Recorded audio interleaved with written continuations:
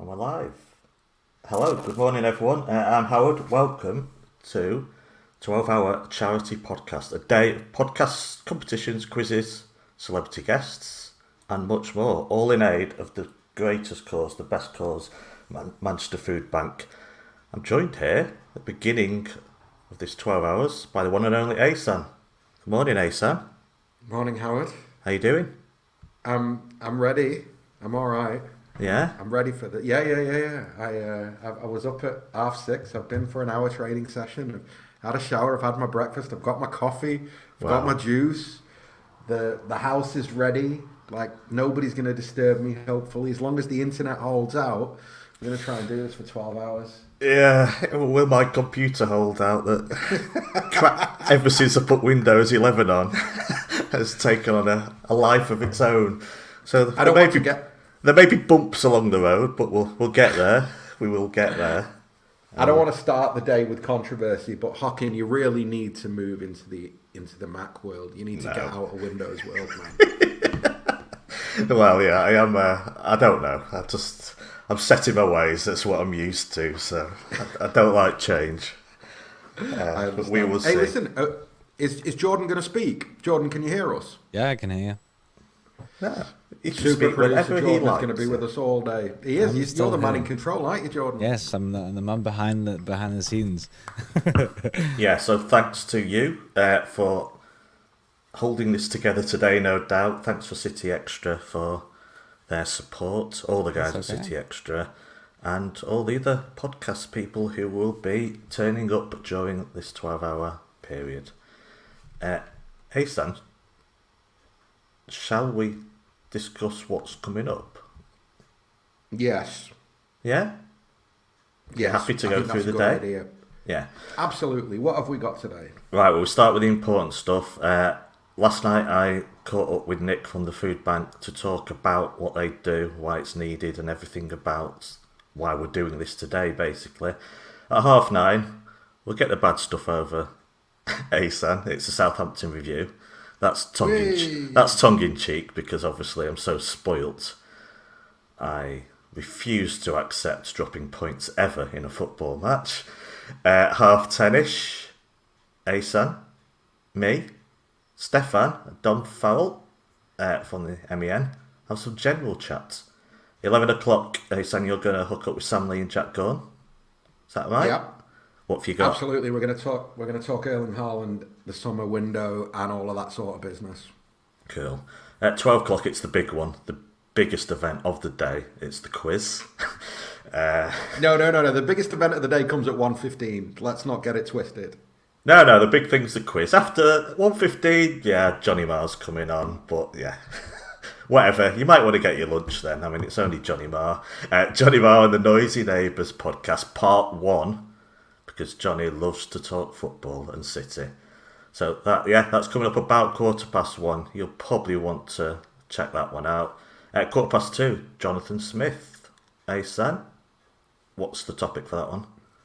I'm really looking forward to that. So me and John Smith are going to talk about what it's like to be a City fan who is also a journalist and a writer who works amongst the agenda merchants. Okay. So I think that'll be a good laugh. Yeah, these are rough timings. 3 o'clock, Games of Our Lives edition for this week, and it's a 2-1 win at Old Trafford in 2008, which I'm sure many will remember.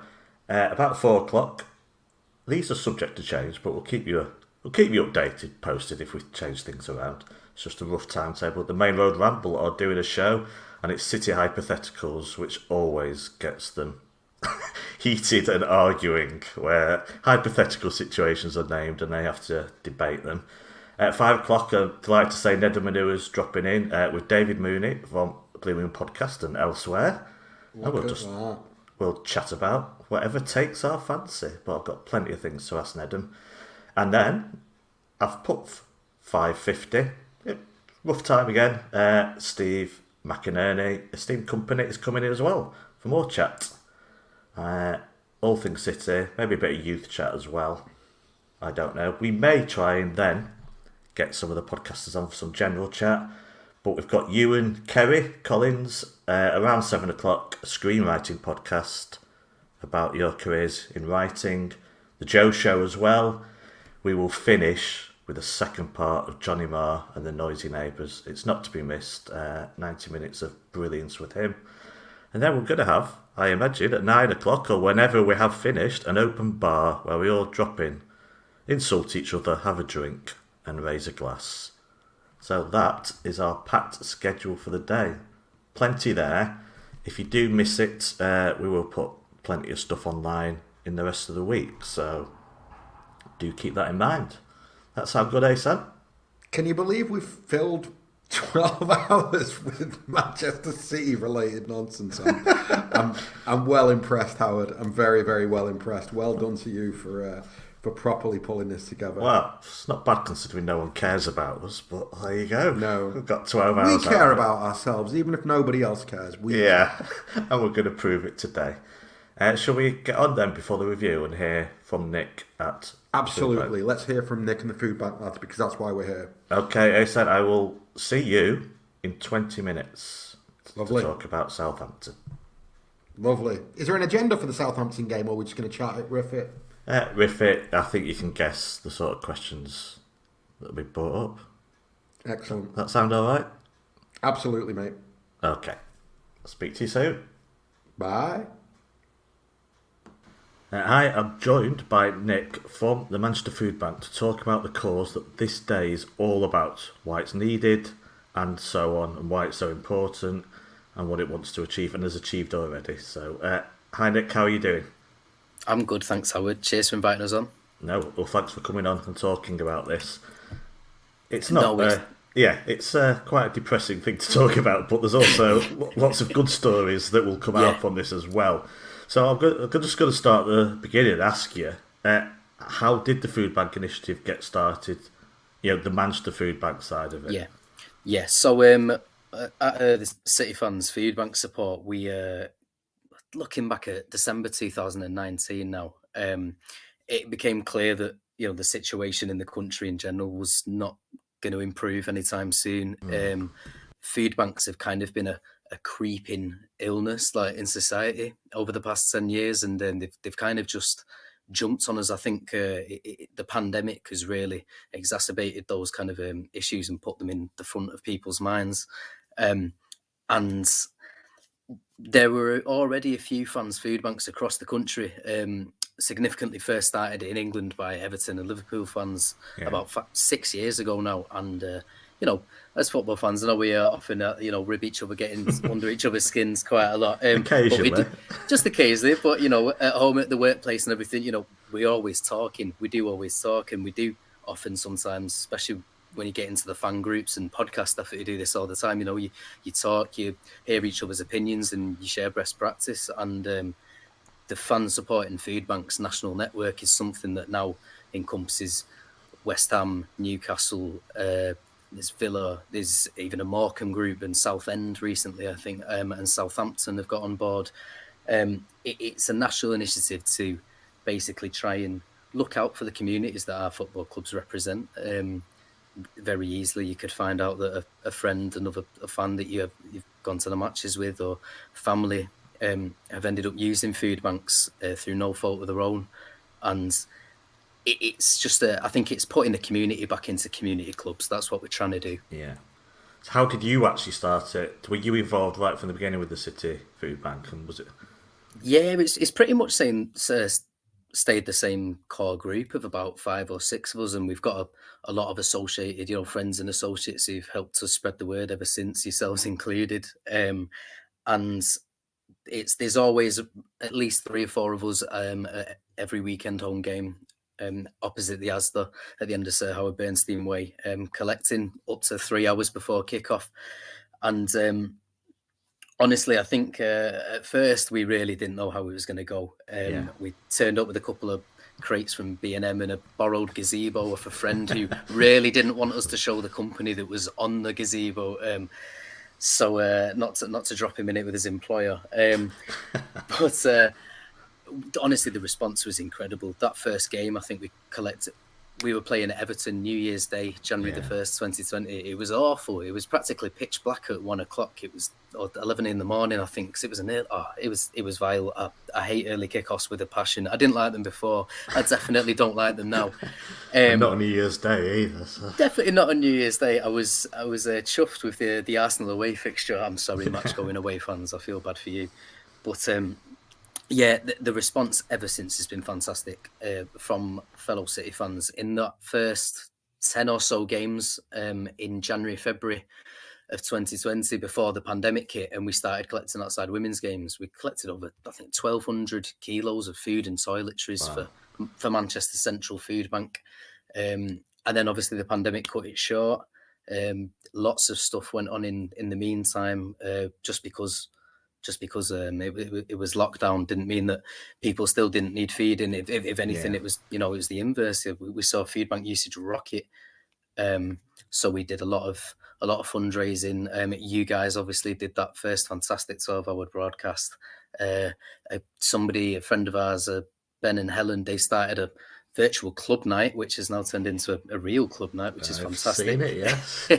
Mistaken for Strangers, shout out to them, which is amazing. But like I say, it's City fans, even non-City fans from all over. Like, he's a York City fan, which don't need to go into too much of that.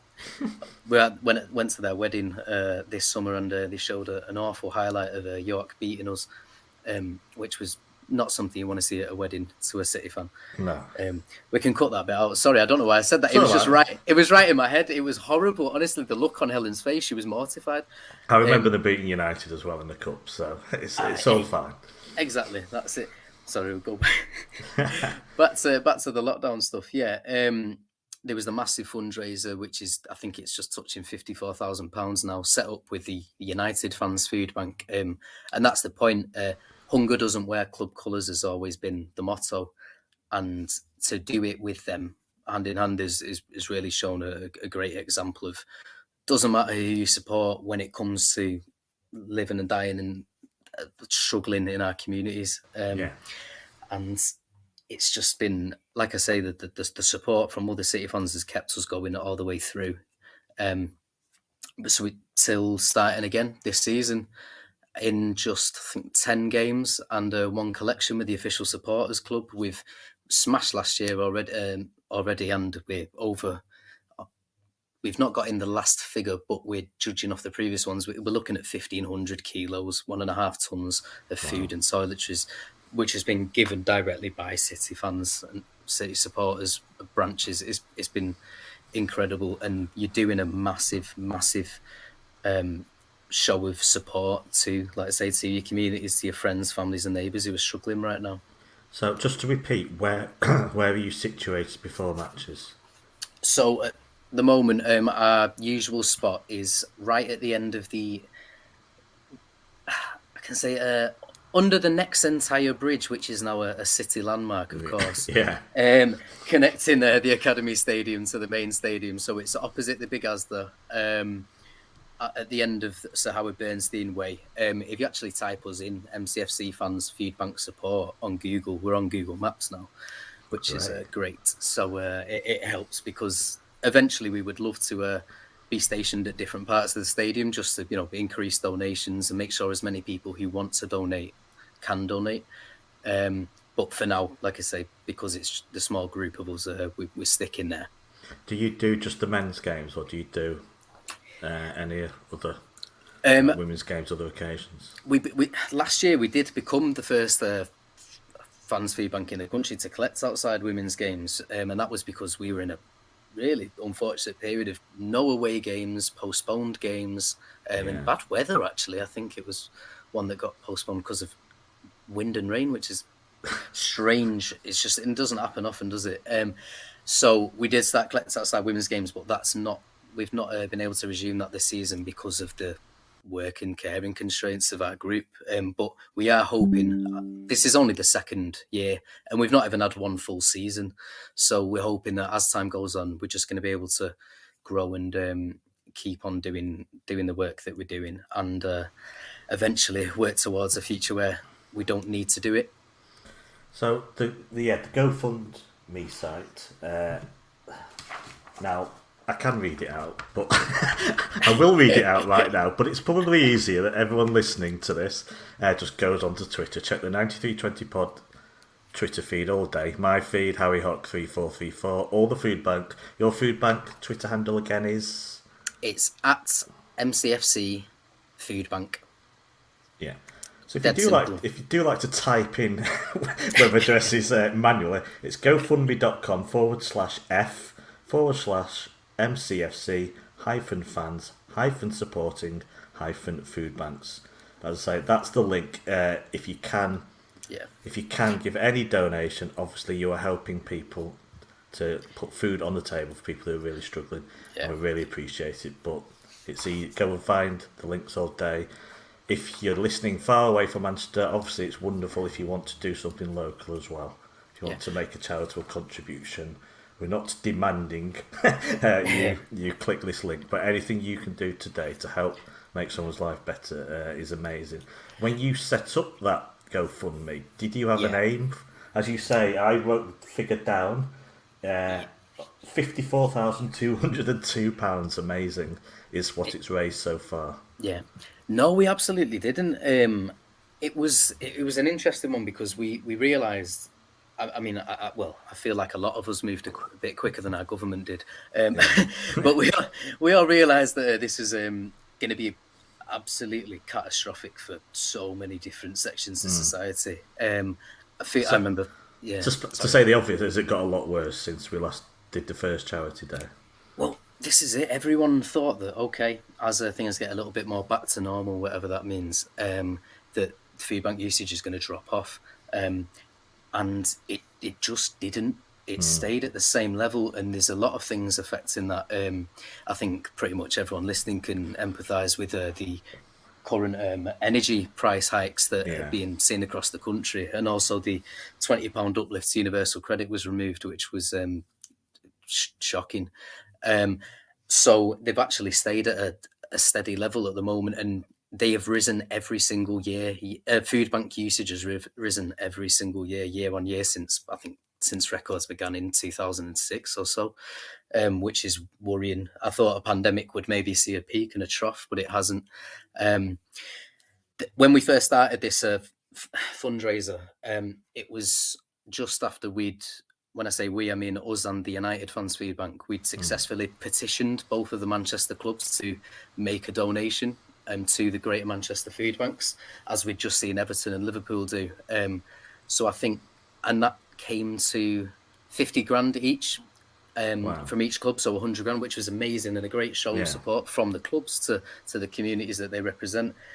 So the fact that our fundraiser has now gone over the £50,000 that either club donated, I think that shows incredible. It proves how fantastic football fans are and can be, despite getting a pretty bad press over the past 30 years. Yeah. Do you have any ultimate aims, or is it just to keep fighting the fight and doing what you're doing now?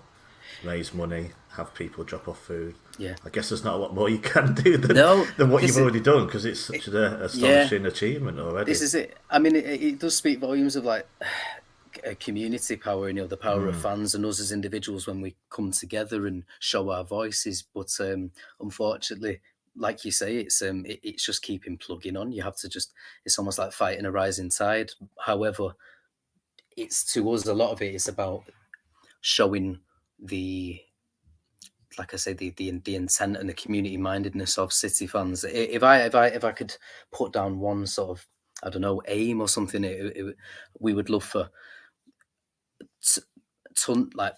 the dream is, I remember Dave Kelly from the Evertonian from Fan Support and Food Banks telling me once, he said, if every single fan at Goodison Park donated just one item of food every single match day, then no child in Liverpool would go hungry that day.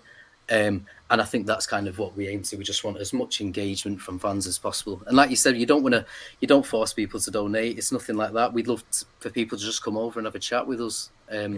We've hosted tenancy unions this year because one of the biggest causes of food bank usage is evictions and rent arrears, those sort of things. So we want to just keep speaking to other Manchester community groups and link the dots, because the these are wider societal issues, and we're just City fans who feel the way we do and want to look out for our communities in this way. Have you've experienced the other side of, where the food goes and the good it can do? Yeah. Oh, well, this is just actually to link it back to the actual fundraiser. What this fundraiser does, it gets portioned out to all the different food banks in Greater Manchester, the Trussell Trust food banks, that is. What Manchester Central Food Bank did, and they're the people who we collect for on match days, they use their part of the donations to run a series of holiday help pantries in primary schools in Moston over last summer, which was amazing. It was, well, I say it's amazing, like you said at the very start of this. It's a bit of a depressing fact that lots of children come back after school holidays noticeably thinner because parents find it tough on low incomes and such to feed the families in the time when they're not getting school meals. Obviously, free school meals are a massive thing that Rashford has campaigned on and brought a lot of awareness to. As long as he keeps doing stuff like that and not doing anything decent on the pitch, as he maintains to do, that's fantastic for us. But the point is that everything donated makes a difference. So everyone who donated at your last broadcast, that money will have gone to support primary school age children being fed over school holidays in North Manchester, and that's a massive, massive thing. We shouldn't have to be doing this, I don't think. No. But the fact that we're showing that we feel that this is not right, I think it's a really powerful message to be sending, and I'm so glad to be doing it with fellow City fans and fans across the country. I say the one, in a perfect world, or even near perfect world, or even an average world, shouldn't be needing this at all. No. But it's not going away, is it? It's here to stay now, the need for food banks. I can't see it declining in the coming years. The only, I say only good, it's a smaller good thing is you have seen fans, we talk about less important things, like 22 men kicking a football around a pitch, and we look at tribalism, people slagging off other clubs and VAR. But this one, smaller good thing that's come out of this is it shows the power of football fans coming together. Absolutely, and look, football it's so important to our day-to-day lives. Look, these are I hate to call it a distraction because it seems to cheapen football. It's not about cheapening football. We all live our life with distractions, whether it's reading, playing games, or watching football, or doing anything. We need those things in our lives, and it's nice to have that. It's also nice sometimes to know that the club you represent or the fans that you sit alongside have also got the same sort of feeling as you when it comes to things like this. And you're right, this isn't a thing that we should have to do. This is the 6th, 7th largest economy in the world. Richest country rather. We shouldn't be seeing this happen in this day and age. You're seeing things like rickets making a comeback, Victorian diseases, which is terrifying. But no, as long as we all look out for each other, and there's a lot of power in communities. So, and I think we can all agree that football fan communities are another part of that. So, just a final question: if people do want to help, there is the GoFundMe. There is the opportunity before home matches to drop off food. Are they the two things that you ask for people? Is there anything else people can do? That's it. Yeah. So on our social medias, at least 2 days before every single match, we do post a little graphic saying where we are and what food is the food bank are in need of at any one time. But pretty much any non-perishable food, anything that doesn't need to be put in the fridge, nothing that has alcohol in it for addiction reasons, at the food bank. Yeah. Toiletries are a massive one as well. We saw a lot of Premier League clubs over the past couple of years try and combat the period poverty sort of thing, and toiletries, all sorts, as long as it's not bladed or anything like that, that are really, really welcome. Because some people just think it's about food, don't they? Yeah, it's day-to-day life essentials. I mean, God, I was picking up some nappies the other day as part of a donation. I felt so out of touch because I didn't realise just how much a pack of nappies can actually cost. And these are absolute basics for raising a family, living in this country. It's crazy. Okay, well, hopefully can raise lots of money today. So thank you very much for coming on and speaking about it. Thank you for everything you've done over 2 years as well. No, Howard, honestly, thank you, all the guys, the Ahsan, Ali, everyone who's involved with this today, and all the guests and all the other podcasts that are coming on. It's pretty much all of the good stuff we've done over the past, just over 2 years since we started now. It's all been because of the support and activity that other City fans have given us and engaged in. So thank you so much for this. We really, really appreciate it. It makes us proud to be Blues. I'll be honest, I'm just sitting on my backside for 12 hours, so... Hey, work is work. Work is work. It's an absolute joy to help, just anything we can do to help. And if you're listening, again, your Twitter feed, your Twitter handle is... Yeah, at MCFC Food Bank, and it's at MCFC Food Bank on Facebook and Instagram as well. Right, we're going to be tweeting today. We're going to put this podcast that we're speaking now, we'll put out the day after as well. And we'll be tweeting all week, basically. So check the 9320. The handle is 9320pod for details. The link to the GoFundMe. If you can bring stuff before a City match, anything, toiletries, food, anything, it helps put food on table. It helps people survive, basically. And you are making a huge difference with just one tin or just one item. Anything you can do helps. Every few pounds you can donate helps someone not be hungry. So yeah, if you can do anything. If you can't, don't worry about it. Just we've got 12 hours of top quality content if I don't press the wrong buttons and wipe everything. So just make a difference if you can, but if not, just listen, enjoy the day, help how you can in the future. And Nick, thank you very much for coming on and talking about the food bank. Oh, cheers, Howard. Good luck with the rest of the show. Thanks, and hopefully one day I won't need to ask you to come on to a charity day. We can all dream. Thank you very much, and we'll go back to the studio now. Okay, that was Nick from the food bank. You've got all the, as I say, the GoFundMe link is on the YouTube page as well. It's on our Twitter handle. It's everywhere. And yes, just check Twitter handles for all the details. Ahsan, you're back, are you? I am indeed back. Yeah, just to say thank you for David Marfleet and Ken Roberts, who have both donated £20 each on the GoFundMe site in the last few minutes. Really appreciated.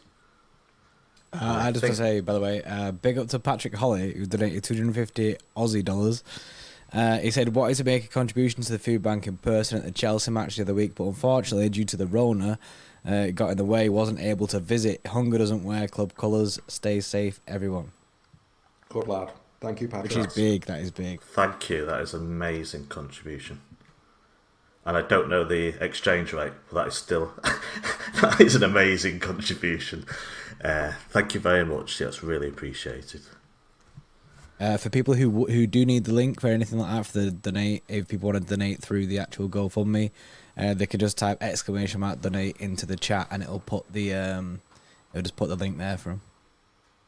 Brilliant. Right, Ahsan, should we crack on? Yeah. Should we crack on? Yes. Let's talk about the sky falling in Southampton on Saturday. I'm pretty sure that's not your point of view. No, it's definitely not my point of view. Right, well, I'm just going to, if you hang on one sec, I'll put a tweet out saying that we're doing a review. Yeah, whilst you collect your thoughts. Oh, my thoughts are collected. Do I need to fill airtime? Because, we can't have dead air on a... No, I've done the tweet. I've done the tweet. I only have to press a button. And it is pressed. Well, you press that button. You press the button whilst I just want to say that interview with Nick from the food bank was really, really cool. And it really reminds me of how important this is. We live in weird times. And if we've got to rely on each other to make sure that everybody's okay, then that's what we should do. And, a real shout out to them. They, for a long time when they were doing this, they would miss the first half of matches because by the time they'd moved the stuff that had been collected to somewhere, and it's now been stored in the local squash centre, I think. they would miss matches for this as well. That they put themselves out. Their social lives on every match day was non-existent. Go to the pub, they'd miss a lot of the matches, and they're doing all this for free, just to help people less fortunate than themselves. So shout out to Nick and all the other guys behind the scenes who don't give the names out, don't publicise themselves. There's across the country there are club affiliated. Well, I say affiliated. There are football supporters associated to clubs doing this all the time, every week, day after day after day. So shout out to them and the wonderful work they're doing. Okay, should we do the review? Indeed, let's do the review. Firstly, I know. Obviously, this is a City fan base. After the Chelsea match, you said it was done, this title race. Did you come into this match feeling pretty relaxed, all things considered? Southampton, the results don't always show it, but Southampton are tricky opponents and have already proved that this season. But did you come into the match feeling pretty relaxed? Yeah, I mean, but that's probably more to do with the points gap at the top of the league than anything else. I think that we've afforded ourselves a little bit of being able to enjoy match days without the extreme jeopardy. And it's funny because I did actually think in the build-up to the game, I am very relaxed, and in the back of my head I thought, even though we won the league in 18-19, that running wasn't fun. Do you know what I mean? Like, having a win every single week and knowing that even a draw kills you. It was just like, oh man. So I enjoyed it, and I'm also hopeful that there's going to be no repeat of 18-19. Yeah, well, I mean, it was just neck and neck all the way. There was a very different situation. City have been involved in, is it 3 title races that have gone to the wire? Yeah. So 11. I mean, they've all been, to be honest, the 100-point season was a canter, and last season felt okay, but the rest of them, for me, were all relatively tight. Mancini and Pellegrini were, the Scousers thought they were winning that league, the Pellegrini one. The Mancini one, obviously, it was what it was. Guardiola 18-19, we had Liverpool. There you go. I mean, we've been in some corkers. But the trends are the same. The ones that are tight were always tight all the way through the season. Or City came from behind. The ones that weren't is when City City developed a lead and then kept it, if not increased it. That's generally as well how title races go. We'll come to the aftermath of City daring to drop points in a bit, so we'll come back to that. But the psychology of it is a bit weird and fascinating in a way. When you saw the team, any surprises there? Were you happy with that? Yeah, no surprises. I think that team had performed so well the previous week. I guess the only surprise, and I tweeted it at the time, it felt really harsh on John Stones. I thought that he'd done more than enough last weekend to start again. But I mean, that's not real. I mean, it's almost like a minor gripe inside a minor gripe, because Ruben Diaz is the best centre half that we've got. So it is what it is. He should get picked, and the rest of that team is just, I think it's probably our strongest team right now. The other player as well that surprises me, but again, is Gundogan. He's just not always been a starter recently. And the trio of Rodri, Bernardo, Gundogan, that's just, its winning record is just beyond compare. Being broken up, but there's always someone else to come in. Someone's got to miss out. It's just a short-term thing. He's not played a lot recently. I said when we signed Grealish that somebody was sitting on the bench. It was just going to happen, right? Every game there's going to be somebody on the bench, and I think that I don't mind rotation, but actually I prefer stability. So for me, if the team's performing and it's playing well and it's winning, you don't change it. And I feel almost as though a little bit that's where we are. So you kind of look at Rodri, KDB, and Bernardo, right? And you go, yeah, I mean, that's as good as Gundo, Bernardo, and Rodri were. Kevin De Bruyne is a better footballer than Ilkay Gundogan. It's that simple. And there's not many ways that you can convince me that De Bruyne should go and sit on the bench for Gundo. It's just never going to happen. I think for that to happen, you got to take Grealish out of the team and you play Kev as the false nine. But I think that's a bigger problem from a narrative and a kind of optics point of view. I don't think that they can.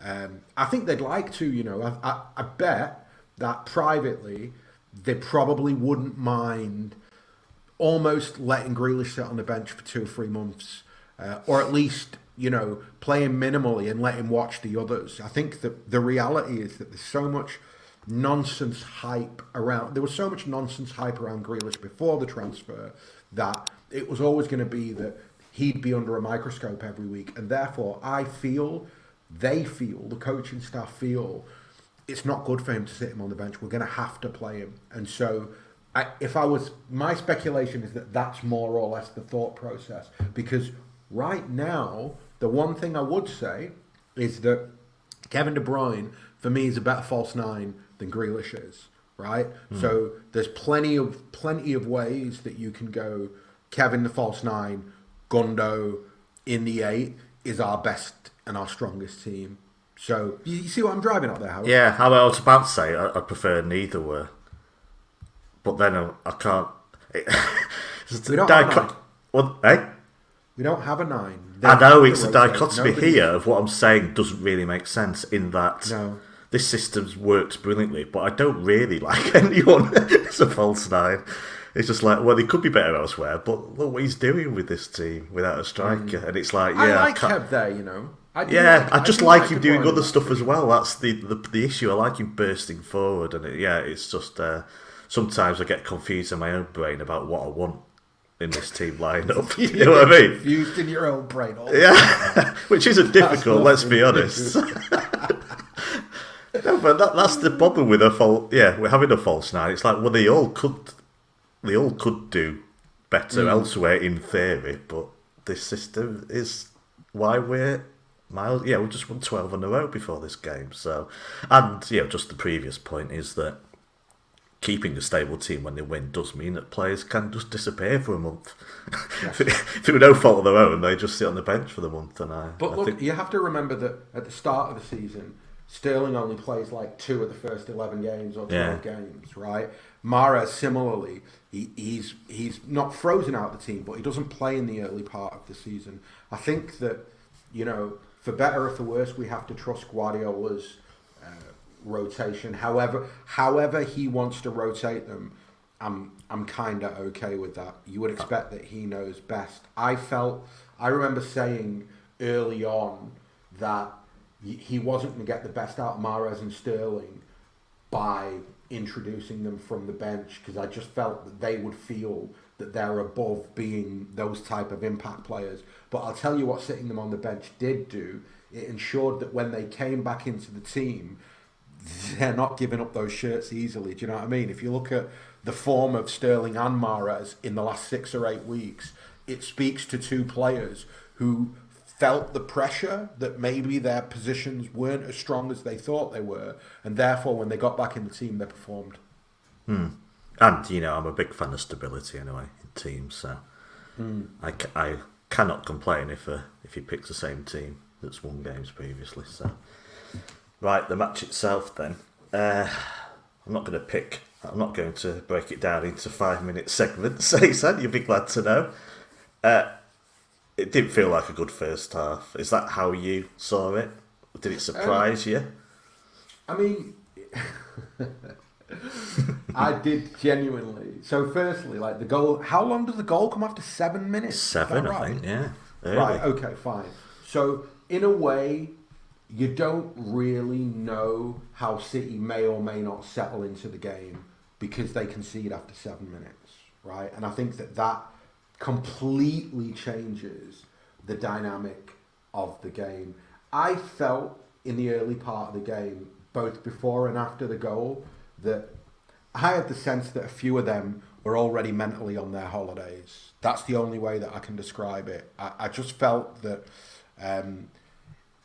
everything was done at 5% slower than it needs to be done.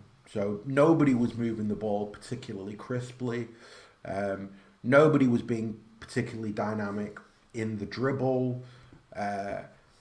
They didn't really like, and it's funny because it's Southampton. It was the same thing at the Etihad, to a greater or lesser extent. It was the same thing against Palace. They didn't like the way that the way that Saints pressed them. They didn't like the way that Saints set up, and it kind of disappoints me that they were so passive in that first half. I say that not to say that we didn't create some chances. That's not the point. But the point is that it didn't feel like normal City to me. It felt a little bit like the Arsenal game in the sense that you kind of looked at it and went, have they just woke up? Like, I don't really understand. Did they not like the long trip down to Southampton? Something felt a little bit tired in everything that City were doing. But there's no reason to be tired as such, because we've got this amazing situation of playing one game a week, and no games soon. Is there an argument that some teams, just by definition, by how they play, are more difficult opponents, not because of how good they are, but just their style of play? In that Southampton will, by the way they play, can be beaten by, say, Wolves easily, but be a problem to Manchester City. Does that make sense to you? Absolutely. I mean, look, so in a way, we're the ideal team for Southampton to play, because we're going to play with a really high line, right? And we're going to militantly play out from the back. So we're not really going to mix it up there. So your press and your pressure and the way that you try and stop us from playing begins in our penalty area. And Southampton are really good at that. So if in the first, and it happened at the Etihad, and I feel as though it happened at the weekend, if in the first 15 minutes City don't get their build-up right and they're not getting to, I think I looked at the clock at 15 and I was a little bit like, I think we've had one or two touches in their penalty area, which is weird because normally when I watch City, one of the things I like is you get to the 7 or 8 minute mark and you go, we've had the ball 9 times in their area already, where we can progress the ball really easily. But when somebody like Southampton stops that progression of the ball, I think it becomes much more complicated for City. And the flip side of that for me is that for Southampton, they just gain confidence. They get, it's one of those where it was obvious to me 20 minutes in that Southampton fancied it. That they went, not only we've got a goal lead here, but they can't play. We can stop them from playing. And, I think a lot of this, I want to go back to the goal, right? So a lot of this is conditioned by the goal, when it happens, how it happens. 7 minutes into the game, for Foden to not track Walker-Peters is really, really, really poor. Phil is my favourite footballer, maybe ever in my whole life, right? Because he's from Stockport. But I can't forgive him that, because that's the basics, right? If he tracks that run, Walker-Peters doesn't score that goal, and I'm 95% sure that City end up winning that game. And the thing is that he does that, we concede a goal. I expect Guardiola tore him in half at half time, but we don't really give them a sniff after that. Everybody does their job after that, so the press is good from them, the pressure's good from them, but there's very little going the other way in terms of them getting into super, super dangerous positions, because everybody does their defensive duty properly. So you think the first half wasn't as poor as other people make out? I mean, bizarrely, one of their best chances, I think, comes early second half as well. So it's not all about splitting it into halves. Absolutely, but also Howard, Sterling's chances in the first half, right? Yeah. So and that's a fantastic move, right? Where it's been put on a plate, and if that goal goes in there in that moment in the game, City win that game from there. I would suggest they win. Not only do they win it, they probably win it comfortably. I think that it's almost like you've got two sliding doors moments in that half.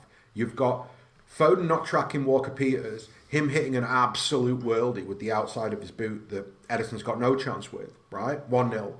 And then City do everything right and get themselves into the position where it should really be 1-1, and Sterling does what he does, right?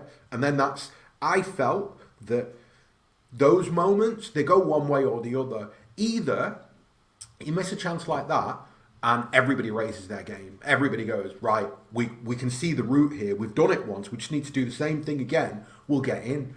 Or everybody's shoulders drop a little bit. And I just felt everybody's shoulders dropped a little bit. I think after Sterling's miss, it's like everybody got shit.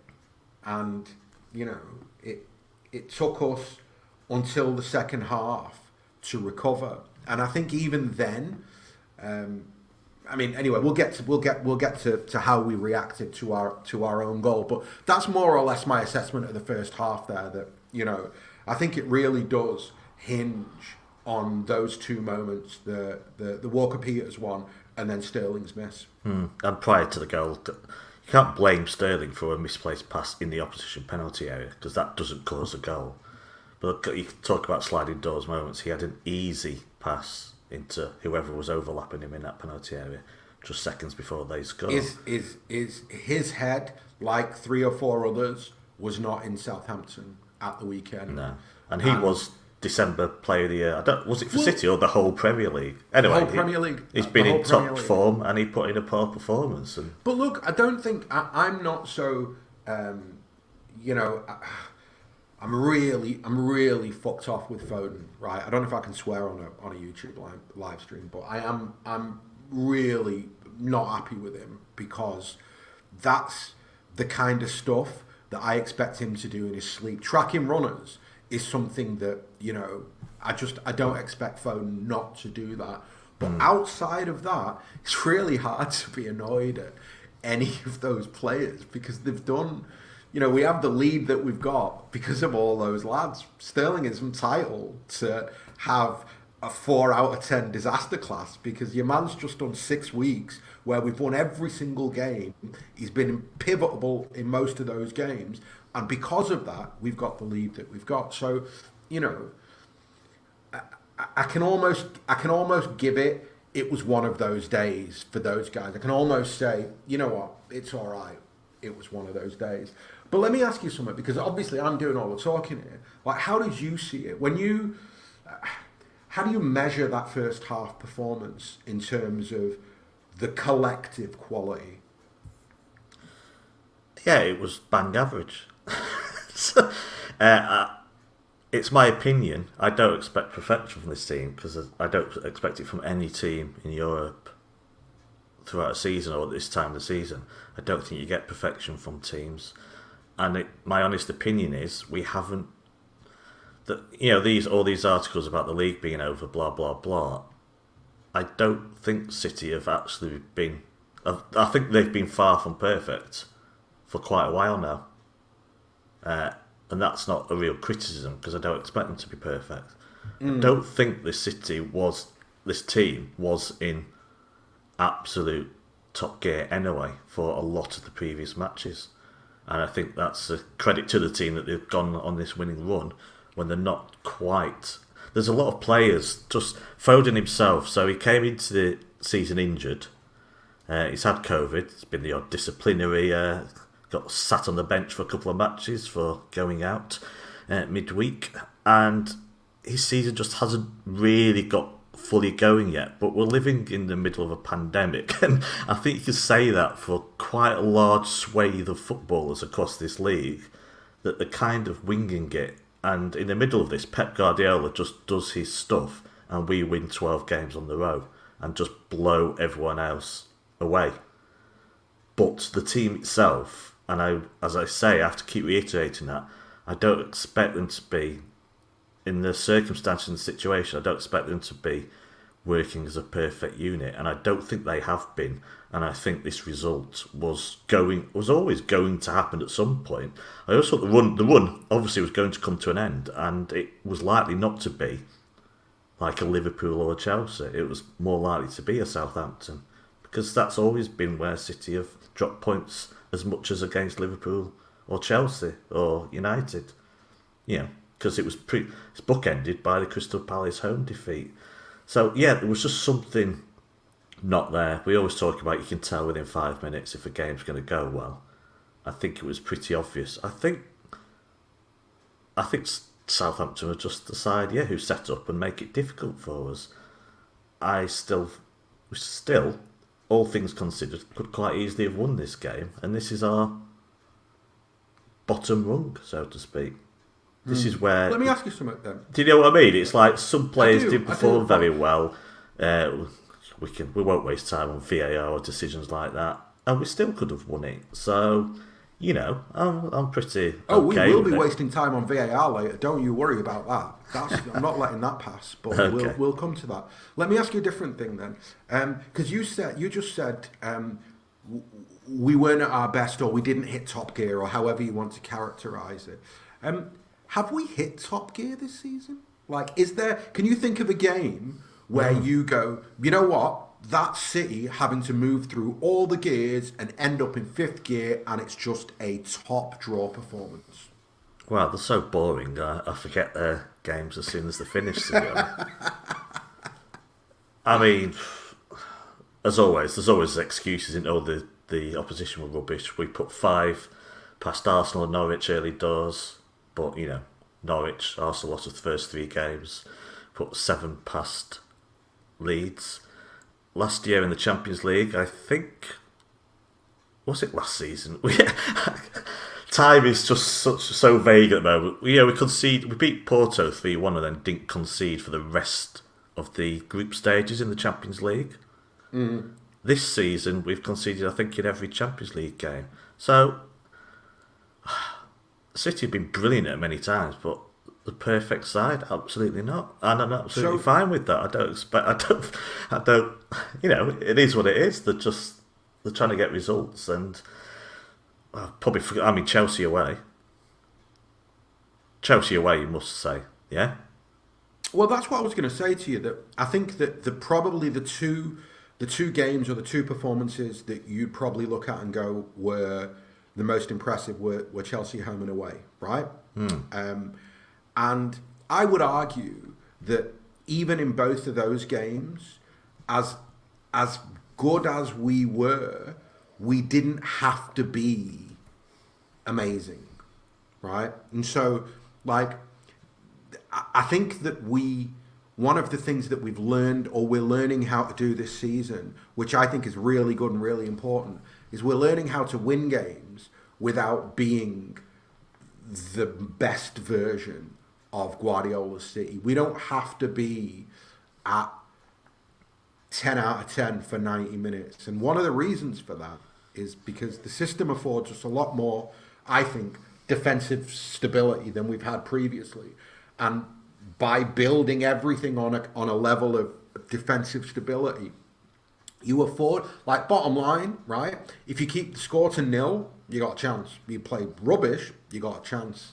And with this City team, with the opposition, as we showed with Arsenal, not so much with Southampton, but still, you see the point that I'm making. Actually, we keep it within 1 goal, and there's a chance that you'll flip the result. And I think that's a change from previous City teams. Yeah. Do you think it's mentally stronger, this team, that when they go behind, they're more likely to come back?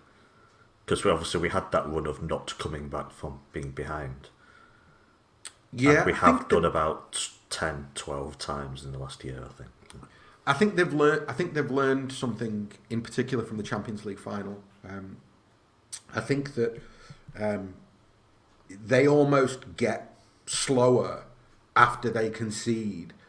It's almost like reminding themselves that, look, the way that we win football games is by moving the opposition around. Just trying to go direct, trying to go back to front, trying to get the ball into the penalty area as fast as you can. That's not how we play. That's how we give the ball up. That's how we give turnovers away.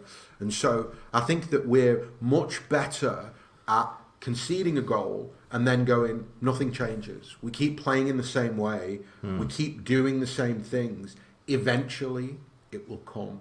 And I think that if you look at the Southampton game, Guardiola talks afterwards about one of the best performances, blah, blah, blah.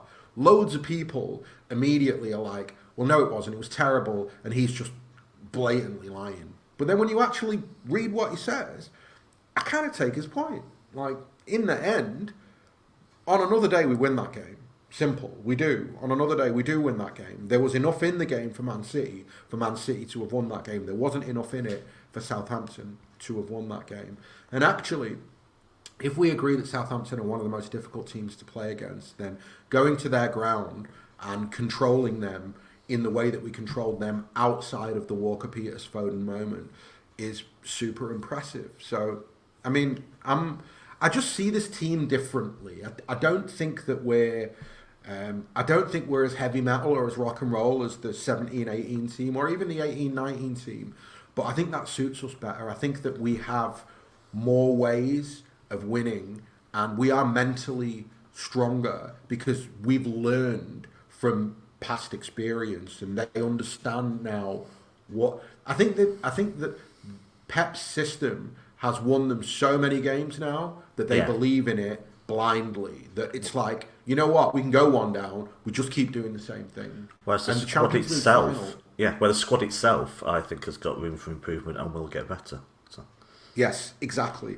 And I think that, I want to reference the Champions League final because I just feel that that was a game where, because of the pressure, because of the intensity, because of the magnitude of the game, once City went a goal down, their heads went almost totally. If they hadn't gone before the goal, after the goal, their heads went. And the last 15 minutes of that game is the worst I've seen City perform under Guardiola ever, chasing a goal. It was horrendous to watch, like watching a different team. And that's what I mean, that those are the two extremes, that the Champions League final is one extreme and this season is the other extreme of going, no, stay calm, stay relaxed, do the thing that you're meant to do. So, for you, did you see an improvement in that second half compared to the first half? Yeah. Yeah, we were better. Yeah. We were better. I think if you take the way we analyse this is it's Manchester City against Southampton, who I think are in the bottom half of the table, and that was rubbish performance. But if you just analyse it as two football teams, yes, Southampton played well and deserved a draw. But if you forget who's playing, it's 11 against 11. Then you probably, if you just say it as two teams playing each other, you say that City overall did create better chances. Does that make sense? Is that Absolutely. fair? Absolutely. They should be expected to, because they're the team that just won 12 in a row. Huge resources are top of the league and are reigning champions. But I'm just saying, as an aside, this was still a game that on another day, yes, City would have won, even if they didn't create that many gilt-edged chances. Absolutely. I think that, there's no question we improved in the second half. There's no question that we deserved the goal that we scored. There's no question that we do enough in that second half to win the game. I mean, wait. Kev hits the post after he scores the goal. Rodri hit the post after Kevin's goal. And Jesus hit the post after Kevin's goal. So answers its own question there for me. Yeah. In terms of De Bruyne put it wide as well, didn't he? Yeah. De Bruyne put it wide. Yeah. When if it had been on target, the keeper didn't move at all. Would have been in. Exactly. I think Jesus should have done better with that chance. And VAR, right? That's a penalty on Kev. I'm sorry, but the only thing that they've got to check for is whether that foul occurred in the box or outside the box. And from the very first replay, it was crystal clear that Kev's foot's on the line when he's fouled him. That's a penalty. I don't understand. Really don't understand. No. There's no debate about that for me. And the same with we'll do the VAR now. And the same with the brutal stud scraping thing on Laporte. What are they looking at? Do you have any idea what they were looking at 8 million times? No. I mean, it's Armstrong, Stuart Armstrong, is it not, who was immediately hauled off, not surprisingly. Yeah. It's identical, I think, to John Stones at Aston Villa was at the end of last season. No one complained about that. We went, yeah, afraid you put your foot up and miss the ball. Yeah, he didn't mean to harm you, but that's not how red cards work. It's dangerous. No, it's a red card. Dangerous. Well, it was, bizarrely, I was just lethargic about it all. I was watching the VAR for the penalty, and I was like, I'm just worn down by it all. Not doing this City of being, cursed or don't get any decisions. It's a fix. This weekend's VAR stuff is a fix. You can't tell me when you contrast the decisions in the City game with the decisions in the Liverpool game. The Liverpool one's the worst thing I've ever seen on VAR in this country. I'm sorry, but it really is. Because it wasn't given originally, so it really has to be clear and obvious to be sent to the screen and overturned. I cannot understand what is going on. If they don't give a red card 30 minutes from the end, well, so be it. But the penalty itself, of course, is the bigger incident as such, because that's an excellent chance to take the lead.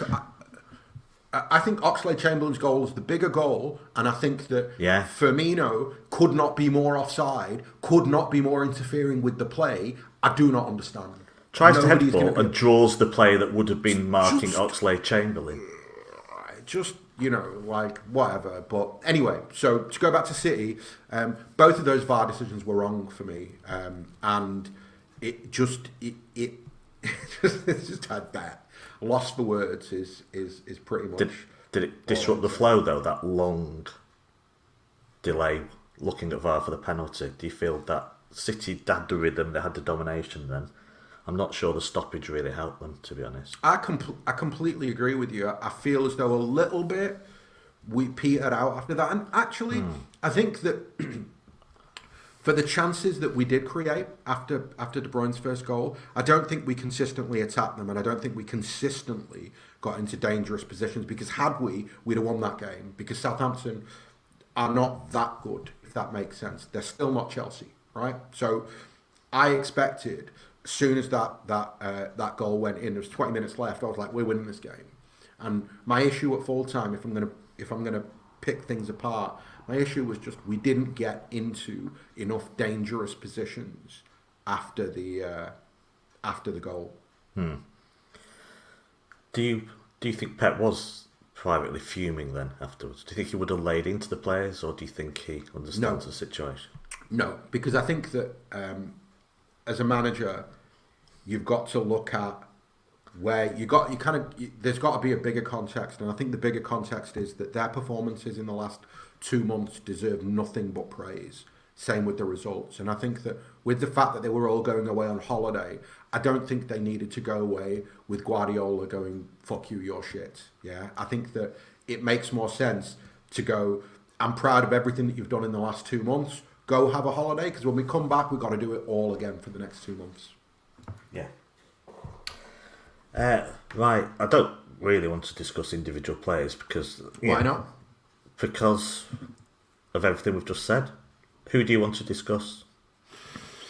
I thought Sterling wasn't very good, but as I say, he's coming off a run of great form. I don't know what else there is to say about that. So let me ask you a question. Can I just say, we can have endless Grealish, Foden discussions or whatever. My point is that I'm happy about this season is I don't. It's not the perfect squad, and the argument that we don't really need a striker is just ridiculous for me. And I don't know. I just don't want to make. I don't want to make conclusions about players in this system. If that makes sense. Coming off the back of 12 wins as well. Who do you want to discuss?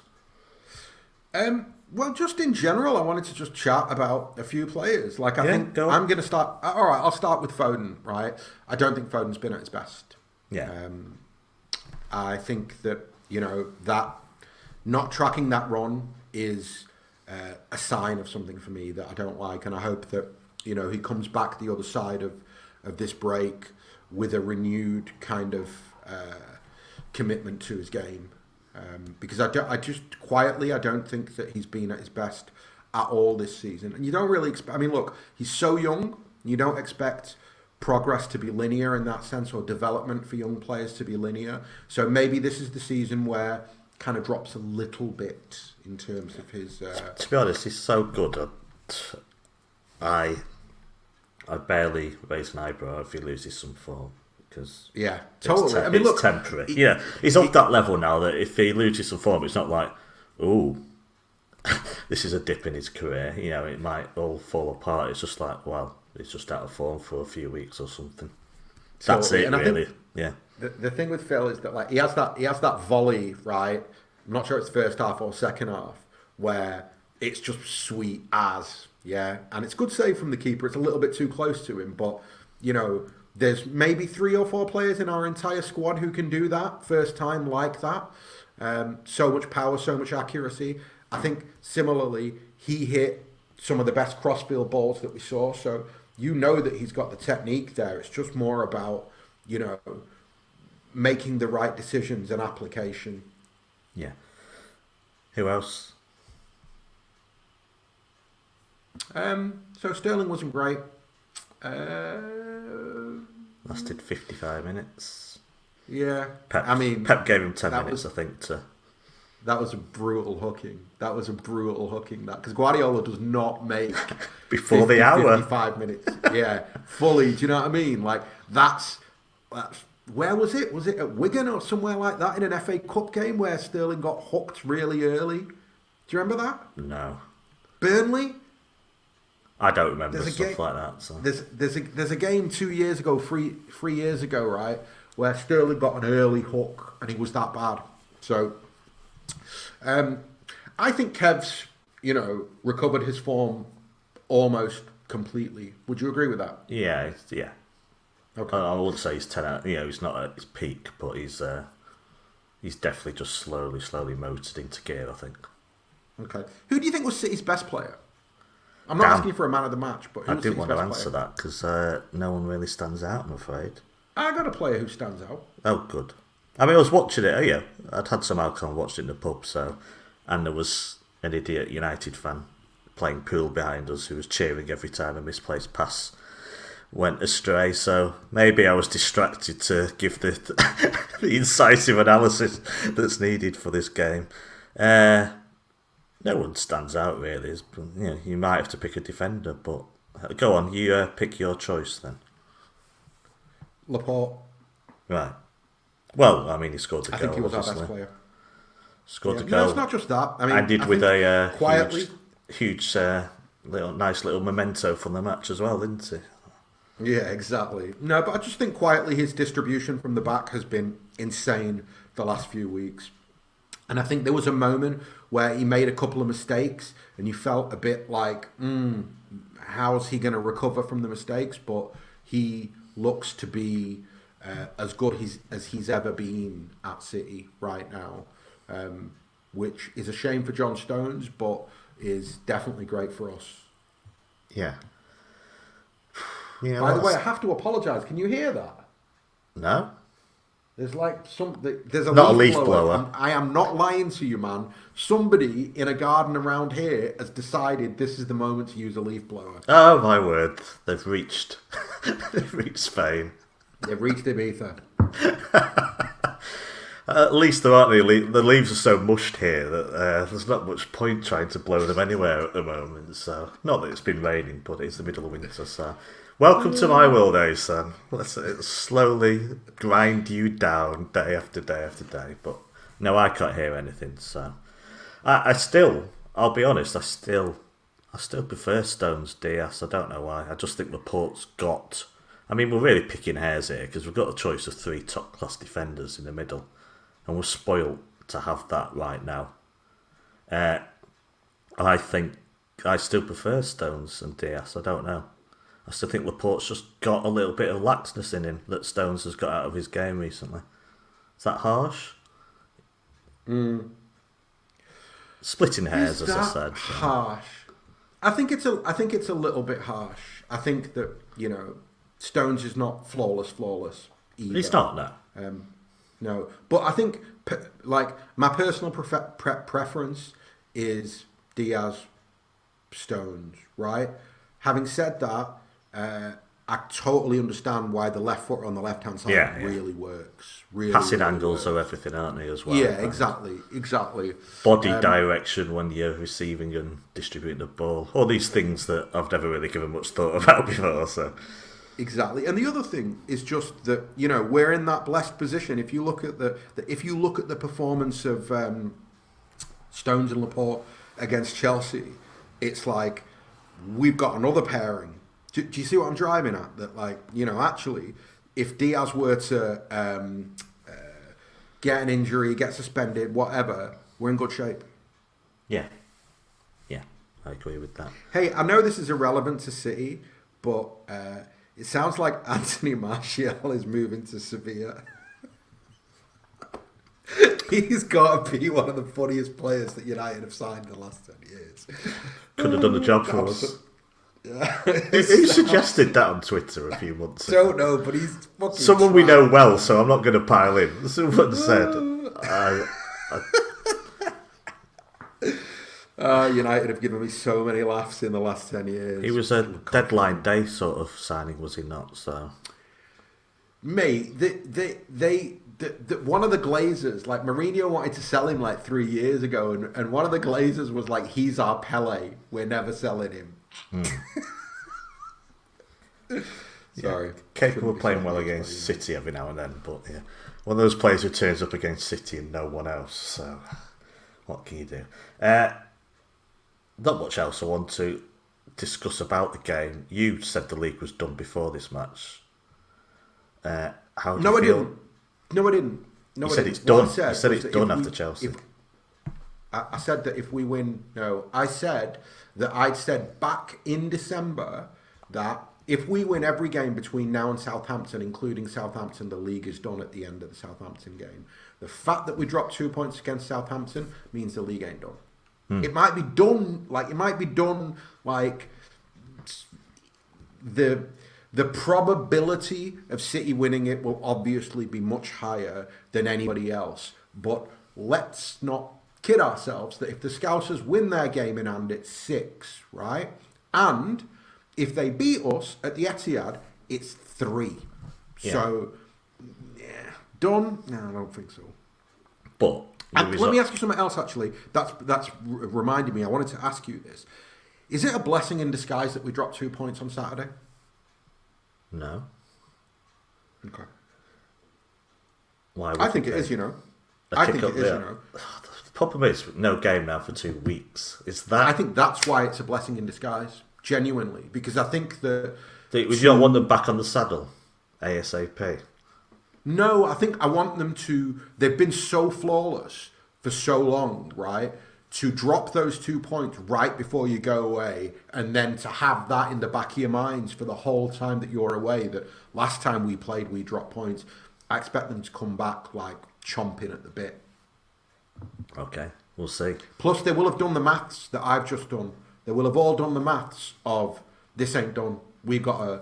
What we've just done over the last 3 or 4 months, we've got to do it again when we get back. Well, it's Brentford at home and Norwich away next, so there's their chance to just reinforce the season, basically. To be honest, I'm sick of them. I'm sick of seeing photos of them sunning themselves in Dubai or Mexico or wherever. So they best come back chomping at the bit. We're really laying to them if we don't beat Brentford. So it's a different world. Is there anything else you want to discuss about the match? Ultimately, I mean, No. we couldn't have been in a better position than this, could we? Really? No. It's January. No, I mean, it's agree. January the 25th, and yeah, 6 or 9 points clear. Make your mind up. We've played most. I think we played everyone away, have we not? I think we've played. Yeah, we had anyway. We've played most the big teams away. I say Brentford, Norwich next. If you can't win them, then yeah, then we deserve to be in a scrap for the title again, because we've literally just drawn a game away. That's it, really. But that's all it takes, and that's probably because we're spoiled and the bar's so high that we don't know how to deal with that in a way. Yeah, That makes sense. I agree. I don't think that we're. as a supporter base, I don't think that we're particularly good at, I don't know. Like, so I'm gonna use the the Blue Moon Forum as a little bit of a barometer, and I wrote it on there the other day that I feel almost as though before the takeover we found it much easier to basically shake off whatever happened on the pitch and enjoy ourselves and accentuate the positives, to put it bluntly. And I feel as though we've lost a lot of that. I know a lot of fellas, particularly on there and on Twitter, and I'm not talking about kids either, grown-ass men, right, who just like foam at the mouth about the daftest things, like kind of looking at them going, 12 points clear at the top of the league and you're foaming at the mouth because, player X did this or some guy did that, or, I've read some stuff like, it's not good for my health watching Sterling play football. It's like, who are you? Like, what have you been watching your entire life? Because I've been watching Manchester City, and Sterling can be a bit frustrating, but I've seen way worse at Manchester City after the takeover. So and we last got points in October. Exactly. Remember October? It was. I say it seems a long time ago. It was a long time ago. Yeah, it was a long time ago. So no, I mean, I'm conditioned now to stay off the internet with regards to football, just in general. And when it comes to City, after we drop points, I'm never going on the internet. I'm not bothered about what Twitter's got to say. There is the ingrained negativity that, of course, I've been called negative many times. What I am is nervous on match day. Like, I don't hate derby days. Doesn't mean I go in thinking we're losing today, but there is that tendency to see the worst. So I just dipped into Liverpool's fixtures the other day and thought, oh, they're winning all of them for the rest of the season. Barely any tough games. So I went, I'll just turn it. Close your browser, Howard. Shut up. Exactly. But I can see them going on a run. So, and that's why there's still a title race. But City are just coming off the back of 12 wins. And as I say, you're a Liverpool fan and you look at City's fixture list and you surely take bias out. You see them winning most of them, which means Liverpool have to win everything to be in this title. Chelsea are gone. Yeah, it's a two-horse title race. But, you look at if a neutral fan looks at our fixture list, we're winning most of them. I think, the one thing I'd say about the Scousers, they're still not that good. Like, how they won that. Well, I know how they won that Palace game. They won that Palace game because the officials went, we need a title race here. Yeah. And the officials made damn sure that Liverpool won that game. But Liverpool had absolutely no right to win that game of football. They were excellent for 20 minutes. And, but then they were rubbish for 30 minutes. And in that 30 minutes that they were rubbish for, they got carved open time and time again. If City gave up as many chances as the Scousers did against Palace, we'd have chapter and verse on why we've been found out and why we need to buy a whole new back four and a whole new midfield. And which was really poor. So, no, I mean, if you even now sitting here today with the 1-1 Southampton draw, I still feel Liverpool are more likely to drop points in any set of fixtures than City are. And I'll just go back to saying it. October, my wish was that come March we were within touch, really, or maybe earlier in the season, because that's how I couldn't see us. I didn't see this happening, so it was going to end. It's ended. We've dropped 2 points out of 13 games, so that's 37 points out of 39, with 2 highly winnable games to come up. I'm not saying they're gimmies, because the 2 teams who have, Brentford could cause problems. It was tough at their place, but we're at home to them. They're not in good form. Norwich just pulled a couple of wins out, but no offence, they're Norwich. So we'll put a much bigger, a much better team out. So again, and I don't think they'll play dead either against us, so which plays into our hands. So there's 2 very winnable games to come off the bat. How do you feel finally about the winter break? Having a break? Do you think it's? I've got to ask Nedum and this how players view it later. Are you happy that there's now no football for 2 weeks, or? Well, I mean, do you think it will help City? Do I think it will help City? I don't know, is the honest answer. I mean, how I feel is that with the amount of football that's been played, not just this season, but in the last year or two, let's get them as many breaks as we can possibly get them, And in terms of what happens after the break, as I said, like I actually think it's probably a blessing in disguise to drop 2 points on Saturday, because I think from there you go away for 2 weeks or however long it is, and you come back with your mind sharpened and focused on what the job in hand is. And the job in hand is to do what you did between October and now, do it again between now and April, May. And if you do that, you'll win the league and you'll go deep into the Champions League and might even pick up an FA Cup as well. Yeah. I'd settle for that. Sounds alright. Could be worse. Does sound alright, doesn't it? Shall we wrap up the review then, or is there anything else you want to talk about? No, that's it. Is there next? a waiting room that the guests wait in? I'm curious. No, I have to type and send them some links. So. Right, okay. Shall we just look at how things are going? I need to do a tweet as well, so yeah. Who's next? You'll have to keep them busy. Just general chat for half an hour. So at 11, you're doing a podcast with Sam and Jack, yeah? Yes, Sam and Jack, if you're listening, be ready at 11. Are you going to mention a certain Fiorentina striker going to Juventus, perhaps? Vlahovic. Apparently, yes. Done deal. Yeah, I never thought City were in for him anyway. No. He felt like the least likely of the players. So I imagine that may come up in the conversation. First, we're going to get Dom and Stefan, is that right? For some... Absolutely. Mr. Farell and Stefan. Yep. What do you fancy talking about? Questions from Twitter? Anything that takes our fancy? Yeah, I did say to Dom that maybe we could talk about Julian Alvarez, but then I realised that Stefan's coming on, and I saw his tweet yesterday about Alvarez, and I'm just like, I don't need that smoke on this early in the morning. So we'll go said? with the. You'll have to feel. No.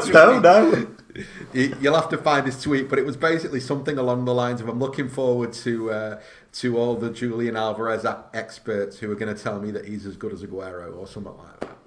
Just, Stefan, he's got to stand. Just say the Joe show later, he's talking about Alvarez, I think, Joe and Sam Whiteman. Oh, excellent. Much later in the day, I think they are going to touch on that, maybe other strikers as well.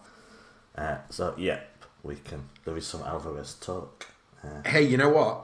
We should start with Anthony Abdul's question, because that is a sick question. Okay, well, I shall send out some links. I'll keep talking to you, because I am a man, so I can't multitask very well. Excellent. What I'm going to do is I'm going to ask Jordan, how are we doing in terms of super chats? Anybody else that we need to thank? There was one before. Hold on, my mouse isn't working. Can I just butt in and say there has been a couple of £100 already been through the GoFundMe. Excellent. Nice one. Thank you, Stefan, for £50 as well. I am going to name some other names when I'm not multitasking in a bit, so apologies to... Lovely. I know Carl. Sorry, Carl, if I say your surname wrong. Florzak, I would hope. Thanks, I think he put £20 in.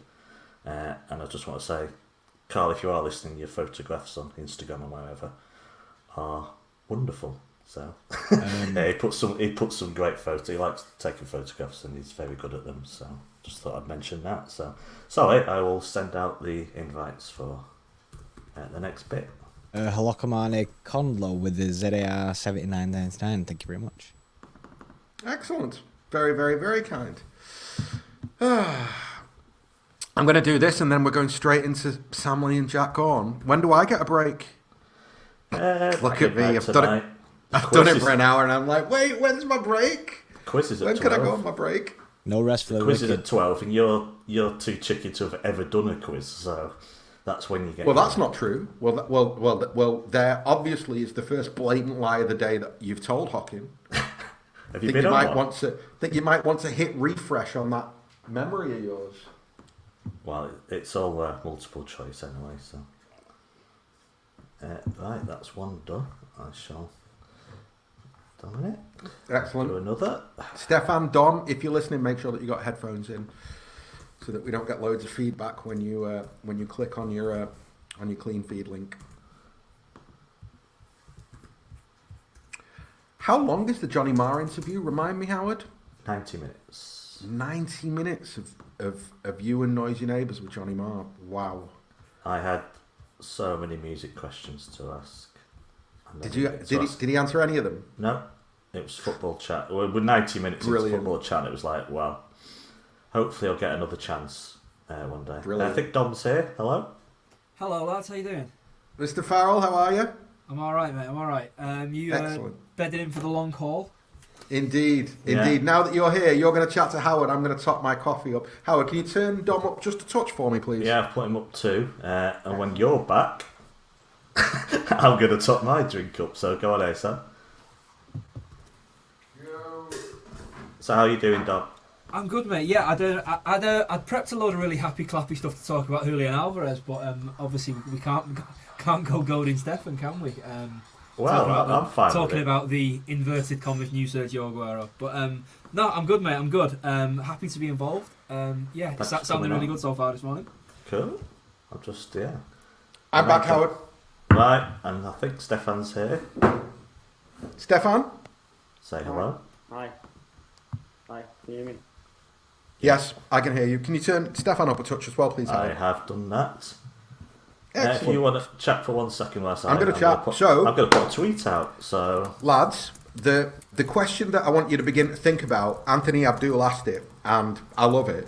If you were to put together a first team of the greatest players Pep has worked with across his clubs, how many City players would get into that team? what an impossible question, by the way. I'm Do you know glad I'm what? tweeting. I saw that question. one on the list you sent out, and I thought, God, I hope he doesn't ask that. That's really hard. My initial thoughts, and I'm willing to be persuaded to other point of views on this as we go on, is that you probably don't get many City players in there, on account of as good as City's midfield is. It's hard to argue against breaking up that midfield three at Barca. Obviously, people like De Bruyne already have a case, and then obviously you've got Messi up front. He had Robin and Ribery at Bayern, didn't he? So maybe Sterling pips one of them on sort of pure numbers over 5 years. I think Ederson's a lock-in.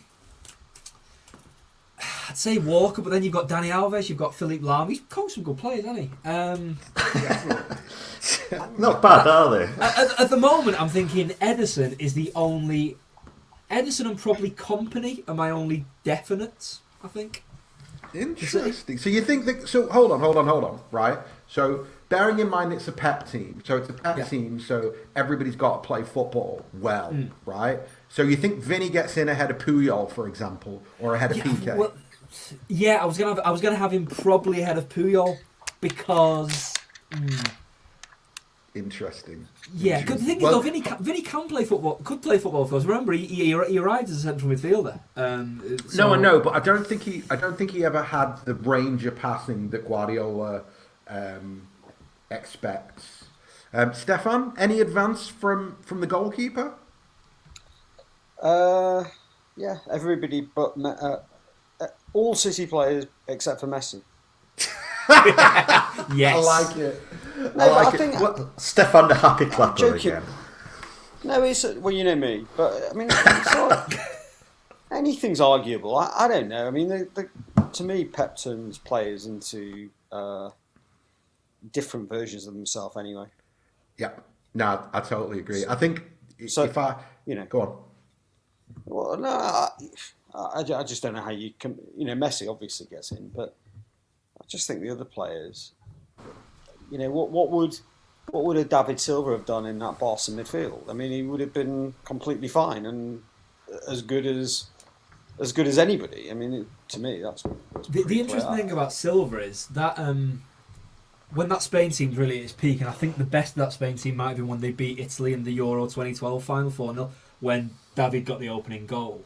I think I'm right in saying in that final, Silva was the only non-Barca or Real Madrid player in that 11. Yes. I think you're right there. I remember that. and this is the massive credit to what a superb player David Silva was. That basically, Vicente Del Bosque decided Silva would be Messi.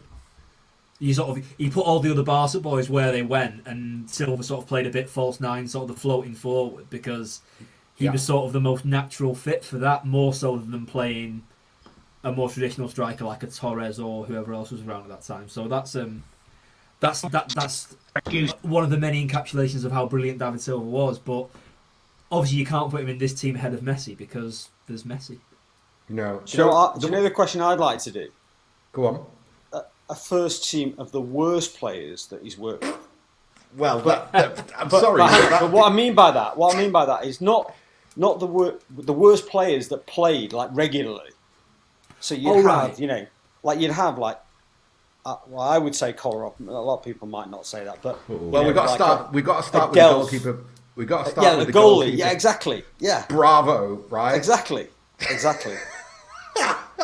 But hang on, would this Kolarov left centre back, Delph left back. Who's the right-sided centre back? Didn't Sanya play there at Leicester that time? No, it needs to be players that played like 25 games in a season. Yeah, Kolarov did enough that he kind of relied on. Yeah. How many games did Eric Garcia play? Eh? Oh my God, good show! Eric Garcia, he's got to go in there, Stefan. Yeah. Eric Garcia, fabulous. Because we've now decided right he's back. rubbish. Yeah. But Sanya goes right back. Or is this outright just sort of bad players? Or no, it's players that he's lifted, like they're all good players, right? I mean, clearly you manage at City, Bayern, and Barca, right? They're all great players. So, but it's those players that either he elevated into. I mean, we've completely changed the question, but either players that he's elevated to another level, or or just massively overplayed because they're massive favourites of his, like Garcia. Or like his project players, like obviously Zinchenko's one of them. He's now a really solid, serviceable left back, having been an attacking midfielder. Or like, okay, it sounds daft. He's one of the best players in the world now, but you look at how he developed Joshua Kimmich at Bayern. Was playing him at centre back and sort of brought him through. Like there's probably. It'd be a difficult team to put together because you'd argue over every single position where people play in it, but the guys that he sort of brought in and has turned into a left back, turned into a holding midfielder, things like that. It's I don't think we can put a team together on those stipulations really. If you just be a load of fullbacks. Use it later. Yeah, I want to say, just to go back to the original question, I think Ederson gets in. I would argue that Diaz, Stones, and Laporte all put pressure on PK and Puyol, right? I think that there's an argument that those three, at least two of those three, pip those two. I think that arguably one of David Silva or Kevin De Bruyne plays instead of Iniesta. Yeah, I think that you play Messi on the. I think you play Messi on the front, on the right hand side of the front three. I think you've got to stick Aguero down the middle. Oh, Lewandowski, Aguero or Lewandowski? Wow, there you go. There's a question, lads. Somebody answer: Aguero or Lewandowski? Aguero, just. Stefan, just. Wow. Don't make us do this, Ahsan. I think it's I'll stick with Sergio. It probably wouldn't. I think you probably would go with Lewandowski actually, but Sergio, right? Yeah, I think you play Sergio for his pace, for the peak Sergio. You play him for his raw pace. Sergio and Messi together, that will be next level. I think the question drills down into the fact that for the nonsense that's written about, will City buy the best players? They don't. They buy players that often they don't like an auction. They don't like a lot of the players. There wasn't much interest in them. We knew there might be brilliant players, but they weren't like Haaland level of like scramble for them. And we don't buy the 11. We've spent loads of money, but they don't buy the best 11 players in the world. I mean, And loads of rival fans will say that, Liverpool fans will tell you that most of the City squad isn't better than what they have in their first 11. So it shows that, in a way, you probably wouldn't pick many City players in that absolutely. 11 because it's the Pep effect. I think that's where you always end up. But then again, if you were to play, a series of games, Bayern, Barca, City, in various iterations, pretty much every game would be a coin flip of Pep's Barca versus Pep's Bayern versus Pep's City. Mm. I mean, I think if you pick the best versions of those teams, it's difficult to separate them. I do think that Messi becomes the thing that separates them. I think peak Messi wins every one of those ties because he's peak Messi and he becomes the difference maker. Yeah, I think the other thing is, so when we've sort of clattered through that a bit, and we've lent pretty heavily towards that Barca team, and I think that's inherent in any question like this about any football team, about any sport, is the passage of time. You sort of look more fondly. And I know this has been brought up in other sort of contexts recently about City and how good or boring this City team is. Is 10 years from now is when I think you really will appreciate quite how good Guardiola City were. The same way that his Barcelona team, obviously there's different reasons that a Barcelona team is thought of romantically, like all the La Masia graduates, etc. But I think 10 years from now, we might have this conversation and people might say you put Cancelo in instead of Dani Alves, and that won't sound stupid. I think we'll get. I think if we ask this question in 10 years' time, and that isn't like an appointment to listen for everybody, but I think we'd probably pick more City players then. Yeah, we can't truly define the likes of Diaz and Laporte yet because we're still on the journey anyway, or Stones, or a lot of players, or we don't know what lies ahead. But the other unknown, it's unknown to me anyway, is how good would that Barcelona side have been under another manager? So, was Xavi, Iniesta, would they have been that brilliant anyway just because they're such brilliant players? Or how much did Pep develop them? So I don't have the answer for that myself. So yeah, I think the other thing alongside that is that Barcelona team kind of just shocked everyone and blew everyone's mind. Like particularly, obviously the two Champions League finals against United where they just didn't know what to do are pretty strong examples of that. And the Clasico when he first dropped Messi in as a false nine and they beat him 6-2 and they ripped him to pieces. By the time Guardiola arrives at City, people kind of know what he does. And it's the fact that he's had to sort of evolve again and he's brought in the things he's done with the inverted fullbacks that he started doing properly in Germany. Is like, as much as it's still an identifiable Pep team, I think in some ways what he accomplishes at City it's in some ways more impressive because the shock value isn't really there. It's when City sort of take teams apart now, they kind of know how it's going to happen, but they don't know how they're going to stop it. He's never had that thing of those first couple of years of Barcelona of everyone going, oh my God, what do we do with this? There's a playbook and a methodology to try and stop Guardiola teams now, and he still managed to navigate a way around that, which I think is one of the most impressive things about him.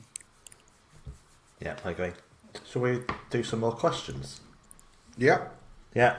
Do you want another really tough one? Go on, Howard. Chris Booth asks, which City player, past or present, deserves a statue, apart from those who already have one, and Colin Bell's got a stand, so he doesn't count. And the more difficult one, what pose would they have? I love the second bit of that question. So. I'm going first just because I don't want somebody to steal my answer. Sean Goater, easy one for me. The GOAT should have a statue. What pose should he have? I think the celebration after Gary Neville fed him, whatever that was, I think that should be the pose. Yeah, it's got to be a goal celebration of sorts, has it not? So.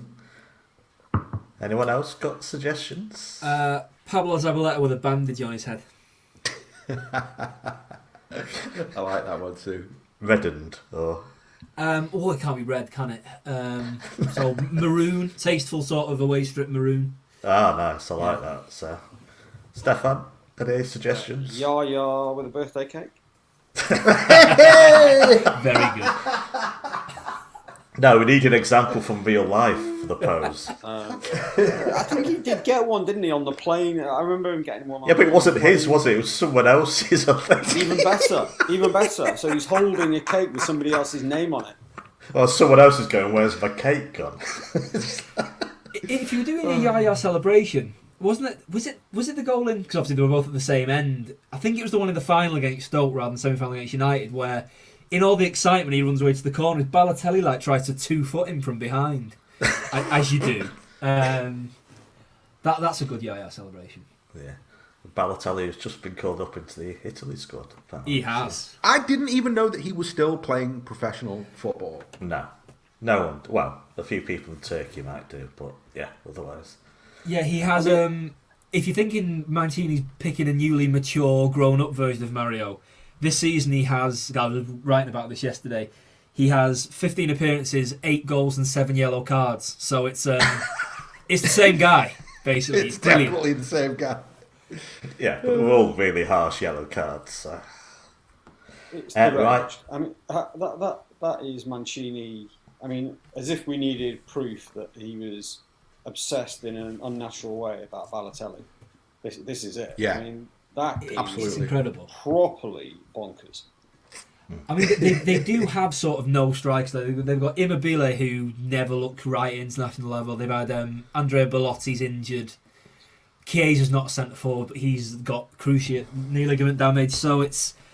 But you think there'd be someone else, but he just can't help himself. He recalled him when he first came back as Italy manager, but they're now in a situation where they need a striker because they're going into the World Cup playoffs. So you think in the middle last summer, Italy won the Euros. Balotelli was without a club and going to Turkey, and now he's going to be lining up against Ruben Diaz, Cristiano Ronaldo, Bernardo Silva, and the rest of them to try and get Italy to the World Cup. If it comes off, it would be. As much as I wouldn't like to see Ruben and Bernardo and Joao Cancelo miss out on the World Cup, if Mancini and Balotelli pull that heist off, that would be something else. I think it's quite a jump. I think it's quite a jump to actually see him playing in the playoffs. Well, that's it. They've called him up for a training camp, so they'll probably just turn up and be a moron for a few days and go, well, actually. Or at the very most, come on in the last 10 minutes if he does make the squad, but... I can't see that. I hope so. Just to see him on the pitch in that playoff, as you say, would just be.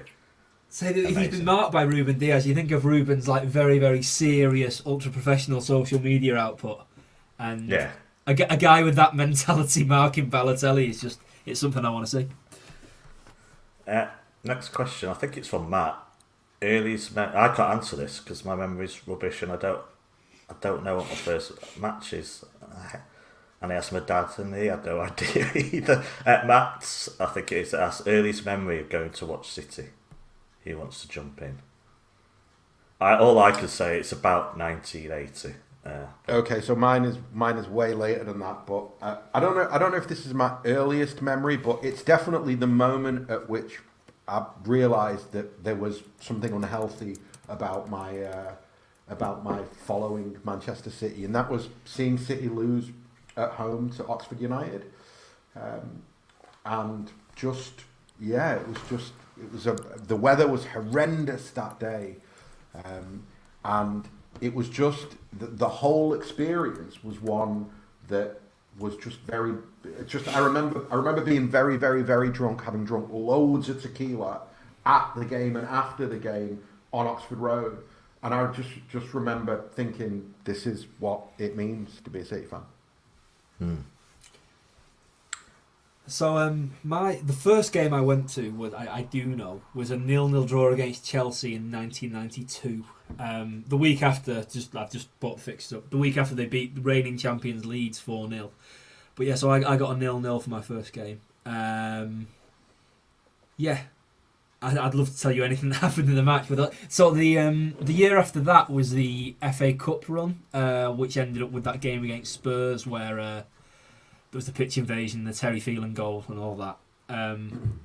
Those are the first games I probably remember, things that happened in a bit. And then the year after that, I got my first season ticket in the family stand. So yeah, that's early 90s, just before all the touring the divisions began. I was fully on board. Showing my age here. So my first season was 82-83. I don't remember anything. So I was 7 and 8. Don't remember anything throughout the season. This because we were top at Christmas. I don't know whether we actually were, but that's the narrative. but I do remember. I remember Luton, and I remember after the game, my dad. We were in the main stand, and my dad shouting at Ian Niven, I think it was, who recently passed away. He was a director. He was having a laugh with the guy next to him. We'd just been relegated, and my dad went mad at him. I remember. But that's my earliest City memory is after they got relegated.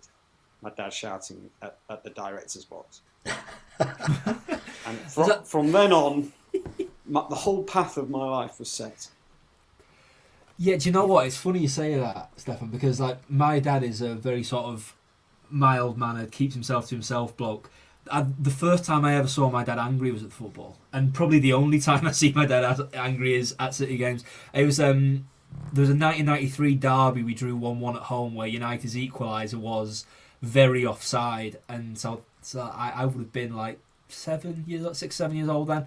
It's my first memory of my dad being absolutely furious, and it was at a linesman in the Manchester derby. So yeah, at least that's a good one for my.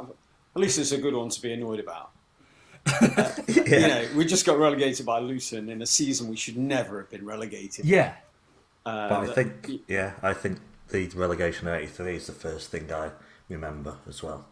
Maybe not the specific moment of Pleat dancing across the pitch to Horton, but just the fact of going down is, I think, the first memory for me. I can remember 81 or anything like that. So. Yeah, I can't remember. I can't even remember the cup final, which is, I think is before this season. I was so disinterested. I can't even remember the Tottenham Cup final. No, it's weird that one, isn't it? Yeah. I mean, I was 6, I suppose, but it's still annoying to not remember that. And then it was obviously so long before we were back. But well, the problem is that then followed the 80s, which there aren't that many memorable moments, are there? They're not like 10-1. I remember 10-1 vividly. Yeah, my dad claims that the ball was kicked into the crowd at full time. He caught it and threw it back.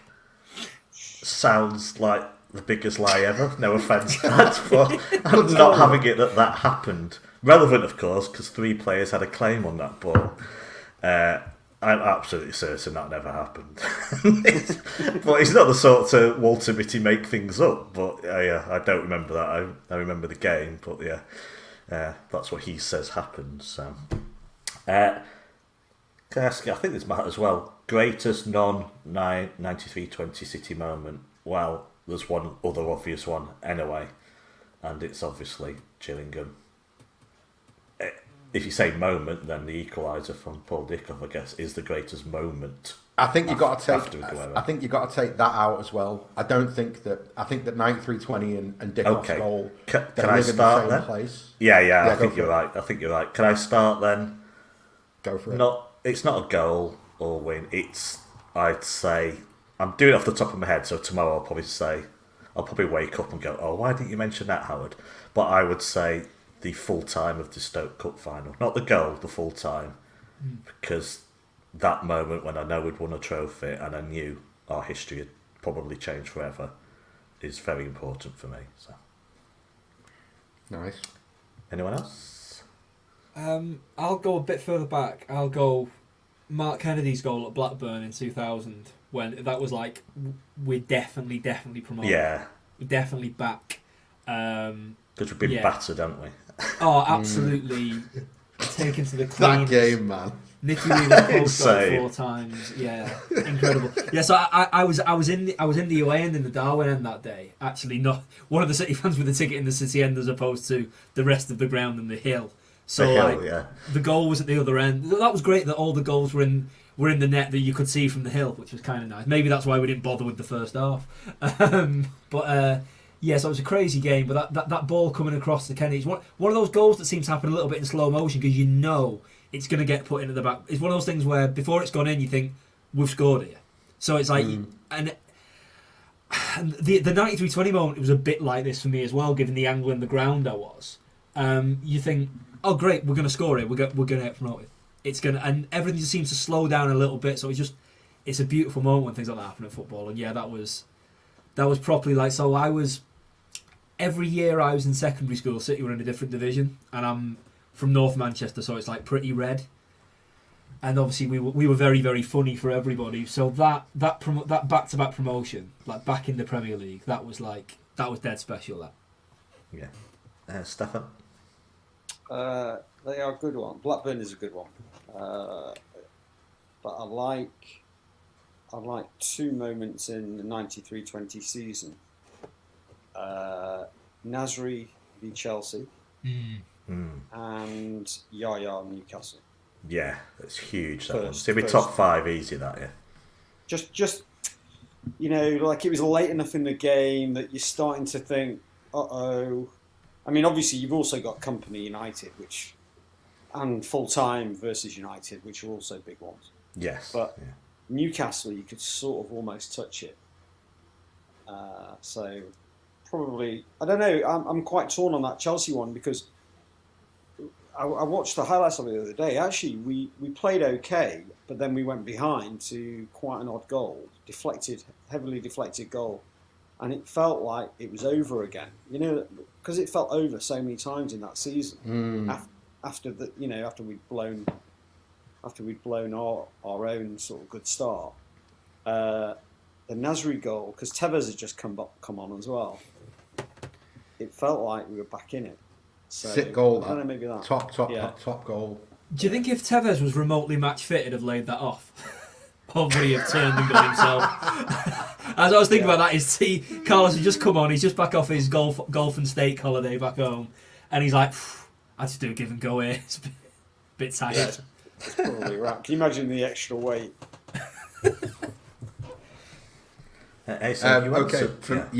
No, I haven't. For me, it would be after 93-20, after Dickoff.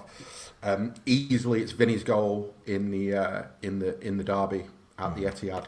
I just think that's I don't know, like just the easily that one. And then after that, there's quite a few like Kennedy's goal was one that I immediately thought about. Weirdly enough, Benjani's goal at Old Trafford on the Munich anniversary was one that was just. It didn't mean anything, but it meant everything. Because I think most people listening to this will remember the build-up to that Munich anniversary. And, So I watched it in Colin Schindler's Lounge. Oh, really? Look at you. Name dropping on Look it. at you. Name dropping. I don't know him. I don't know him at all. But I got. Well, was he sat like, who are you? Well, it was pretty much like that. Like he knew a friend of mine, and so we ended up watching it, like this surreal place to watch that sort of emotive United game in his front lounge. That's our games of our lives at 3 p.m. anyway. So. Just one other one that I've now immediately forgotten. That I was just going to say Sane Liverpool. Oh yes. I mean, obviously Sergio Liverpool, but Sane, that 2-1, it was such a massive goal in such an incredible game. Absolutely. And Kompany Leicester is.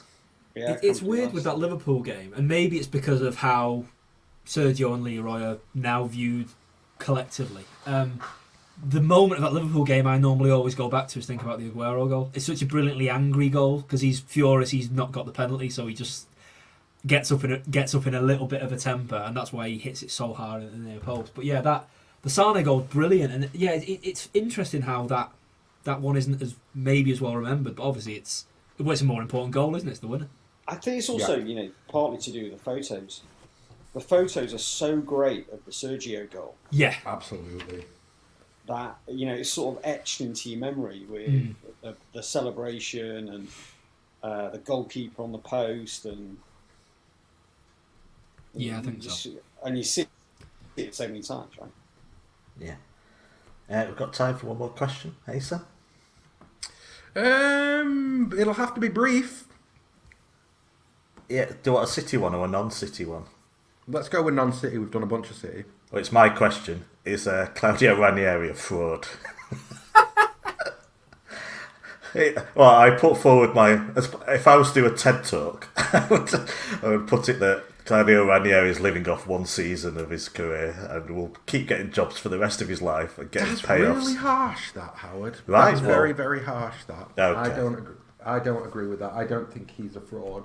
And also, if obviously you're referencing Watford, I think that I'm beginning to think that the life of a football manager is that when you get offered a job, if you're unemployed, most of the time you take that job, even if it feels like a poison chalice. Because what's the worst that could happen? Ranieri will get a payoff. Do you know what I mean? He did his best, and Watford are a basket case of a club. So, no, I think that's very harsh on Claudio. I'm not sure it's that harsh, is it? I mean, isn't the point that he's almost never succeeded except for one massive outlier? That was my point, yes. You know, I mean, it does seem to me that he's very. How do you define success, and what is the kind of football manager barometer? Like, are we saying that he failed at Chelsea? Are we saying that he failed in all of his jobs? Because for me, if you're going to talk about the guy's a fraud, he's got to have failed everywhere. No, I don't think so. I think it's first of all, it's a very philosophical question. What is success? Which maybe that's a slot later for that. Yeah. Part. But, if you could answer that in 35 seconds. I mean, we are actually over time, so. No, don't worry about the time. We're doing okay. We're doing okay. I think it's clear that he's a very good man manager of a certain type, and so. If the pieces all align, then I think it can work, and I think that's what happened at Leicester. Everything just kind of slotted into place, and he was the right bond for that group of players. I've never understood that. Remember, he used to be called the Tinker Man. I've never really seen this incredible tactical brain. No. So I don't know about that. I mean, even Leicester, to me, the beauty of Leicester was that he didn't change anything. He kind of found a formula with a set of players and didn't tinker, and it was amazing. So I don't know. He seems a nice guy. Everybody seems to think he's a great guy. So fraud maybe is really very out of order, Howard. But yes, I know. Hyperbole. He's going to find it. I wouldn't imagine he's coming back to the Premier League again. But No, he should retire. I mean, sometimes I do look at managers and I go, have you not had enough multi-million-pound payoffs to go and retire to a beach somewhere yet? How many teams do you think he's managed? How many managerial spells? Who, Ranieri? Yeah. I'm void of this question because I've just brought his wiki up. But can I just say, not fraud, good manager, not great manager, good manager, and one of the all-time great sporting achievements. That Leicester title is just absurd. And also, if we don't give Ranieri credit, we get dangerously close to those people in that season who wanted to give loads of credit to Nigel Pearson, and I'm not on that train, I'm afraid. Yeah, no, don't I'm not get me started on him. It's 22, by the way. So. Oh wow! Okay. Starting from 1986, though, so let's say that. And he did have 2000 to 2004 at Chelsea, so longer than I thought. And yes, of course, he's managed Juventus, Roma, Inter Milan.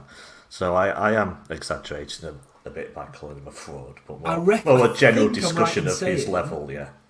Was the Juventus one? Did he not take over Juventus after they got relegated for paying off refs and the like? So he sort of no, that was the French manager. Who's the French manager who brought you? Yes, there you go. Brought him back up. There you go. The chump, as I call him.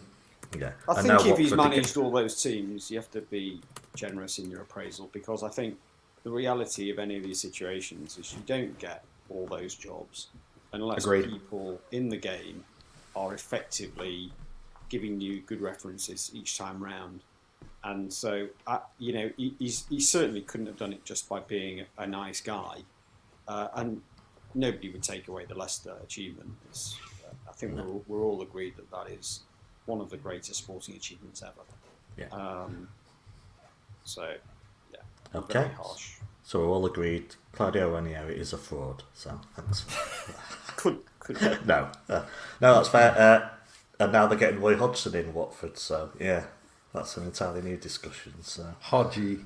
Another one who go and sit on the beach, man. What is he doing? Still taking a job. Madness. Football really does get in people's blood. another one whose wife wants him out the house every day. Well, you've got a video game, right? People play Football Manager, right? I mean, here's a chance you can go in. You've got a week of the transfer market. You've got, 12, 14 games. You don't have to win that many games. I can see why you take it. It's better than playing Football Manager, right? I mean, and you get paid. Yeah. This is true. You don't get paid to play Football Manager. And it's it's completely free hit, right? Right now, pretty much everybody expects Watford to be relegated. Yeah, agreed. Right, time has defeated us. Don, Stefan, thank you very, very much for coming on. Thank you very Pleasure. much, gentlemen. Thanks a lot, Pleasure. lads. All the best. Have a nice day. Thanks. Looking forward to the TED Talk on success. What is success later? It's coming later. How do you define success? Deep philosophical question, yeah. Fabulous. Right. See you. Well done, guys. Thanks, Thanks. later, No, lads. thanks. Appreciate your time. And yeah. Right, kick them both out, Howard. Get our next two guests in. I would hope we may have time for some general chat later as well, because there's loads more questions left. But I can't commit because we don't know how it will be. Right, should I get? It's time for Sam and Jack, is it not? So I will send some links out. Right, I know you're making another brew. How many coffees have you had today?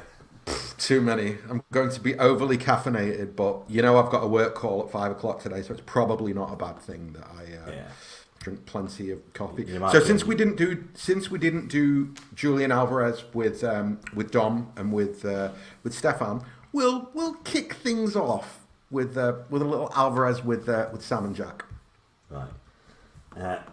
Well, yeah, I shall leave this one to you because I'm just doing the links. I'm going to do a competition, I think, online. So, Gingerwick, I'm sure you all know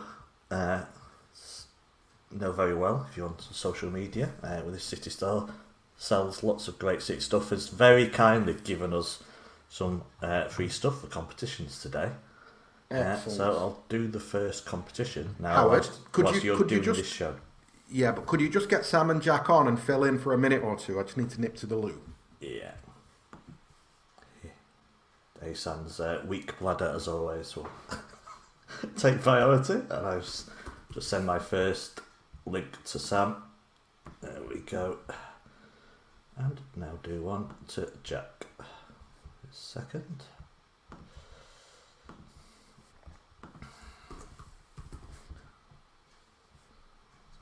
Won't be a second.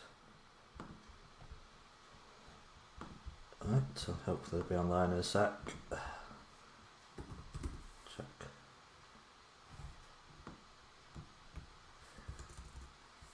Right, I'm back to fill all that dead air. Howard, you wouldn't make a radio DJ, mate, because you can't have dead air when you're live. Well, I could have got some jingles. Do you want that? Really? We got some jingles? No. Such a shame. I'd like to jingle. I would definitely have liked to jingle. No. Excellent. Afraid, Yeah, no, so we'll do... Next time we'll have jingles, definitely. Anyway, yes. You said you were going to make a tune for the 9320 podcast last year.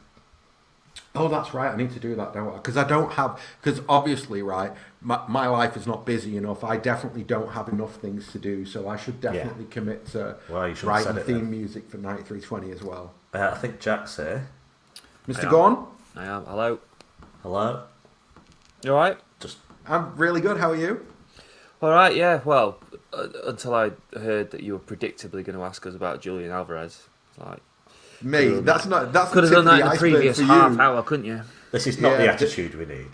No, don't worry. Jack's getting thrown on the grill later. Don't you worry, Jack. That's the tip of the iceberg. There's going to be lots of fun. Why? Why? Well, there's a City supporter base that have all tuned in that want to know why you wrote a story saying Erling Haaland looks like he's closer to Real Madrid than he is to Manchester City. I think that's something that I'm going to have to throw you on the grill about because Cool. What I else? Would you like to know What about my else would- first ever football match? Yeah. Oh, go on then. Blackpool in.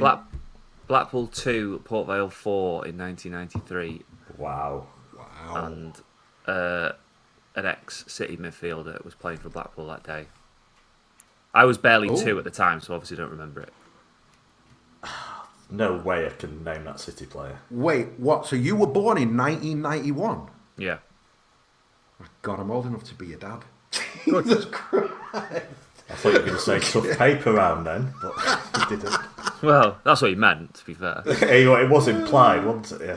Who was the ex-City player in midfield then? Tricky Trev.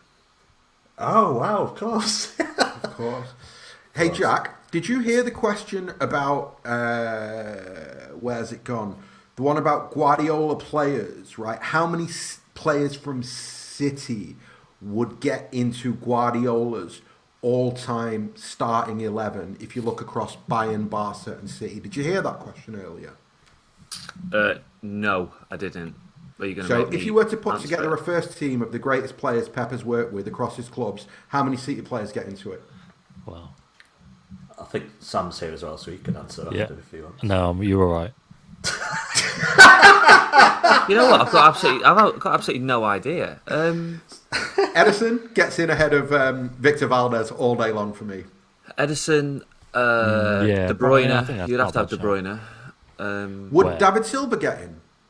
No. No, Wow. not for me. Okay. This is why it's any a of the tough question, centre isn't it? halves? Any of the centre halves get in ahead of PK and Puyol? No. No. So you don't think This that is Diaz, the answers Laporte, you and wanted. Stones there isn't more quality than PK and Puyol? No, PK and no, Not yet. no. Dude. Okay. Like, look, maybe in 10 years we could say, or 5 Well, yeah, years, yeah. we could This is say, the thing, Diaz isn't it? instead of Like, Puyol, but if City go on and win a Champions League, and win another couple of titles under Pep, then it's a bit different, isn't it? and some of them win the World Cup. Now, this is the thing. Like, that Barca team is unreal. Like, we haven't even got to the Bayern players, but to be honest, I can't think of that many. Would you I'd put have Lam Lam on the in, I right? think. I'd have Lam. Ahead of Dani Where? Alves? I'd have Lam at left back. Oh, Interesting. to be fair, why not? Yeah. Yeah. He's Ahead done of the same with Alaba? Cancelo, hasn't he? Ahead of Alaba, you'd have Lam. on Yeah, the left. definitely. Yeah. Interesting. Okay. That's interesting. I didn't pick any of the defenders from his Bayern team, to be honest with you. And then I had Messi and Aguero as two of the front three. Does Aguero get in to a front three? Who was your third? So who was my third? I don't know. Take your pick. Ronaldinho. Did he? No, he didn't coach Ronaldinho, did he? So take your pick. Henry. Eto'o played under him. You've got Ribéry. You've got Robin. The question was Lewandowski or Kun. I'd have to go biased, Anna. I'd have to go Aguero. Okay. Sam? Well, I was just thinking Edison over Valdez, but Neuer's got the kicking ability and he's a great shot stopper, or was. Might have to be Neuer, you know. Oof. Okay. Fair. Very, very. I mean, I very love fair. Edison. Like, if we're talking like favourite City players, just because of how mad he is and how good he is, Edison's up there for me. But Okay. Is that Neuer not was proof real, that wasn't that's the whole point of City, though, isn't it? That they're collectively great. Yes, Yeah. but that's Yeah. actually that's the point that we made as well when we answered the question earlier. Was just that it kind of shows that the collective at City is much stronger than maybe they get credit for or Guardiola gets credit for. In fact, that's Maybe a I did. fantastic- Maybe I did listen to the answer, and I just wanted to repeat everything. Ah, nice. Fair enough. Well, that's a really good segue into where I want to kind of our jumping off point for this pod, and that is I've not really asked either of you about the kind of City are boring, City are efficient, City are lucky, City are a team that's about the money. Like this season has felt very much like more than ever there's a necessity to talk down what this City team is. Now, neither of you are City fans, right? And I think inside the City bubble, it's dead easy to be super defensive about all of that shit.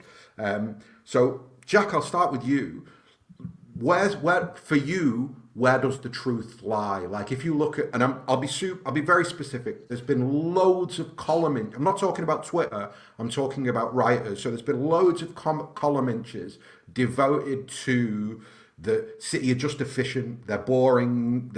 Nobody likes them. They're all of that kind of business. How do you feel about that? How true is it? There's not been that many column inches dedicated to it in the national newspapers, I don't think. Not many of the nationals. It's more the sort of like websites abroad or in different countries and things like that. But where does the truth lie? Look, as a fan of a team in the Championship, if I had the option to watch City at 2:00 on a Sunday with absolutely no vested interest, knowing that they were probably going to win the game, I probably wouldn't tune in. But that doesn't mean to say that they're boring to watch. That's the difficulty of it, in that they're superb to watch if you watch them properly. They're fascinating, but I can understand why fans of other clubs don't want to or aren't that bothered about tuning and watching the games, because of the amount of control that they have on matches. It's the perfect football for a fan of the football club, and the manager and the team are not setting themselves up or performing for anyone else other than the fans of the football club. So actually, the argument's moot. It doesn't matter. No, but so fine. I'm going to throw this over to Sam. I think to a greater or lesser extent, I think Jack's right. Asked about what rivals think. It's not their job to like what we do. Yeah, actually, it's their job to hate what we do. But that's not what I'm talking about. What I'm talking about is the media narrative that City are boring and efficient. And I think it's fair to say that whether you consider column inches or you consider, hot takes from Rory Smith and people like that after City have won games, there is the passionless, efficient tag. There is the kind of, nobody likes City. There's a lot of things that I've never, ever, ever, ever in my lifetime seen applied to a successful football team, and it's currently being applied to City. So where do you stand on that, Sam? Is it boring? Is it, the fact that you go into it as a writer who covers football, is it boring to cover Guardiola's football team? No, it is. I mean, I think you know the answer. You know how much I enjoy City matches. Like, my Twitter output on the day of the game is just somebody who's enjoying their job. It's not Raheem Sterling hits post. It's just something, stuff I've noticed or enjoyed about or whatever. Just the atmosphere or whatever. So no, I don't find it boring. If that's the question. There's the thing. It's some of the people who have like defended City in this, like even when they're like praising the coaching, which is obviously great, and this is what I would say. The coaching is so good and they're so precise and all that. But even some of the defense of City makes it sound sterile. When like some of the goals they score, and not even the goals they score, but how they play from back to front, and even if they miss when they get to the box, like the move from the back of the pitch to the front of it is unbelievable. Like that's just. It's good football and it's good to watch. But I mean, I know people are saying there's no jeopardy in it, and that's the thing. When Mourinho's Chelsea, the first one, right, when it steamrolled the Premier League, I don't remember anybody ever saying it was sterile, and I don't remember anybody ever saying that it lacked jeopardy. And the thing that I think is quite. I said that, but I don't remember what the media said because I was about 14 and had a vested interest in them not winning the league. That's sort of my point. That like what I find quite interesting and a little bit clever is that there's all of these words, right? Characterizations, adjectives that are suddenly being applied to a football team that I've almost never heard before. Like, when was the last time a successful team was called sterile? When was the last time a successful team, other than Ranieri's title-winning team, was called efficient? When you see what I'm driving at here? There's a way to. I think efficient's more common. It's more common in teams in general, but I don't. Again, like title-winning teams generally don't get called efficient. Even Conte's Chelsea, they were never considered efficient. That's not how they were viewed, or certainly, to my memory, that's not how they were viewed. What do you reckon? Well, like I say, I think there have been teams where they've been praised for kind of strength and might and domination and stuff. But I suppose it's not necessarily the words, but the praise. But I mean, part of the reason that this is going on, and I'm wary of this. I did the commentary on Radio Manchester the weekend. We were talking about it on there. My article from the game was related to it. Other Stuart Brennan wrote something about it for the MEN. John Smith wrote something about it from the Southampton game for Goal. It's like, as much as anything, we're kind of prolonging it now. And now this debate's prolonging it further. But I think it's fair enough. Obviously, what was it, the Irish Express? There was that good article at the weekend about it. I thought that was good. Yeah. It feels like I've said so much about it already. It's kind of, I don't know what else to say. Like, to an extent, and this is what I put in the piece from the Southampton game. I get a part of it because Guardiola doesn't want counter-attacks. He doesn't want set pieces. And he said himself, I'm sorry, I know people like these types of games, but it's no good for us. And that ties into what Jack's saying in terms of he's playing football for the football club and for the fans, and it's winning and it's successful. So that's all there is to it. But there is something interesting that I found in Ken Early's article, because what I was always planning to write, when I was going to have my say on it, was Guardiola doesn't want jeopardy in games, and they've become so good, which is what you need to praise. Really, you need to praise the ability that they can do this, but they've become so good that they can stop Chelsea and Liverpool going end to end, or whoever it is, whether it's Brentford or Southampton, they can stop them going end to end, and that that's a good thing. But he does want to kind of stop those things that we enjoy about football.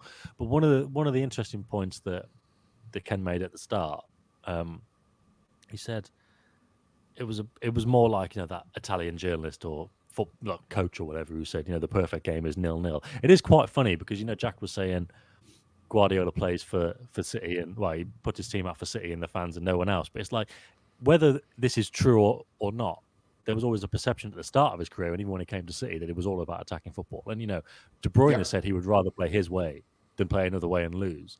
But then, and pragmatism is really annoying because Guardiola's always said he's pragmatic, but his version of pragmatism is keep the ball, whereas Mourinho's is put everyone in the box.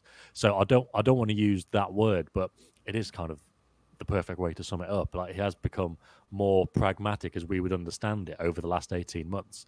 That 2019-20 season when they finished second and they had the problems with the counter-attack, and the start of last season, his answer to that, of course, was the double pivot, more control, but De Bruyne creating the chances, Cancelo creating the chances, Marr creating the chances, everyone else just kind of trying to keep things tight. And the beauty of the team now is they've managed to keep things tight, but it's still free flowing. But it is interesting the way that Guardiola now comes to view these games and the evolution of his games against Liverpool over the last few years, to get rid of those whirlwind 5-10 minutes. And it's not just against Liverpool now, it's against anyone. And this is the goal. And it is interesting, his journey, whether it's from the start of his time at Barca to now, or his start of his time at City to now. It is more, again, pragmatic's not the word, but the way we understand it, it is more pragmatic now. The way he closes off those games. And it isn't quite Pep Guardiola, the artist, anymore, in the same way that it always was. But like I say, don't forget that the football they play is still excellent, as well as, controlling games and strangling games or whatever. The football they put together is still great, but they've maybe sacrificed a little bit of the artistry. Yeah, but I mean, I agree. I completely agree with you, but I think that objectively, it's still, I mean, it's still art. You can't get away. It is. It might feel boring, right? But if you can have your entire team in the opposition half and concede no counter-attacks, you're doing something right. And by having your entire team in the opposition half, that's something special. And I think that, that's maybe where I completely agree with you. I think that Pep has become more pragmatic and City have become a bit more pragmatic as a team. But, Ken Early's the continuation of Ken Early's piece was just an abomination. Like, I mean, has no place. Yeah, I didn't agree with that. That was interesting. I thought that was a really interesting point. And then I it is, but it's even that has for me even that has a context, and I think that again, but also, well, I suppose it does. But it was like I say, I do think there was a point in there. I suppose where you go with that point, where you end up at the end of the opinion, and whether it's good or bad or whatever, is that's open to your own kind of personal feelings. So, but I still think it's art, like you do. But it is an interesting point. I mean, guess that it's go on, Jack. It's more Damien Hirst than Picasso now, basically. I was thinking about doing this in my article at the weekend, but it was too tortured. I don't know enough about art to do it. Nice. I was actually going to go down the classical music route, because then it's not just classical music. Not everybody likes classical music, do they? No. They also like heavy metal, and that's kind of that's the Klopp counterpoint, isn't it? I'm copywriting that line now. Please do. Do it. But the thing with Liverpool is, in fairness, like no City fans were. What Jack said at the start, would you put a City game on at 2 p.m. on a Sunday, knowing they were going to win? Loads of people wouldn't have been watching Liverpool when they won the title. Although I know what you were going to say. In the media, the reaction was different, and in fairness, it was. On the boring thing, I discussed this with my desk a couple of weeks ago about. So we were talking about what we might want to do on City in the next few weeks. And I said, oh, well, there's this discussion about how they're making the league boring and how people complaining that they are boring and all this sort of stuff. And they turned around to me and went, well, who's saying that? I said, well, you can't really go on Twitter without people moaning about it. And there's been bits and bobs written about it as well online.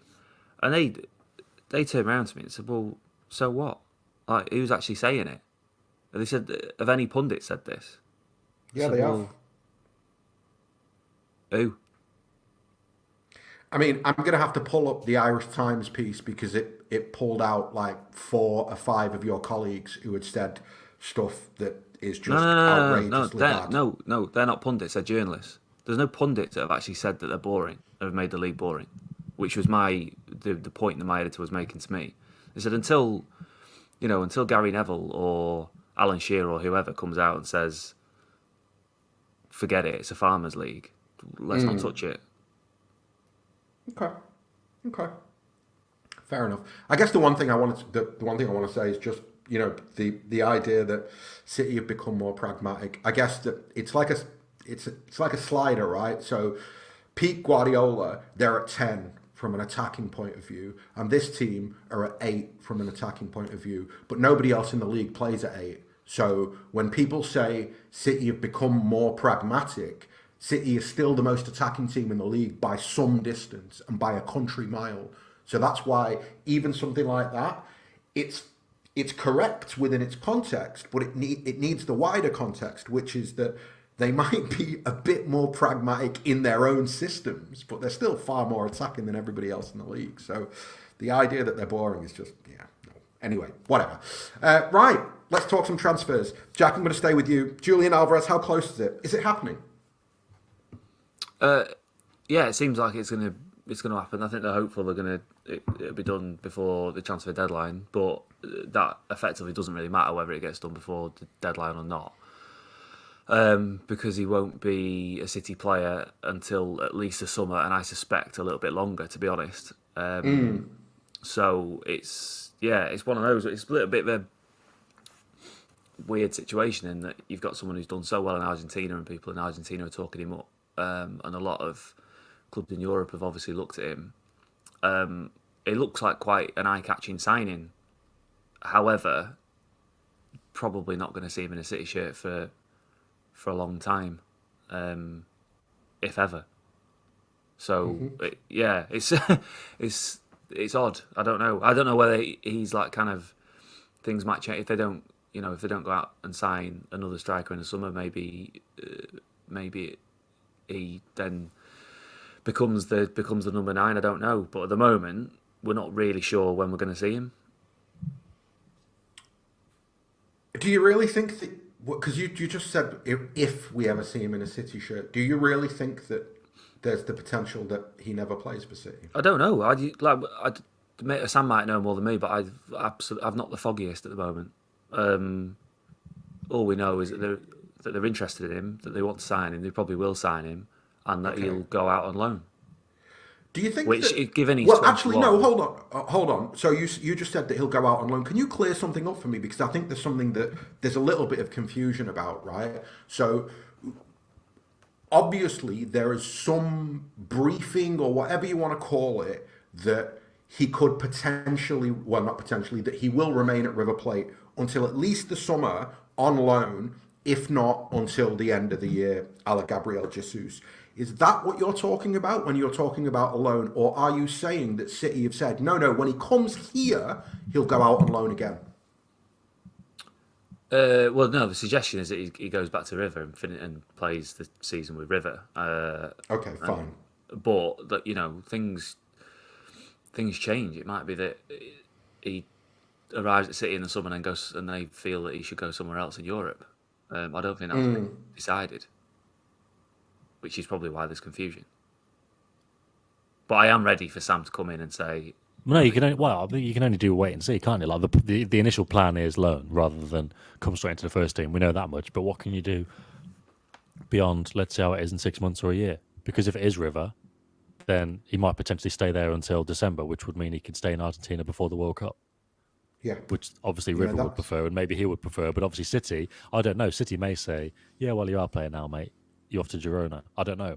But I don't think there's any point in having a plan for what happens beyond, say, July or December, because that's kind of the immediate term future, and then they'll see where they are. Maybe they've got injuries and they need, maybe they've signed Haaland, but Haaland gets injured and they need somebody in January, so they go, okay, we'll bring him in now. Or maybe they've got a really strong squad, they don't need to add to it.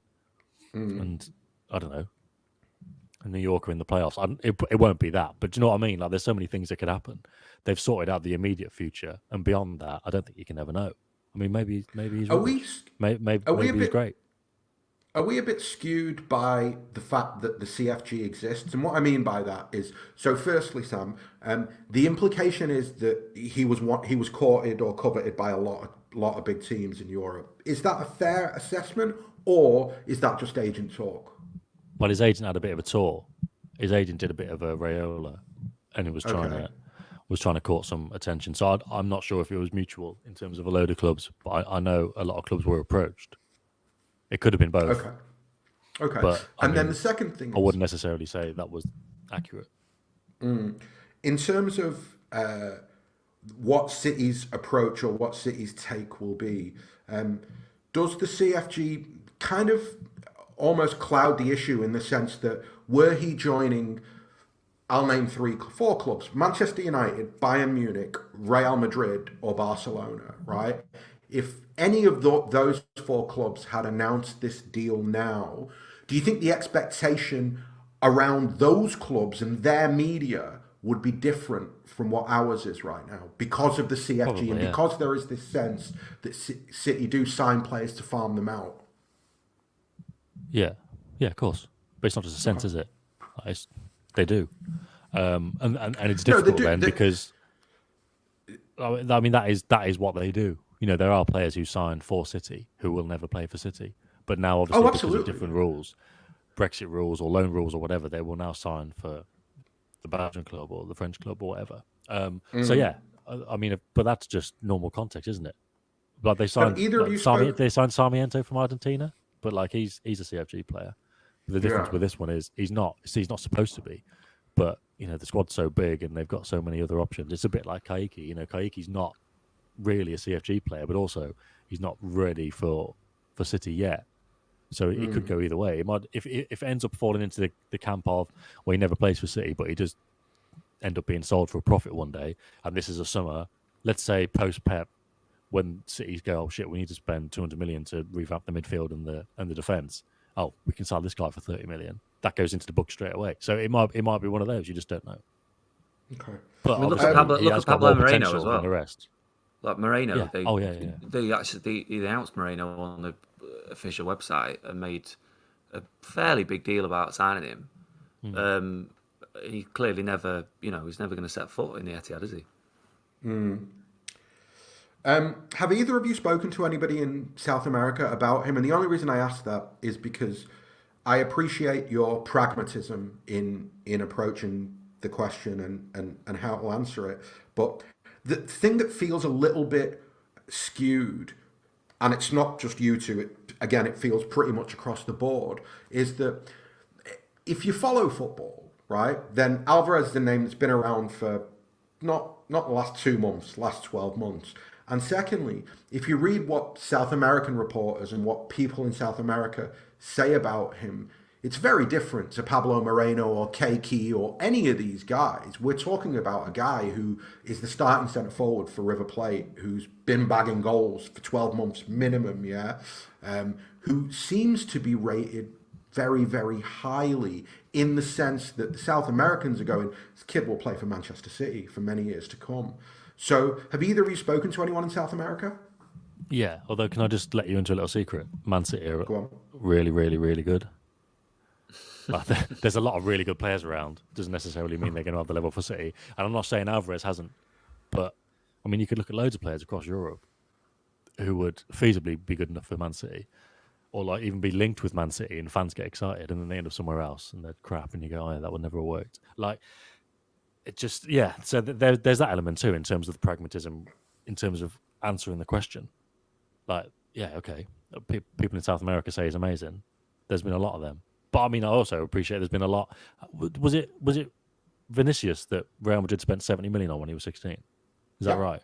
I think it was two. I think they did Rodrigo and Vinicius at the same time, and so they that's spent why like the ridiculous money, and it was like, what the hell is going on? But in fairness, he looks quality, and it looks like it's worked. So maybe it's one of them. I don't know, but I think. So what's the South American vibe? You've obviously spoken to someone. Yes, and to answer the question, yeah, I've spoken to people, and people who have watched him, and they say he's really good. And I'm going to speak to somebody who knows him very well, who, just in terms of his specific technical abilities and these kind of things, and he says he's worked with him, and he says he's very good. But it's Man City, isn't it? I mean, he may be great, but even if you remove the whole CFG element from it. Like, I wouldn't want to be too convinced a player was going to set the world alight at that age, because it's just a huge step up. But then again, on the other hand, most players who sign for City are a massive success, aren't they? So if he does get to be around the first team, you'd probably have to say it would work. But in terms of tempering expectations, yeah, the CFG is one thing which is inevitable, because you just, even though this doesn't appear to be a CFG transfer, whether you speak to sources close to City or the player, it's just impossible to think, well, they have got this network, or they have at least got the ability to say, well, we have got a really big squad. He could always just go somewhere else. And you've got the thing of South America to England at a young age. It's a big risk, and that's why the loans are in place. Well, look, I think Gabriel Jesus is proof that it's not impossible for a player to come from South America and make I don't want to say an instant impact on the first team, but show immediately that they're good enough to be part of the first team setup. And so I'm not really playing it down. It's just kind of these are some realities, aren't they? Yeah, no, I think I guess that from my point of view, it's just more that there's a sort of that because of this firstly the CFG setup, and secondly the consistent mischaracterization of he's going out on loan, which for me, I'll say again, it's a mischaracterization. He's not going out on loan. He's just staying at River Plate. City have signed a player, but he's not actually going to come here until whether it's the summer or December. For me, that's totally different. And I mean completely different than signing a player, bringing them to Europe, and then go and play for Girona or go and play for Troy or whoever it is. But yeah, like beyond that, we'll have to wait and see what the how he develops. I'm excited. I've got to be honest. Like, I think that everybody that I've spoken to who would know how good he is says he is good enough to play for City, and what type of impact he makes just depends upon how he adapts to Europe and European football and, you know, the pace of it all. I like the fact that somebody said to me he's more Tevez than Aguero. I'll take that. I'll definitely take that. Right. So, January. It's been a quiet January other than Alvarez for City. Firstly, Jack, Alvarez, does that affect the potential pursuit for what you would consider to be a marquee number 9? No, definitely not. Okay. How do you think City, before we talk specifically about targets, they won the league last season, right? But there was sort of, it wasn't as eye-catching, I feel, as this season's. I think because City are so far ahead so early in the season, it feels a bit more like an eye-catching title win if we get there. Now, let's just extrapolate forward and say, fine, City win the league by 10, 12 points, something like that, or even 7, 8 points, yeah? How do they find themselves going into the summer market? What, you think this season will be more eye-catching than last season? A season in which they came from behind and won a million games on the trot to win the league? Yeah, I think so. I don't think that anybody suggested that we had killed football last season and that we were too good. Yeah, but I wouldn't. Don't get hung up on that. It's just like people just trying to find different ways to talk about the same subject. No, but I think actually that I understand what you're saying, but I actually think that when you begin to talk about football players themselves, right, all of this stuff is part of it. Like when you're lay on your sofa, whether you're Harry Kane, Erling Haaland, Vlahovic, whoever you want to talk about, right, and you've got the telly on and you're watching the game, and people are going, you know, let's hope today that, I mean, this commentary against Southampton, they were just begging for City not to score a winner so there can be a title race. That's got a condition. Like you can't say that doesn't have an effect on a player that would consider or wouldn't consider City. No, I think any player that would or wouldn't consider City would probably look at how many trophies they've won.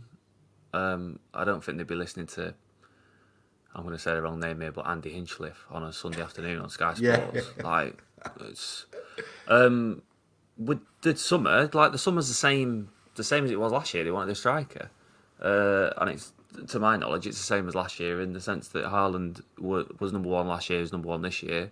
They found out last year that they couldn't get him, so then they moved on, and they still want him this time, but they've got a job on to convince him that City's the Premier League is the place to be at this stage of his career, because it sounds like.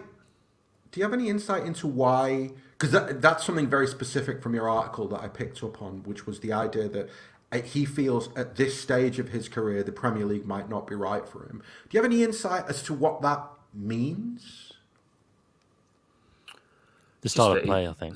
Yeah, I think at Real Madrid there's still more space and counter-attacks. Sorry, Jack. Go on.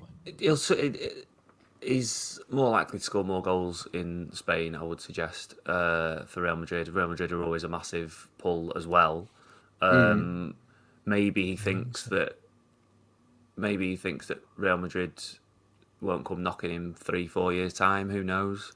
So yeah, it's just that that's where he sees himself going at the moment. But that is not to. It's not to say that they won't be able to. Things might happen that mean that he ends up here. You know, but Real Madrid, if they sign Mbappe, maybe they feel as if they can't do Haaland because of the wages for both of them, even though Mbappe's free. Or maybe in the conversations he has with City, he changes his mind. One thing that I was checking my message to see if there was anything.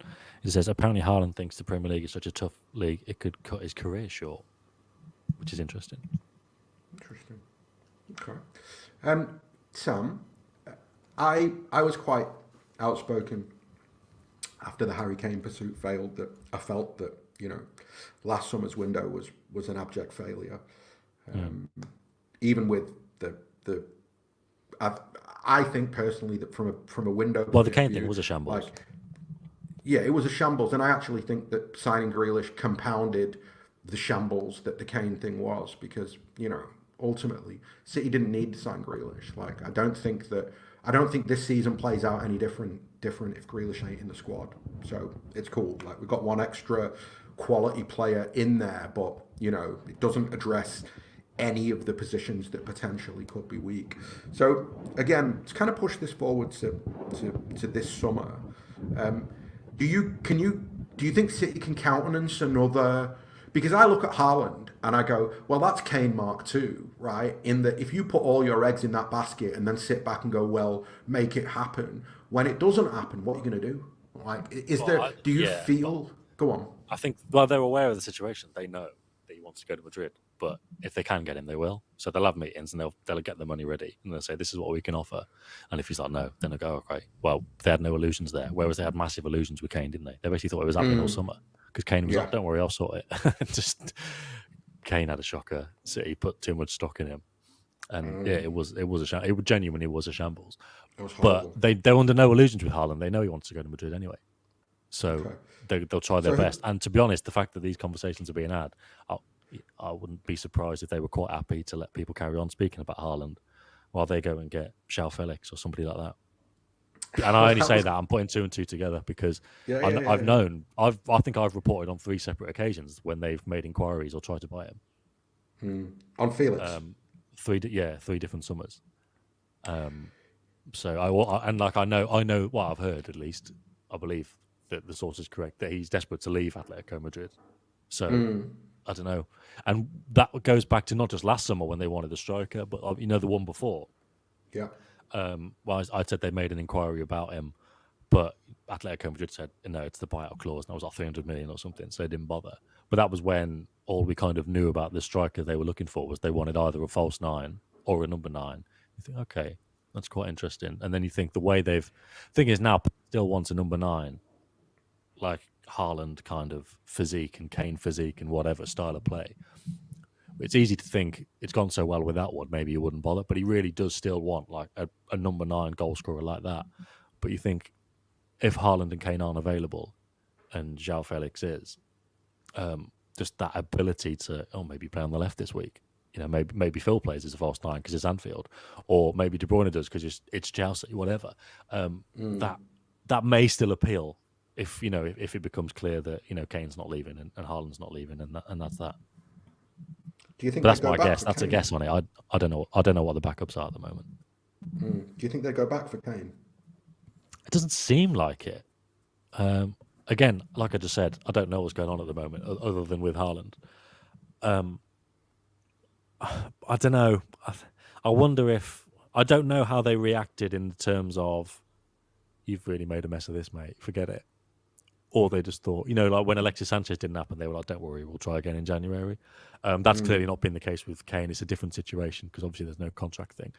But I don't know if they're so keen to go back. But also with Kane, he didn't want to force it at all, did he? Even when he was desperate to leave. And now I don't think he's desperate to leave because he's happy with Conte. So, he was always he was mixed in the summer, a bit conflicted in the summer, even though he wasn't conflicted because he wanted to go, but he was conflicted in the sense that he didn't want to do what was necessary to make it happen. And I think now, if he's like, okay, well, Conte's here now, and he's under the illusion that they'll challenge for trophies next season or whatever, he might just not be on the market because 1, they're not going to sell him anymore this summer than they will last, and 2, he doesn't want to. So I don't know. I doubt it, but I must say I'm not telling you that as fact. Okay, Jack, what's your vibe on Kane? Do you think it's something that they could potentially go back for? Similar to Sam, really. It's like the ones underneath Haaland, a bit up in the air. Like they like Darwin Núñez at Benfica, and we're watching him last year. He's scoring a lot of goals, I think, in the Portuguese league. That one.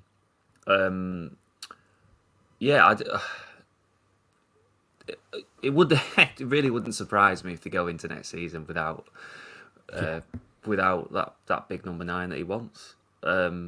Just because they're in a situation now where they have to buy someone who is going to come in and improve them. They have to buy the best. and they're very difficult to get. So it'll be another like kind of a really interesting and potentially frustrating summer for everyone involved. But hopefully, from their point of view, the Haaland stuff gets sorted out relatively quickly, so they're of a clearer mind, because obviously so they can do their normal thing of like April, go right, this is happening, and then they sign him in June or whatever. Yeah. Do you know a question for the fans? Sorry, Jack. Have you finished? Sorry, I was going to jump in on something you said. Well, you just said, it would be another frustrating summer, and wouldn't be surprised if they don't get a striker. Would anybody be a bit more laid back about it now? A bit more like, 2 years of winning the title, probably 2 years of winning the title without a striker now. I was just about to say that I have the sense that we did a review of Southampton, for example, and we're talking about Gundo, right? And it's like, what happened? Like, the guy was like integral to everything. Now he can't get in the team, right? And then it was kind of I kind of widened the conversation. It's like, well, we have too many players. The reality is, I said this at the time, that when Grealish comes in, if we don't sell somebody, then there's just too many players for the position. So I actually, weirdly enough, I think that this summer I'd be more okay. That's if nobody goes, right? I'd be more okay with not signing a 9 than I was last summer. A, because of how this season has gone, and B, because in terms of squad balance, brings me neatly onto what I want to discuss with you guys next. I don't want to see Bernardo Silva leaving. I don't want to see Gundo leaving. I don't want to see Kev leaving. I don't want to see Phil leaving. I don't think Sterling or Mahrez go anywhere this summer. The only potential outgoing that there could be would be Gabriel Jesus. And even with that, I don't know how convinced I am that happens. So personally, I'd be okay with it, because the flip side of that is that I know that once we sign a 9, somebody's got to go. Like, it's not, I don't think it's sustainable that you bring in Haaland, Kane, or even your man from Benfica, Darwin Núñez. I don't think it's sustainable that you bring a guy like that in. Or actually, even just drop Julian Alvarez in that first team. You got too many bodies, and that's complicated. And I don't necessarily want to see anybody leaving this summer. That's obviously me being idealistic about it. Jack, the big question that everybody's asking is about Bernardo Silva and like where he is in his head in terms of, I want to stay, I want to go. Any ideas, any insights? Really happy. Just far happier than he was last year. It was obviously well documented. It kind of wasn't anything to do with the football. It was more to do with how he was within himself. Really settled with his girlfriend. Like in a far better place than he was. Can't sit here and say he's going to sign a new contract, or not sign a new contract, but definitely going to stay, because things change. But at the moment, he is significantly happier than he was, which has got to be seen as a positive. So I don't think there will be that sort. Well, it doesn't feel like there'll be that sort of. Well, he wasn't clamouring to move last summer, was he? But it won't be as intense, I don't think, as last year. Okay. And I think they'll be even happier that if no one offers the money that they think he's worth, and he's obviously worth more money now than he was then. I think they'll be happier to just knock it back than they were last year. Sam, I kind of want to run through a few of the malcontents. I'm going to call them malcontents from last summer, because why not? João Cancelo, I think he's had. I don't think Cancelo was ever that much of a bad one. No, but he was named in your list of lads who would consider a move, right? Maybe no, he was a player that isn't always.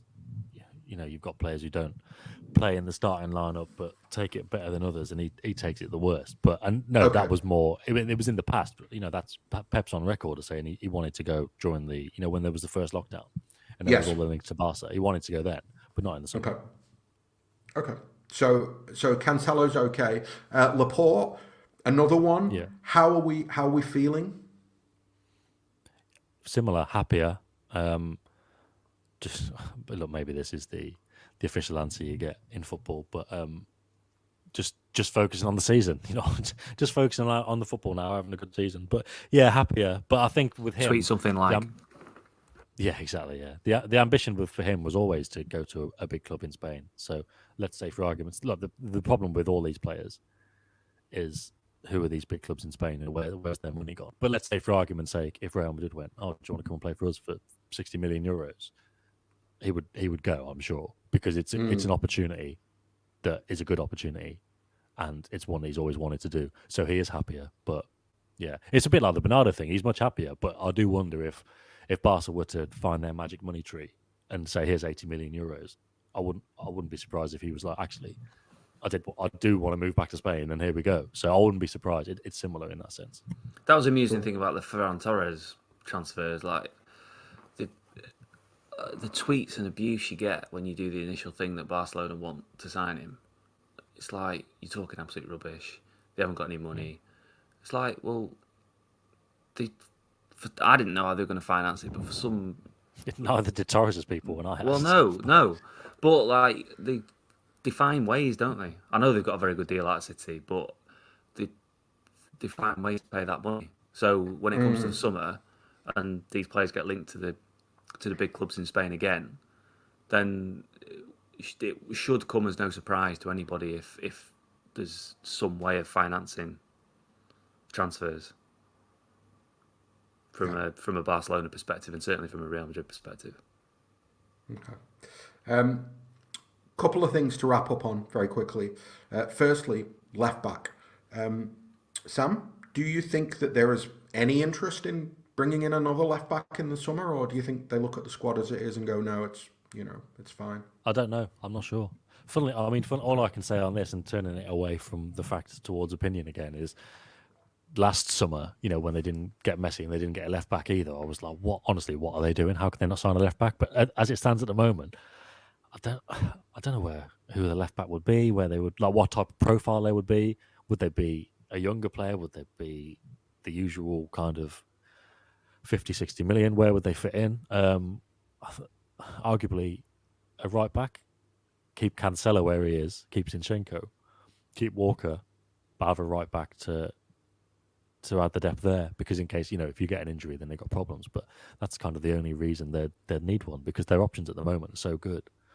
And I think just in the general interest of refreshing the squad, you're saying you don't want to see anyone leave. You don't want to see Bernardo leave. You don't want to see Gundogan leave. It's like, definitely don't. But at some point, Gundogan's going to have to go soon.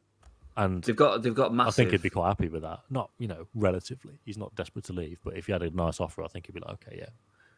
Okay. So in terms of refreshing the squad, I think you'd need maybe a right back, because then you've got an eye on Kyle Walker going in or playing a reduced role within 18 months or whatever. They've got massive decisions to make over the next 6 months about Gundogan, Mahrez, Jesus, and to a lesser extent Sterling, with all four of those players out of contract in 18 months. Now, you can't see all four of them signing, so maybe that is where someone does go in the summer. And you make the difficult decisions now. Yeah. And Sterling's a little bit different because there's a lot going on with Sterling at the moment. But with the other three, particularly Gundogan, really, because I think Gundogan's the older one of him and Mahrez. It will be interesting to see what decisions are made, because what would you do? Would you keep Gundogan until his contract runs down, or would you try and get a little bit of money for him this summer? But it wouldn't be that much money because he's only got a year left and he's over 30. I don't know. No, I think that the way that I view the Gundo situation is that I'd probably let him run his contract down, and one of the reasons for that is just me playing fantasy football.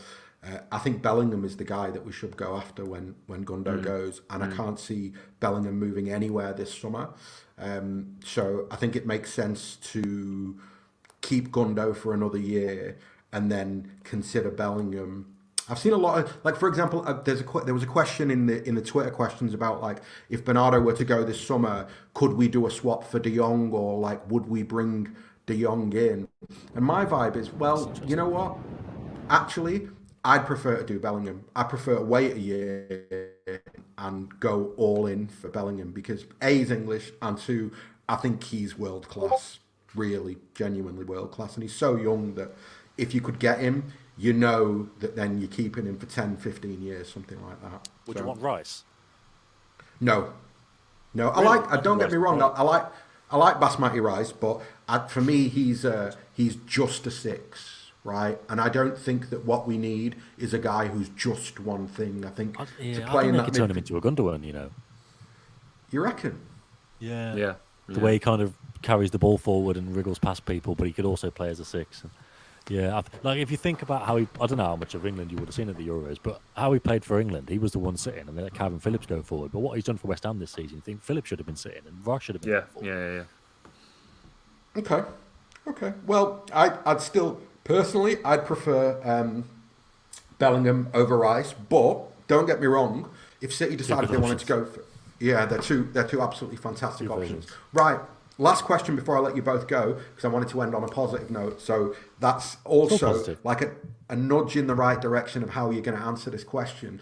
Guardiola's comments the other day about extending his contract is maybe the first time since he's arrived at City where it felt a bit more than platitudes, where I honestly, in the back of my head, I was like, he's off at the end of this contract. When I saw those comments, I went, he's going to do 10 years here. Do you have a sense from the answer of that question how you feel he is? Like, do you feel he could go to another club side in Europe, or do you really think that now, with how long he's been at City, that it's City and then a national team? Well, first of all, I wouldn't place great weight in the answer.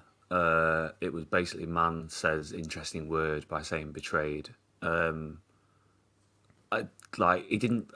me, he didn't really say anything. That was the sense I was getting. I just like, well, kind of, I don't know what he means.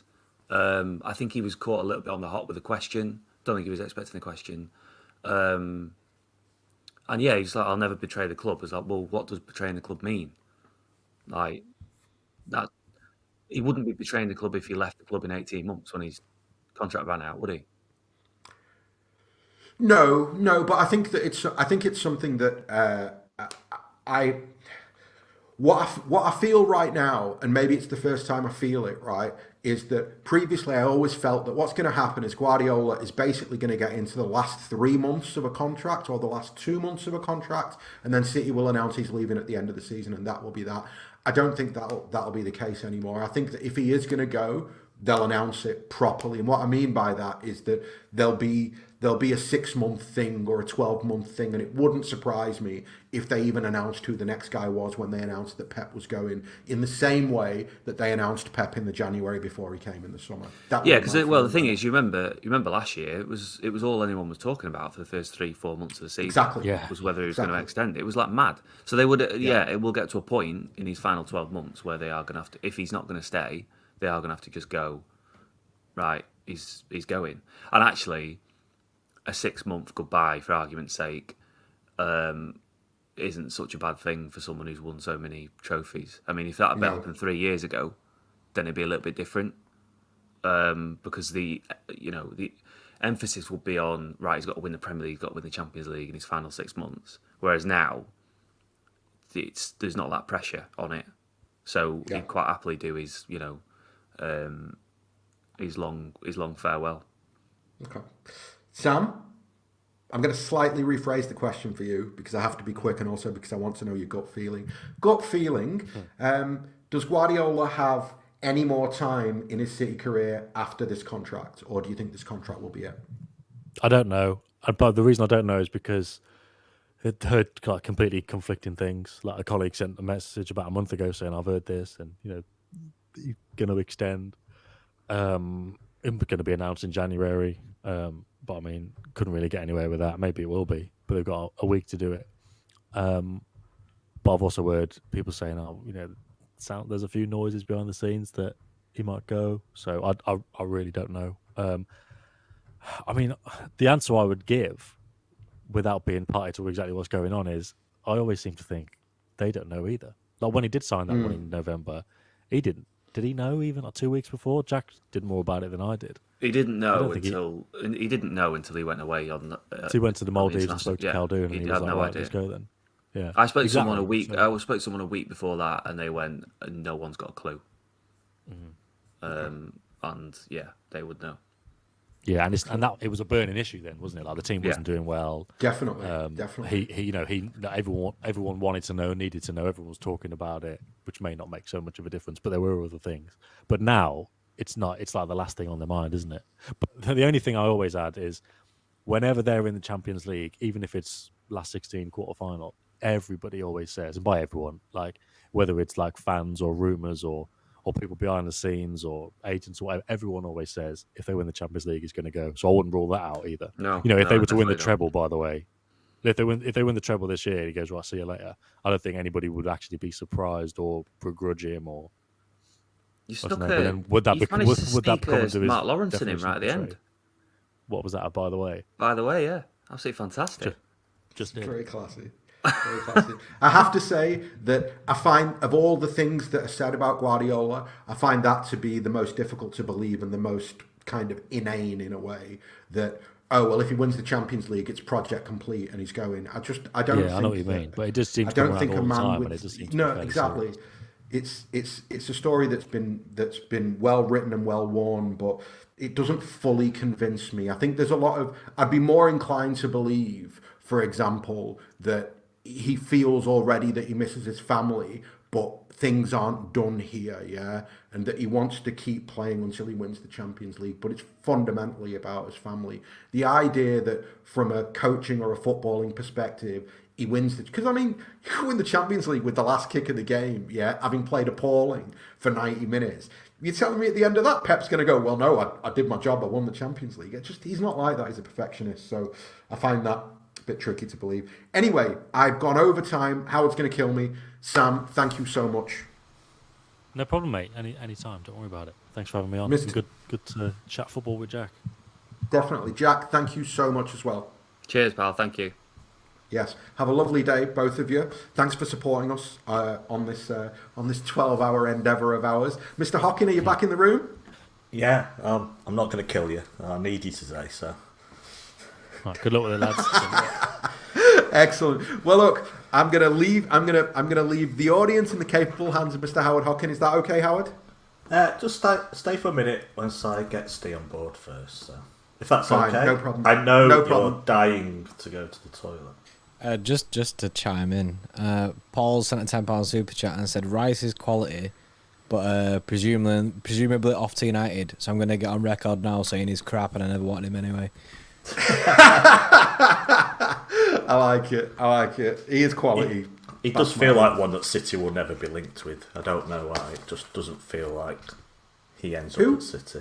Rice. Who, Declan Rice? Yeah. He's been linked to City loads, man. Nah. We'll see. Just the amount it would cost as well, I think, would just make City go no. Hey Sam, before you go, can I ask you a question? It's football related. Of course you can. I was saying, yes, we did a stream yesterday, and I was saying that with the Alvarez deal, like looking like it's been done, then him coming in summer, would it not make sense? Like to me, it stinks of City going back for Harry Kane, and then we have Alvarez as our second striker. I don't think that. No, to put it bluntly, I think that potentially, which probably is a bit more distressing, right? I think potentially that even though they're saying right now, well, no, Alvarez isn't the guy, that isn't the number 9, we're still after a marquee 9. I actually think it might well be that they've signed Alvarez because they've gone, you know what? We want Haaland. It's tricky. We might not get him. If we don't get him, Alvarez is the guy anyway, so let's just sign him now. And then if we get Haaland, great, we've got bodies. And if we don't get Haaland, well, we've signed Alvarez, so we've got a refresh of the number 9 position. Because personally, I think it's impossible that we go back for Harry Kane, and I think that you don't do Alvarez if you're going to do, because when you drop down from Kane and Haaland and Vlahovic to a lesser extent, then what are you left with? You're left with, what's the fella called at Benfica? Darwin Núñez? Or Alexander Isaac or Real Sociedad? Or, then you drop down a tier. And if you're going to drop down a tier, well, I can't imagine that Alvarez is that far behind Núñez, for example. So as distressing as it might be for people to hear, I suspect that the Alvarez deal, part of the thinking there is that if we don't get the marquee that we want, we're covered. I like that though. I like that because it seems like City are gonna go all out, try their best to convince Erling Haaland to come to City rather than kind of flirting with the different options. You know what I mean? I think it's like Haaland or bust. Yeah, definitely. And I think I understand why. Here's again, I don't know anything, right? So I'm just speculating, but I've got the sense that all this noise that Haaland prefers Madrid to City, I suspect is a game by Raiola, because Haaland wants to come to City, but Raiola knows that you're not going to get maximum payout out of City unless City feel pressure. Like, if Haaland were saying now, you know what, I want to go City, I don't want to go Real Madrid, I think City would be buzzing. They'd be going, excellent, you know what, lad, we'll start you on 150, 200 grand a week, come on, yeah, and then we'll give you loads of bonuses and blah, blah, blah. Whereas, like this, if he's leaning towards Madrid, City need to, everything that they offer Haaland needs to be tip-top if they really, really want him. And so that's my own uneducated guess as to what's going on. It's a smart play from Raiola, and we all know he loves money, and it's the best way to get the most money out of Man City. Totally. I think it's telling that,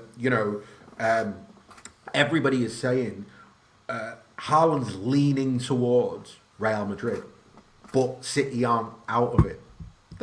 What does that even mean? Like, he's got to make a call in 3.5 months. Nothing's going to change. You can look at City and you can look at Real Madrid, and you could say very easily right now, you could pick one of the two, because nothing massive is going to happen at either football club. So even that notion that he's leaning one way but he's not sure, I think it's all about maximising the contract offer out of England and then making a call as to whether it's Madrid or it's City. And it might well be that Madrid can't do it if they do Mbappe, and they've lined Mbappe up, and actually all of this is just about putting pressure on City to get a big contract. Or obviously, the from a City point of view, the worst case scenario, he does prefer to go to Madrid, and that's where he lands. So we've got to wait and see. Yeah, love that. Just before you go, Harry, we have 2 super chats. One before, which I didn't read out, which is Shajon. He sent £2, said just wanted to support the charity. Keep it up, guys. And Nick Todd with the ZAR35 has just come in and said, could a really good season of Alvarez convince Pep to stay? And love you, lads, and congrats on the stream. I think Pep's already convinced to stay. That's my vibe. Yeah, I think Pep stays if he wants to stay. I think Haaland says, I'll come if Pep stays. It's not about on the pitch for me. It's just like, stuff off the pitch. If he's comfortable, if he feels relaxed, he stays. Exactly. Simple as that, I think. Can I just shout out as well, Gaz Brady's amazing £100 donation on the GoFundMe site. I will try and read out a lot of the other contributors, donators later. I won't forget you, but I just wanted to shout that one out. When I've got a bit more time, I'll name some other people as well. But thank you, really appreciate it. And Ahsan, can I run now? You need to run. I'll see you in a couple of hours, I think. See you in a couple of hours, lads. Enjoy. I'll be listening though, don't worry. See you later. Right, it is quiz time. I've got 3 people on who I hope are highly confident of starring in the quiz. Good afternoon, Steve. Good afternoon. Can you hear me okay? Yes, I may put you up 1 decibel, but otherwise fine. How you doing? I'm doing great. I've just finished work. I've jumped into the chat then with Jack and Sam. So to donate, I can go on the Twitter page and the link is there. Is that correct? Yeah, but it's also on the if you go straight to the YouTube stream, it's on the description as well. Okay. Are you still siphoning off 20% for yourself, or did you decide not to do that? It's costs on it. Yeah. Expenses. Just imagine. Expenses. Yeah. Just imagine. Don't worry, there'll be plenty left. So, yeah. David, how are you doing? I'm not too bad, thanks, mate. You well? All these years I've called you David. Do you prefer David or Dave or? Well, I'm David purely because my dad's Dave. Your dad, so yeah. So I'm just David. I'm not like I genuinely I get called Dave at work and I don't mind. I've just always been David.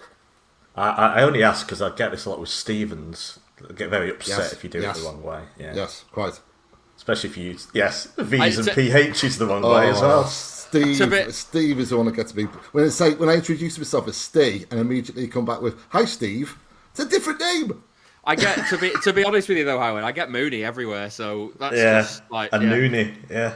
Yeah, I know you put on Twitter, by the way, that you gave me a hard time in the Christmas quiz for Blue Moon podcast. There's absolutely no way I'm going to be allowed to win this. I know. I can't fix this. I'm not clever enough. I'm sorry to fix this because you get to choose random numbers. So, and I'm not well organised enough to give you the wrong question.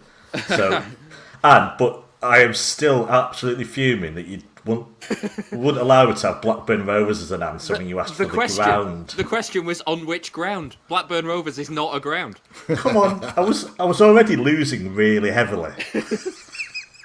Could you not just turn a blind eye? I mean, look what Richard Osman does when he feels sorry on House of Games for people. I'm not Richard Osman. Look what Richard Osman does on Pointless. They're really, really harsh on when people say the slight wrong thing. Anyway, so if you want a good quiz, you've got to maintain the integrity. I'm afraid that's what you've got to do, haven't you? Right. Well, I look forward to next Christmas. Harry, hello. Hello. I was going to say I don't think you'll need a fix with what I've heard about Steve, and then me knowing myself, I'm pretty sure you'll be okay. True. Yeah, well, I've put in Steve's least favourite round ever into this. But basically, we need to get cracking now. Basically, there's one general knowledge round. After that, there's the City career paths, and after that, it's multiple choice. Yeah, but after that, it's multiple choice nonsense. After that, so don't worry. You're not got an hour of hard quizzing about Manchester City Football Club. Let's put it that way. So, are you all ready to start? Yeah, let's do this. I make up the points and I make up the rules as I go along. Sorry about that. So it's general knowledge first, and I've pulled the names out the hat in the order of David, Harry, Steve, but we change the order for every round. So then it goes Harry, Steve, David. Then it goes Steve, David, Harry. Do you know what I mean? Because some things can be passed over. So for this round, I'm going to give you 2 points for a correct answer. But if you get it wrong, it then gets passed over in the order I said, and you can get a point if it gets passed on. So we start with David, stroke Dave, stroke Mooney. 1 to 10. Which number would you like first? Let's start with number 5. Okay. As always, some of these might be obvious, some might be harder. This one might be a guess. Who knows? 2021 saw City create a new top flight record for the most league wins in a calendar year. How many? Oh, goodness me. I can't remember. Was it like 51? It is not. So it goes over first to Harry. Funnily enough, that was my guess. So I'm going to go 52. No. Steve? 43? No. Well, no, if you don't know it, you're you're going to be very lucky to guess it. Don't think City played that many league games in a year, but it's 36. But I was nearest, so half a point. No. Fine. As David said, if you want a quiz of integrity, I must be very harsh. So, Harry, 1 to 10, but not 5. 2, please. Sorry about this. They're not all guess numbers, but you've just picked up the only 2 that are, I think, at the beginning. From the start of 2021, how many consecutive Premier League games did City win? It's not 52, by the way. 12? It is not, I'm afraid. Over to Steve. 14? It is not. David? Can I have the question again? Because I wasn't listening. I was making a donation. Well, that's fair enough. I should give you a point for that, really. That's how you do it, Steve. From the start of 2021, how many consecutive Premier League games did City win? So it was Chelsea to United, wasn't it? What did the others say? 12 and 14. 12 and 14. 10. No, you should have split them. It's 13. Is it 13? Oh, you're joking. Steve, 1 to 10, not 2 or 5. 1, please. What was City's first game of 2021? Oh, for God's sake. 2021, that's last year. I know. Right, so the first game of over 12 months ago. Yep. Right, okay, so it wouldn't have been FA Cup. It would have been a league. News. Oh, was it Newsday, wasn't it? Crystal Palace. No, over to David. It was Chelsea. I just said it, wasn't it? It was Chelsea. Maybe Steve was quiz, making man. a donation at the time. It breaks my spirit. This quiz is just... It's all right. The every general year. knowledge will be gone soon. So career paths, my favourite. yes, but you get choices on that. So as you'll find out, David, 3, 4, 6 to 10. Let's keep it quite simple and go number 3.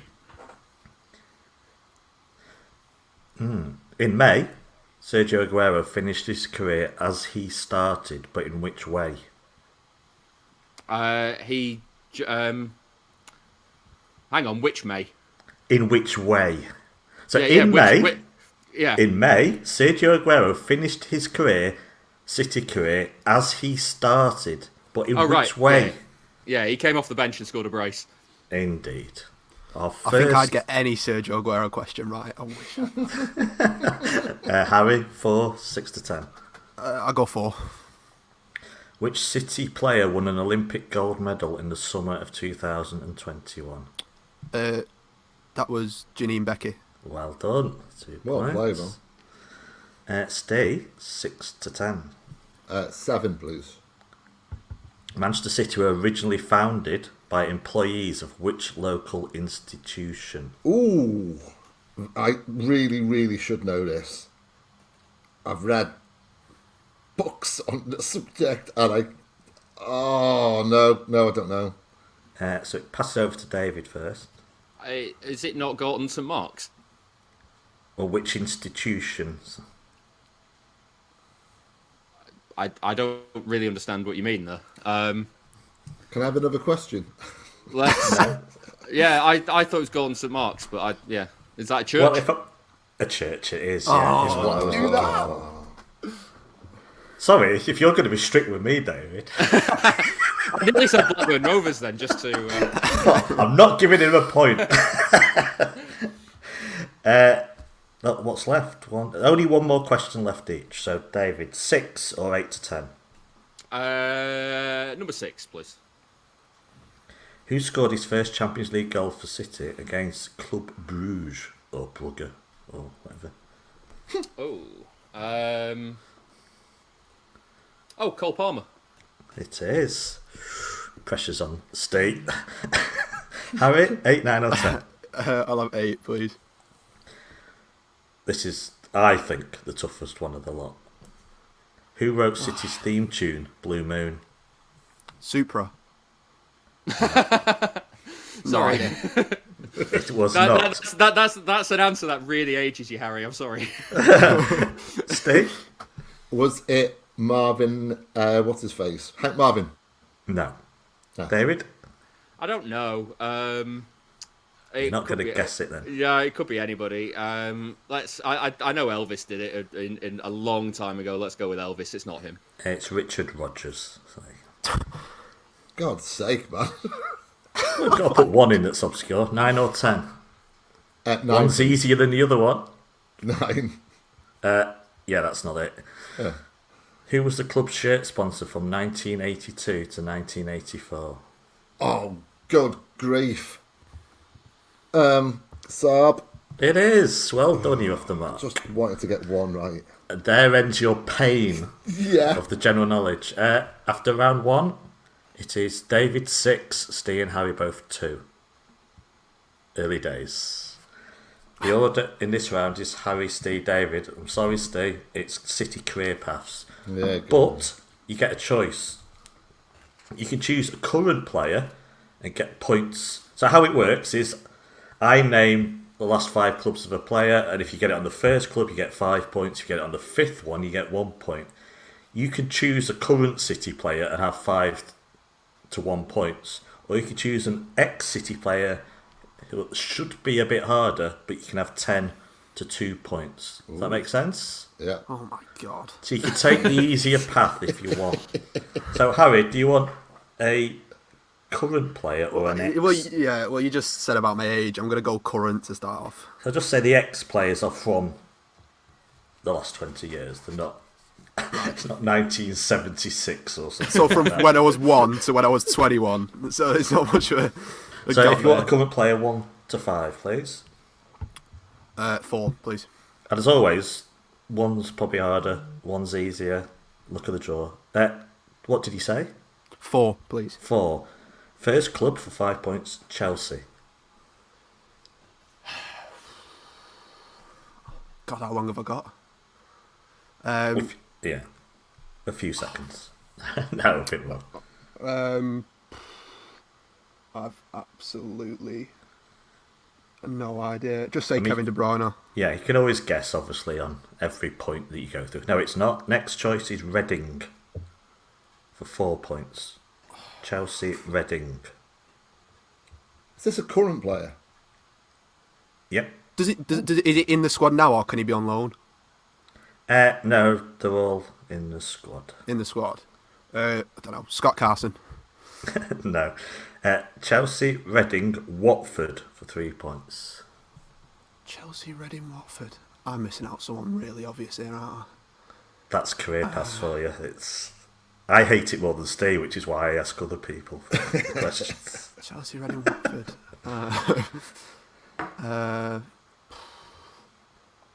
Kyle Walker, no idea. No, right, for 2 points. Chelsea, Reading, Watford, Bournemouth. Oh, Nathan Ake. It's Nathan Ake for 2 points. Steve. Oh my word, that was dreadful. Chelsea a bit deceptive, but yeah. Steve, do you want a current player or an ex-player? I'm going to have a current player go and play it safe throughout this whole round. 1, 2, 3 or 5?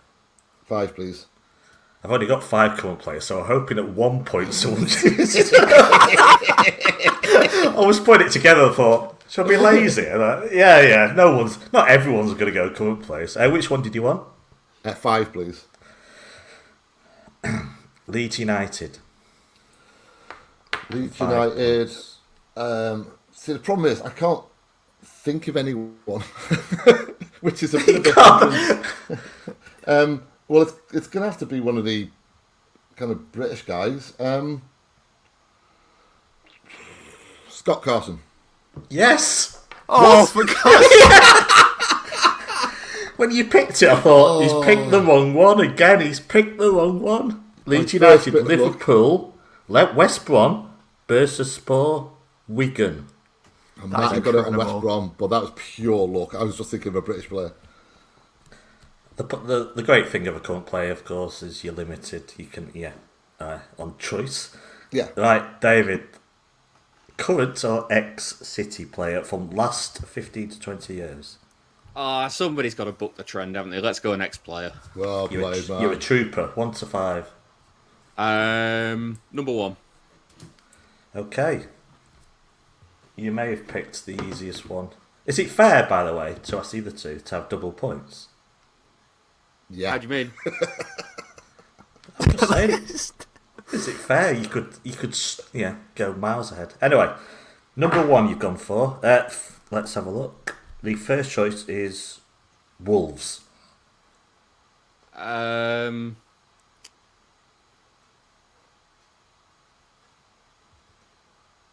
that's a question. Jolyon Lescott. Is the correct answer. I would have got that one as well. Every single one. Super. Fair dues. Yeah. What can I say? 6. Let's get this right. Running out of room already for David. No. Right, you've all done one. Halfway through the pain. Harry, current Right, or look, I'm ex-player? behind. I'm sorry, but I'm gonna have to go current. I'm behind, aren't I? So 1, 2 or 3? 2. Right, I'm good. My pronunciation skills are getting under pressure now. Right, fantastic. I mean, you did write these questions, Howard. You could have picked a different player. Yeah, I was in a rush. VFL Bochum 2. Oh my God. Reserves. I think I know this. Am I next? You know this? I think so. Am I next if Harry gets it wrong? Isn't that a Yeah. brand of toothpaste?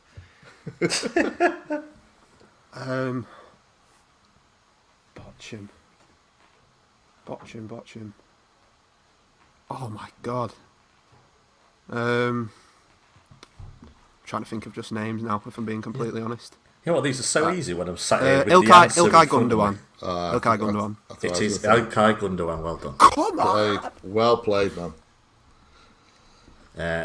After that, FC Nuremberg, Borussia, then City. There's only 4 teams. Stay. Current or ex? Current, I just want some points on the board. 1 or 3? 1, please. Benfica. Benfica, Ruben Diaz. Nope.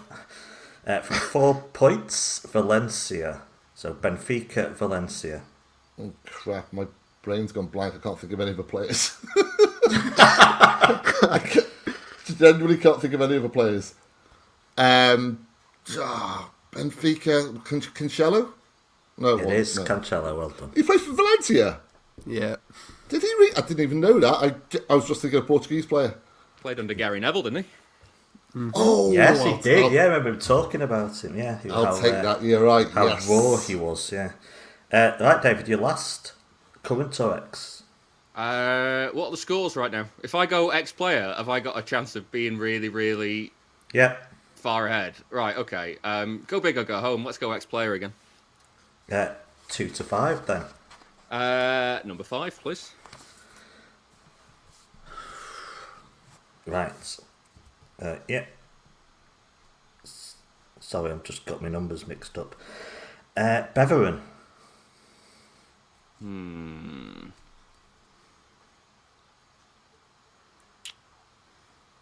It's probably not right, but let's try Kompany. Is not right. Oh my god. For 8 points though. Metalurg Donetsk.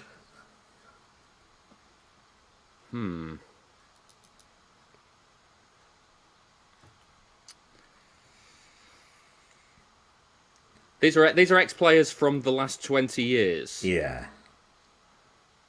Definitely since 2000, all of these. Since 2000, right. Yeah. I think I might have a guess.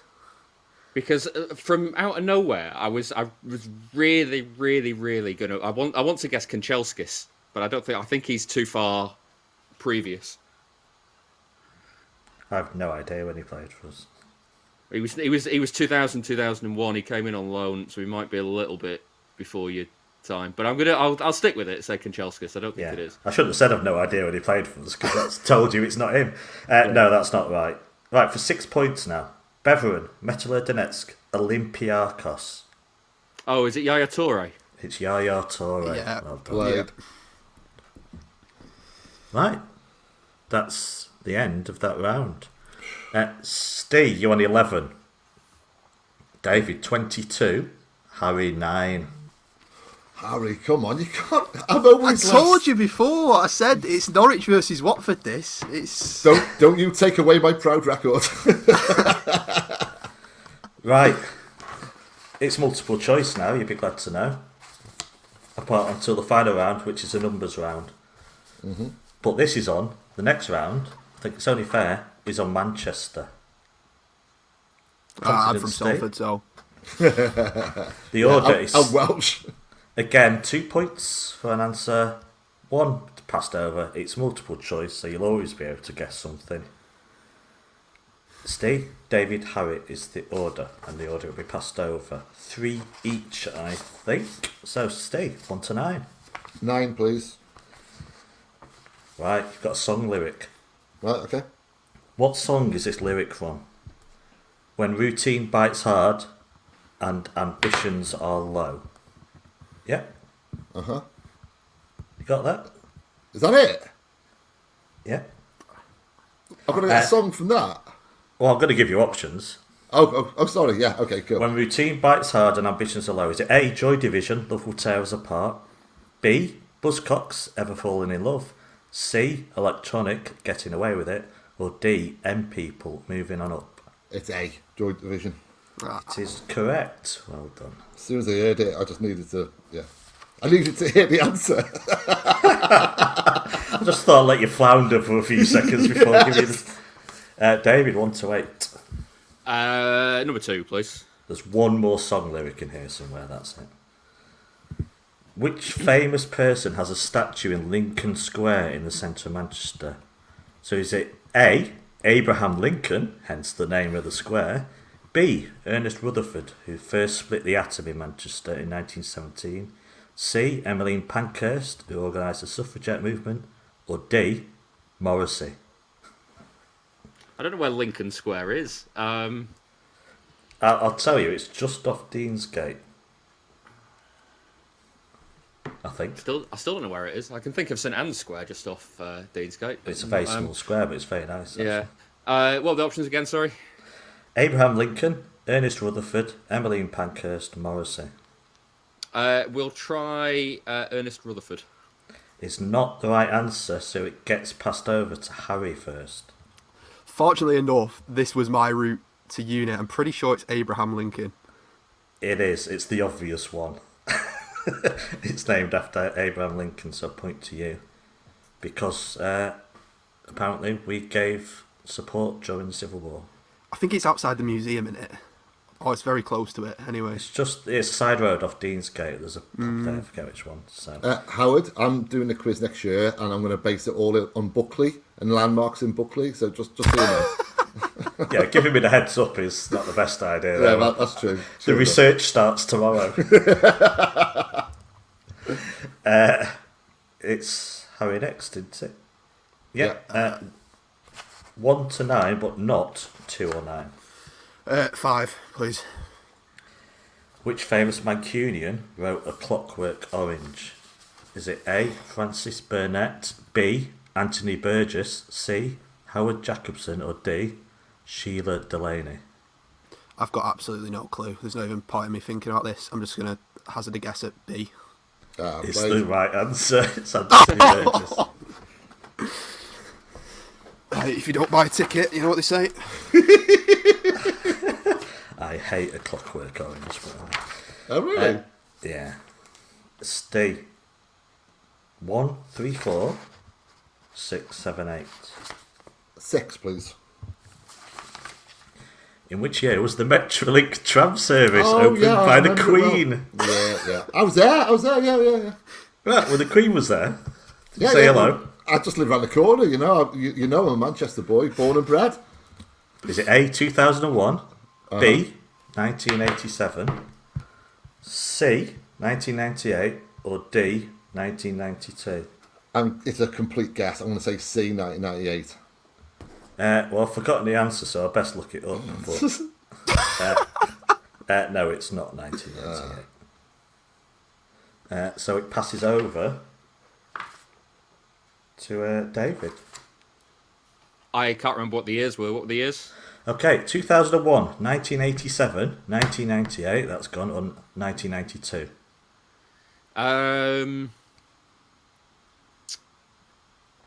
I was born in 87, so let's try that. It's not. So, Harry, you've only got 2 left, 2001 or 1992. I've no idea. It's got more modern. 2001. Nope, you all missed it. It's 1992. David, you've got 1, 3, 4, 7, 8. Number 8, please. It's a song lyric. Oh, good. Which song is this lyric from? Can you sing it, please, Howard? No. Trudging slowly over wet sand, back to the bench where your clothes were stolen. Got that? Yeah. Is it Stone Roses, She Bangs the Drums, James, Sometimes, C, Happy Monday, Step On, or Morrissey, Every Day is Like Sunday? I have no idea. Yeah. The random number generators pick C, so let's go with that. Happy Mondays, it is not. So it passes over to Harry first. Sorry, what were the other 3 options? Stone Roses, She Bangs the Drums, James Sometimes, or Morrissey, Every Day is Like Sunday. See, When I was a student, I used to go 42s a lot, and I don't know if any of you are aware of 42s. Yeah. It plays this Fifth type of Avenue was music, better though. so I know it's not Stone Roses. So it's either B or D. I'll go Morrissey. I'll go D. Is that D? Play, man. It is Morrissey. Every day is like Sunday. I think, Keri, it's yours now, is it not? So you've got 1, 3, 4, or 7. 1, please. Oh, you'll love this. Chetham's Library near Victoria Station has been in continual use since which year? But it is multiple choice. Yeah. So... Thank God. Well, you could just tell me the year because you probably know it anyway, don't you? Oh, yeah. A, 1780. B, 1653. C, 1810. Or D, 1884. 1810. Is not the right answer, so it goes over to Steve. D. 1884 Yeah. is not the right answer, so it's over to Dave. Wow. What were the other two? 1780 or 1653? 1780. And you've all missed it again. It's 1653. Really? What are the chances of that? That's amazing, that though, isn't The gut instinct on the quiz as well is always it's earlier than you think. it? Yeah. The building dates apparently from 1421, so there you go. Christ. Well, Whose question was that? Harry's. that was mine, yeah. So there should be 3 left, and there is. So Steve, 3, 4 or 7? 4, please. Pastry, custard, jam, perhaps a cherry on top, and which other key ingredient make up a Manchester tart? Okay. Is it A, coconut, B, lime curd, C, chocolate, or D, dried fruit? A, coconut. It is A, coconut. I'm not going to get a pastry wrong. Alright. David, you've got 3 or 7. Number 7, please. Greater Manchester consists of how many boroughs? Oh, God. 8, 9, 10 or 11? Have I got time to count up? No. 8, 9, 10 or 11, you say?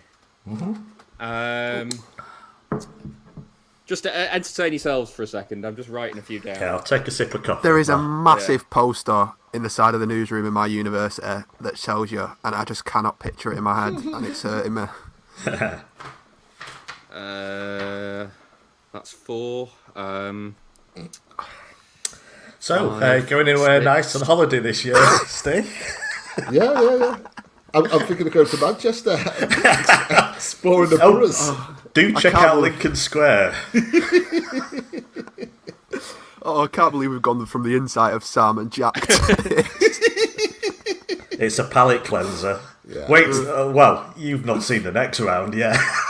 What were the options there, Howard? If you think this round's low, you just wait till what's coming next. Brilliant. 8, 9, 10 or 11? Right, well, I'm stuck on 7, so I'm going to say 8. Is wrong, so it goes to Harry. Did you say 9 was an option? Yep. Yeah, I'll have 9, please. It's wrong. It goes to Steve.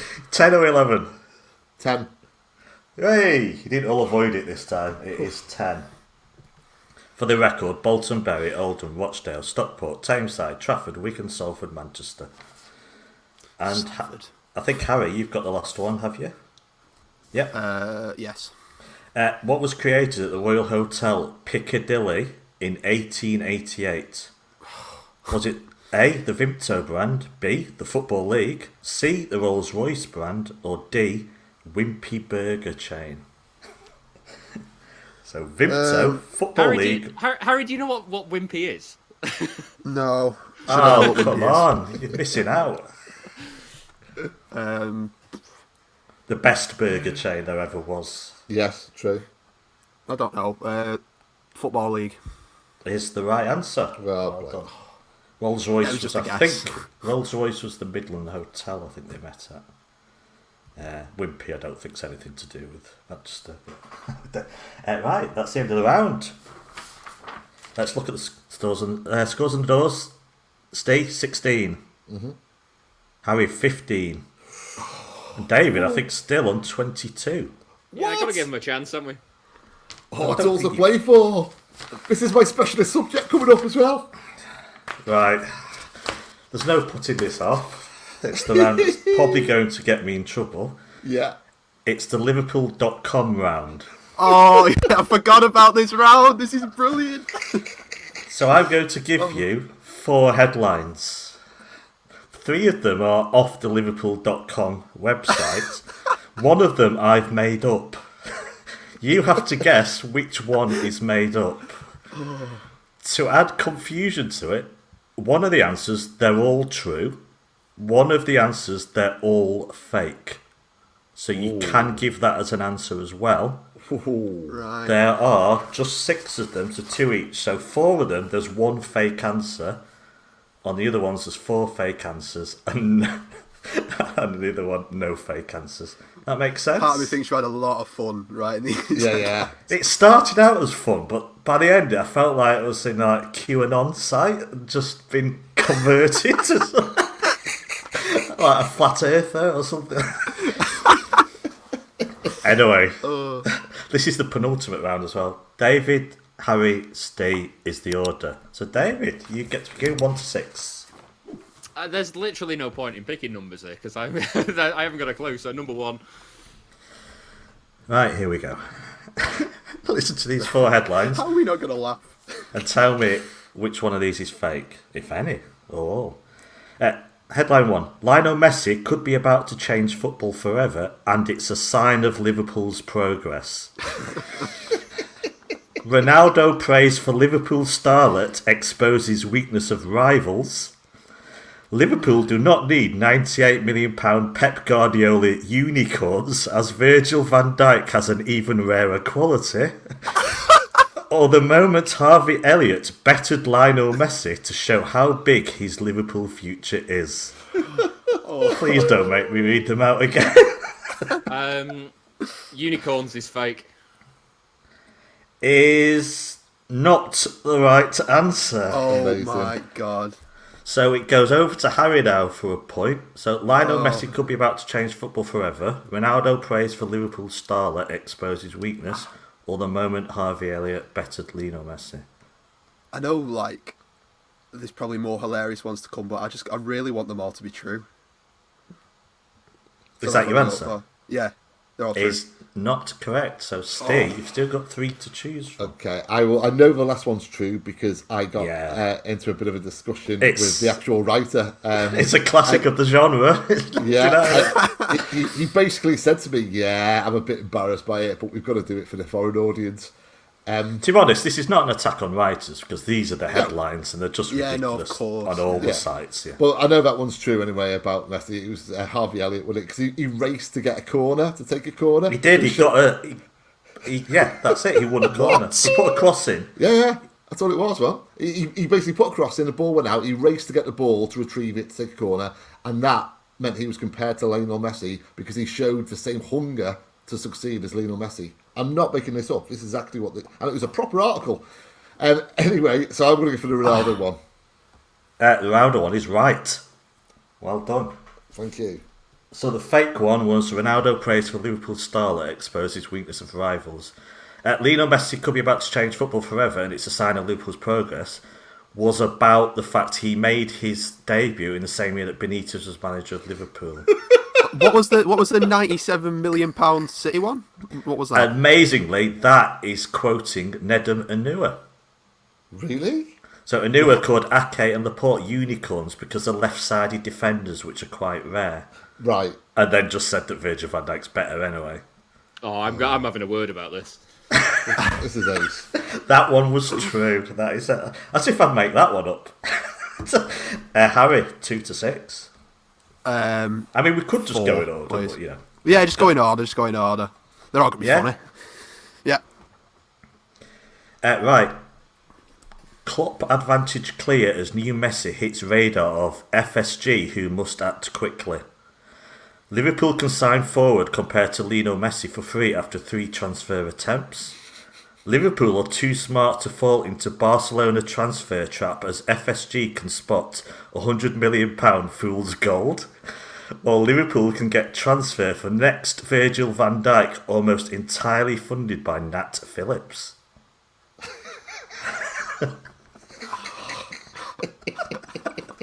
That last one is incredible.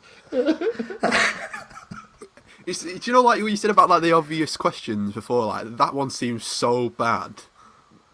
No, I won't forgive myself if I didn't say the last one was fake. Surely. That's the wrong answer. So of course it could be fake if they all are, or it's not fake. Yeah. We just don't know, do we? Oh yeah, I forgot about So Steve, what do you want to? What's your guess now? I'm going to go for the second one. Liverpool can sign forward compared to Lionel Messi for free. Oh, no, that does very much sound like that. Do you want me to read them out again? No, I'm going to say they're all true. Is not the right answer, so David, what do you think? I can't remember what they were, so I'm going to say they were all false. Is not the right answer. Klopp advantage clear as new Messi hits radar of FSG, who must act quickly, is fake. The forward compared to Messi, who they can sign for free, obviously, Sardar Azmoun.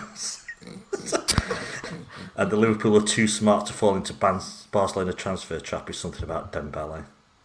Right, Wait, Don't so know the Harvey Elliott one's not the Harvey Elliott. Sorry, the last one's real. Yeah, who was Yes. that? Phillips?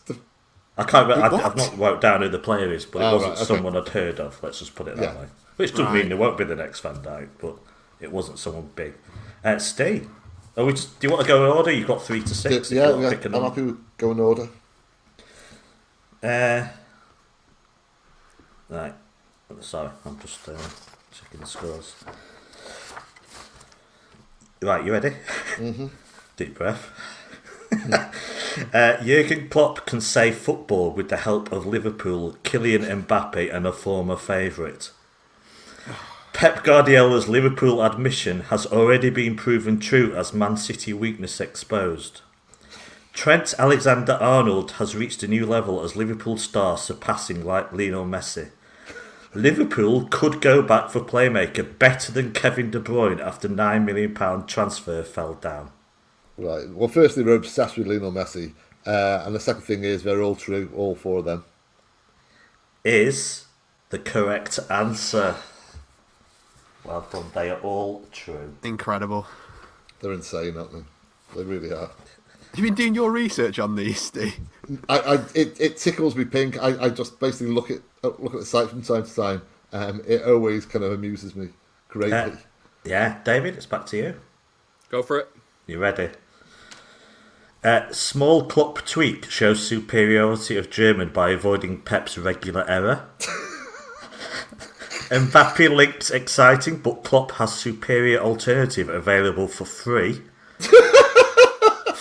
With don't put me off. With one gesture to crowd, Salah confirms special Liverpool bond unmatched in Manchester. Oh my Or God. FSG gesture suggests Lewandowski is tempted by Liverpool family offer. Oh my god.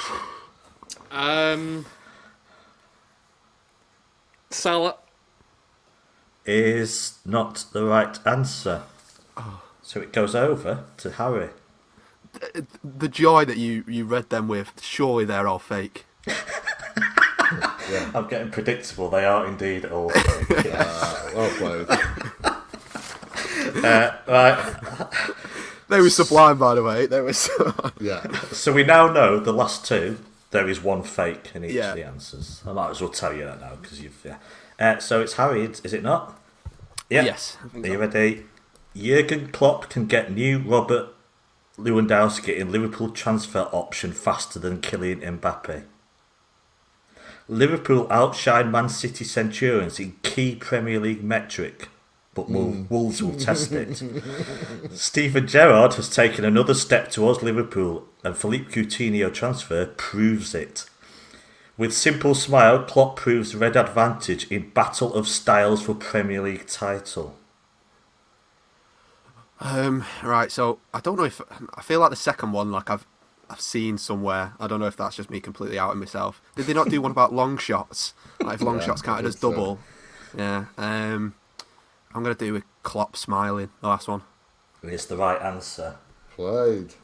Is it the long shots one, the second one? No, it isn't. It's goals per game. Right. They've done a few. They did a VAR decisions when Liverpool's way. They'd be 2 points ahead and stuff like that. They've done ridiculous ones.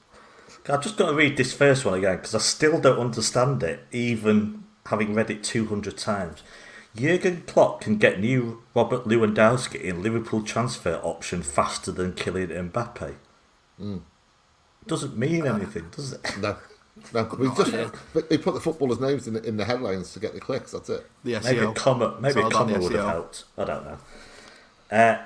Steve, yours the last one. Okay. Liverpool have 34.6% transfer advantage as Jurgen Klopp leaves Pep Guardiola trailing. Right. Liverpool have Man City advantage to stop Luis Suarez transfer repeat despite Barcelona warning. Liverpool only lack one Man City trait as 2 transfer targets expose Pep Guardiola weak point. Or Van Dijk masterclass exposes United inferiority during key Premier League period. Right, I don't think it's the last one. I think that's true, the last one. I think the third... I'll go with the third one's made up. Is the wrong answer. So, David, it goes over to you. I'll go with the first one. The 34.6% transfer is also wrong. Harry, get to steal a point. It's the second one then. Is also wrong. Really? The last one? It was the last one. Van Dijk masterclass exposes United inferiority during key Premier League period. Was made up by me. Smug face. Yeah, you went sensible with that one, didn't you? To trick us. Basically, the 34.6% transfer advantage is the fact that a Bundesliga player poll named Klopp as best manager. Yeah, with him getting 34.6% of the votes, whilst Pep Guardiola only got 12. Oh, astonishing. Liverpool have Man City advantage is about City players leaving for Barcelona, which Liverpool players would never do, as playing for Liverpool means more. And the Liverpool only lack one Man City trait. That trait is luck. I kid you not. After the Arsenal match. Right. That is it. We survived the round. Yeah. Steve, I don't know about you, but it makes me feel good about myself as a journalist. It makes me feel good being a City fan as well, because none of my kind of fellow City supporters like read that kind of stuff. I'd be mortified if I was a Liverpool fan and with that site. I'd be mortified. Do you know what it is, right? I know a lot of people that write for that site, and they actually are genuinely decent writers. Oh, The headlines are just incredible. Well, they've got a mortgage to pay, you know what I mean? I don't blame them one iota. It's just the way journalism is going. This is a roundabout stupid SEO targets and having to put certain names in and stuff like that. Yeah. Right, David, you still there? Yeah, I'm just sorry. In shock. I'm afraid. Go on, sorry. Sorry, I'm just like I don't pay attention to other sites, so I'm just in awe of what we've just heard. I was only asking if you were there because your score's still not moved again, I'm afraid.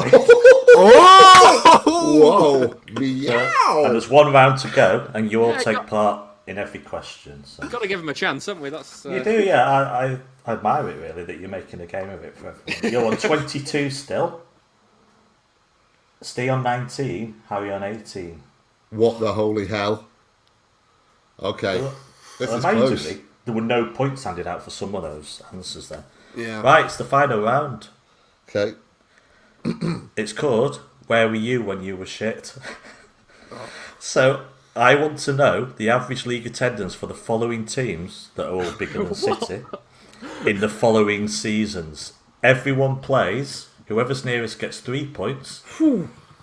Whoever's second gets 2. Whoever's third gets 1. So there's plenty of points up for grabs. Do you understand? Enough chat, let's do this. We start Harry, Steve, David order, and then we rotate it after that. Yeah? So everyone gets to go first, second, third. twice each. So we start. I mean, how bitter am I doing these rounds, eh?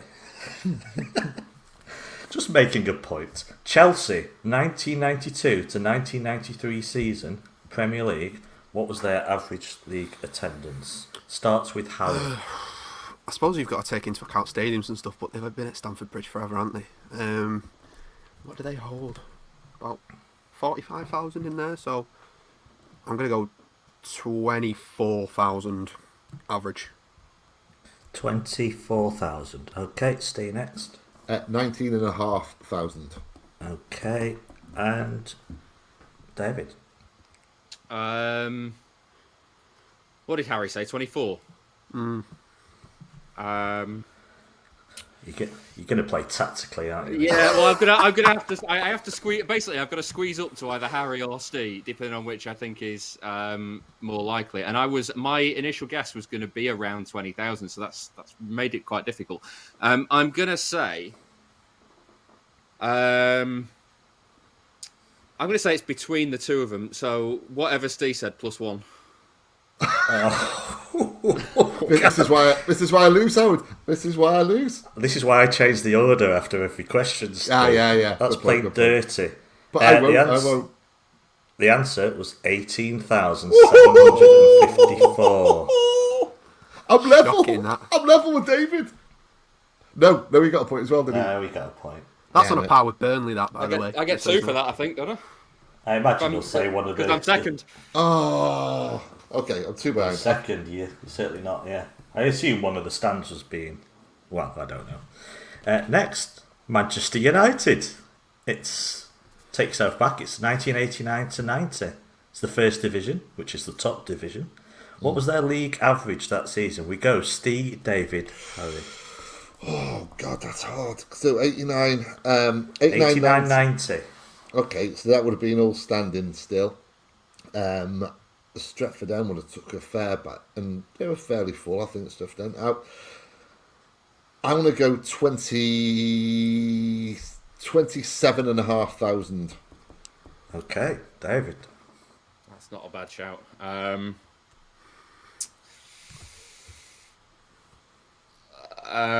Let's go 24,000. 24 fair dues. Harry? Encouragement. I got 26,000. I'm surprised by it. It was 31,245. I'm level with David. You are indeed. So 2 points for Harry. 1. But Harry can still win. Oh, yeah. Four behind them both. I feel like I'm a bit of a lost cause. 4 more to go. No. Right, it's Liverpool. It's 1994 to 95. Premier League. What was their average attendance? And the order is David, Harry, Steve. I might play dirty after all, you know. As is your right. Let's try... Well, what was the season, Howard? 94, 95? 1994 to 95, Premier League. So Premier League's taking off. Let's try 31,000. Oh my God! Honestly, Sorry, David, I was honestly going to go 31,000. Honestly. Did you say 31,000 on the head or? Yeah. So I said 31,000. Yeah, dead. Dead, right? It just cut out for like half a second. Harry. I don't know whether to just play it tactically. I'll go 32,000. Okay. Steve. What do I do here? I genuinely was going to go 31,000. Pick your side. Go 30,000, and then you can guarantee that I'm not going to get 3 points. But I think it's Sliding doors moment here. It's going to be more. 33,000. I'm going to play. It's going to be more. 33,000 is my answer. Is your final answer? Yeah. The average was 34,176. Oh my God. David's peaked too early. This is Ranieri and Leicester. It really is, isn't it? This is fairy tale stuff. I'm going to get that opera singer in soon. 2 points for Harry. Yes, you're 2 ahead. Right. Arsenal, 1992 to 1993.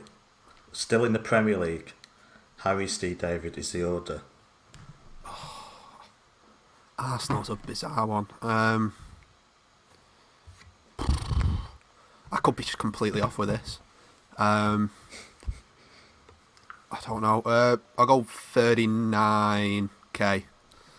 39,000. Okay, Steve. I think, and I know I'm helping David saying this, but I think they went to the Emirates in. Oh God, I can't remember now. The dilemma, I had that. 94, was it? 94 they went to, I think. And Is it that long ago? Oh, it might be later. But around this time was when they had, behind one stand, they knocked down in there, and they had that wall, they had that kind of fake crowd thing. And I think this was around then. I'm going to go low then. I'm going to go 32,000. Right, David, over to you. What did Harry say? 39. Yeah. Because this is 90. Was it 92, 93? You say? Yeah. Because they didn't move to the Emirates till like 2006, did they? Oh, really? I didn't like to say anything.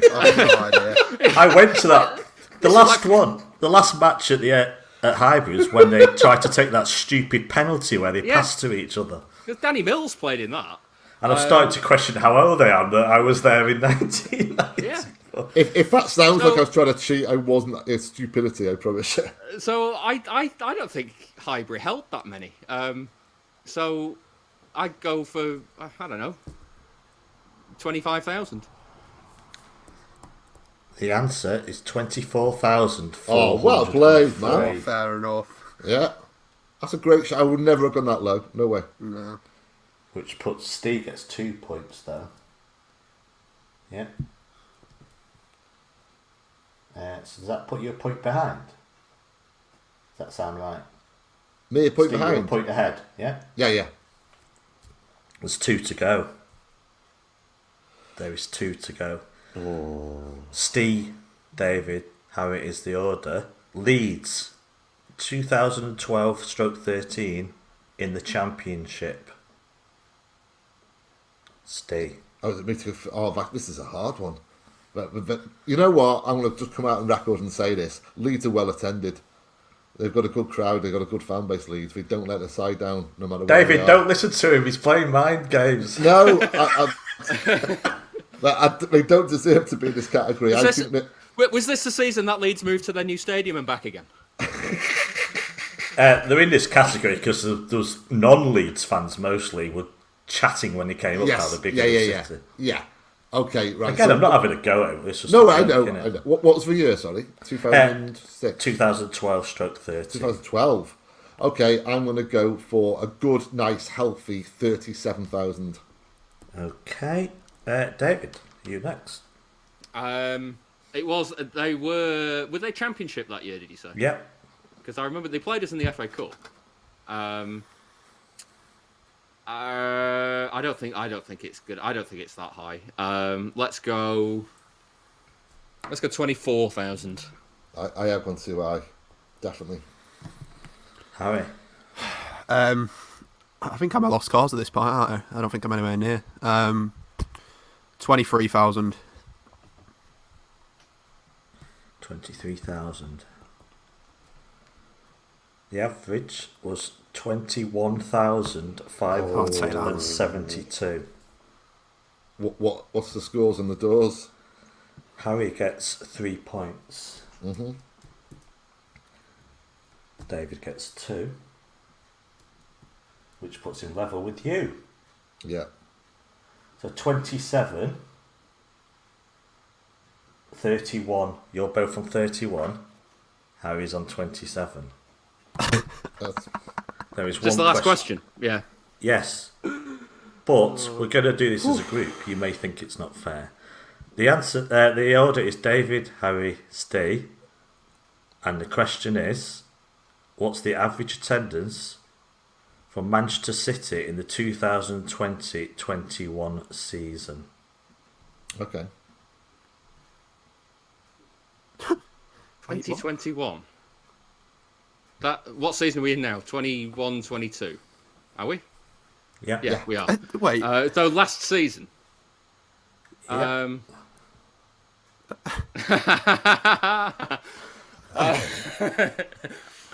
Oh, what a question that is, Howard. Don't worry, there's nothing at stake here.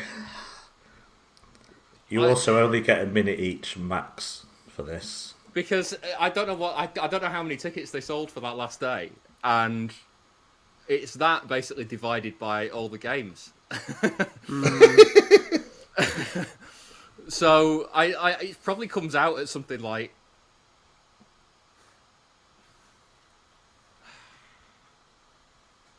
100, 120, something like that. So, which one? Because it was behind closed doors, wasn't it, all season, apart from one game. I can't comment, can I? So it's like if we're taking the Premier League, it's whatever the attendance against Everton was divided by 19. So I don't know. Let's say how many people were there. Let's say there were 10,000 people there. Got a rush, you know. Okay, 2,000. 2,000 as an average. Yeah. Okay, Harry. Yeah, because of course we didn't get any of the games in December because a few teams got a couple of games in December, didn't they? And we never got it in Manchester. So this is a tougher one. I think it's lower than 2K. I think it's lower. Yeah, But how much, I don't know. Yeah, I don't know exactly. I'm going to go 1K. 1,000, stay. Genuinely a bit nervous here. It's supposed to be a bloody fun quiz. You play tactically if you... And there's no way on God's earth I want to say 1,999. What I am Say gonna say 1,500 and make the maths hard for Howard.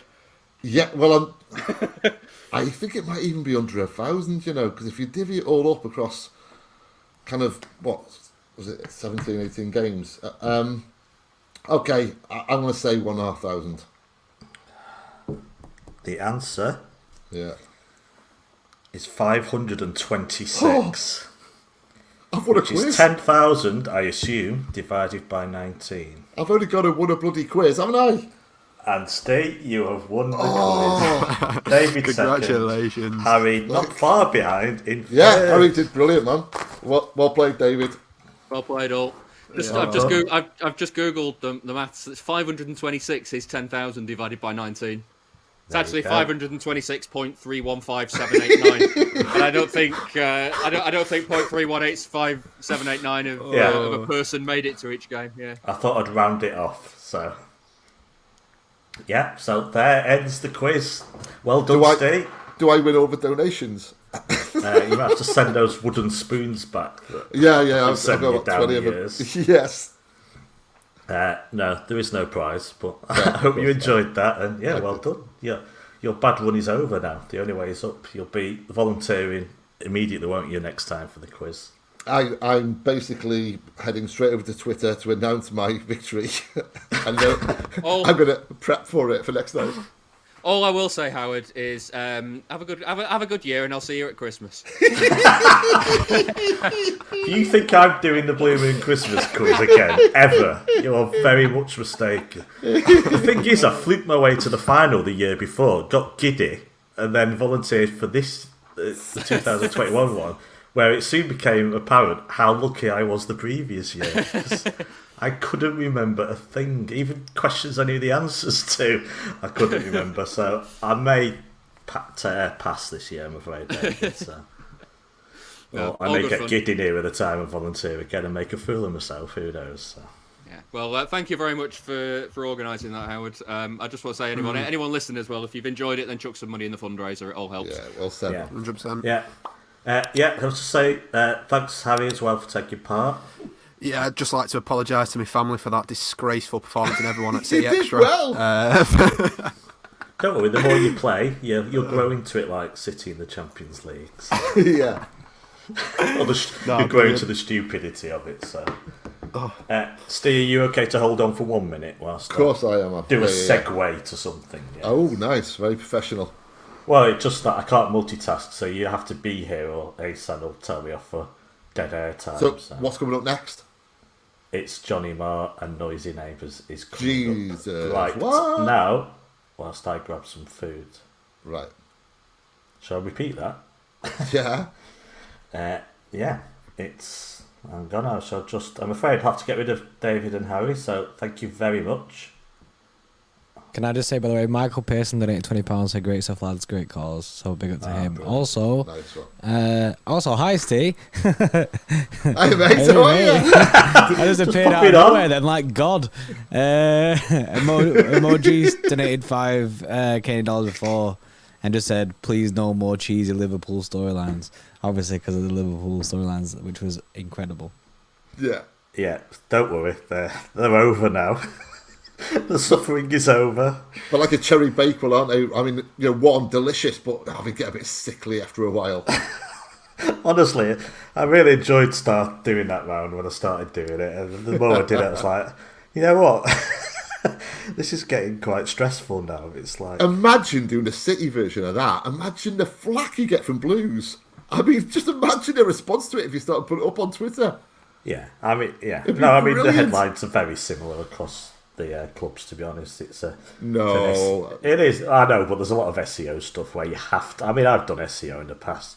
You have to get words into the title. I know how it is. Just a bit of light-hearted jokes. Some of the actual topics as well are desperate, but you have to get stuff out there. As I say, I've done it much of my career writing stuff like this, so I know how it is.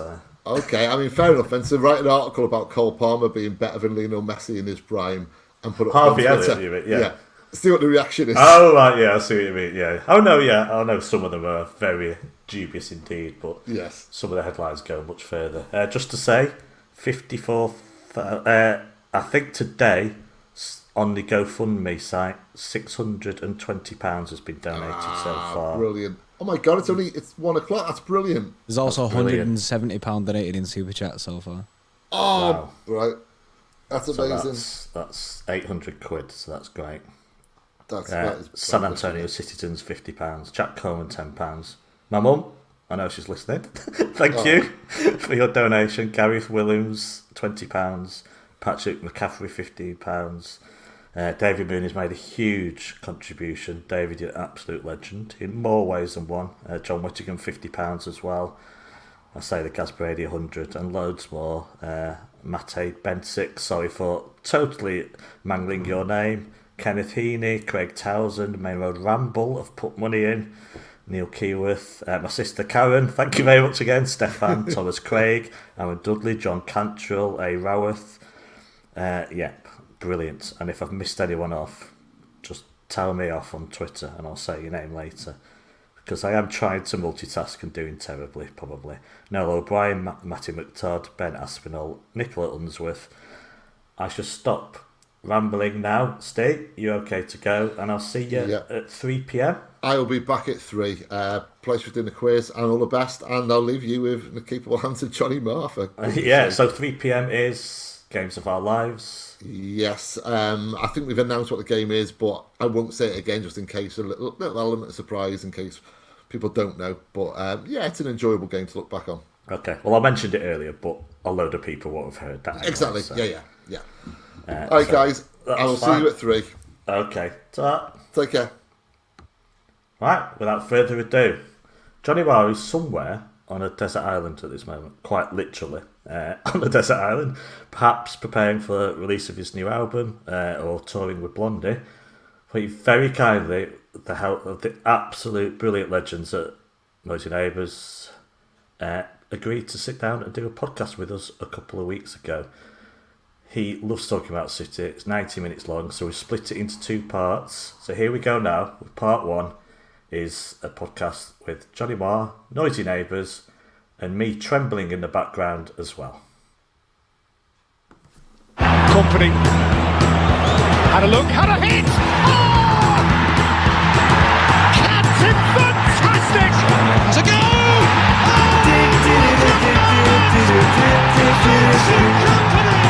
Et pourquoi pas Vincent Kompany aussi? Pourquoi Vincent Kompany?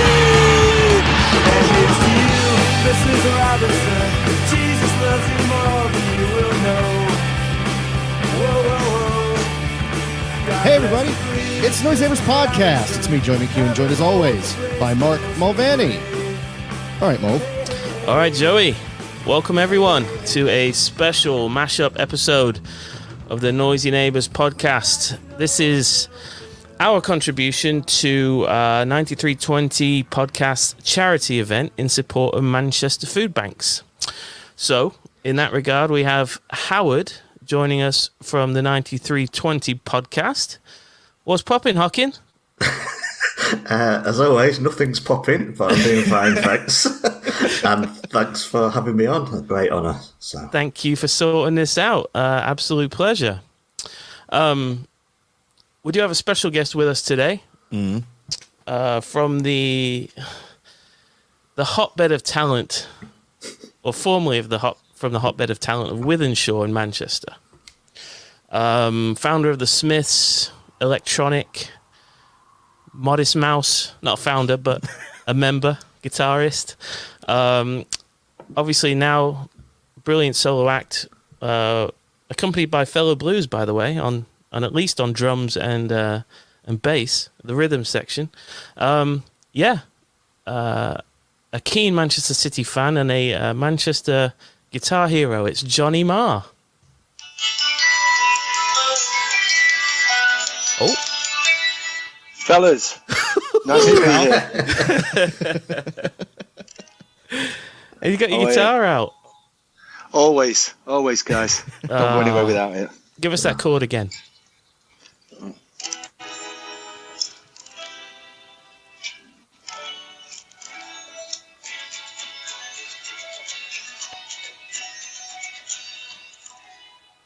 Oh, recognize that. I've heard that before. Okay. Sounds familiar, does it? Heaven knows I'm miserable now. Have I got that? Nice to be here, fellas. No, absolute pleasure to have you, mate. Thanks for inviting me. No, thanks for coming on. It's honestly hugely appreciated. Great. I can assure you this is not a burden for me doing this podcast at all. So, so I've not put myself out. It's well, thanks for doing this and taking the time out today. So. Great. Nice to be here. Take it away, Joe. What's the plan today? Yeah, so we're going to talk kind of high level about some stuff. Premier League so far, transfers that have happened, / transfers that might need to happen. And also, there are some other things going on near Manchester, I guess it would be, kind of in and around. But we're going to talk about what's going down at the Swamp, the Glazer Brothers 3-ring circus over there. So we'll talk all kinds of stuff. Let's not waste any time. Everyone's here for Johnny and Howard anyways. So correct. Vic, take it away.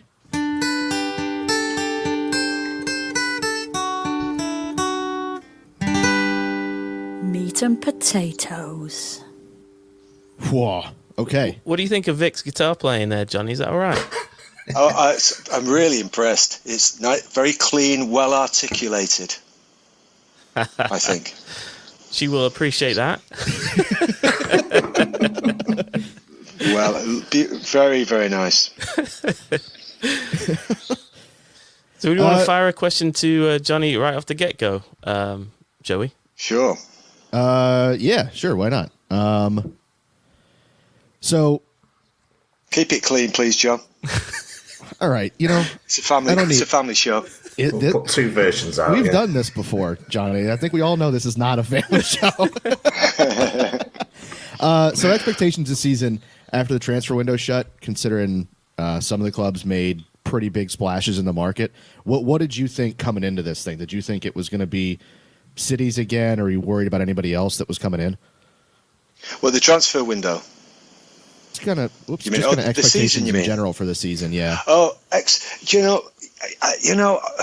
personally, I didn't think it was a done deal. I didn't go in there. Maybe there's a City fan in me, but I wasn't kind of gung ho, absolutely full of confidence. Maybe I was hearing too many people say, no centre forward, and then Kev being injured and Phil being injured. I certainly wasn't doom and gloom, but I guess I think really I'm having said that, I'm a fairly optimistic fellow, and I think City are great. But, Liverpool, I wasn't expecting Liverpool to wobble, falter, and I think they did. So, it wasn't a done deal. I think I was, maybe I would have thought we got a 50-60% chance, I think, of winning it. And as the weeks went by, and we had some, for me, the turning point for me was two things. I went to the Leicester game, and it was genuinely, it was bizarre. The first 20 minutes was so dazzling. It was kind of ridiculous. Particularly, City was so fast. It was like, talk just about that first half. It was like Bernardo on ice, which I think is amazing. And it was like, Mahrez was doing an impression of Mahrez, and Kev, it was just incredible. And there was that. And the other key point, I think, that really got me, really excited was the Arsenal game, and Dad, Bod, Rod, indeed. Thank you. You're the only one that's backed Dad, Bod, Rod over the other nicknames, so... It's a good nickname. Let's make it a thing. All right, cool. But I think those two moments... I think I can't remember what the game was right before the Leeds game or the couple of games before that. But aside from the Wolves, well, look, aside from the scoreline, the 7-0, when they came out really on one against Leeds in the first 10 minutes, I thought, I actually really worried for Leeds because they just seem to have this attitude about them, Grealish and Kev. Because Kev had started out slow, and I thought, I really felt for Leeds even before the second goal went in. So it up until that point, I don't know. I was thinking, the injuries and such gonna do for us, and Liverpool and West Ham were looking kind of good. So anyway, to answer your question, I felt quietly confident, but it was by no means a done deal. But by now, when City started to at Christmas time tear away, I heard your megapod, and I was noticing Joey's reticence still, even though we were 10 points ahead at that point. And that's an interesting thing, really, that the question that you raised there about the narrative and why are we still a little nervy and all of that business is quite interesting from a City fan's point of view. But I think we're in good shape. I think it's looking pretty good, and the big reason why is that guy Pep Guardiola. I think it's all about that man. Absolutely. Let me throw a similar question to you, Howard. Like, considering Chelsea made some big splashes, especially with Lukaku coming in, who we thought might be the final piece of their puzzle. They had just won the Champions League, unfortunately. Liverpool didn't do too much. I think they brought in a central defender. But then, of course, United, Sancho, Varane, and Ronaldo. Favourites. What did you have them as favourites? Who are your favourites going in once the window shut? I say every season, I think this is going to be the most competitive season in 10 years or something. So it did feel like it was 50-50 City, 50% chance it'll be someone else. Not United, obviously, but just because Chelsea had won the Champions League and Tuchel just seemed like he couldn't do anything wrong, I thought Chelsea were going to be, at the beginning of the season, our title contenders, and Liverpool had the burnout year. So, where they just run out of energy, I thought if they've got a fully fit squad again, they will be like the team of 2 years ago. But I'm never an optimist, am I? But City still go into the season as the favourites, and when they did won it 3 out of 4 times, I think for me, it didn't feel like absolutely nailed on because, I know we're not allowed to say the strikers that much on this podcast, but I did think it might just cost us in the big games eventually. So I'm just astonished. I'm sure we'll come to it. I'm astonished at where we are as we're doing. By the New Year's, it's still astonished me, even despite having 5 years of Pep to get used to this sort of thing. So I really thought it was 50-50 that City were the favourites, but it was far from nailed on, I think, because we'd spent £100 million player on £100 million on Grealish, who I liked and excited me, but wasn't sure that was what we actually needed going into the season. So. Yeah. I think you make a good point there, Howard, because about Tuchel, because at the start of the season and the first month or so, he really was killing it, and he seemed like a really still kind of does in a way, but he really seemed to be having his moment. Tuchel, he seemed very sure of himself, and instill. I mean, the results were going their way, but instill confidence in his team. And what I saw, I might be reading too into it, but he's got a crack here and there in him, and he seemed to crack a little bit. And I remember a couple of pods back when Mulv we were talking about what perhaps sort of paraphrasing, but I think Mulv was saying now, looking at it from the way other fans look at it, what about really the other fans will look at Pep, and I think I just think other managers want to be Pep. I think what we started to see is we started to race away. I'm always nervous saying this stuff, overconfident stuff, but when we started to race away, I think most of it was down to the difference in quality in between Pep and Guardiola and Pep and Tuchel and Klopp.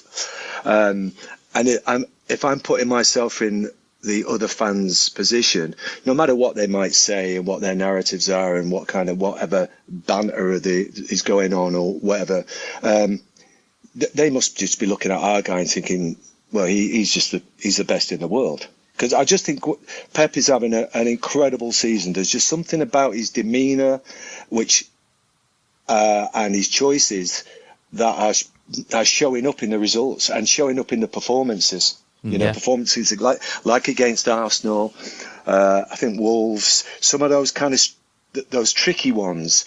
It's that cliche, isn't it? But we're doing a couple of things that cliche that it's the way champions do it. We grind out those results. We get results when we're not playing so well, or even with the Leicester thing. Jesus, when it got to 4-3, I'm with Mulv. I kind of thought, it's okay. We'll score a couple. I would have taken a draw at that point. You guys have Classic really changed. No, that's so. Yeah. That's kind of what that sort of is my feeling really about the other teams. Anyway, to get back to the point, I think Tuchel. He was looking pretty dangerous at the start for us. He was looking very impressive, but his wobble. Sometimes you see him freaking out on the touchline, and he looks he looks like he's losing it. Yeah, he's rattled. Yeah, exactly. No, I think you're right. I think I was saying that Pep can do that. He's probably the only manager in the world that, certainly in the Premier League, that once he gets close to a double-digit lead, everybody else just downs tools, because you're just not going to catch him, are you? I mean, I can't. I mean, maybe Klopp, but not in an AFCON year, Would you say, if Klopp got a 10-point lead, would you say it was over, halfway through the season? I think Pep's the only one you could say that about. Right. I might be getting really too nuanced here, but it stuck in my mind. I just couldn't shake off this thing of the win at Old Trafford. How the strength of purpose to just batten down the hatches and not go for the grandstand and just be like, no, okay, second half, guys, let's just play great. And it looked like we weren't even bothered to get a goal in a derby when we could have absolutely humiliated them. And I just thought that took a real kind of someone who was supremely confident. And really, the word is a master. It was a masterful kind of tactical decision to we almost killed them with kindness. I'd hate to do that to them. Did feel like screaming. No, because obviously I was screaming. I was watching it on TV. I was screaming, going, "Let's make it 8-0! Yeah. 8! Come on! This could be double digits." Yeah. And I went away from it a little bit like, weeks would go by, and I was like, "Wow, I think that was really cool what we did there. We just tortured them to bits." Because Liverpool had put 5 past them, I thought, let's make it 6. You want the 6-1 to happen again and to lord it over the, have it in the, on the record books. But I thought that was absolutely a genius move. You know what I mean? Because he just was like, well, we'll just play cat and mouse with him. It was amazing. There's Maybe a narrative. Pep was just trying to keep Solskjaer in a job. Good. Well the picture, yeah. There's a narrative over here that in the States that Pep is the master of pandemic football. That's coming from like the NBC team that do the broadcasting over here, and I think that supports what you were saying, Johnny. Like he's the master of rotating his squad. He's the reason he's different, I think, from Klopp and Tuchel. They're sort of the two extremes. I think Klopp is like heavy metal football. Same starting 11 every week, and he just runs them into the ground. And over the course of a 38-game season, they're likely to run out of gas, aren't they?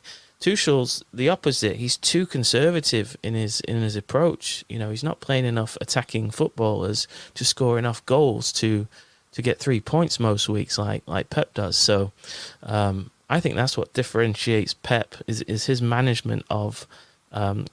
Which we've proven in the last, I think, week or so, City fans have, that he is dealing with a smaller squad than everybody else. Mm-hmm. It's just a much more versatile set of players than these other teams have. So, would you agree with that, Joey? Right? Well, yeah, sorry, go ahead, Joe.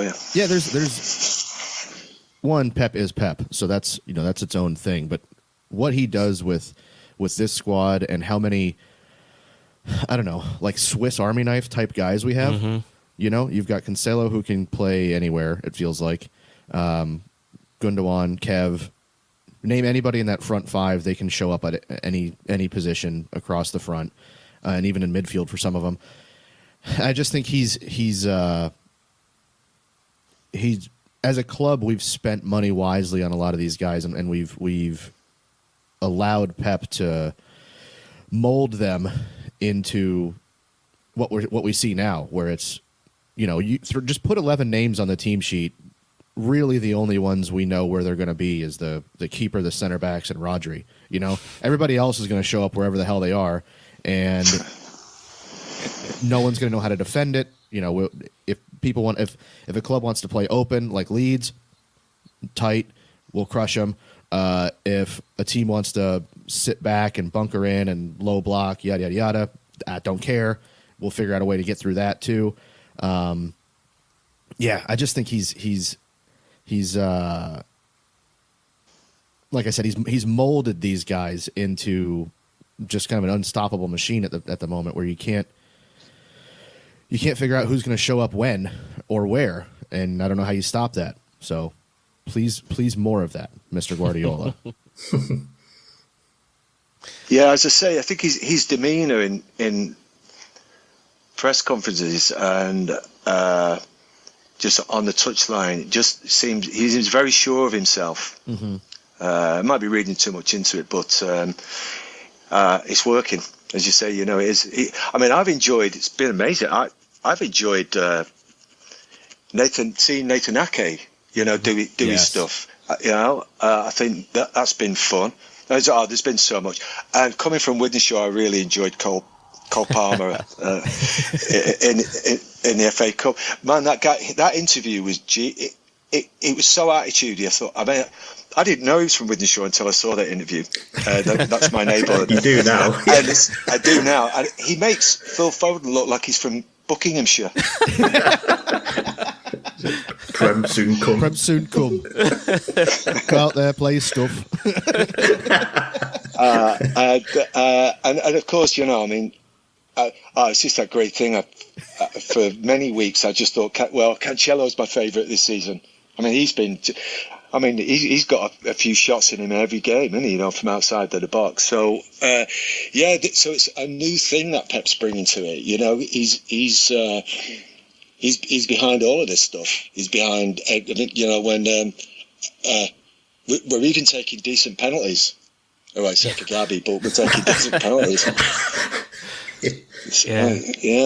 He tried to do a Ballo, and it just wasn't going to happen. You know what I mean? He tried to do a Balotelli with the little pause, and it's like it's not only was it. I mean, it was a bad shot, anyways, because it's not in the corner. It's it's easy for the keeper to get to. But if you're going to take that pause to then hit it, you can see the keeper move in that direction. So why are we what do we hit it the other way, dude?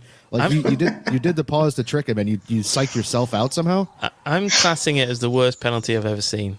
Really? So that penalty is worse than the ones I took at the football museum. At the football museum, I am cleared. Manchester.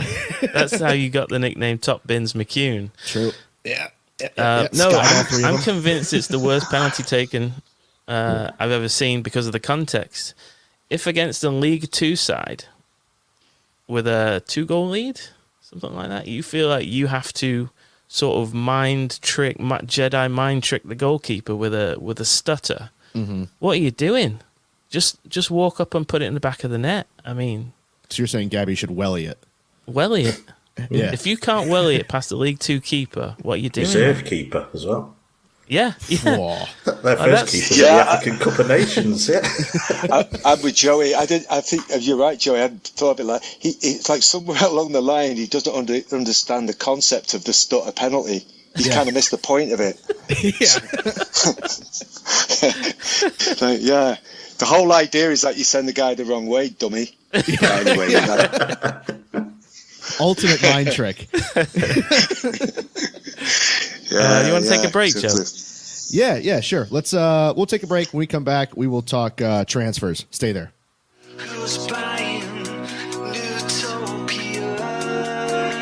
Hi everyone, this is Michelle with Houston Space Citizens, the official Manchester City supporters club in Houston, Texas. You can come and watch City with us every weekend at the Phoenix on Westheimer, and you can also get in touch with us on Instagram and Twitter at Houston Citizens and Facebook at Houston Space Citizens.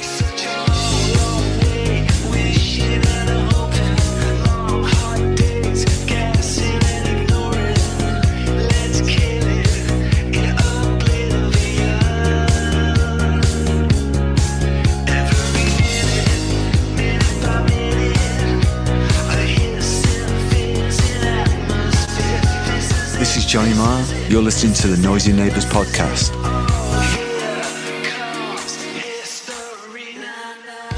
That's right, everybody. We're back. Noisy Neighbours podcast.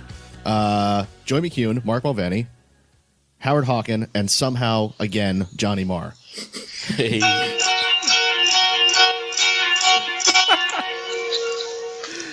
I hope you know we don't have the money to pay for all this royalty stuff, right? The Patreon is not that hot. It's good, but it's not Johnny Marr money. I'll tell you that. I love that track. I wish Joey and I could have been in the video. Next time, guys. What are we doing here? You shouldn't have said that. You'll regret saying that. Oh dear. Oh, please make that happen. Yeah, can Nobody we do it wants outside that. of Howard's place? Just me with a leaf blower. Don't get me started on that, please. Johnny in front of me with the guitar, but me behind him, double leaf blowers in the sky. Oh, God. Giving me a The magic's migraine. happening. My Achilles heel is leaf blowers, yeah. The magic is happening. I like it. All right, fellas. Let's talk transfers. It always gets the juices flowing. So we'll kick it off. We'll throw it to you, Johnny. First things first, the big one, £100 million man, Jack Grealish. What are your thoughts on him so far? I'm hoping that it's one of those things where it takes a season, and hopefully not too much longer than that. Sometimes it's a season and a half for a great player to assimilate himself and learn the Pep way and the City way. I'm glad he's there. I really like Jack Grealish as a guy. I've never met him, but I always liked him on the pitch and off. I'll tell you what I like about Jack Grealish. When I first saw him talking on TV, he seems to absolutely have no regard for media training whatsoever. I think we're putting together a squad that doesn't. We have Jack, Palmer, Foden. Yeah, there you go. Yeah, I forgot about Palmer and Phil. But no, seriously, I've been considering that he's someone who's so high profile in the Premier League and his age and everything. I didn't notice at first, but I think it's really refreshing about him that as a person, and particularly given his status and everything, and kind of pop star status. That I think that's a commendable thing. That he seems like he gives honest answers, and he's a very natural kind of person. So off the field, he's kind of he endeared me even when he was at Villa, really. But really, to get to the point on the pitch, I think I am excited because, again, back to Pep, I think that Grealish, with Pep Guardiola, Grealish can be an incredible player. When they first started playing him in the false number 9, I thought, okay, this is a little bit like taking someone and throwing him in the deep end. I know you can do it.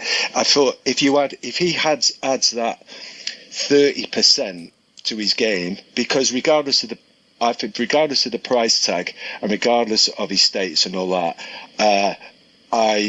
I don't think he's a world beater, but I think he can be a world beater, and he's in the right place. So I'm happy to sit back for a season, because I saw it with Sane, we saw it with Mahrez, who was pretty much the finished article, and for whatever reason wasn't so great for a season and a half, maybe even 2 seasons really.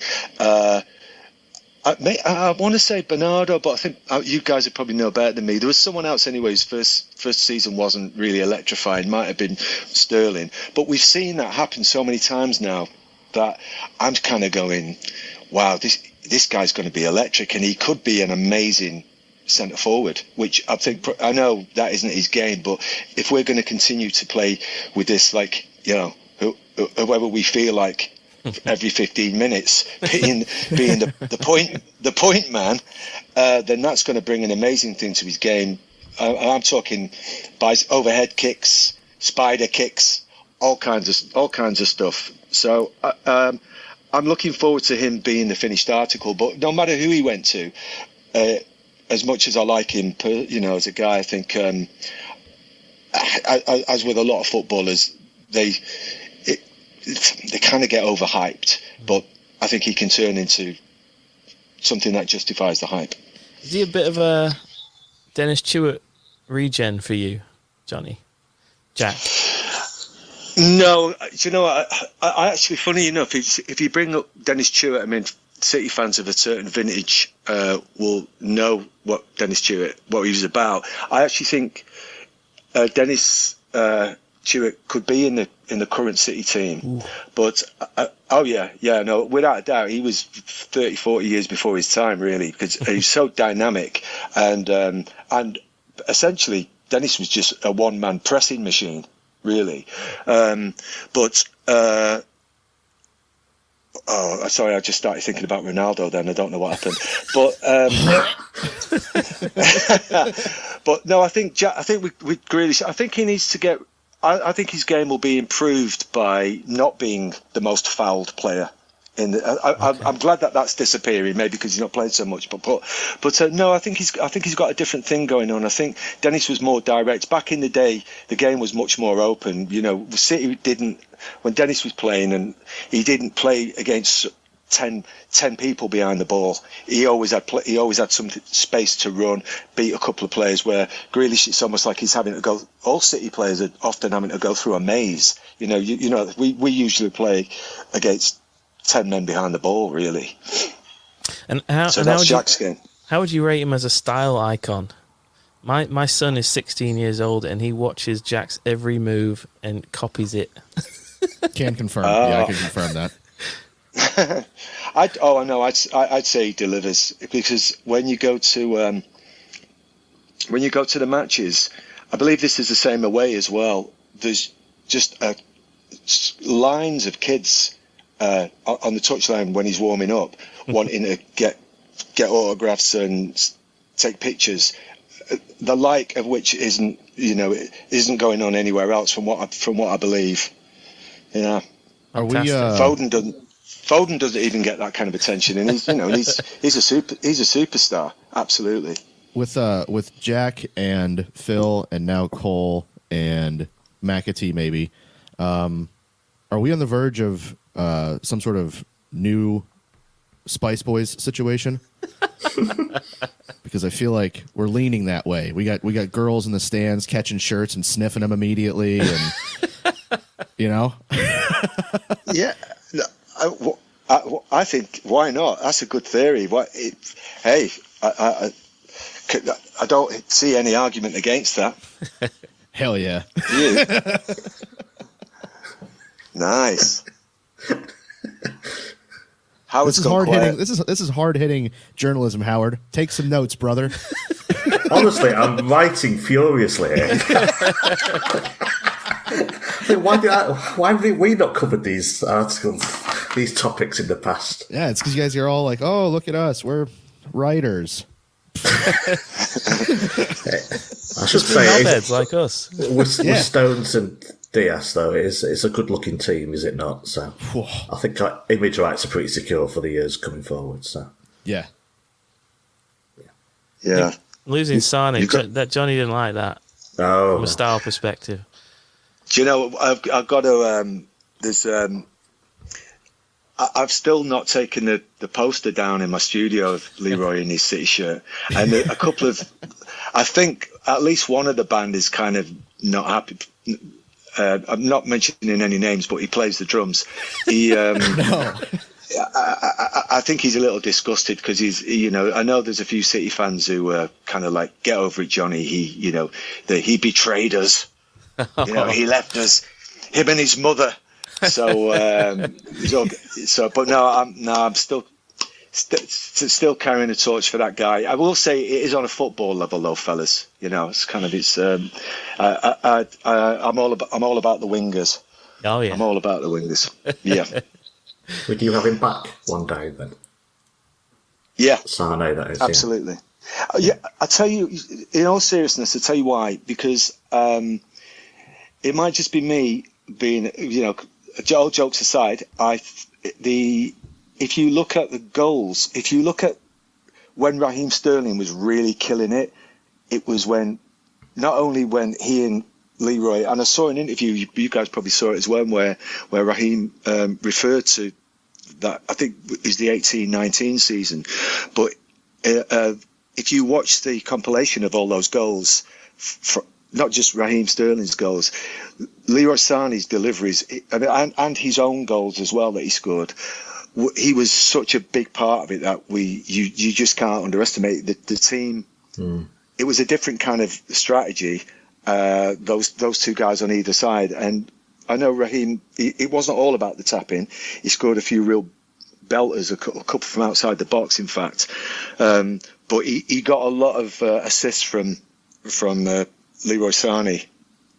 Yeah. So I only mentioned that because. Sorry, I was just saying I was listening to the previous podcast you did, and you mentioned at the time Sané is your current best player, so it was like, must have been gutted for him to leave then. Yeah, there's a lot of politics, and I get it. Not every player. I did have to justify it because I was so public about effusive in my praise for Leroy Sané. I heard the Billy Duffy podcast. Don't think I didn't hear that, fellas. And man crush indeed. But I think it was one of those things with Sané, isn't it? That I have had to justify it with people. He turned his back on the club, and you know what fans are like. And I was like, well, it's not for everyone, is it? If you're not feeling like you're on fire, particularly if you're a dynamic player who likes the spotlight and likes getting some goals, and let's face it, look like you could have been in Sly and the Family Stone or Bob Marley and the Wailers or something, or any number of great looking bands, and you're only getting played once every 4 or 5 games. I get it. If I was him, I would. I understand it. Down that it's stretch, only human. going toe to toe with Liverpool, he couldn't get in ahead of Sterling and Bernardo, because the two of them were just outrageous, and on both sides of the ball was the thing. And the thing with Sane was he wasn't quite as well. A lot of people say he was nowhere near as good defensively as Sterling or Bernardo. And Pep was always pretty animated on the sideline, on the touchline, when addressing Leroy in that regard. So that was one of the things I think he thought he could go to Bayern on big money. Obviously, I think they money whipped him, to be fair, and maybe not have to do everything he was asked to do defensively at City. So. I think I'd agree. Just the last thing I'd say on this, I'd agree, because we have changed. The team has changed since those days of Sane, and we touching wood like mad here, but we've succeeded in being having the best defence and in really getting that side of our game together. Because 4 or 5 seasons ago, as I'm sure everyone remembers, the pundits, it was a mantra for the pundits. I mean, they've got a new mantra now, of course, whatever that is, we'll probably get to that. But the mantra was like City's defence, holes in the defence. And, who would have guessed that, do you remember the days when we had just left-back problems for years? And now we've got the best left back in the world in Cancelo when he plays there, if he's going to play there. But we've managed to get that side of our game evolved, where everybody's coming back. I mean, you see Jesus, he gets back, he's in his own box, he's his own penalty area to defend. As you said, you mentioned Bernardo. So yeah, it's just a different system now than Sane was going to play. And I actually think, aside from maybe his attitude, if you like, or his sensibility, I just don't think, not all players fit that kind of system, whether it's their attitude or not. They're meant to. He needs to be born free, fly. Well, I think you described sort of the evolution of Pep's tactics while he's been here, there, Johnny, and. Yeah, things are a bit different now, and I would argue they're a little bit more geared towards the Champions League as well, in that he's getting deeper and deeper into the Champions League, and I don't think we would have ever got that far playing the way we did when Sane was around. It was just too high risk, and he's managed. What's amazed me about Pep is his ability to take the risk out of probably the highest risk tactical system in the league, and it's amazing what he's been able to do. Yeah. Nor without a strike. Yeah. But I mean, Pep would play 11 midfielders anyway if he had the choice, would he not? So absolutely. I found it weird that we only had eyes for Kane and they were never going to sell, and here we are with another without a striker. But again, no, I don't think any other manager bar Pep will be able to work without a recognised top class striker in the squad. And with the reason City have just 11 games, league games and counting at the moment, one on their own, it's just because that's what Pep does. You lose at home to Crystal Palace and then you go and win the next 15 games on the run, and it's just standard. It's a machine, and assist. I don't. This squad is not perfect. Far from it. I don't think it needs a striker. It needs a left back. It probably needs another defensive midfielder. And I don't think every player in this squad is the best in the world in their position. Like, if I was a Liverpool fan, I'd be saying that. But I think if a lot of these players left the club, their performance levels will probably dip because they are so totally ingrained now in a Pep system and working so beautifully that it's that alone that seen City not end the title race, but certainly take a huge advantage in it. So speaking of players that recently left, this Ferran Torres stuff. Where are we at on this? Is anyone really like busted up that he left? Any thoughts on the situation in general with Barcelona? I don't know, not being able to even register the guy because they don't have the La Liga's salary cap, for lack of a better term, and then there's all this stuff about whatever the loan thing is, as if we're going to take him back for a few months or anything. How are we feeling about this whole situation? Johnny, Howard, whoever wants it, go for it. Go on, Howard. What would be interesting? Well, I was just going to say, I've got more money than Barcelona at the moment, so I think it's because Pep's like, if a player comes in and says, I want to leave, he lets them go. But personally, I'd have said, you're not going in the middle of the season, you can stay to the summer. Because you already said we've got a smaller squad. Let's be honest, it's not bad money and we're not going to miss him. And if it goes towards buying a big-name striker, he'll be easily forgotten, which is not me having to go at him again. It's lifestyle, he'll probably want to go back to Spain. It's not a bad deal for City, but it's one that would have been much better waiting until the summer, especially with Marr gone for all of January as well. It just seems a bit weird. My only disappointment really is we didn't really get to see him, did we? It was just passing through, and I'm a bit disappointed because I think he will develop into a great player, and we just didn't get the chance to see him. But with the likes of Cole Palmer coming through and other players, I think we'll have forgotten about him pretty quickly, to be honest.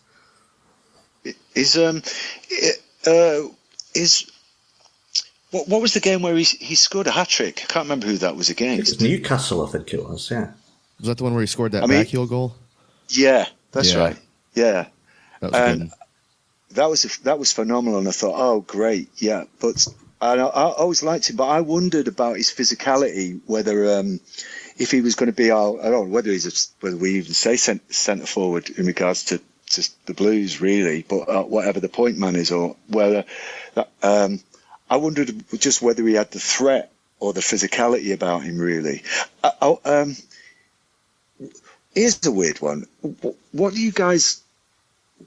Does anyone wonder what this team would look like with Haaland in it, or am I missing something? What's going on there? Did we think he was Did City think he was overpriced, overrated, or both, or that he didn't fit the system? And do we? Am I saying this because I can't make my own mind up? Something in me says this team, as we are, as in awesome, with that dangerous RoboCop dude, like added into the mix, would just be terrifying to line up against. That's kind of my kind of wish, but then I might be missing something. I don't know what's happened there. Yeah, it's I think there would be a tactical change a little bit, because you'd have to, right? You can't.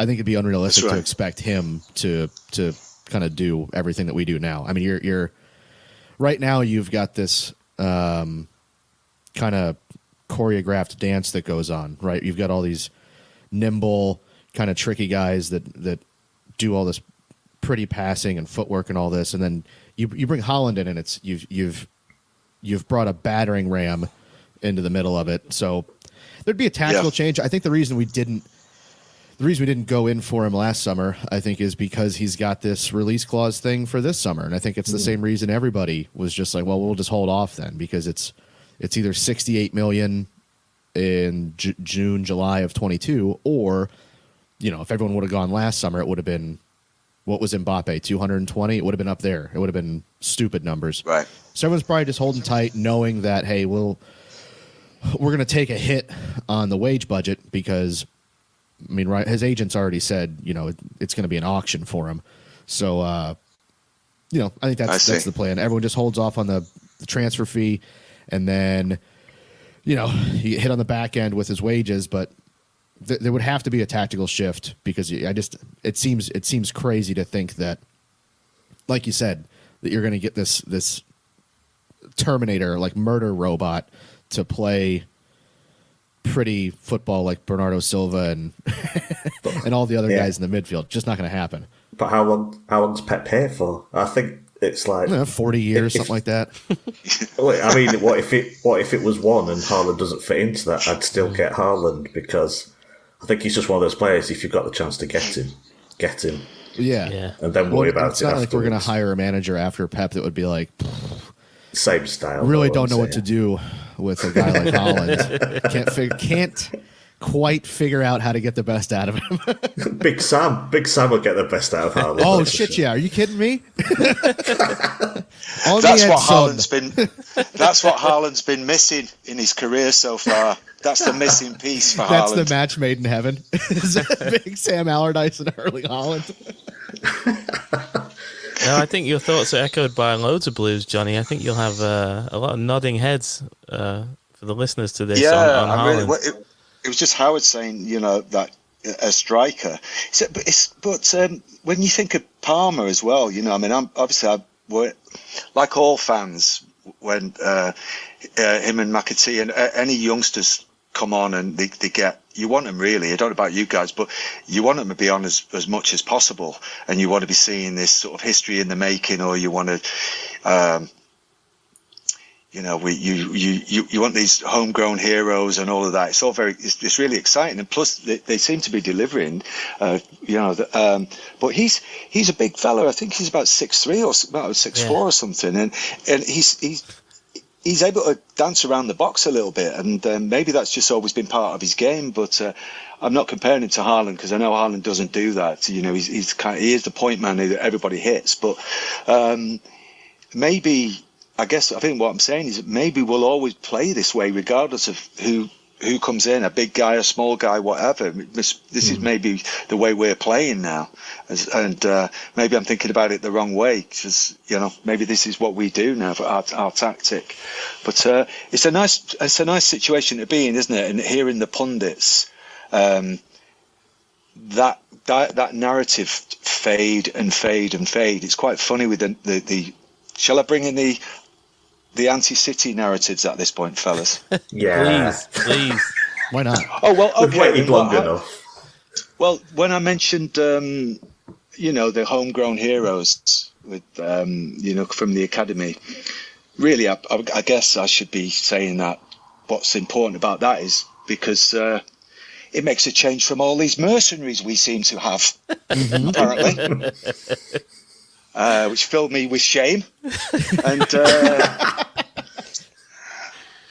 you make me not want to be a City fan. Ooh, cold, and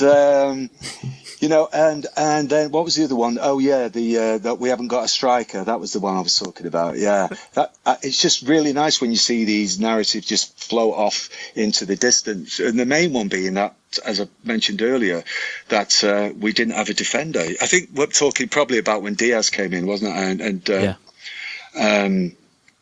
And when Vinny left, it was that seemed to go on for ages. But I'm going to go there. I mean, this BT business, flipping out. Because Dennis Stewart, he came over to mine last night. We were watching the game, and it's the kind of guy I am, and just normal. Name dropping. Yeah. I went, Paul Lake, move over. Dennis is going to sit down. Please, Mike Summerby, make some room. And but Dennis was up in arms about I think the Tottenham game that had Jermaine Genius, Glenn Hoddle, I think Gary Lineker, and Spurs. Yeah, all Spurs, and then the business with the Arsenal game with the VAR. I mean, like I heard you guys talking about that. I mean, I'm going back in time a bit with the should it have been a penalty and shouldn't it? And I thought you were very, very even-minded about that and quite balanced. And as was I, because I thought, okay, well, it could have gone either way, etc., etc. But the kind of the BT Rio Ferdinand narrative, does he not know how VAR works? That was the thing that amazed me. I was trying to be magnanimous and go, oh, well, we got lucky there or whatever, but I felt like having to explain to him how it absolutely works. But he was blinded by this anti-City bias. I'll say it. I think it's got more ridiculous this season than any other season. For sure. Absolutely. Yeah. Can I just say, away from the bias, I don't think they know how VAR works. I think they turn up. I think they've never even bothered to read rules or do much research and just turn up and take a nice little Especially wedge for Rio. talking nonsense, to be honest, because I've just heard Jeff Stelling watching this Saturday afternoon scores, moaning about clear and obvious on an offside decision. And VAR doesn't use clear and obvious on offside. It's a binary thing. And I was like, well, Jeff Stelling doesn't seem to know how VAR works after all these years. Martin Keown doesn't, and is also biased. So I just think I think football supporters are just treated as idiots sometimes, the standard of coverage. I just I love cricket, and you don't get this standard of coverage for cricket. You get proper analysis and treat the viewers and listeners as adults. I think it's strange, but I just did want to ask you, John, does it bother you a lot, the portrayal of City over the last 10 years? I think maybe it's just been a bit of a hot topic around my place over the last couple of weeks, really. That's the thing, probably. I don't know whether it's been the same in the City community, but I think obviously every supporter, West Ham fans are going to think there's a West Ham bias. They're not getting enough attention, and everyone's got it. It's part of being it is part of being a fan. But I think, I suppose I've been a City fan since 1973, 74, and I'm not used to being and I'm not used to this kind of criticism because we're one of the richest teams in the world. I'm not used to that criticism. I'm not used to the criticism about us having a team of mercenaries. I'm not used to the jealousy. This is all part of being a fan of a team like Manchester City.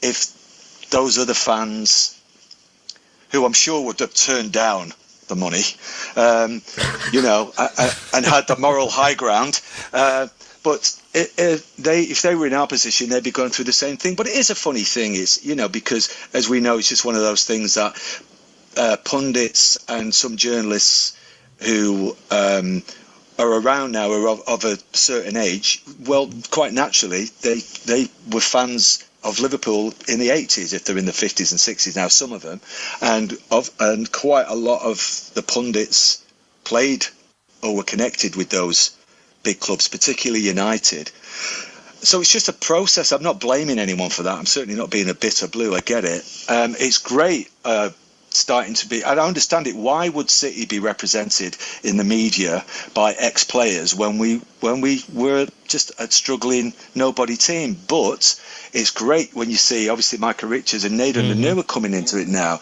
He's great. Popping up on the podcasts, and I think he's intelligent and insightful. He was on BBC TV a few weeks back. So City's starting to be represented. I mean, everybody loves Ali McCoist, don't they? No, and I think, to be fair, in balance, I get a sense from Jamie Redknapp, regardless of him being ex-Liverpool, like he's genuinely. I see him as being someone who is a fan of what he sees in City and is not afraid to say it. And he seems genuinely enthusiastic and fairly authentic fella, as does Ian Wright. And we know that Ian Wright's got a soft spot for City anyway because of Sean. But so it's not all. I'm not being a bitter blue about it all. But some of it, the stuff that I am noticing, is really bloody blatant. Yeah, it's shocking this season. Absolute peak right now because of the way City have, gotten such a gap at the top. Doesn't look like they're gonna give it up, and it's that ugly combination of pundits being from those, let's just call them red teams, who were good a few decades ago, and them also having the largest fan bases in the country to pander to. So it's just the way it is. I wonder if it might not change as folks like Meeks and Nedum creep in, and City gets more voices in the media, and City's fan base grows over the next decade or so, and then we would be of the size of those other clubs in terms of having as many media members and as large a fan base eventually. That it might only be until then that we get a fair shake. Do you remember when Mike Summerby got onto Sky Sports once? Yeah. Oh yeah. They invited him back after his honest views, did they? It was the 2-1 derby.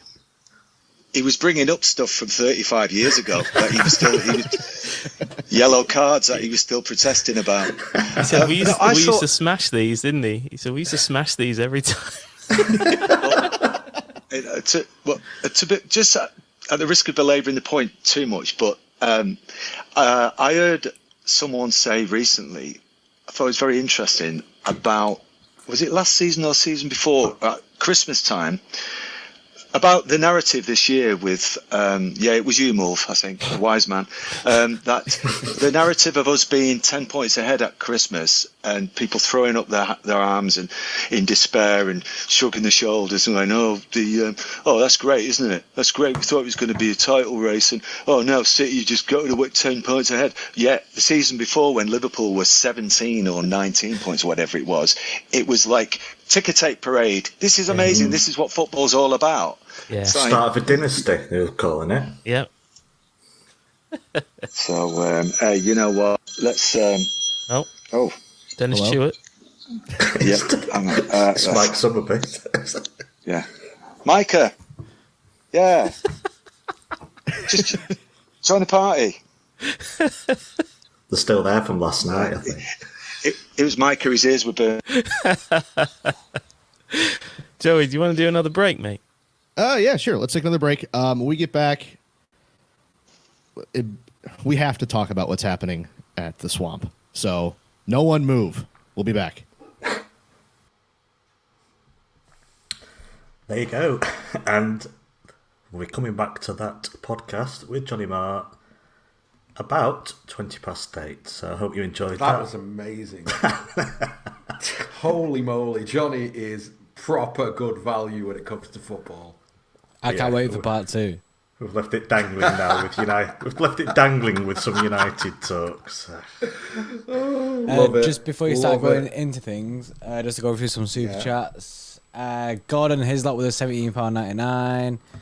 Boom! Go on, Gordon. Paul Ashwin with the 50 PLN. I don't know what PLN is. And Tony Maroney with the £25 said, glad my Pep 11 question got you talking. And that takes the super chat donation so far over £200. It's at £230 so far. Brilliant. Wow. The GoFundMe's on about 900 or something, so that takes it over £1,000, which is amazing. Wow. You know what? Whatever you raise in super chats, I'm going to match it. Ooh, that's big.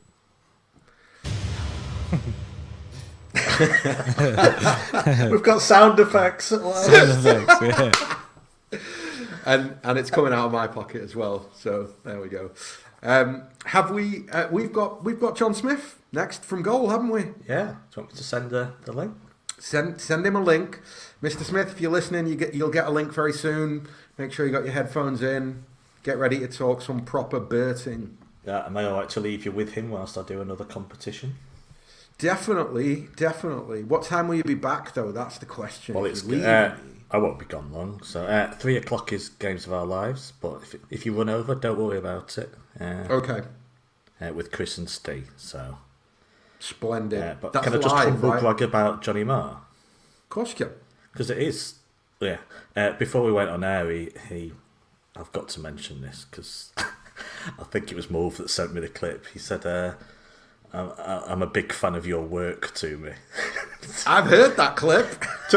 Now I know he's just been a gentleman, obviously. And I was just like, I started palpitations about 5 seconds into the podcast, and I was like, I just replied, well, funnily enough, I'm quite a big fan of your work as well, so I just couldn't believe. Lovely. Well, you know Johnny what? Marr would say something like that to me anyway. So anyway, I just had to mention it. That's lovely. It is lovely. It's just an absolute gentleman. So I've said the Howard, link anyway.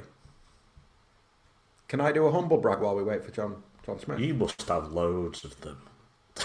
Well, I don't know if I've ever said this on a podcast, but one of my earliest jobs in the music industry was working for a management company, and we managed Andy Rourke and Mike Joyce. Yeah. So I ended up spending loads of time with Andy and Mike, and they were absolutely top blokes. So it's kind of, you know, I part of me wishes that I had been on the Johnny Marr interview, because we probably could have swapped some funny Andy Rourke stories for sure. But yeah, I hope we'll get another chance. Just to chime in. Well, we just need to. Go on. Sorry. Go on. It was just Joseph Ricky's put $10, a $10 super chat. He said, if that's the case, Ahsan, let's help out a great cause. And also Patrick McCaffrey with the $9.99 said, for the match from the mighty Ahsan. Nice one, lads. Well, yeah, I'm definitely regret this if it starts going up and up. So. It'd be worth every penny. It'd be absolutely worth. Okay, Jonathan should be here. Mr. Hello. Smith. How are we doing? Yes, Mr. Smith in the house. We're very good. How are you?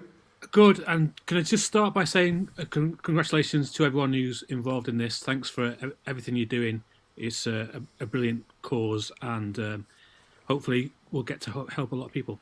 Yeah, very kind. Thank you. Thanks for coming on. Really appreciate it. Can I tell you my Mike Joyce story? Go on. I'm staying on then. I once stood on his kid's train set by accident. It sounds like something from Would I Lie to You? But yeah, I was friends with a guy who was in Mike Joyce's first band. So we went round to his house, and I was completely starstruck by which house? Huge, Mike Joyce's house. Yeah, but which one? The one in Hale Barnes? It was. Yeah, was it? I'm feeling it was Sale, actually. Don't know. Maybe it was Hale. Yeah, but as I sort of reached out to shake hands with Mike Joyce and stood on his train, a little toy train set, and broke it off. So, oops. Yeah. I'm doing the tweet. Yeah, was he nice to you? I'm doing the tweet for this show now, and great. I'm just googling the image of Bob Mortimer on Would I Lie to You. And it's going straight in the tweet. And then about 10 years later, I went to the gents at the Etihad, and was stood next to Mike, and thought, I was going to tell. I thought, I'll tell you about the story about when I stood on your kid's train set, and then I thought, this is just too odd to do this in a gents' toilet, so I decided to leave it. So probably for the best, considering where you were stood. Yeah. So I've met 3 of the Smiths, just not met Andy. Never met Andy. No, so. You met Morrissey? I have. When Vauxhall and I came out, he did a signing on Oxford Street, HMV. Was it Oxford Street? What was it? What's the name again? No, Market Street, HMV. Market Street. So I met him there and he signed my copy of that.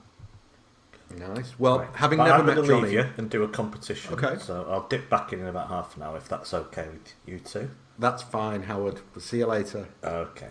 Enjoy. Thank you.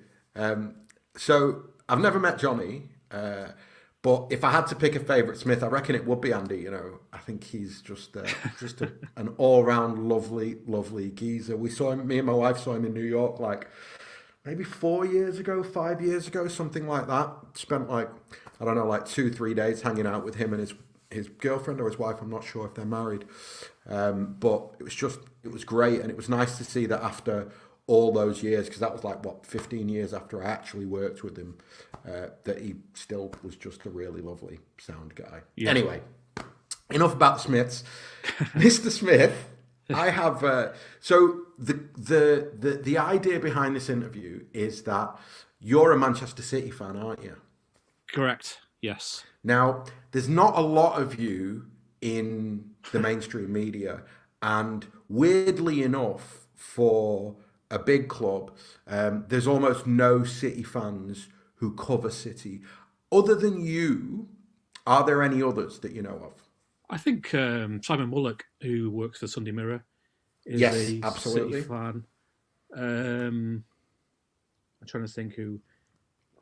I have to be honest. I think there are a lot of people who just have lost any sort of fandom. That they are just journalists, and just there are quite a few people who just go to a match as, you know. A lot of people have to be neutral anyway. It's part of the job. That's funny. We'll come back to that. Please carry on. But I think some people are just genuinely I've just severed all links with whatever, whether it's working with the club that they supported and not liking people there and stuff like that, and just take the job. I can understand there would be cynicism around something like that, but I do genuinely think that's true. Okay. Well, first question: why City? How did you end up a City fan? What's your? We did this earlier on a kind of general questions from Twitter, so I'm going to throw it at you. Why City? What's your earliest City memory? Well, I mean, the one thing that annoys me is that I am the only person in my family who's not from Manchester, and that's everybody: parents, brother, uncles, aunts, my daughter. Every single person was born in Manchester apart from me. So huge Manchester background. Taken to City from before I can remember. Okay. So my first kind of memory is from the age of 4 or 5, which was the year City went to the FA Cup final in '81. I can remember the sort of beating Norwich at home 6-0. I can remember going to the FA Cup final, the first game, the 1-1, and then wasn't allowed to go to the replay because it was midweek. So yeah, huge, massive City fan all my life. And then kind of around the age of 13, 14, something like that, it started to dawn on me, probably later than most people, that I'm probably not going to make it as a footballer. It's not going to happen because in my team, there were various. I played for a good team, and various people were going on trials, and some of them were getting picked up, and it wasn't happening for me. And so I thought, what am I going to do? Well, no, I mean, that sounds a bit more dramatic. I was only 13, but I was thinking, what? I'm not going to be a footballer, but I love football. My whole life is football. I liked writing. I watched football non-stop, so wanted to be a football journalist. And it's at moments like this when you ask me questions that I suddenly stop and realise how fortunate I am, because my dream job was to follow City as a journalist, and that's what I'm getting to do. So my 14-year-old self would be incredibly impressed with what I'm doing. And you get caught up in everything. And, like everyone else, there's bits and pieces about the job you don't like. But when you do things, I would have happily have reported on City, playing at Swindon and Portsmouth and in the lower leagues. I would have been more than happy with that. But to be covering them at the moment, to be going to Porto for a Champions League final and seeing all those City fans there and the occasion, and this team and these players and this manager, yeah, it's pretty extraordinary, really. What was so without dating you, like what year did you get into writing? Because I presume that it was before the explosion of online writing. Yeah? Yeah, so my background is newspapers, and the problem is that when I was starting out, I was still going to a lot of City games, and I found it very difficult to choose between being professional covering matches and still wanting to go and watch City. So, for instance, in the 99 season, I went to when City were in League. Was it officially League 2 then? Wasn't it? The third tier, anyway.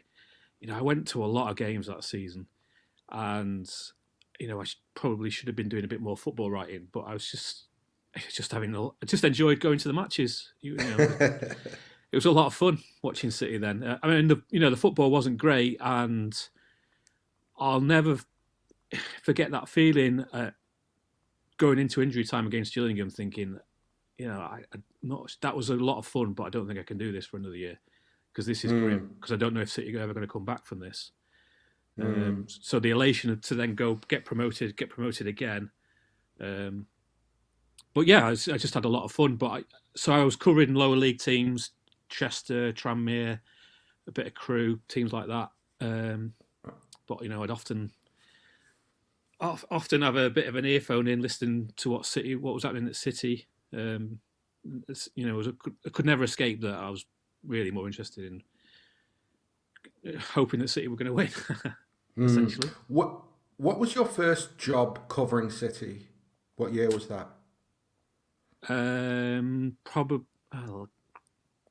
Probably around. Well, I worked at the Evening News for quite a while, but I was on the sports desk, so not necessarily doing a lot of City games. But I used to do the odd bits and pieces, so that would be mid-noughties. Okay. But then regularly covering City, probably for the last 10, 12 years, something like that. So just as the takeover happened. Yes. Yeah. I was at the Evening News when that happened, and got a call around probably about 7 a.m. saying something big is happening. I mean, you're not going to get too many more extraordinary days than that. No. No. It was a call went into everybody on the sports desk saying, get into the office now. You are working all day. This is big. We don't know what's happening. Anything could happen. Everything's happening. Those bids going in. So for where did that come Berbatov from? Where did that come from? So what? 7 a.m. You say you get the call, right? So the news hasn't broken at that point publicly that City has been sold or that there's been a takeover. So does that just come out straight out the press office? At the press office, ring whoever your editor was and say something huge is happening, or did you hear it from elsewhere? Well, I got the call from the news desk, so I don't know where. I wasn't, I wasn't essentially covering City then, so I was like on the subs desk and doing bits and pieces around other sports and a bit of football here and there. So, I'm trying to think. I mean, it wasn't more. The internet was, the web pages weren't massive then, so. But it was still like, we need to be covering this. So this, my first call was from the desk to say something's happening at City. So it's a bit unclear exactly what it is, but get in, because also United were trying to sign players that day as well. They did been playing Berbatov all summer, and and then obviously late that day, City were going to go over the top of them and spook them into paying what they should have paid in the first place. So, yeah, remarkable day, incredible.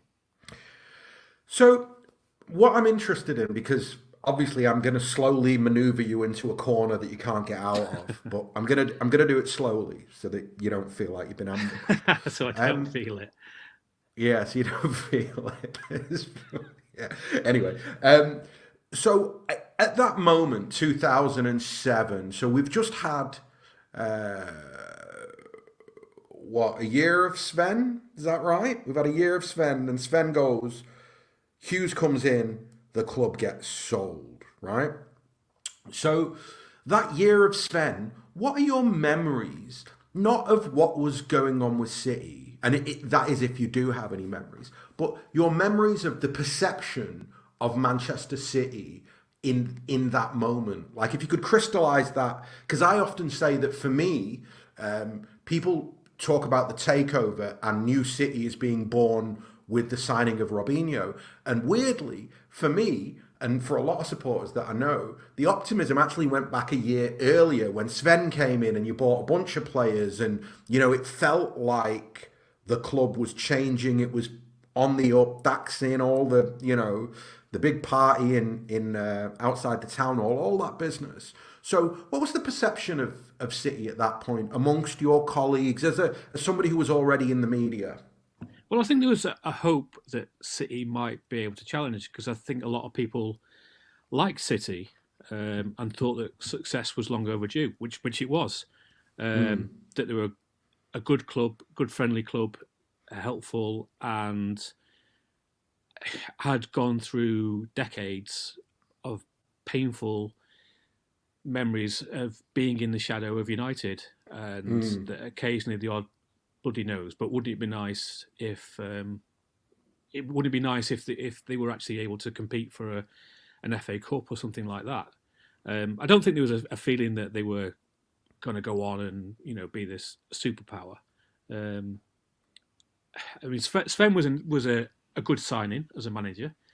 He then brought in half dozen players who initially looked really good. The problem was that they gradually, sort of on a monthly basis, just didn't do it, did he? Like Giovanni was the first to had a massive impact, and then slowly wasn't that good. Trying to think who else. Garrido just wasn't that good really in the end, was he? Alano was brilliant, and then there's a few games where you just didn't see anything from him. So, and then it all sort of culminated in that game at Middlesbrough, didn't it? Where you thought, actually, there's not a lot behind this, is there? No, gonna I go. think we were. If I remember correctly, though, we were top 4 going into the new year. I think it was a weird season in the sense that the first half of the season was amazing, and we go either into Christmas or into the new year in the top 4, and everybody's talking about, oh wow, City could actually finish in a European spot, and then obviously the wheels sort of came off. Yeah. All right, so Sven goes, right, club gets taken over. There's Mark Hughes in charge, and the season begins, and it sort of is what it is. Now I want to push you forward to around the time that Mancini was appointed, because I think that was I don't think I'd ever known what it was like to be on the receiving end of the media turning on you, right? From a footballing point of view or a sporting point of view, it had never occurred to me that you can be a villain, right? Because City were never really villains in that sense. And then it was around the time that Hughes got sacked, or actually it was the week of Hughes getting sacked, that it was really a pretty menacing and toxic environment in the media. There was a lot of stuff that obviously from Hughes's mates, but there was a lot of stuff that was very vitriolic about the owners, about whether they understood English football, and loads of stuff. Do you remember that period? And do you have anything that jumps out to you around that time? I guess what I'm trying to drive at is, was there a moment of realization for you that bloody hell, there might be some good stuff, but there's going to be some bad stuff here too? Yeah, I mean, I think there was occasionally a bit of fear, wasn't there, about how much City were going to spend in terms of that they were going to just blow $1 billion in one transfer window and buy every single player, the top 10 players in the world, transport them into the Etihad, and they were just going to take over football. I think Mark Hughes was an interesting one because he was popular. He'd done a good job. He'd been a good Premier League manager, and from a City perspective, he had brought in some really good players, which, had the takeover not happened, would have still been brilliant signings, like Vincent Kompany, obviously, Pablo Zabaleta, De Jong. That was what Mark Hughes' skill was. He identified those players, and they'd have been brilliant for City at that time. And then it just went into hyperdrive, and events seemed to get away from everybody. Really, I'm not sure that anybody really knew how to control this thing. It was like, you've got a lot of money to spend. We talked about that term deadline day, that there were bids going in all over the place. And I'm not sure, there was no real thought behind the signing of Robinho. It's just like, we have got to sign somebody. And I'm not sure they really knew what was coming next. There was bids going in for Buffon because he was the best goalkeeper in the world. Obviously, there's that talk about Gary Cook making £100 million bid for Kaká and saying that Milan had bottled it. And the reality was that if there was a potential of Kaká and Buffon and Robinho, you've already outgrown Mark Hughes. You need someone fresh, and it probably was a little bit unfair on Mark Hughes because he'd come under the pretense that he was taking over a mid-table, maybe 8th, 9th, 10th placed club with the potential to take them into Europe, challenge for a trophy, get good signings like that, maybe win something, bring back, end that 40 years wait for a trophy. And I think, it's kind of understandable that people thought he was treated unfairly. Really? But, I mean, hold on. If you don't mind me asking, don't you think that if you measure expectation with performances in that moment, it felt pretty obvious that it was inevitable in the next 6 to 8 months Hughes would go anyway? Yeah, I would agree with that. All I'm saying is that he kind of wasn't in. There's a view that he wasn't given an opportunity to spend these millions, but the reality is that they wanted someone experienced at the very top level, which Mancini was. He'd won things at Inter. He was a international star as a footballer, and that let's get someone in who we know. And you think of Mark Hughes given a limitless budget, and one of the first signings is Roque Santa Cruz. That kind of gave an indication of this. I mean, in hindsight, perhaps that wasn't such a bad idea, because the things then slowed down a little bit, and it's like, well, hold on, we need to do this gradually. We can't go from 10th to Champions League winners and it was a bit of a slow growth. So then you go for like your Tevez, who's just gradually getting better and better. You get Tevez, then you get Aguero. You get Barry and Milner are the two for me that you kind of look at and go, those were probably the bridge between where we were and where we needed to go. But also players like Kolo Touré, he wasn't going to win Arsenal the league, but he was going to help City go from 6th to 4th. Yes, and he's going to help Yaya come in. So that was like, it's just like things slowed down a little bit. But realistically, Santa Cruz was just not going to cut the mustard, was he? No. Sadly. And I feel the same about Hughes, to be honest.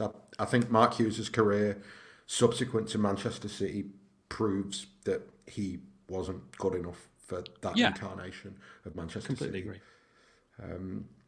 So those early years, and maybe this is just a perception from the outside, right? So my feeling most of the way through, from once the kind of furor around Hughes' sacking dies down, right?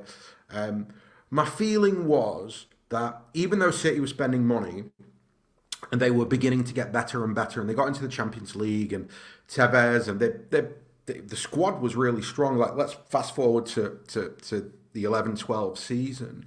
Now maybe I'm wrong, right? But I don't remember there being a particularly strong feeling in the media that something terrible was afoot.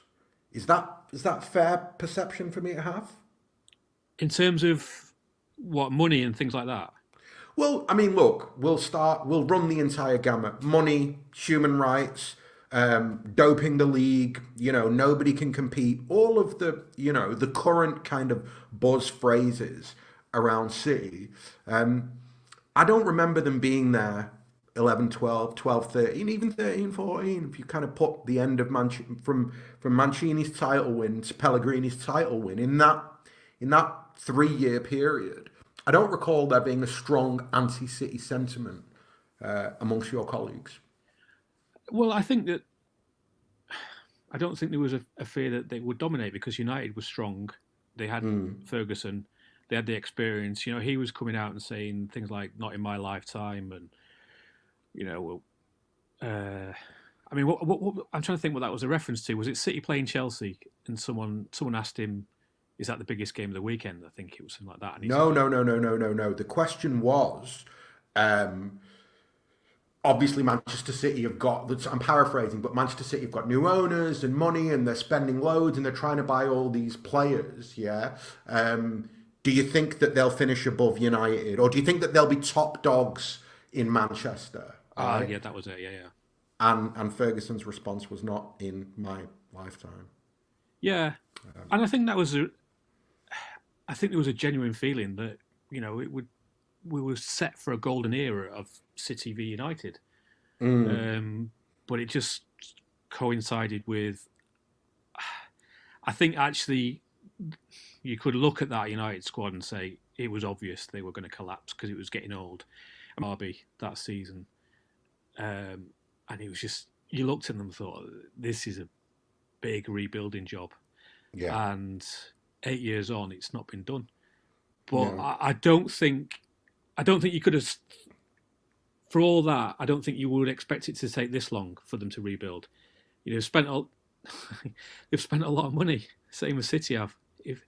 Similar, maybe more, maybe less, but around the same amount. And for all the criticism, that's the difference, isn't it? City spend well, are organised, know what they're doing, and United are a mess.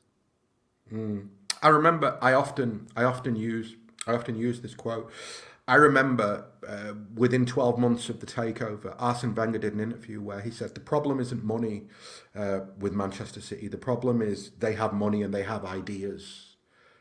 And I always thought that was a very succinct way of encapsulating what struck fear in the hearts of rivals and people who felt that it was not right that City would be successful, or that an owner could come in and change a club's fortunes in that way. I felt that Wenger summed it up perfectly with that quote, because I think, there was a sense, and I'd be interested to know if there was a sense inside that there was a big plan at City, that they weren't going to go away. Because certainly for me, even, when Mancini, the fact that they sat Mancini when they did and they brought Pellegrini in, I think spoke to a wider context at City. That City, it wasn't just about win today, it was about something bigger and grander, and the roots almost need to be longer and stronger. Did it feel like that at the time, that that this was serious shit? Well, I think a lot of people were still of the mind that they'll come in, how long are they actually going to be there for? How interested is Sheikh Mansour?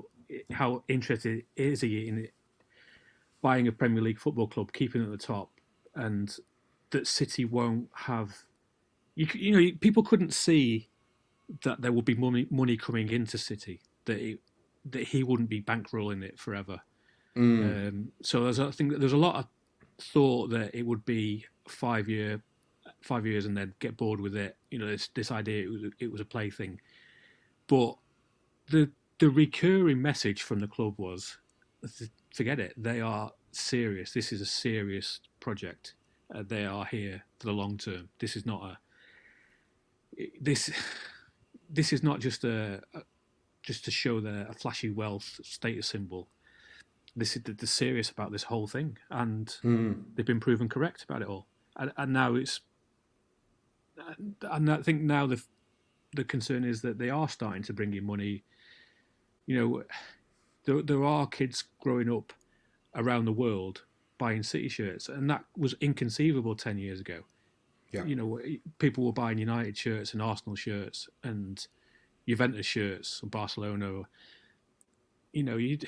City are everywhere now. People, I still find it incredible, but you see NBA stars turning up for a match wearing a City hoodie or something like that, in the same way that a footballer would wear a Yankees baseball cap. Yeah, City are one of those leisure wear that they will wear. It's just it's not. Who would have thunk it?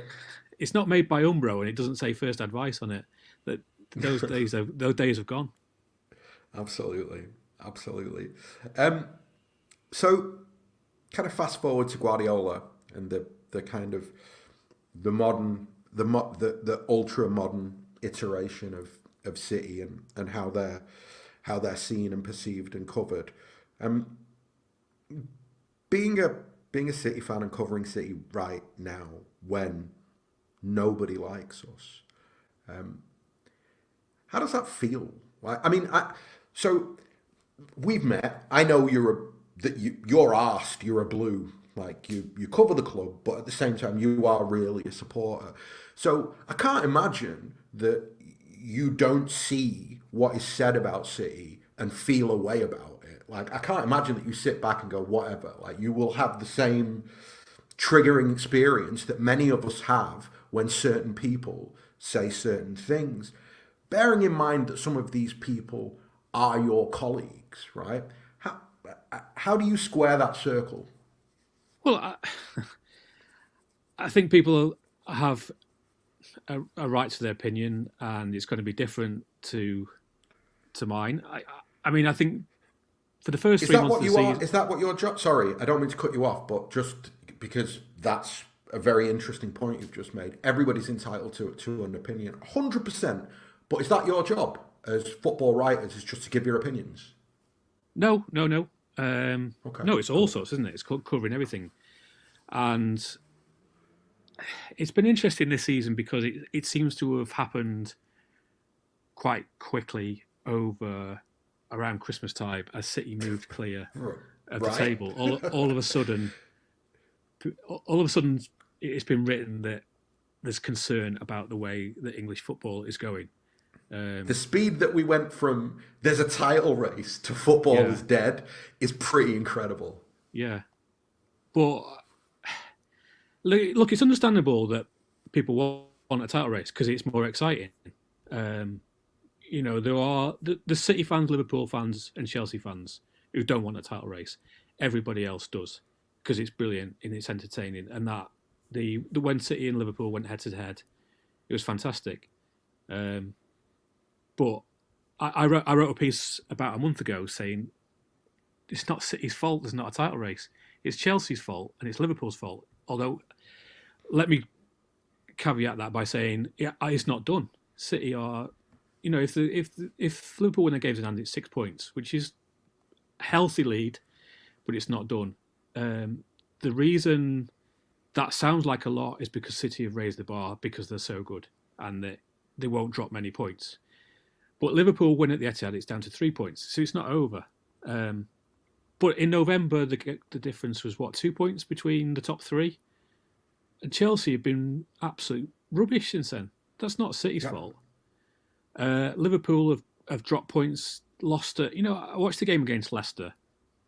Didn't do enough to win it, and you can't blame City for that. And they've been consistent and very good. And that's why they're clear at the top. How does that feel? I mean, so, we can kind of have a laugh and a joke about it, but actually I think from your point of view, it's certainly something that needs to be discussed, is the idea of the opinion, right? And how I get the sense that we've very quickly gone from reporting on the football and this is very specifically from a City point of view now, because it doesn't apply to other clubs, right? That we've gone from reporting about the football to writers giving their opinions on the entirety of the Manchester City project, which to my mind, is no different than if every single United article talked about the Glazers, the leverage takeover, the interest that's put on the club, etc., etc. Yeah, there's a difference between giving your opinion in the right moment with the right context and basically lathering your opinion over every single thing, whether it be a match report or whatever it may be. You need to stick your opinion in there about the bigger context of City. That's a new thing, right? That's not old.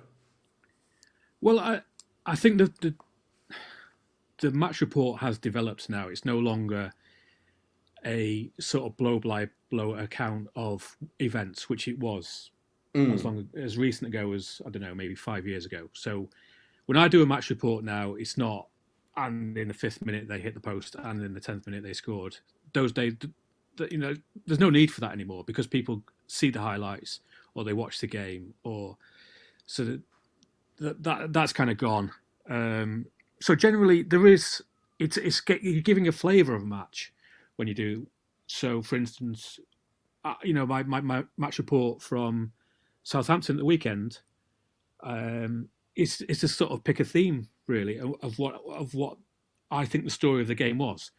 And so my feeling from that game was, as I've kind of said before, I don't think the title race is over, and this is a reminder to everyone. Look, City are really good, but they are not flawless. You can get at them. There is an opportunity there. And I think it's a better story generally if City get beat, because if they win comfortably, it's not quite as exciting, is it? So, the Southampton game was brilliant. The atmosphere was amazing. There was a couple of moments where City were really rattled. But the reality is, if you watch that game and you don't know which team was which, City absolutely, completely deserved to win that. They were the better team by a mile. But it was still a great game. So within that, that's an opinion. That's not a fact. Now I'm lucky that I can ask Pep Guardiola after the match about his opinion of it. Whether he agrees with what I'm saying or whether he doesn't. Obviously, it helps if he does agree. But so I think there are opinions in match reports, and then you have the other thing, which is a more general opinion of the state of football in England, and there seem to be a lot of things done around Christmas, post-Christmas, concerned about the future of the Premier League. Now, I mean, I have my concerns about the future of football generally. For instance, I think a lot of people use Germany as an example, this 50+1 model of ownership. Now, I've got no interest in watching German football because it's not competitive. So Bayern Munich win it. That's the end. They might not win it once in the next 10 years, but they'll win it the other 9 times. And then I've got France. I've got one club who are massively wealthier than everyone else. Where's that going? I don't know. I think we're quite lucky in the Premier League in that we have City who've got money, we've got Chelsea who've got money, we've got United and Liverpool who spend heavily as well. And it's been a good mix of winners and competitors. That isn't happening elsewhere, and I just don't see. City are going to drop at one point, probably when Pep goes. But the other thing I would say is that you look at the squad that City have got at the moment. I would consider, if they win the league this year, one of his best ever achievements as a manager, because the reality is they haven't got a striker. They haven't had a striker all season, and that is incredible. You go back to, you talk about dominant eras. There have been many dominant eras in the past. You go back to United winning the Champions League. That game, they had four strikers: Solskjaer, Sheringham, Cole, York. So you haven't had one all season, and yet they're scoring more goals than, well, almost anybody else.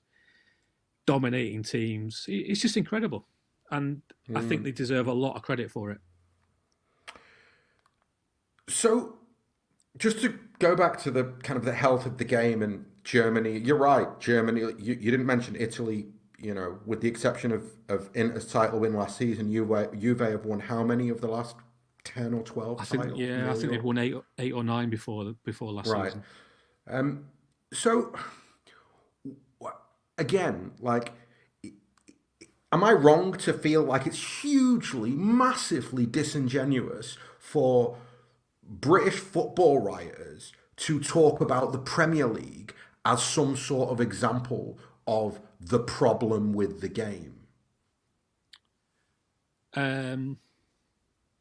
Well, the Premier League being a problem with the game. No, the idea being that what City are doing in the league is massively problematic for the health of football in England. Well, I mean, my opinion is that we are going through a golden age for City. They are the best team. You go back to the start of the season, I think a lot of people were picking City to win the league.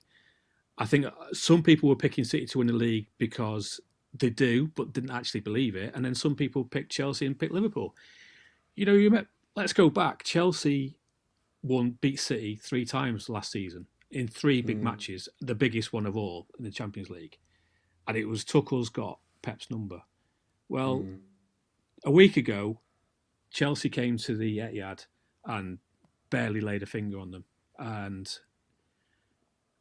going back to the point about them having no striker, Ralph Hasenhüttl is a great manager and he's worked out a way to trouble City.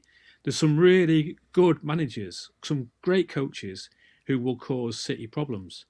And they're overcoming it time and again. And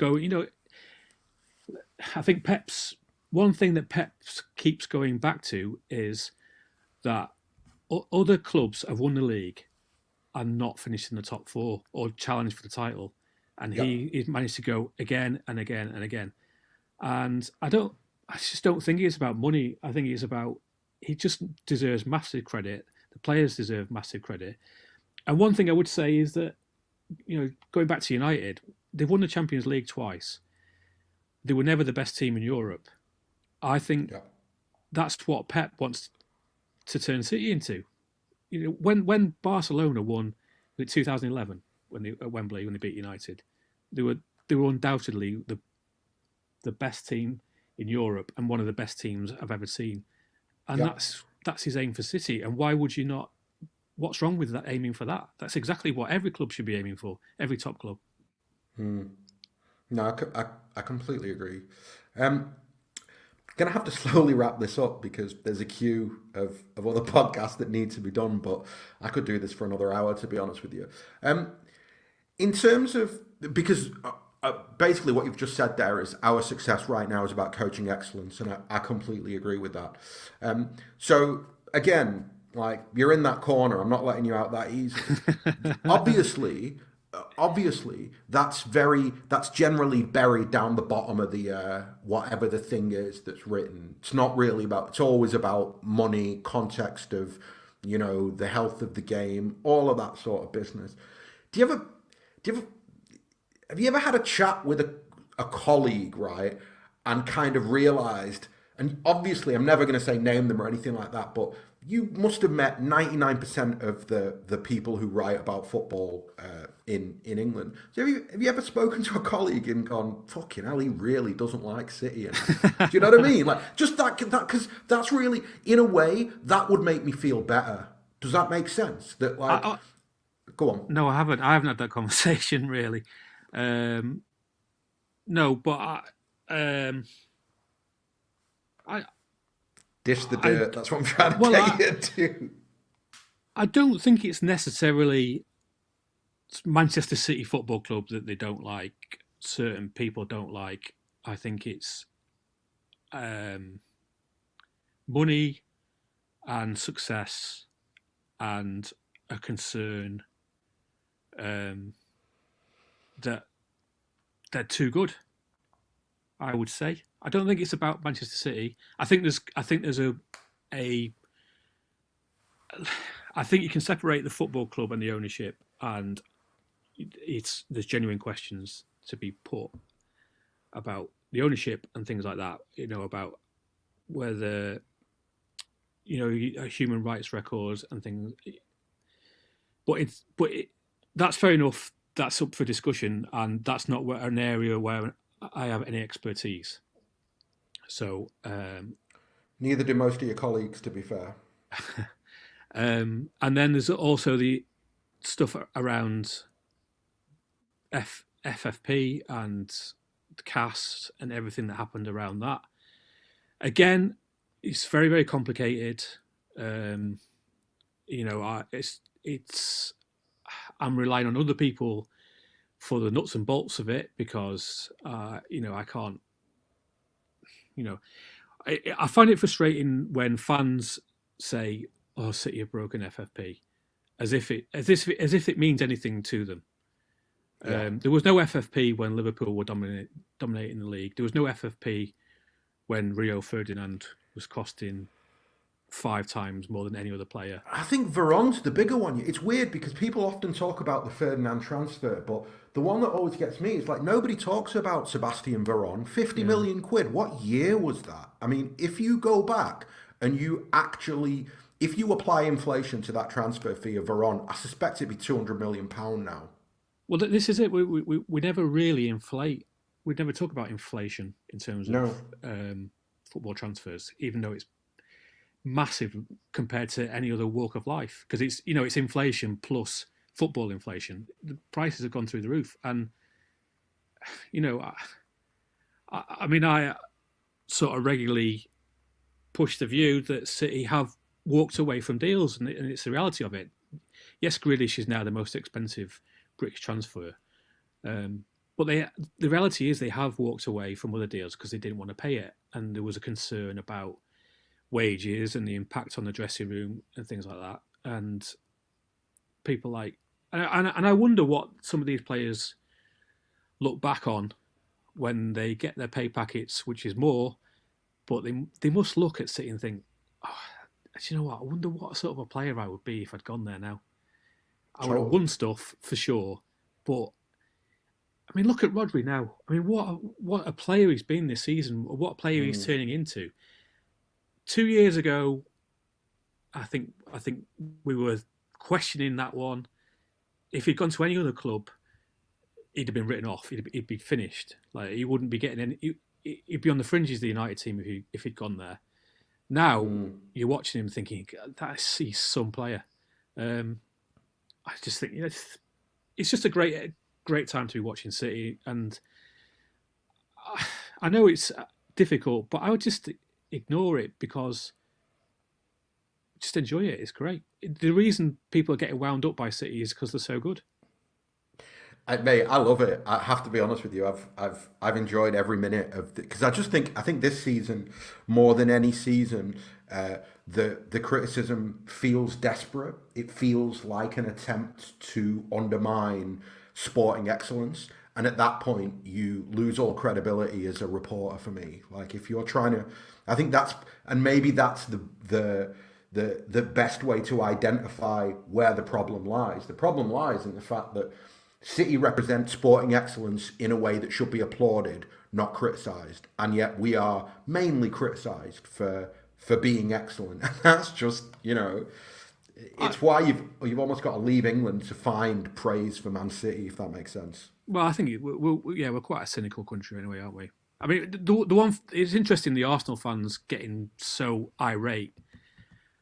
Arsenal changed the landscape with, They were boring, but they were invincible. They had a song about being boring. They also they got rid of. I mean, do you remember the outrage about having no English players in the squad and things like that? But now it looks daft. That and I just think Guardiola's had such an impact on English football. I read a great piece from Rory at the New York Times about how the impact of Edison changing goalkeepers.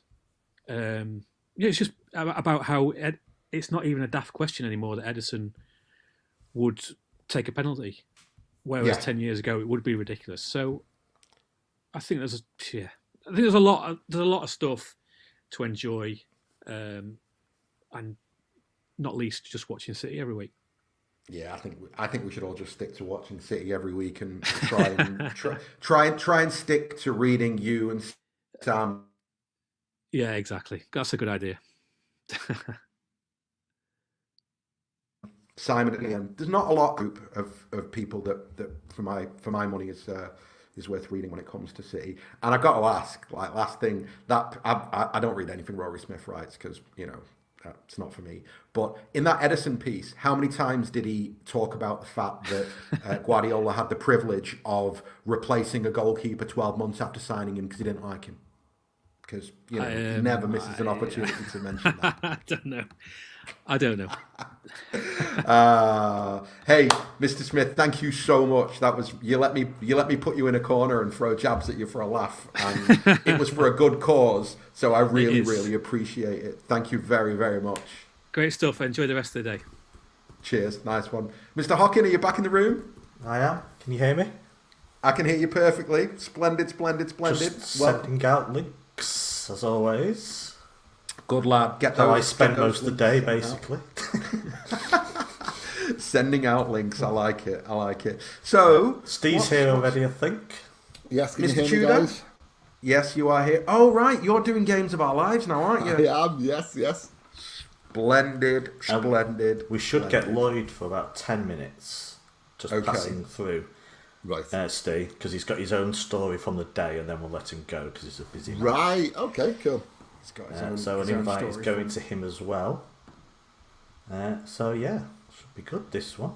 Ahsan, that was a really, really good chat. I really enjoyed that. Yeah, I love John Smith. Yeah. He's such a sound guy, and he's proper blue. And yeah, he let me throw jabs at him about his colleagues. So that's credit to him for letting me do that. So whilst I'm filling air, we've got Games of Our Lives now for everybody who's listening. I think there's a Main Road Ramble pod coming from stateside after that. After that, Nedum is going to be joining us with David Mooney as well. Is that right? Is Mooney going to be with us as well? Yes. Howard? Yes, Excellent. Before he goes and plays five-a-side football. Splendid. We've got the OG of City Podcast, David Mooney, and Nedum will be with us. And then at 6 o'clock, we've got Steve McInerney, Mr. Esteemed Kompany, to talk all things that we can think of talking about, because we just love chatting to Steve. Is that right, Howard? Have I missed anything? No, not at all. But then we have you and Keri talking screenwriting. Oh, we'll that's take a right. break from football. Got a Joe show, and of course we've got more Johnny Marr. More Johnny Marr as well. Wow. I say it's the icing on the cake. It's the cherry, the icing, and the cake. On the Main Road Ramble, they're doing a hypothetical, aren't they? Is that correct? They are, and they've recorded it yesterday for us, right. Or the day before. And yes, apparently 3 of them aren't speaking to each other anymore. So.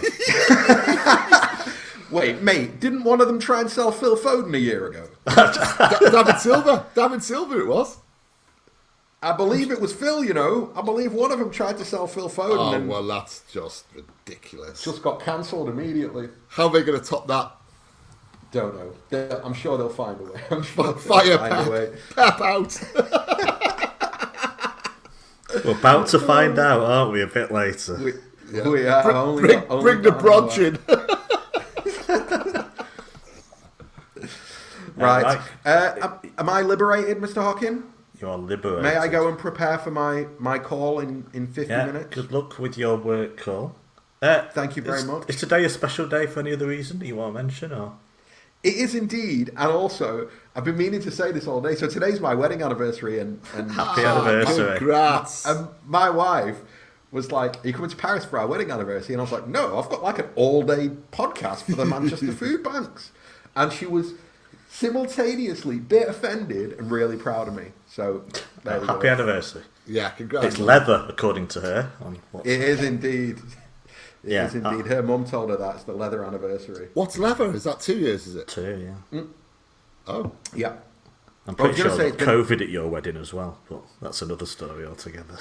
Oh, thanks for that, Howard. I had a fever the following week, but it meant I missed the home defeat to United in the Carabao Cup semi-final. So every cloud and that, yeah. Every cloud. Sweet. Right, boys. Listen, have a lovely Games of Our Lives. I'll be back a little bit later. Thanks, Chris. Are you there? I am here. Can you hear me? Yeah. Great. Yes. How is it going, gentlemen? I've been in meetings all day, and I've been trying to sneak an AirPod into my ear to try and surreptitiously listen, but I've not been able to listen to very much. How's it been going? It's been fine. I've just realised we're only halfway through. Yeah, exactly halfway through. Yeah. How is this going to work? Should I just take over at this point and do like an intro? Just testing. He's a bit crackly, Chris, isn't he? So yeah. Am I a bit crackly? You are a bit crackly. Okay, It sounds okay, but it sounds like you're on the phone. Damn it! I'm speaking on AirPods. I haven't got my normal mic with me. Right. Lloyd's here I can as well. try and check. Say again. Lloyd's here, by the way. Hello, Lloyd. Hello, Lloyd. Okay. Hello, Chris, I think you'll be fine, mate. It's I can hear you. You're clear, yeah? So. Okay.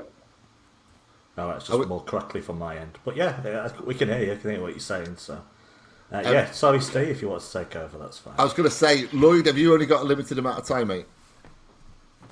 Yes, very, very limited. But okay. I was chatting to Howard before, and this was a game that I was at with my old man. So I thought I would just impart 5 minutes of wisdom to you, Steve. Okay. I know that you're obviously very pleased with your win. Well, quite. Yeah, I won the quiz before. It has happened at some time, percentages, isn't it?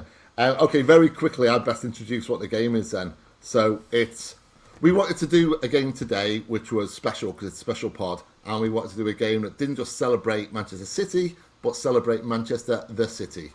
And if it happened to be a derby victory at Old Trafford, then all the better. So, of course, we're talking about the 2-1 win in 2008 at Old Trafford, which also marked the 50th anniversary of the Munich air disaster. So over to you, Lloyd. What do you remember of that day? So, basically, we got tickets ultimately last minute. So my dad's best mate is a guy called Andy, who is one of the doctors in the very upper tiers at United, and used to help people with kind of like vertigo, all the way up there, or if there were anyone that had any problems in the ground. So obviously we've seen a few of them over the last few months. But he essentially sitting in his normal seats because he was on duty, and so he offered me and my old man tickets to sit in his seats in the United end for this game. So I was sat midway up the second tier, so opposite where Fergie and Sven, wasn't it, at the time? Yes. Would have been.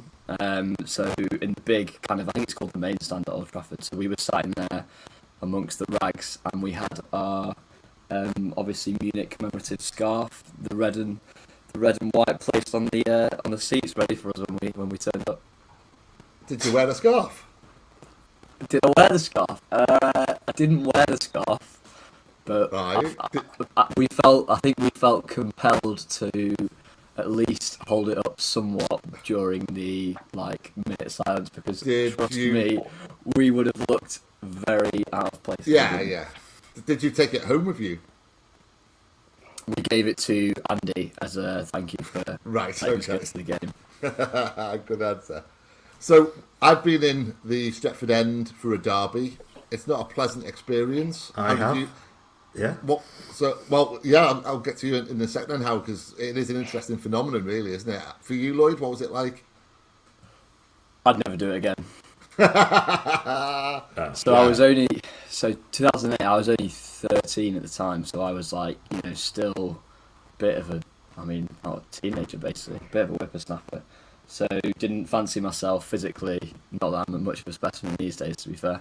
But didn't really fancy myself if things got a bit dodgy. So it was obviously the perfect game. And to be honest, if I could pick, one to go to where I just do the one, then it was unbelievable for a lot of the stuff. Obviously, just around the game, the actual commemoration, the atmosphere, the way that City fans kind of respected the minute silence, etc. So it was almost perfect. But my God, I would never do that again. No, I went. It was all standing, late 80s. Ryan Giggs' debut. I think he scored against us. I think they won 1-0, and City fans were getting picked off in the crowd. And I had a City scarf under my coat, and a bloke was eyeing me really suspiciously. So to my shame, and I was only a kid, I knew that Brian McClare's nickname was Chocky. So I shouted out, "Come on, Chocky!" And the bloke didn't look at me after that. So it worked. It worked. Howard, where did you go? The 2-1 cup defeat that Rosler opened scoring Oh, with. yeah. The worst penalty decision of all time. Yes. And I think a deflected Lee Sharp winner. Yeah. Yeah, that game. I knew to keep. So basically, my United supporting friend and dad, and me and my friend who were City fans, I knew to stay quiet. My friend just stood up and cheered when Rosler scored. Oh my gosh! And then immediately sat down. And yeah, there was some shouting, but no real mither. He didn't. Yeah, and it all went downhill after then. But I've rarely been so jealous of when I saw the away end after that goal. Yeah. And I just sat there like pretending to be upset. It's like at that very moment I was like, I am never ever doing this again. This is no point going to a football match to sit in the wrong end for me. No, it's not pleasant. Chris, have you ever done it? Not at Old Trafford. No, I'd rather sit on piss for a week. But I have to say, I don't. For charity? I don't know what. No, not for charity. I'm not that benevolent. I'm sorry, I wouldn't. But I think I'm not sure what I'm reeling for from more. The idea of you, Steve, shouting, "Come on, chock it," or the fact that Lloyd was 13 in 2008. I know. That makes me want to vomit. Yeah. I was 38 in 2008. So fair play to you, Lloyd, but that has just absolutely sent me reeling, man. Yeah, I feel like I'm covered in dust right now. Yeah. Yeah. But yeah, no, to answer your question, I've sat in the away, and I was in the away end for that 2-1 FA Cup defeat. And it was a shocking penalty decision, although I saw a worse one for Liverpool this week. Yes, true. But but no, I've never. I've sat in away grounds, away. So I've sat in home stands at other grounds, but not at Old Trafford. Yeah. Lloyd, I'm assuming you've got to go back to work. Are you joining the pod later? So I do need to jump back off. Yeah, I will try and jump on. Is it 6:30? Yeah. It's 6:30, yeah. We're having a bit of a... I don't know. It depends on time, to be honest, so I can't promise that, because we've got... but if there is any free time, we'll keep you posted. Let's just come on anyway. I'll leave you with one quick memory of that day. So obviously, similar to what Howard just said then, the reason I was like, I'm never ever doing this again is the scenes when Benjani scored and started giving it the arm at the crowd. Just having to watch that, but having to, I was literally, my dad was like holding my leg, like squeezing it with his hand, as if you're almost having something to do with your teeth, and you're having to bite down on something. Yeah. Just having to watch that was painful. But then throughout the second half, I think people, because Andy, the guy that lent the tickets to us, said there are a couple of Irish lads that are pretty naughty nearby, so just watch out for them, because they're pretty diehard United fans, and they're very lippy. And I think they were beginning to suss that we weren't really saying anything. So second half, I just started saying, "Oh, Carrick, you keep giving it away." and then in the last minute, I think it was Carrick scored. I think to make it 2-1. Yeah. And I just didn't celebrate, because obviously, I'm not a United fan, and that was just not the natural reaction. And we were still sat down, and we got sussed, and so me and my dad had to leg it. So we missed the last 2 minutes. So we found out that we won by getting back in the car. So I missed the last two whilst we were jetting up the stairs and out and down the stairs on the other side. It's a dangerous occupation being a football fan, particularly back then. Yeah. Well, thank you very much for joining us, Lloyd, and we'll hopefully speak again later. No worries, boys. Best of luck. Going really well. Take care, man. Cheers, Lloyd. Right, well, let's get on to the game. But before we get to the game, as tradition is with this pod, let's start with the season itself. It was Sven's first and final season with Manchester City. First season. Brought in by Shinawatra, and obviously Sven took over from Stuart Pearce. So ex-England coach, bit of glamour about him, even though I always found him quite a cold individual. I'll start with you, Howard. How did you feel about the appointment of Sven Goran Eriksson? I think coming after Pearce pretty positive, to be honest. Yeah. But we've said before, we've covered obviously the season. The Middlesbrough game. It's cropped up before that Sven-Göran Eriksson's one of those people who I literally have no idea how good a manager he is. Yeah. Which sounds like a stupid thing to say, but I still don't know what he is, to be honest. He seems to have a good rapport with players. Players like to play under him. Tactically, I don't quite know what his philosophy is, and I think I was just happy because we started signing some players who sounded exotic pretty quickly. Yes. And the new owner who was making very bold promises, then I was just swept along in all of it, to be honest. Yeah, was the same good for you, Chris? Because I remember that being a period of excitement, like we were caught up in something. What I do recall is that at the end of the previous season under Pearce, there was two defining factors that were troubling me. The first one was that for the first time I realised that I was older than all the players on the pitch, and that just changed the way I looked at the players a little bit. I don't feel like that now, but I'd always kind of looked up to them because they were older than me, and that sort of shifted. And the second thing was because of the kind of complete paucity of entertainment under Pearce, it was the first time I considered not renewing my season ticket. Yeah. And so when the news of the even though the investment still seemed very uncertain, Shinawatra was dubious at best, when Eriksson was announced, I knew Eriksson at Lazio before he came to England, so I knew that he was. He was a manager who could motivate players. If Eriksson was a relationship, he's more of a one-night stand than he is of a marriage. But I just thought he could inject something into the season, which he did. So it was exciting, and it did feel, it did feel as if something new was happening. Obviously, by comparison to what happened later with our current owners, it was very different. Yeah, I did feel I needed an injection of enthusiasm and optimism. Otherwise, I was going to kick it into touch because I was so fatigued and jaded by the previous season of the Pearce. Well, if Sven is someone who's like a one-night stand, he's certainly someone who'd wear his socks. I remember that detail from his affair with Ulrika Johnson that she said that he used to... Yeah. Just it's like Mr. Burns just wearing a pair of socks. No. Anyway, moving on very swiftly there. So the signings, Bianchi, Gelson Fernandez, Giovanni, Petrov, Chorluka, Alano, Garrido, Bozhanov. Bozhanov really excited me. Yeah. I thought you said you Wayne Rooney, to be honest. Yes. Keri and Wayne Rooney or whatever. Yeah. And like you say, Howard, there's some exotic names in there. And players we got rid of that summer. I mean, really some familiar names here. Trevor Sinclair, Nicky Weaver, Joey Barton and Distan, which still hurts me. And I know it hurts you, Howard, that one. So it's a very kind of changed City side now, a lot of unknown players, and then we start the season really brightly. Win 2-0 away at West Ham, if memory serves. Home win over United, third game in. I'm doing this off memory till I bring it up. Beat Derby as well, 1-0. We start brightly, and I think we're in the top 4 in September. We've got that great home win over Newcastle with Alano, brilliant free kick. Entertaining 3-3 draw at Fulham. So looking at it, that opening period, the opening kind of, let's say, down to the 6-0 loss to Chelsea in October even. Howard, it's looking good, isn't it?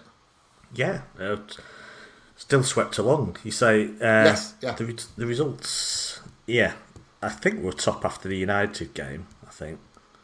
I remember had to listen to that on the radio because we're at the V Festival where it just didn't stop. Who was headlining? Can you remember? No.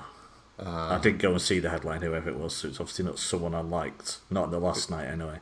Yeah. What a mudfest, yeah. I had to listen to it in the car park at the V Festival, somewhere in Staffordshire. So what a one to miss. And yeah, I think we were top after that, were we not? And it just, you say, it's not just that we then lost 2 games, unfortunately, but we got it back together, and I think we were still well into the season. Even though the results, when you look through them, they're not amazing, are they? Obviously. But I think because of the way the table worked out, it was still pretty quite high up for quite a lot of the season until it just all faded. So, to be honest, just because it came after Pearce, just because we needed something, And just because it took about 6 months to understand that Shinawatra was all smoke and mirrors, then, but essentially, it felt exciting. It felt fresh. It finally felt, for the first time in a few years, just City were going in the right direction. Yes, yeah. Had ambition for once, yeah. Yeah. I mean, I'm just looking now to the end of the season. The end of a year, we're fourth, so we're still, in contention there. So Chris, kind of taking us through to the 10th of February to Old Trafford. How would you kind of view that season to that point? I think we go into the game with 7th. A lot of the players are settled. We're playing some good football. So it's an encouraging time, isn't it?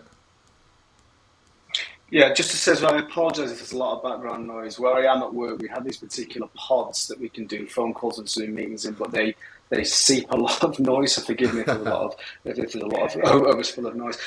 It's interesting because that season was really entertaining, but if I'm honest, I remember the Chelsea loss 6-0 really, really well because there was a theme that ran through the way that Ericsson spoke about games. He'd always say first half good, second half not so good. And against Chelsea, we just had no chance of getting back, and that worried me, thinking, right, we could be turned over if we're not careful. But then the rest of the season after that Chelsea result was a lot of draws with occasional wins, and that's obviously put paid to our potential of cracking into that top four. So it became clear to me quite early on that, thinking, right, maybe our dreams of Champions League is not going to be here, but we could possibly go for something else. When we went into that derby game, the second one, the first one when we'd beaten them, actually I'd forgotten about because it had been overtaken by all the other fixtures, particularly the number of draws that we had. So I wasn't feeling massively confident, but I wasn't feeling particularly pessimistic about our chances. And I do think the surrounding circumstances around the Munich anniversary was actually really significant in a really positive way, but also it did make me think about the impact it would have on United as a team. So if I'm honest, I went in pretty indifferent towards how I thought we would actually perform. I was hoping we could get a result simply to kind of get rid of that hoodoo about not being able to do the double over United for however long it had been. Yeah. Well, in 1970 was the last time we got a derby double, and the last time we won at Old Trafford was 1974. 28 games we'd failed to win at Old Trafford. We have to say against some very, very good United teams 10 years earlier, certainly throughout the 90s. Our record in derbies, actually, if you look at the 90s, we played them 14 times across that decade, didn't win a single one. But now in the 2000s, our derby record had really improved. This was our 14th derby, so we can do a direct parallel. City had won 4 and drew 4. So we go into it with a decent track record against United. We beat them at the Etihad, of course, earlier on in the season. But, as you say, Chris, there's a lot of noise around this fixture, largely concerning the anniversary of the Munich air disaster. Howard, beforehand, a lot of people in the media were basically anticipating City to ruin the day, to taint the day. There was that much written that, to be honest, I'd convinced myself that City fans were going to ruin the day. That's how much bilge was written during the week. To the point where, have they got inside information here or something? Because it's just, it's just ridiculous, disgraceful. I remember one thing stands out above everything else is that there was, I think I can't remember the journalist and don't need to name it anyway, and this is actually got this printed in the newspaper, said that there should be one policeman stood on the touchline for every single away fan that's in the ground that day. Yeah, I remember that statement as well. One of the most staggeringly stupid things I think that's ever been put to print in any format on any journal on any subject ever. That was the sort of coverage we were getting that week, to the point where it made me very nervous and forget about the match, because they built up the fact that City fans couldn't be trusted and were going to, ruin this big occasion, a very important occasion. Yeah. It was.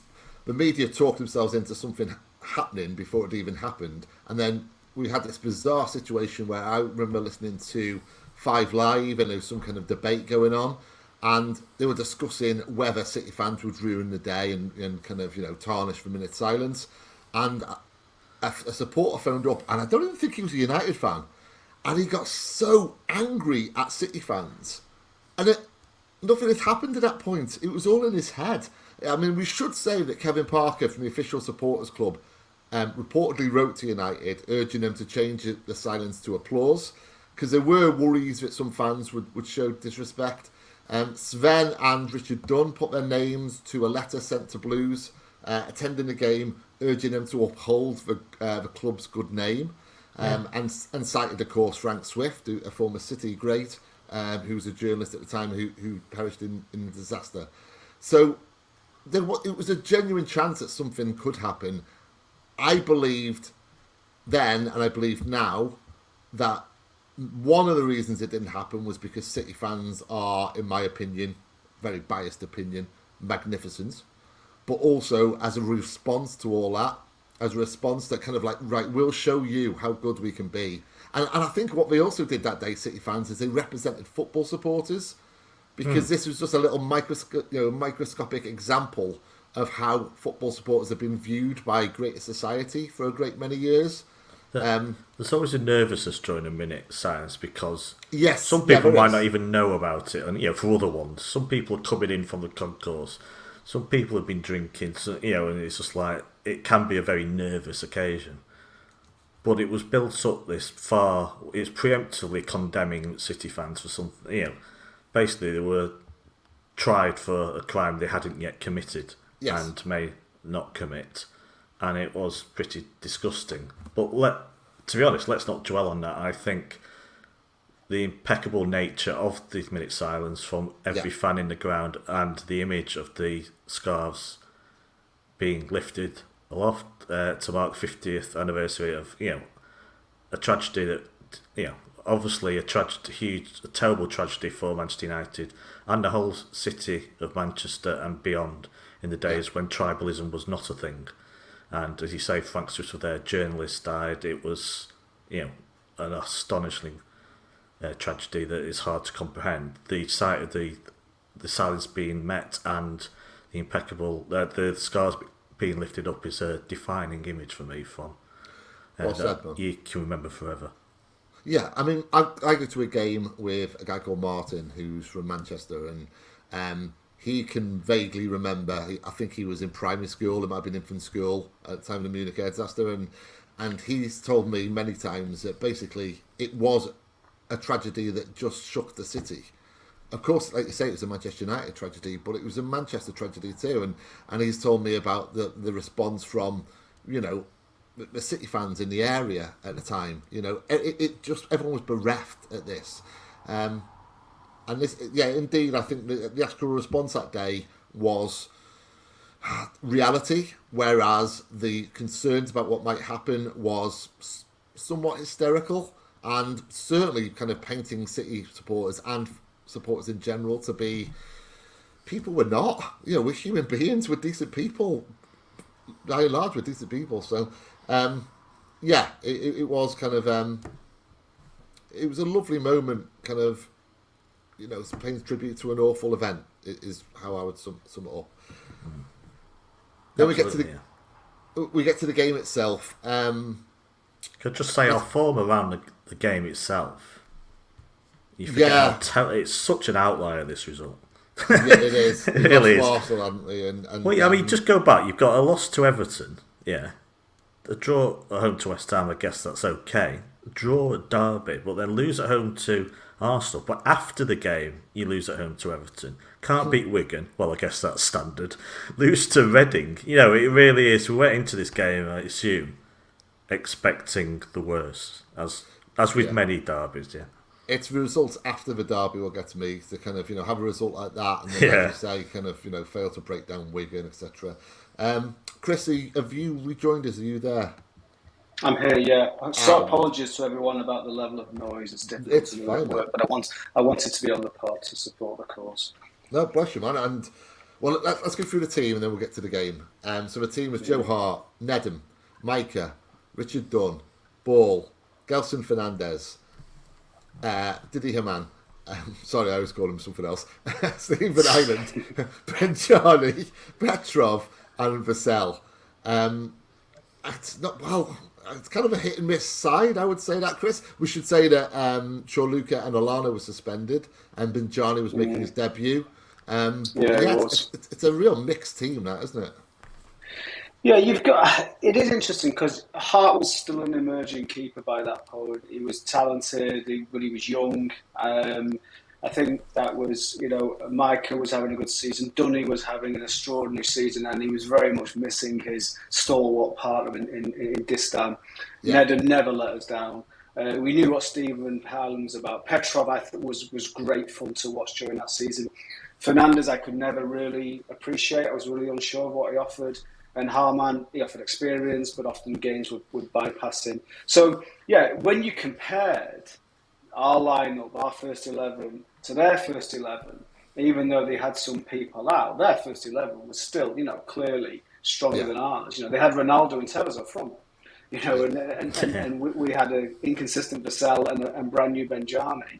And they had Ferdinand Vidic in the back as well, and Van der Sar in goal. So, on paper, they were superior. So, as I said before, it was like there was a feeling that I felt the City, their form was so inconsistent, and I think often that as a team they went into a game not knowing how the first 20 minutes was going to unravel, and that was very symptomatic of Eriksen's time with us. So yeah, going in, we had some players missing.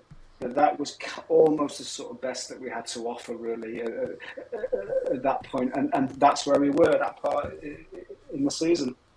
Well, United also had Howard Webb up front for them as well, so that's kind of a big advantage for them. You bitter Bert. But such a tin hat on, yeah. I like Howard Webb, to be fair. But let's get to that opening 20 minutes that you referenced there, Chris. So there's a chance for Ryan Giggs, tipped over by Hart. They have other half chances. City create one or two as well. A decent cross just kind of nicked off Benjani's head. But United kind of... That's the biggest, strangest thing about the game for me is, the occasion got to United. And yet they started well. They started brightly.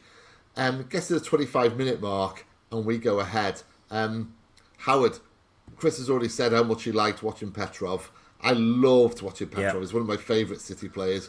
It's a good counter this, and basically it's all down to Petrov really with a great through ball, isn't it?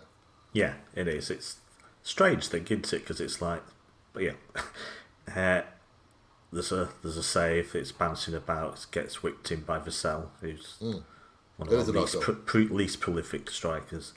The only thing I remember about Vassell is him turning up in Turkey to some like heroes welcome when he went there. Like they were lining the streets for him, which was a bit strange. But there you go. One of those players who works hard but doesn't score many goals. But Petrov for me was, there's just something about twinkle-toed, exciting wide players, isn't there? Again, he's not going to be the greatest player in the world because he wouldn't be at us otherwise. You don't get the huge consistency, but he was just a player that I guess is entertaining and gets you off your seat basically. And in a very mixed side, he was one of the better performers. Yeah, I remember Vinny's testimonial a couple of seasons back, and he's still got it. He's never going to leave him. He's one of those players. You want him on your five-a-side team, don't you? Absolutely, yeah. He didn't look like he'd put a pound of weight on either at his testimonial. And it was funny, that first goal, when I look back at it last night, it was funny because it's kind of, we had enough chances to score it, didn't we? And it's like, first of all, Island tries to dink it over, Van der Sar, he gets it. Vassell then wallops it, and Van der Sar saves it. And that third attempt, I remember thinking, you're not going to score this, are you? Because how many chances do you need? And when you watch the replay, you think, Vassell actually puts it in a place where the keeper could have possibly got it, but he hit it with enough pace, really. And also, I thought part of United's problem, I thought defensively they were unsettled in that game. Because if you look how much time Vassell had, particularly for his second shot. He was given loads and loads of time on there. So I don't know whether it was circumstance or whether it was actually City were starting to turn the screw a bit with that United side, but they were unsettled by our front two. So yeah, I mean, it was a great time to score as well because we'd absorbed quite a lot of pressure from United before that point. It was a strange game, wasn't it, in a way, because it felt backs to the walls at times. It was, yeah. But at other times, you see the breaks, so when you watch, I think it was like 11-minute highlights on YouTube, City did get into, when they got the ball and got it forward, there was space there, and they got into some dangerous positions and some balls across the area, but a lot of time it did feel, I mean, yeah, Tevez and Ronaldo up front, fair enough. You've got Ronaldo doing his usual thing of firing free kicks over the wall. Because he's the biggest. I don't know. It's maybe he did used to score quite a lot of free kicks, didn't he? But then he stopped for 10 years. But in open play, it's a really dangerous front line. You got Giggs and Scholes and all that sort of thing. And it did. Dunn deflected one wide. There was Hart with his trendy. It stands out for the highlights. A young Joe Hart's haircut. It's just like had me shaking my head watching those highlights. But at least he wore a cap for the second half anyway. I love a keeper in a cap. Brilliant. Yeah. I thoroughly approved of that, yes. But yeah, it's a strange game in a way because it was kind of back to the walls, but you could see the little opportunities just open themselves up for City. Well, there's one in the second half when City are on the break and we're 2-0 up and we don't need to commit men and we've got about 4 or 5 players on this break.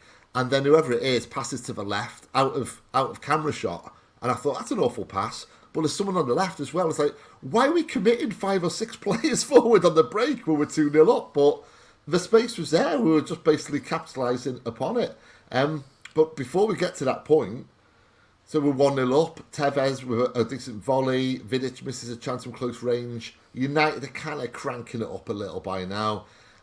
Stroke of half time. Chris, do you want to describe the second goal? Oh, and before you do, by the way, I kind of wish we hadn't chosen this game because this has always been one of my favourite ever goals, and now it's kind of ruined for me. So I'll just say that as a teaser, and then say what did you make of the second goal, Chris?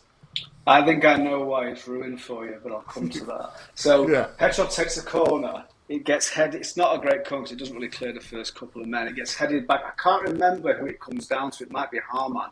Harman plays it immediately back to Petrov. Petrov takes one touch and whips a screamer in. Yeah. And if you look at it from behind the goal, it's millimeters. So Benjani gets to it first, and it is very likely that it hits his shoulder rather than his head. It's missed by millimeters by Wes Brown, and then it's missed by millimeters by Vidic. Actually goes through his legs, and then it's missed by millimeters by Van der Sar's glove. And so, for that reason, architecturally, it's a beautiful goal because it just takes a kiss off Benjani, and then the celebration just had me in tears. Because he just joined us. But Benjani it's such a cliche, but Benjani was a player that played with a smile on his face. And the way he ran to the City fans cemented him as an absolute legend for that season. So yeah, it's a gorgeous goal because it represents how so many factors needs to happen to make a goal happen. And there were 3 times there in the space of half a second where a United player could stop the ball going in, and it just whisked by a millimetre. So yeah, beautiful goal. And just at that point, I thought, well, I'm starting to believe that we can do this. Such a memorable goal. Was that the thing that's been ruined for you? It was. It's bang on.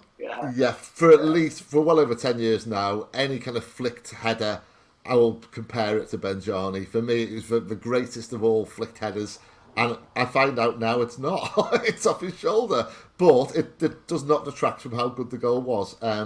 As you summed it up so brilliantly there, Howard, it's kind of a different question for you regarding Benjani, because I'm not sure, I think we've talked about this on the pod before. You don't believe he fell asleep at an airport, is that correct? No, I'm not saying he didn't fall asleep at the airport. I'm saying I don't believe a word Harry Redknapp ever says.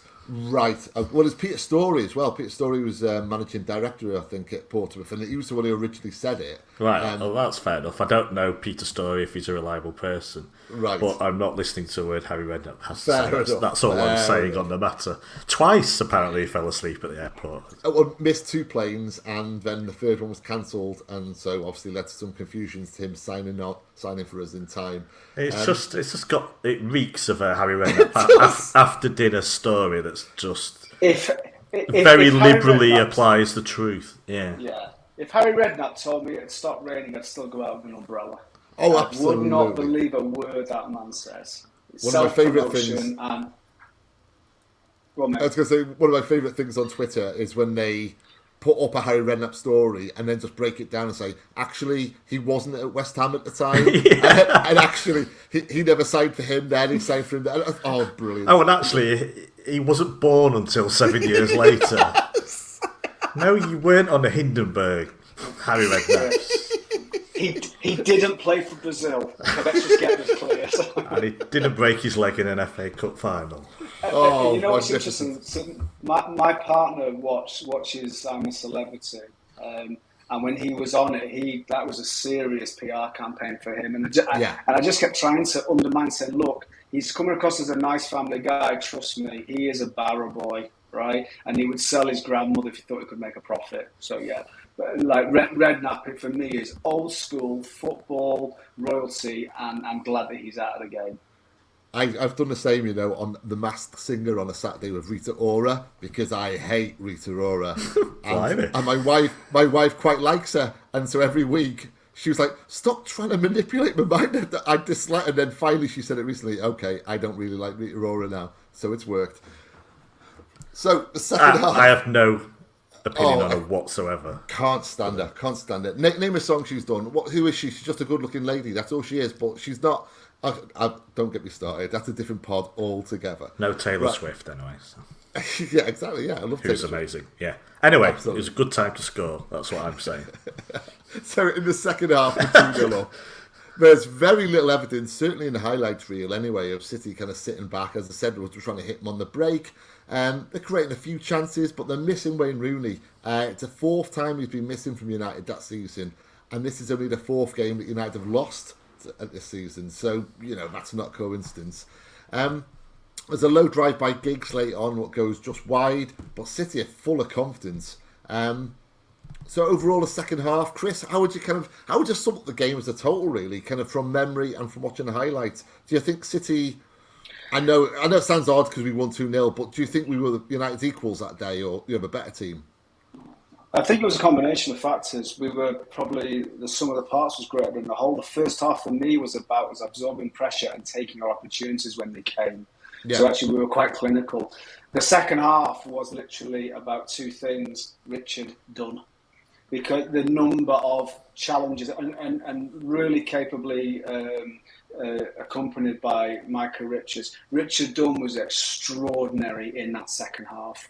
His defensive capacity, the way he managed that back line. So I think that for me, first half we took our chances, and second half we managed the game, and it was a peculiar game, and I honestly cannot remember how I felt when they got a goal back.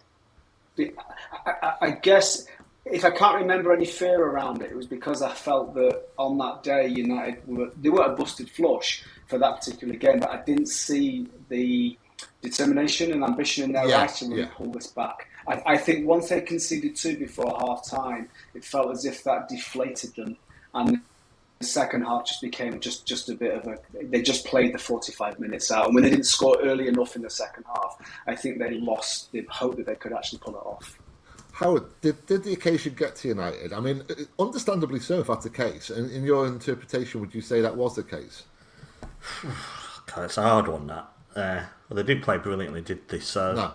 Yes, I guess it's a huge day where it's easy to get distracted. I say, it's another day they might have won it with the pattern of play still. But it's probably a game they should win anyway, every time, because they had better players. There was, balls flashed across goal a lot, but there was no real incision there, was there? Dunn was brilliant. There was some great defending, and City seen more on it. It's entirely plausible, yes, that the occasion, because there was so much around it, and I think United players were speaking. I'm sure Scholes spoke out about City fans as well. It's just like so much going on. Yeah. It's just the routine. These players rely on routine, don't they, for a football match? Everything is set out a certain way so that you step onto the pitch ready for those 90 minutes. Yeah. Everything you do, from what you eat, everything, how you train the week. And I guess there was so much noise around the match. It is understandable in a way if they got completely distracted on the day. You know what, I was thinking that very same thing just then. The routine of that day would have distracted them more than anything, because I'm sure the build to that game, they would have had obligations, meeting people beforehand who they wouldn't ordinarily have had to do, because it was an occasion as well as a football match. Chris, there's also something to be said that if you look at, I'm just looking at it now, look at the substitutions they made. So United brought on Owen Hargreaves and Michael Carrick on the 73rd minute, taking off Anderson and John O'Shea, which suggests to me that they felt as if they were not controlling the midfield. Yeah. And they were not creating any opportunities from the midfield. So they brought on Carrick and Hargreaves to try and sort of generate more or less. And maybe, because my memory's a little bit looser around this one, and it may be that in terms of into the midfield, they were not having the dominance which they really wanted. But yeah, you're probably right. I mean, I don't know what protocol they had to go through in terms of pre-match, but it is possible that some of this incitement that the media were fueling leading up to the game about the tension around will City fans behave themselves, will the occasion be observed correctly, maybe that became slightly overwhelming, not just for them but also maybe for Ferguson and the wider United kind of club. Or maybe on this day City just did them, and the key thing is mentally, as we know, City under Ericsson were prone to a second half deterioration. In some games, a second half collapse. And I think on this occasion, the City players pulled it together to say that we will not fall on this one. We will not let this one go, because as much as I was fond of Ericsson, I often thought that his in-game management was pretty lacking. And I think that's why we were so often so poor in the second half of the game during the season. So I think we can identify where United were not as strong as they normally were. But we almost give credit to the fact that mentally City took a really massive step in this game to be able to manage the game out at Old Trafford against a team like United, which then just made the rest of the season so much more disappointing, because it gave me hope to say maybe we've shifted a few gears this and maybe we can get top four, maybe. It was... but I wouldn't change any of that for the actual day. The victory at Old Trafford was kind of worth it, really. Well, it's getting the monkey off the back, isn't it? Really, I mean, it's built up since 1974. And to just... It's a horrible... We've talked about this many times, haven't we, Howard, about what a horrible place Old Trafford is to go to if you lose. But what a wonderful place it is to go to when you win. Yeah, I don't go there very much, so probably don't have the points anyway. And when we win there, I'm always immediately filled with regret that I'm not there, and jealousy. So, which I don't normally have, because I go to enough games, I've experienced enough over the last decade that I can't say I've missed out really. But yeah, to be in Old Trafford when City have won there is just an amazing feeling. Yeah, well, just for the record, their goal was, I don't know how much injury time there was, because the goal from Carrick was in second minute of injury time. Yes. But I was watching at a friend's house in centre Manchester, and one of the group had put money on 2-1 to City, and was on for £500 if City won 2-1. Right. So I've never seen someone so avidly watch down the last 2 minutes of a match before. On so many levels, he needed that score to remain until full time. I stopped betting for a number of years for that kind of very similar reason. I won a nice amount of money. It wasn't anything like £500, but I think it was about 80 quid. But it was on. It's a really random one. It involved Bristol City and maybe against Reading in the Championship on a result, I think. And my I think the internet went down, so I was on the phone to my mate, and he was checking teletext, and I was crapping myself. And he said, even after I won, and I was shouting my head off in the car, he said, "You've got to stop betting. This is too stressful." And I thought, "You're right. This is just too stressful." I'll just say about betting, the highlight of the Stuart Pearce years for me was, I think we're drawing 0 at home to Liverpool. It stayed 0-0, not surprisingly. But the Grand National was on that afternoon, and Silver Birch won the Grand National. Oh yeah. And the entire Wythenshawe had bet on Silver Birch because it's the name of the pub there. So I put some money on as well because I do have a bet on the Grand National every year. And I found out midway through the second half that I'd won £250, which is probably the biggest win I've ever had.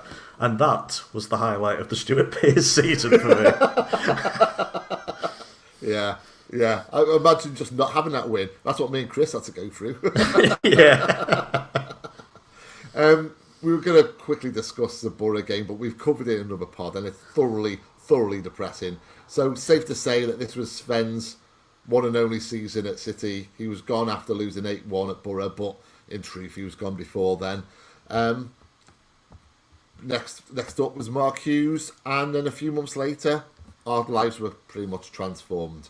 But prior to that, wins at Old Trafford just meant the world to us, the absolute world. And it's been enjoyable to look back on. Thanks for joining me, Chris. Thank you. I really enjoyed that. It was, and I do think that was the start of winning at Old Trafford, which got better and better. Apologies for the background noise, guys. Mate, you're in work. Normally I do. Absolutely fine. Happens. But no, it was great to look back, and I still, watching the highlights, Ben Jarvis' smile still makes me smile. So, and I think that alone is worth it. And the look on the United players' faces as they trudged off. And it's like, if you're going to, I'm not saying they're guilty of it, but if you're going to heighten the occasion around Munich air disaster, don't make it about a football match. Make it about the people who lost their lives and the families around it. Because as you can see, it's very hard to manage and translate that onto the football pitch, really. But what that game, even though City won, for United fans, it was about the occasion, really. Absolutely, well said. And just before you go, Chris, Stephen Price on Twitter has said, talking about the second goal, that he thought I was referring to the fact that Petrov was offside when the ball was played back to him, which he may well have been, Stephen. Yeah, we need to go check that again. Do you know what? I'd like to, because whenever I look back at old highlights now, I've become a bit of a sort of offside Nazi. I'm checking to see he didn't. I think Petrov was smart. He was a canny player, Petrov. He moved quickly into position to take a pass. He didn't just hover on the corner. So I'll take a look. He may have a point. No, Benjani himself admitted it probably came off his shoulder, but he said in an interview, "I don't care. It was a beautiful goal." And I think we would all agree with him on that one. Sums it up perfect. I completely agree with him, man. Yes, yeah. Thanks, Chris, and hopefully we'll chat again later or next week. Yeah, pleasure, guys. And, thank you very much for taking your time out here. You're welcome, mate. Have a fantastic rest of the day. And everyone who's listening, remember what the cause is for. Let's keep contributing. Thanks, guys. I'll speak to you soon. Take care. Before I get to you, Howard, I just want to basically wrap it up by saying that's a wrap for today. We're off to find somewhere cosy to have a kip after this marathon pod. We've spoken to our mate Benjani. He's recommended Terminal 2. In the meantime, take care of yourselves, be well, and I'll now throw you back across to Howard. Can I just say how beautiful the kits looked on the day as well? Man, I love a retro. I work for a retro football company. I adore them. I absolutely God damn it, the United kits look beautiful as well. Yeah. Sometimes if I'm doing their social media for the clothing company I work for, if I can't think of anything, I'll look at the fixtures, and let's say it's randomly, I don't know, Chelsea v Brighton, and I'll pick two of the old kits which are available on site and just say, imagine if they were coming out wearing these today. And that was a day when City and United actually did do that. They came out wearing retro, and it was beautiful. I got a DM from Rudgy83 saying it was Muse that were headlining at V that year. I liked early Muse, so why I missed them to go and see bloody Kooks instead at the end of that weekend? I could answer that for you, man. I assume I had my arm twisted very much by who I was with. Well, it might be. I wasn't there, I don't know. But I also suspect it might be because Muse are a pretentious bag of shite. No, they were early stuff. Showbiz is just amazing. The really stuff's brilliant, honestly. Yeah, I don't listen to them anymore. Their debut album's amazing. Absolutely amazing. Yeah, fair enough. I'll go. I'll say I'll give it a listen, but I won't because it's Muse and. Oh come on! Listen to Showbiz. It's one of the greatest albums, honestly. So. All right. Right, it's time for the Main Road Ramble. So, thanks, Steve, for popping I will on. be popping back in later on at some point. Yeah, I hope we've got time, but I can't promise it. No, 9. Well, we are. It'll be an open bar at 9, but I don't know if Exactly. that's too late for you with a baby. So. I've been up since 4:30, so I suspect so, but we'll see. Yes, I'll keep you posted. Cheers, man. Thanks Take care, very Will. much. Just a reminder of the cause.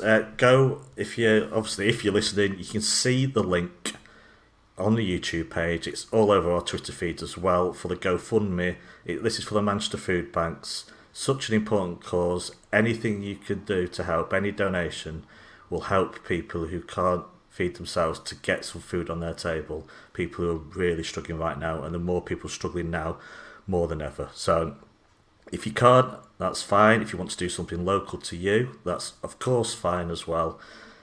If you're struggling yourself, just enjoy the content. There's no pressure on you. But if you can spare a few pennies, few pounds, few dollars, whatever, then do go to the GoFundMe page and please donate. It will be really appreciated by everyone. Right, it's time to go across the pond.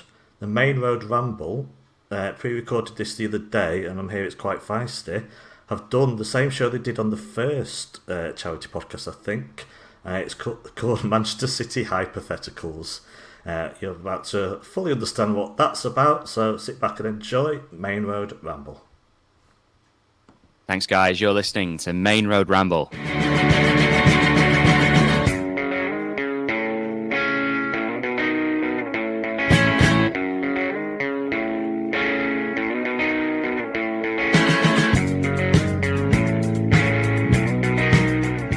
Welcome along to this very special episode of Main Road Ramble in partnership with our good friends at 9320. We're helping them raise money for Manchester's food banks today. If you haven't yet given, go over to their giving page and do that right now. We've already done so.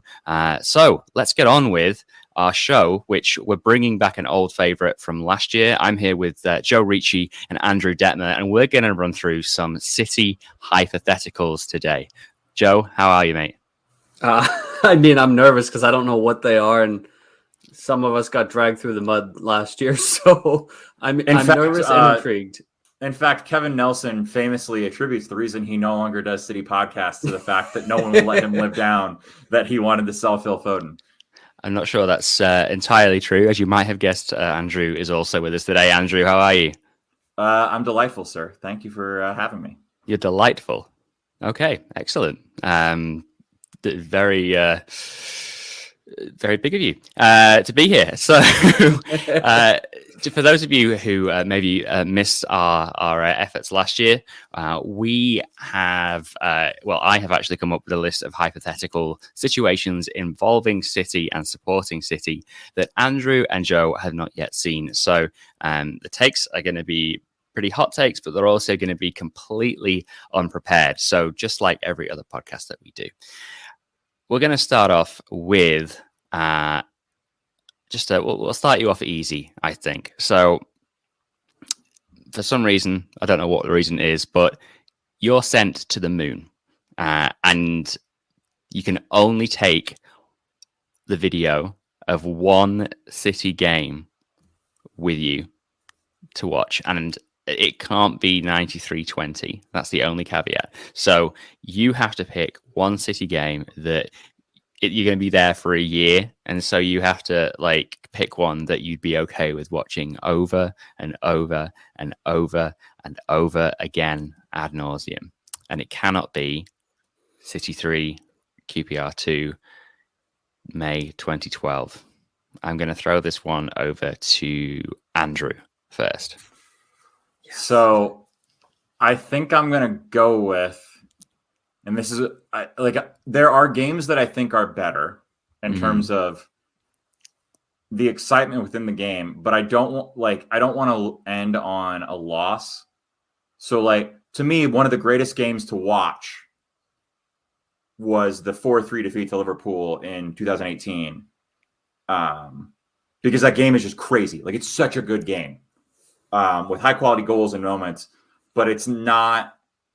So there's so much excitement, but I also don't want to be left with a sour taste in my mouth.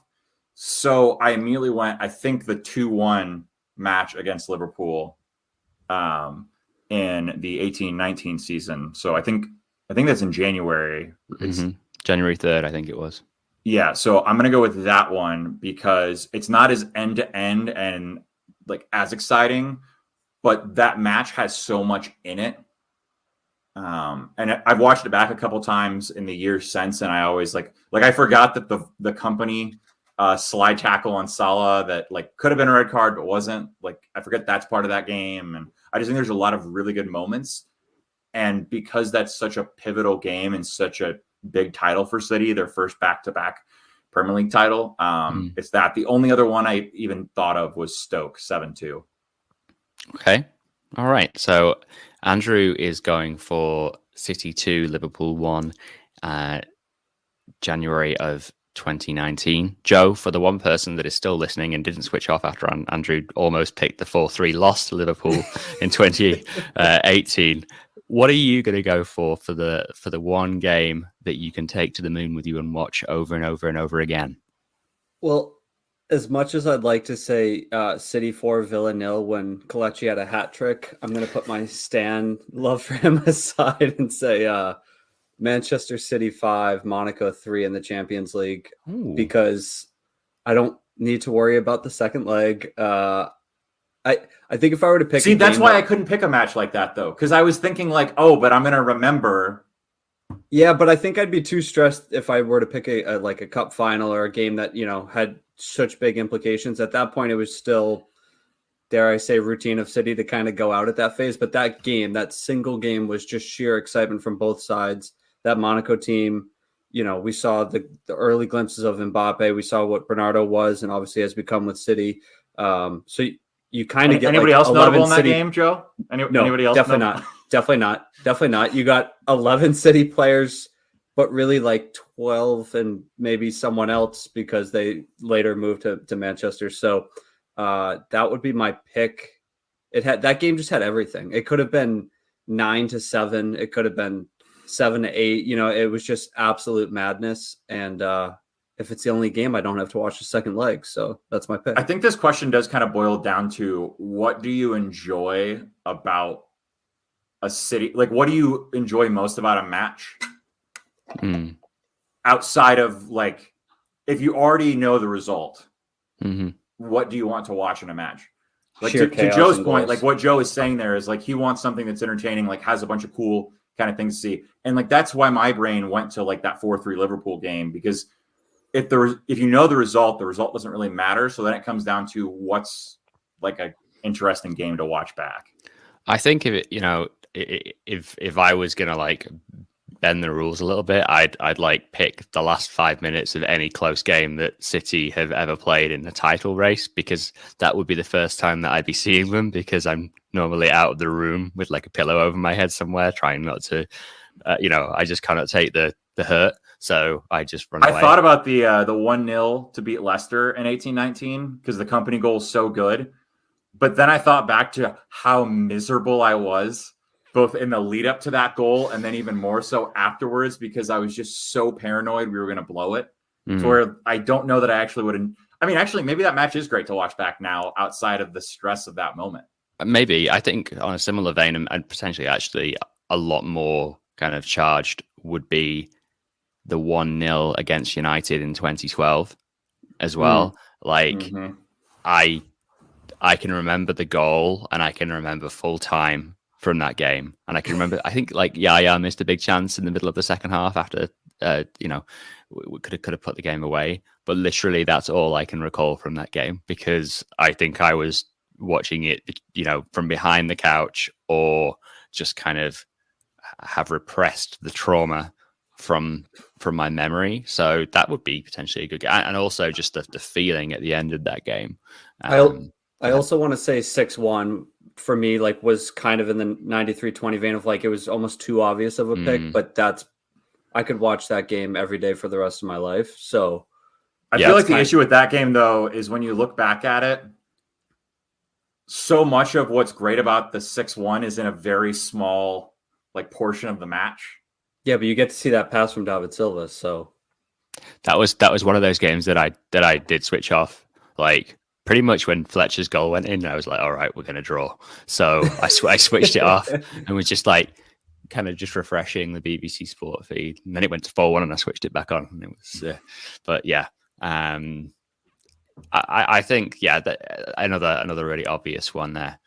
All right, good answers there, and some unexpected ones as well. That Monaco game was just a ridiculous game, but it's one of those that I kind of forget about. That season kind of pales a little bit just because of what followed it. Obviously, it was the first Pep season, and it was very much a transition season. But yeah, the season that followed it, the Centurion season, and then the domestic treble, with that title battle with Liverpool was. I mean, that season really is like the calm before the storm of like it's almost in a different Premier League now after that season. Yeah. Like so much has changed. So many there's been such a difference in how the sport is played and how much just kind of it does feel like that season is kind of a passing of the torch moment, generally, not just for City, but for a lot of teams and players. And yeah, I think that's fair. I think you're right. Okay, let's move on to the next question. This is another. This is going to be quite divisive, I feel like. So it's 10 p.m. on January 31st. It's 1 hour until the transfer window closes. Liverpool have been unable to negotiate a deal with Mo Salah, and they're like, okay, we need to get the most out of him right now. And the deal that they decide to strike, or try and strike, is that they call and they offer Mo Salah in a straight swap for Bernardo Silva and, weirdly, Cole Palmer. Bernardo has informed you, here's the caveat, Bernardo has informed you that he is going to leave in the summer anyway. He wasn't going to go to Liverpool, but he was going to leave in the summer anyway. Do you take the deal? That's this summer, right, that we get this call? No, this is January, so this is like next month. Right now. No. Joe's going no? No, like, I was just waiting to see if you'd call me. It didn't even. There was not a moment where I was considering yes, for the record. Why? Well, besides the fact that I hate everything to do with Liverpool, he'll be 30 in June. I mean, if we know how important he is to Liverpool, and if they're having troubles coming to a contract extension, that tells me he wants an asinine amount of money. That at 30 years old, with a player who's so reliant on granted, he has far more to his game than just speed, but speed, I think that sacrificing, 10, 11, 12 years of potentially prime football for Cole Palmer, and even 6 months, I think 6 months of Bernardo Silva is worth keeping him, because outside of this hypothetical, that very well may be the case for Bernardo, where this is his last 6 months, and I'd rather enjoy it than see him go to Liverpool. Because that would kill me. So I'm going to say no chance. All right, Joe's kind of gone with some kind of logic with Palmer and a lot of emotional logic with Bernardo there. Andrew, I feel like you might be about to play some kind of devil's advocate. So I didn't immediately dismiss it like Joe did. From the Mo Salah side. So yeah, he's almost 30, but he has been, in my opinion, Mo Salah should probably win the Ballon d'Or next year. I mean, he's just been out of this world for Liverpool. He's my player of the season right now for the Premier League. If you're going to lose Bernardo Silva for nothing, like that's not ideal. I mean, that's how City sell players anyway, so what's the difference? Fair. Although we're not as bad as people think. So like that tempts me. But one, it would suck seeing Bernardo play for Liverpool. Two, Bernardo has been so fundamental to making our midfield work, particularly paired with Rodri this season. And so how that affects the rest of the season, like I don't love. And like we've been so good that maybe you can win the Champions League this year, and I don't know that that's the case even if you add Mo Salah, because while he's been the best player of the season, I think there's more of a drop off to what happens in City's midfield without Bernardo Silva than what you gain putting Mo Salah up top. Which is not to say like we have players that are just as good as Mo Salah, I think, but one, like, can he adapt to Pep's system? Who knows? I mean, Mahrez was out of this world for Leicester, and it took him a full season. So I think there's just so many little things that when you add them up, I still get to know for this season. And then when you throw in, like, I'm really, really high on Cole Palmer. I think he has what it takes to play for City long term. That combining everything, it doesn't happen for me. I don't know that there are no players that I say yes to that deal for, but Mo Salah just isn't one of them for a lot of reasons outside of just it being Mo Salah. Like, I think actually the biggest impediment is what Joe said, which is I don't think I could stomach seeing Bernardo Silva playing in a Liverpool. I think the only thing, and I'm still out right now for the record, the only reason you could justify it is like Bernardo could very well just be like an undercover spy for City and just like he hates Liverpool probably just as much as we do. So he could probably go there and just have them implode from within. That's the only positive spin I can try to put on that. A further 3 Liverpool players were injured in training this week. Yeah. It'd be interesting to know if obviously who that would change for. I think Haaland would be up on that list, I imagine, for some of you. I think Iheanacho would be on the list for Joe. DeMarcus Beasley come back for Andrew. But yeah, I threw in the Liverpool kind of wild card there just because I do think it is a difficult question because Bernardo does definitely bring a lot to our midfield, but if he is going to leave, Cole Palmer is a great potential, but Salah just knows where the goal is. He just gets goals, and City have been on occasion missing just that when we really needed it at times this season. I just don't know how much Mo Salah gets goals in City's system would be my biggest concern. And he's not getting 30 goals a season with City, I don't think. And for me, the other issue there too is that it would be like with Haaland. Haaland is not a tailor-made Pep player. But when you're bringing in a 20-year-old kid, you have time. If you're bringing in Mo Salah at 29 on the type of money he probably is going to be demanding, if he doesn't hit the ground running, you don't have and it takes him a full season. He probably only has 2, maybe 3 seasons total after this year at his top level. And you're not going to get him to sign a contract that's just for those years. And so it's you when you make a transfer of that size at that age, you have way less room for something to not work out as intended, which is why, Eden Hazard will probably be the last mega contract to a 29, 30-year-old that we're going to see where somebody is buying him from another team for more than 50 million. All right.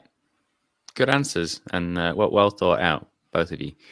All right, question 3. This is more football in general, but I imagine some of the circumstances that affect your answers do pertain to City. So you discover a huge corruption scandal within IFAB. That's the people who make the rules in football. As a blackmail payment, you negotiate the chance to add, amend, or remove one law of the game to address the rules issue that most frustrates you. What do you choose? Joe, we're going to go you first this time. Oh, you're going to need like Jeopardy music for the people listening right now. Oh, I think everything about well, it's funny as I say this, I stand by it, but we haven't seen a lot of it this season, is the handball rule. Just because what it's done to City in the past few years. It's kind of like, for those that watch the NFL in the States, it's kind of like was it a catch and the catch rule fiasco, where there's been a lot of controversy over it. Think Trent Alexander-Arnold versus City, yet nothing really done to kind of tweak it. I'm sure if I had more time to think about it, I'd think of something else, but that rule's just always irked me. I think of the game versus Spurs with Llorente scoring, just off of his hand and arm entirely and it counting. I just feel like there's a lot of controversy around that. And like I said, nothing's ever been clearly written or revised or implemented to change that rule. Yeah, and I'm just thinking of things that have directly affected City, and that's what comes to mind first. Yeah, Andrew, what are you thinking as our resident legal mind? So my mind went to kind of two different routes here. So one, I was like, okay, one of the most annoying things right now is how VAR has been implemented in the Premier League, but that's not really on the rules. So how do you get rid of I was like, what rule could I change to get rid of annoying offside calls? And then my brain went to something I kind of always have believed, which is if any part of a player's body is onside when the pass is made, they should, that's onside. So essentially, instead of if any part is offside, it's basically as long as something, because to me, I've always been if I'm leaning forward because I'm running, but then I score the goal with my feet, I didn't really gain an advantage from the fact that my head was across the magical line when, the pass was made. So that's kind of my thought. The other one I've had, which is a way to solve some of City's issues, I would create it wouldn't be like the 10-second violation in the NBA where inside the box, but I would create some kind of rule that you could only have so many defenders inside the box except on set pieces.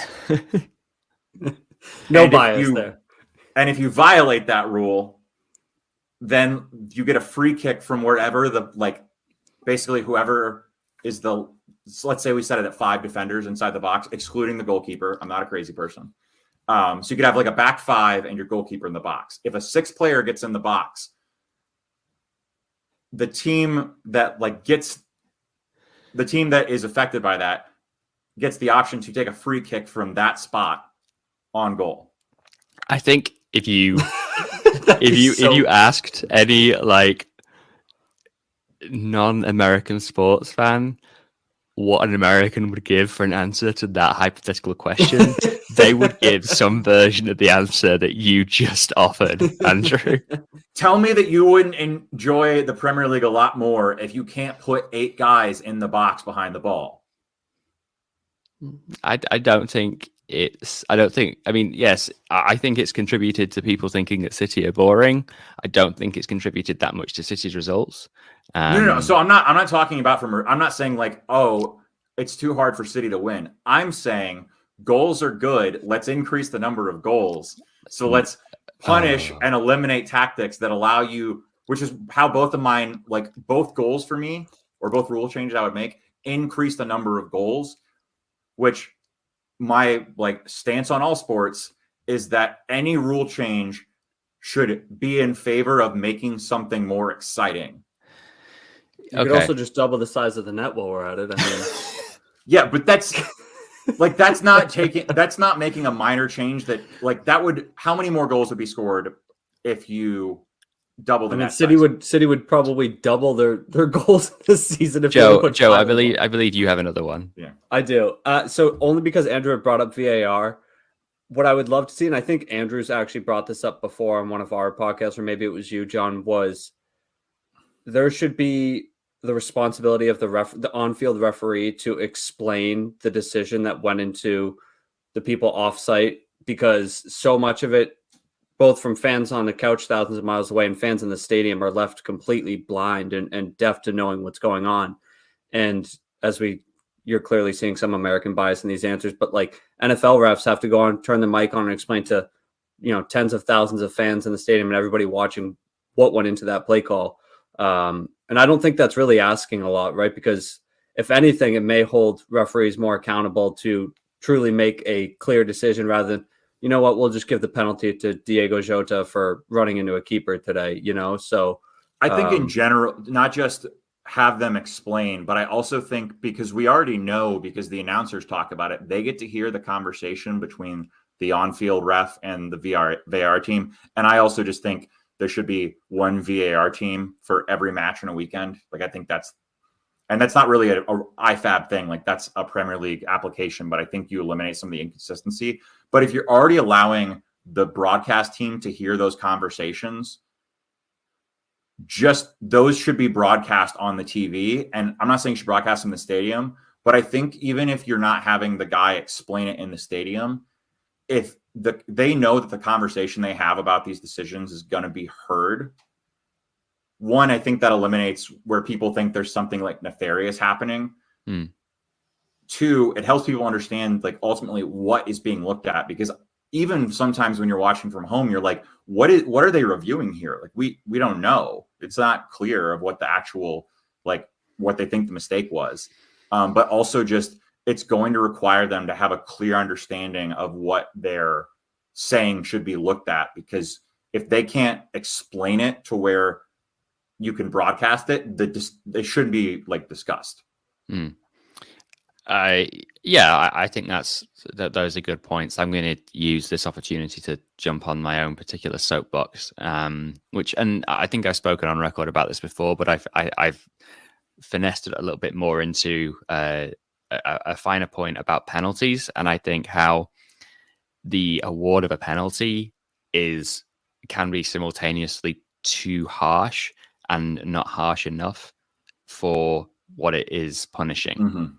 So for a handball on the line, a penalty is not harsh enough. Like in that circumstance, there should be some kind of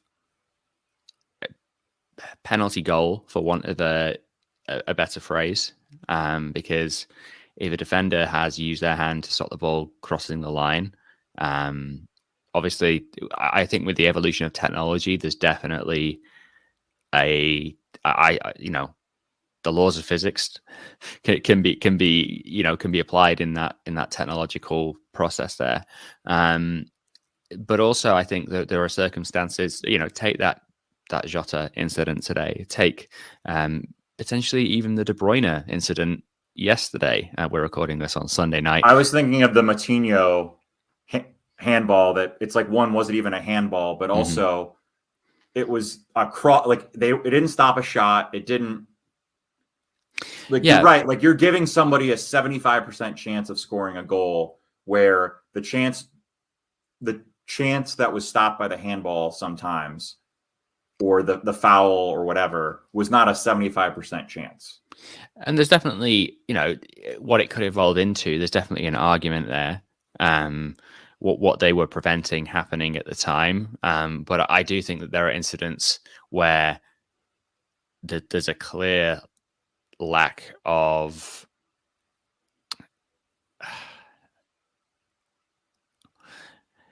what's the phrase I'm looking for? There's a clear lack of proportionality. Proportionality. Thank you. With the offense as to what the punishment is, especially with the handball on the line thing. Luis Suarez famously got away with that massively in the 2010 World Cup, and just things like that. I think Reece James did something similar at Anfield this season. I think too, to your point, John, if there's more like proportionality in the punishment, you probably also get more fouls in the box called when they should be, because I think sometimes refs don't want to call something, even though they would call it everywhere else on the pitch, but it's because they're like, it's clearly a foul, but it doesn't deserve. I don't know if it means making the penalty box smaller. I don't know if that's like a simple solution. Maybe it's just anything that happens inside. What's the name for the smaller box? 6 yard box. Yeah, I didn't know if there's like anything other than 6-yard box, but that like make that That's always a bit too penalty. close. Maybe it's a 12-yard box, which is 12 yards is where a penalty is taken from. Yeah. And I think then you can introduce something that's actually really my point as a goalkeeper, is that if if the punishment is proportional and you're having a 75% chance of scoring, like that's either matched or actually improved a little bit the chance that you had of scoring in the offense that happened. So having a rebound in that situation seems unfair. If the keeper has managed to pull off a save, and that's less than a 25% chance, factoring in the ball going wide over or hitting the woodwork. If the keeper's made a save, a rebound when that player has started 6 yards further forward, closer to the ball than everybody else anyway, just doesn't seem fair to me. And so rebounds on penalties would therefore be nixed. I'm okay with that as long as there is an exception if the player calls bank shot first. What? So if they call bank shot and then intentionally hit the post or the bar and then that's not allowed. Then the player who hit the penalty can't. No. I know. I'm saying like they say like bank shot and they're intentionally hitting the post to hit it back. This has gotten too American, this podcast. Whimsy. Yeah, I'm gonna have to drag this back. Okay, the next one is long-winded. Just bear with me, okay? So you stumble across a weirdly specific time machine that can transport you back to Manchester at a single point in time during the past 15 years. You can bring one City player back to the present with you to be part of this current squad. Unfortunately, Vincent Kompany, Sergio Aguero, David Silva, and Yaya Toure are all allergic to time travel. So you must pick someone else who isn't part of this current City squad to accompany back to the present and play under Pep Guardiola. Who do you select and why? And Andrew, we're going to start with you. So I just have a couple of clarifying questions. So understandable. So one is like this player's just cool with it, like because I'm. Yeah, they're gonna have like. I mean, a lot of football players have demonstrated that they are not the sharpest tools in the box. So just to make this like super clear for people listening, we're essentially picking a player from the past 15 years that would fit into today's squad. Yeah, at a high level. Yeah, someone basically since the season before or just after the takeover. And you can pick them at that certain point in time in their City career as well, if you like. But it can't be Sergio, David Silva, or Yaya or Vincent. So well-known allergic time travelers. Well known. I know. Because those are the easy answers. I think you'd say because 2013, 14, Yaya. They have to be this at the point in time we collect them. They have to be registered to Manchester City at that point. Yeah. Because you're going to Manchester. It could only transport you back to Manchester, remember? Well, right, but there are other teams in Manchester. Oh. No, they're not. That's Salford, outside the city limits. There you go. We solved it. I set you up for that one. Okay. Those are the questions I have. You see how much time Andrew bought to think of these that I didn't last time? This is why he's a lawyer. Paid by the hour, folks. So I immediately went back. I just wanted to see who was available in 06, 07 because 2000, so January 2007 is where we're at as the furthest back point in time. Darius Vassell? Huh? Darius Vassell? Yeah, that's definitely who I'm picking. So, I mean, you could get a very young Joe Hart, age 20. Age 20, Nedum Onuoha. You've got my boy, DeMarcus Beasley, who is not who I'm picking, to be clear. But if we're talking about playing for the current City side and doing a little bit of thinking on who would be a good fit, I actually see somebody here who would be amazing, which is Micah Richards. Because you've got Kyle Walker kind of phasing out and, getting to a point where City needs to start thinking about a right back. He's a Manchester guy. Like You don't have to worry about him wanting to go anywhere. And my thought with Micah is that he's always been one of those big like what ifs for me. And I just imagining what Micah Richards learning under Pep Guardiola would look like and kind of seeing that, I think would be. You know that I meant any time during the past 15 years, right? Not just you're taken back 15 years ago, just so that. It's at any point. Yeah. Oh, I thought this was in the 06. Oh, sorry. I thought we only could choose from this season 15 years ago. No, you can go back any time during, any. Like these are some questionable selections. See, I definitely misunderstood this. I thought we could only do the 06-07 season. No, all right, not at all. Quickly go to Joe. I just need like 2 seconds to think through because my brain. I should have just let him go actually, and then been like, "What are you talking about?" Not that I don't love Micah, and I do think that Pep could turn him into a really versatile fullback / centre half as Walker does. But Joe, who have you got? Well, I don't know if you guys know this, but City don't have a striker at the moment. And once upon a time, City carried like 4 high-level strikers all at once. So I'm going to go into that pool knowing that Aguero's not one of them. And shockingly, guys, I'm not going to pick Balotelli as much as I want to. I'm not going to. I'd love to see Carlos Tevez in this squad. My concern would be the fact that he's a bit of a madman, and I don't know what his influence on the current team chemistry would be. But I think he'd be able to play an out-and-out 9 for Pep, and I think he could also play a bit of false 9 at a high level. Obviously, there's Dzeko to consider too. Then you have your target man. So I was kind of torn between those two, but I think Tevez is for you're probably getting 2-3 very, very good seasons out of him. The only other player I was considering was actually, because I wanted to see this happen when Pep came, was Nasri, because I think at his very best, especially given time under Pep, like if you brought him in at 23, 24, I think he'd be a top 3 player in the squad. Just I think his skill set would have translated so nicely to Pep's system, but when Pep came, it was a little too late, and then his career took an absolute nosedive. So I'm going to say Tevez because he's going to score a crap ton of goals and he'll give a bit of bite to the team. So that's my pick. Good call. Andrew, now that you know the rules. I mean, I think Joe went with probably and not like this is not criticism, but the most obvious one, particularly right now, is Tevez because you're essentially able to bring Prime Tevez into the City's team who probably would have, if he existed currently, would be on City's list for like striker they could bring in. Nasri, I like the idea. I still I don't know that kid could survive under Pep Guardiola's rules. Like I don't know if Tevez could either. It's part of the fun. Yeah, you're right. Both of them, I think it could go really, really badly, really quickly.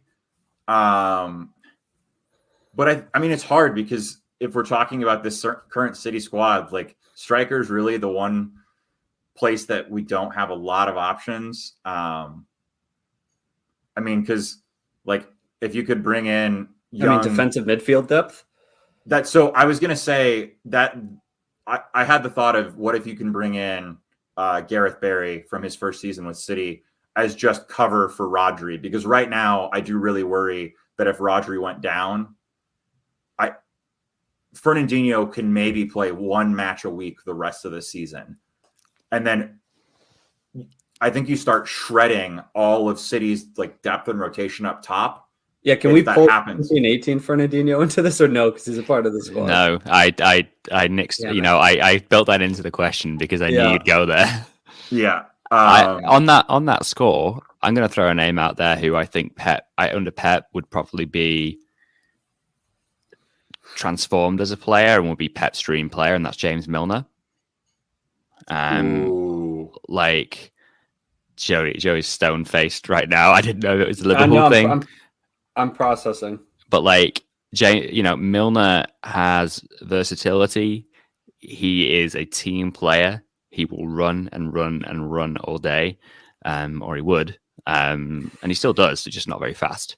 But He'd still outrun me for sure. But he is, I think, the kind of player that Guardiola would just have loved to work with in his prime in terms of his ability. I think Guardiola could have just refined some of those edges that made him surplus to requirements under Pellegrini, and then kind of pushed him out a little bit. But I think, he could play anywhere under Pep and be, the number 12. I think he would be like the perfect number 12 for Guardiola, the perfect guy who, when there's any positional problems, Milner comes in.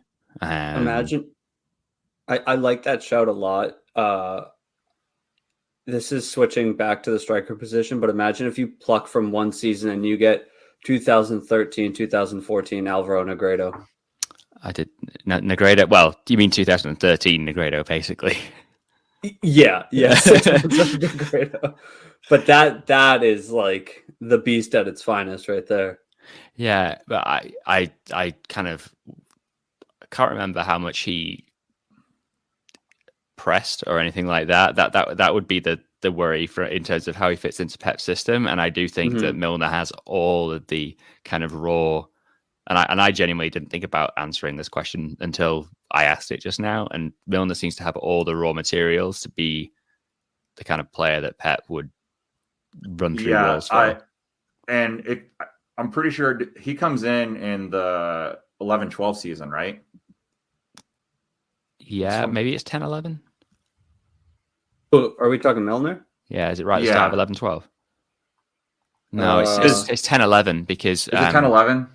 Made his debut against Liverpool. Yeah, you're right. Yeah, 10-11, yeah. I mean, that is... So he was 25 at that point. I mean, that would be an incredible...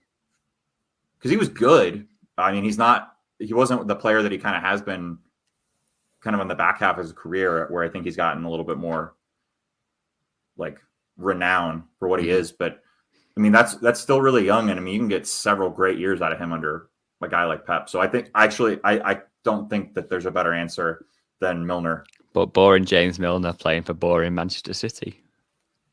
There you go. How appropriate. Perfect match. All right, let's move on. We're running low on time. To continue the theme from the last question, unfortunately, the time machine malfunctions and you are transported back to 2007. After some preliminary investigations, you discover that you have no idea how the time machine works, so you have to relive the last 15 years all over again. The one button in the time machine that is still working is the one marked Forget. This button gives you the choice of remembering everything that has happened to City since 2007, or forgetting it and being able to relive the events of the last 15 years as if for the first time. Do you choose to remember or forget? And let me make it clear that this is just City stuff that you'd be forgetting. You would have other memories as well that would retain. And so I know that I imagine that you were thinking the gambling route of like, I could put, $100. I mean, I wasn't thinking just gambling. I was thinking I'm glad you know I'm a degenerate.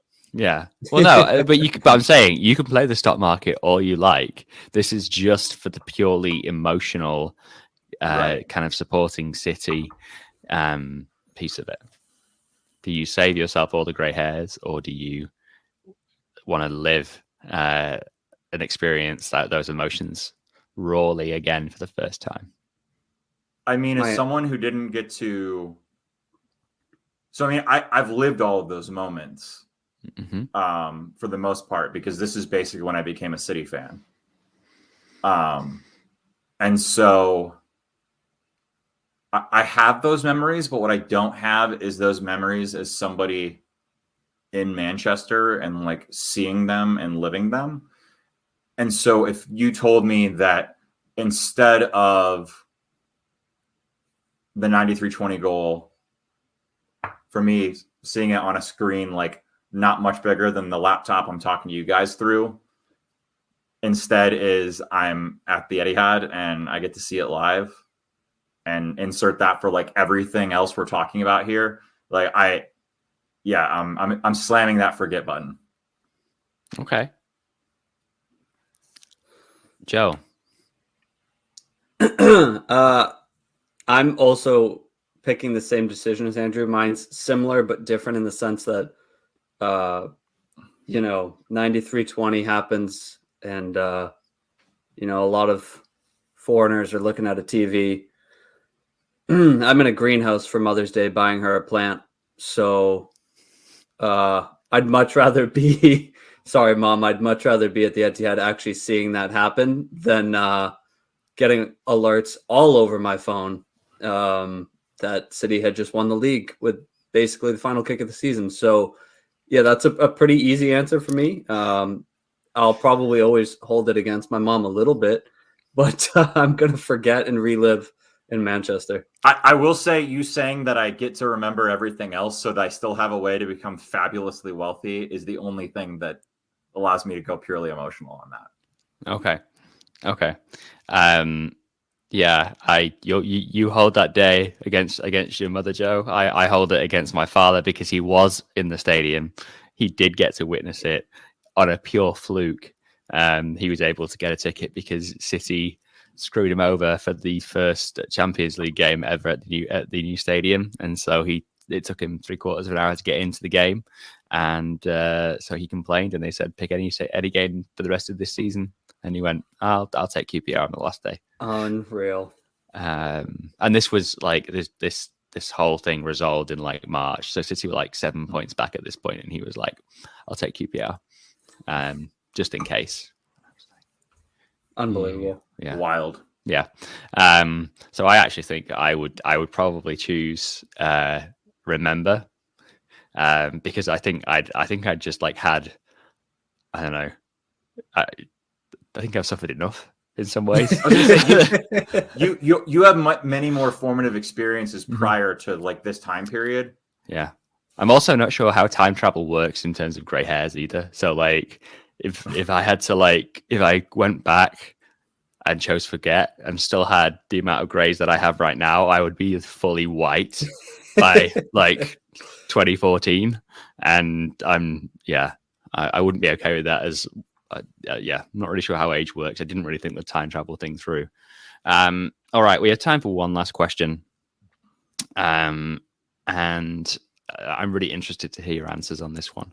So, would you rather City lose the Premier League Aguero style on the last kick of the season to United, or City get relegated?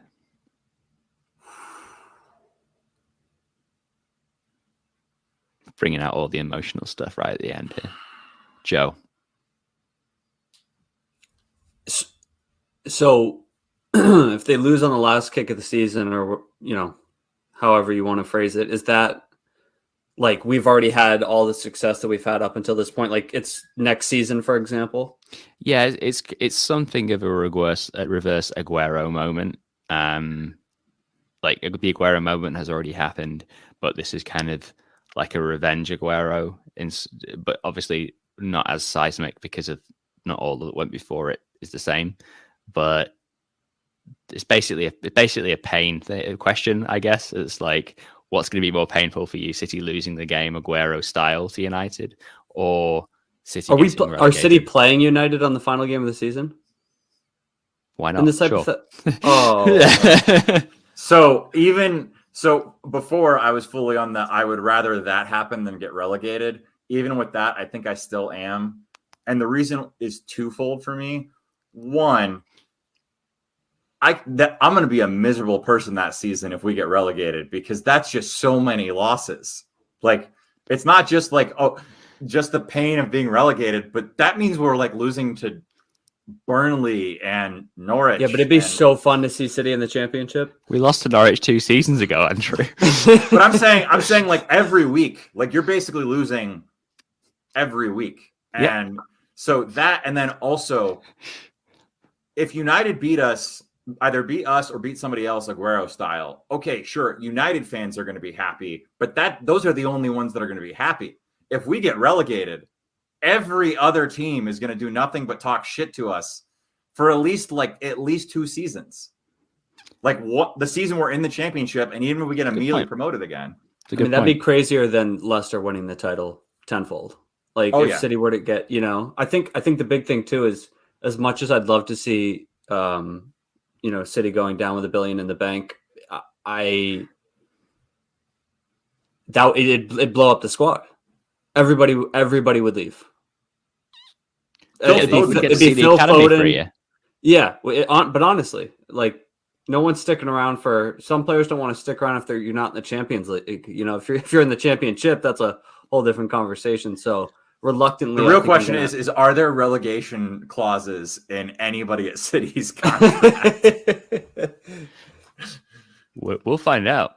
I was gonna say we won't find out, but we won't find out. Not in I get the point about like it would be interesting to watch. Like when Pep Guardiola was like, I don't care if they demote us. Like I'm here, I'll be here even if we're in League Two. Which I still don't know that I fully believe him. Like if that happened, but like I get the emotional aspect of like it'd be kind of cool, but like I just feel like being relegated is like. No, when we're as good and rich as we are, that'd be terrible. I've seen City get relegated 3 times, and I would take that any day over the excruciating pain of being Aguero'd by United. And I will die on that hill. But also, aren't you someone who never thinks that City's going to win the title anyways? Yeah, exactly. And so like right, but so why would you care if we lost the last minute? You'd be like, I didn't think we were going to win anyways. Because I don't want to be right.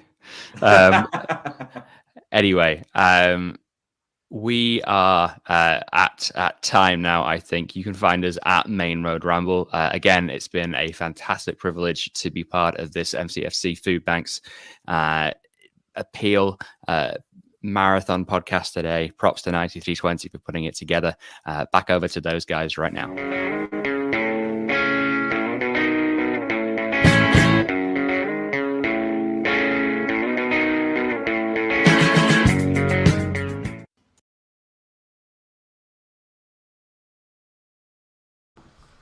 Right, I am back. Thank you very much for Main Road Ramble. That was really entertaining, though, I have to say. I'm very glad I was not on it, having to make some decisions there, and I'd rather not make in my lifetime. But a really interesting show. Thanks for your time. Thanks for making the show. And thanks for contributing, along with loads of other people who've really helped make today what it is. Right, next up it's David Mooney and no less than Nedum and Onuoha. So I'm going to send the links out to them. I will just send them now and just talk to myself and keep yourself occupied whilst I do that, because it will take me a second or two. But hopefully they'll be on the line very shortly for our next show. I'm just wondering if Jordan's there at all. He's not, no.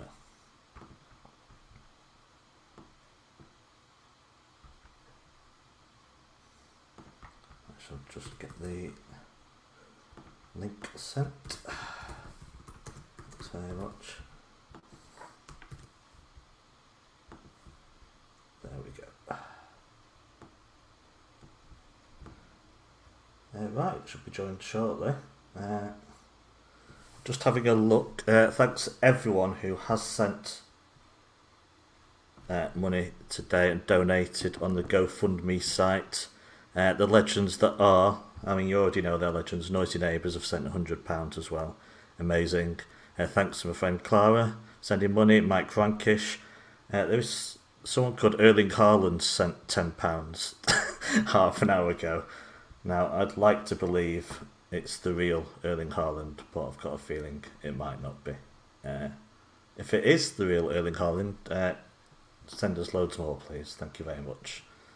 Right, and I'm just waiting now.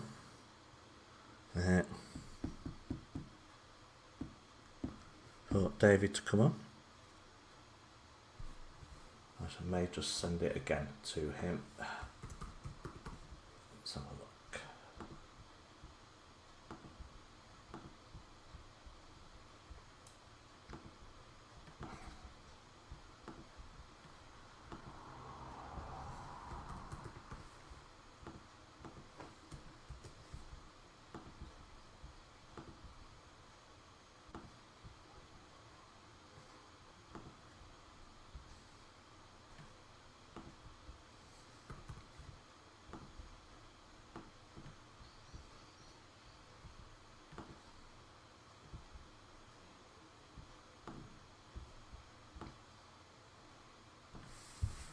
Right there, sent. Yeah, I'm just looking through.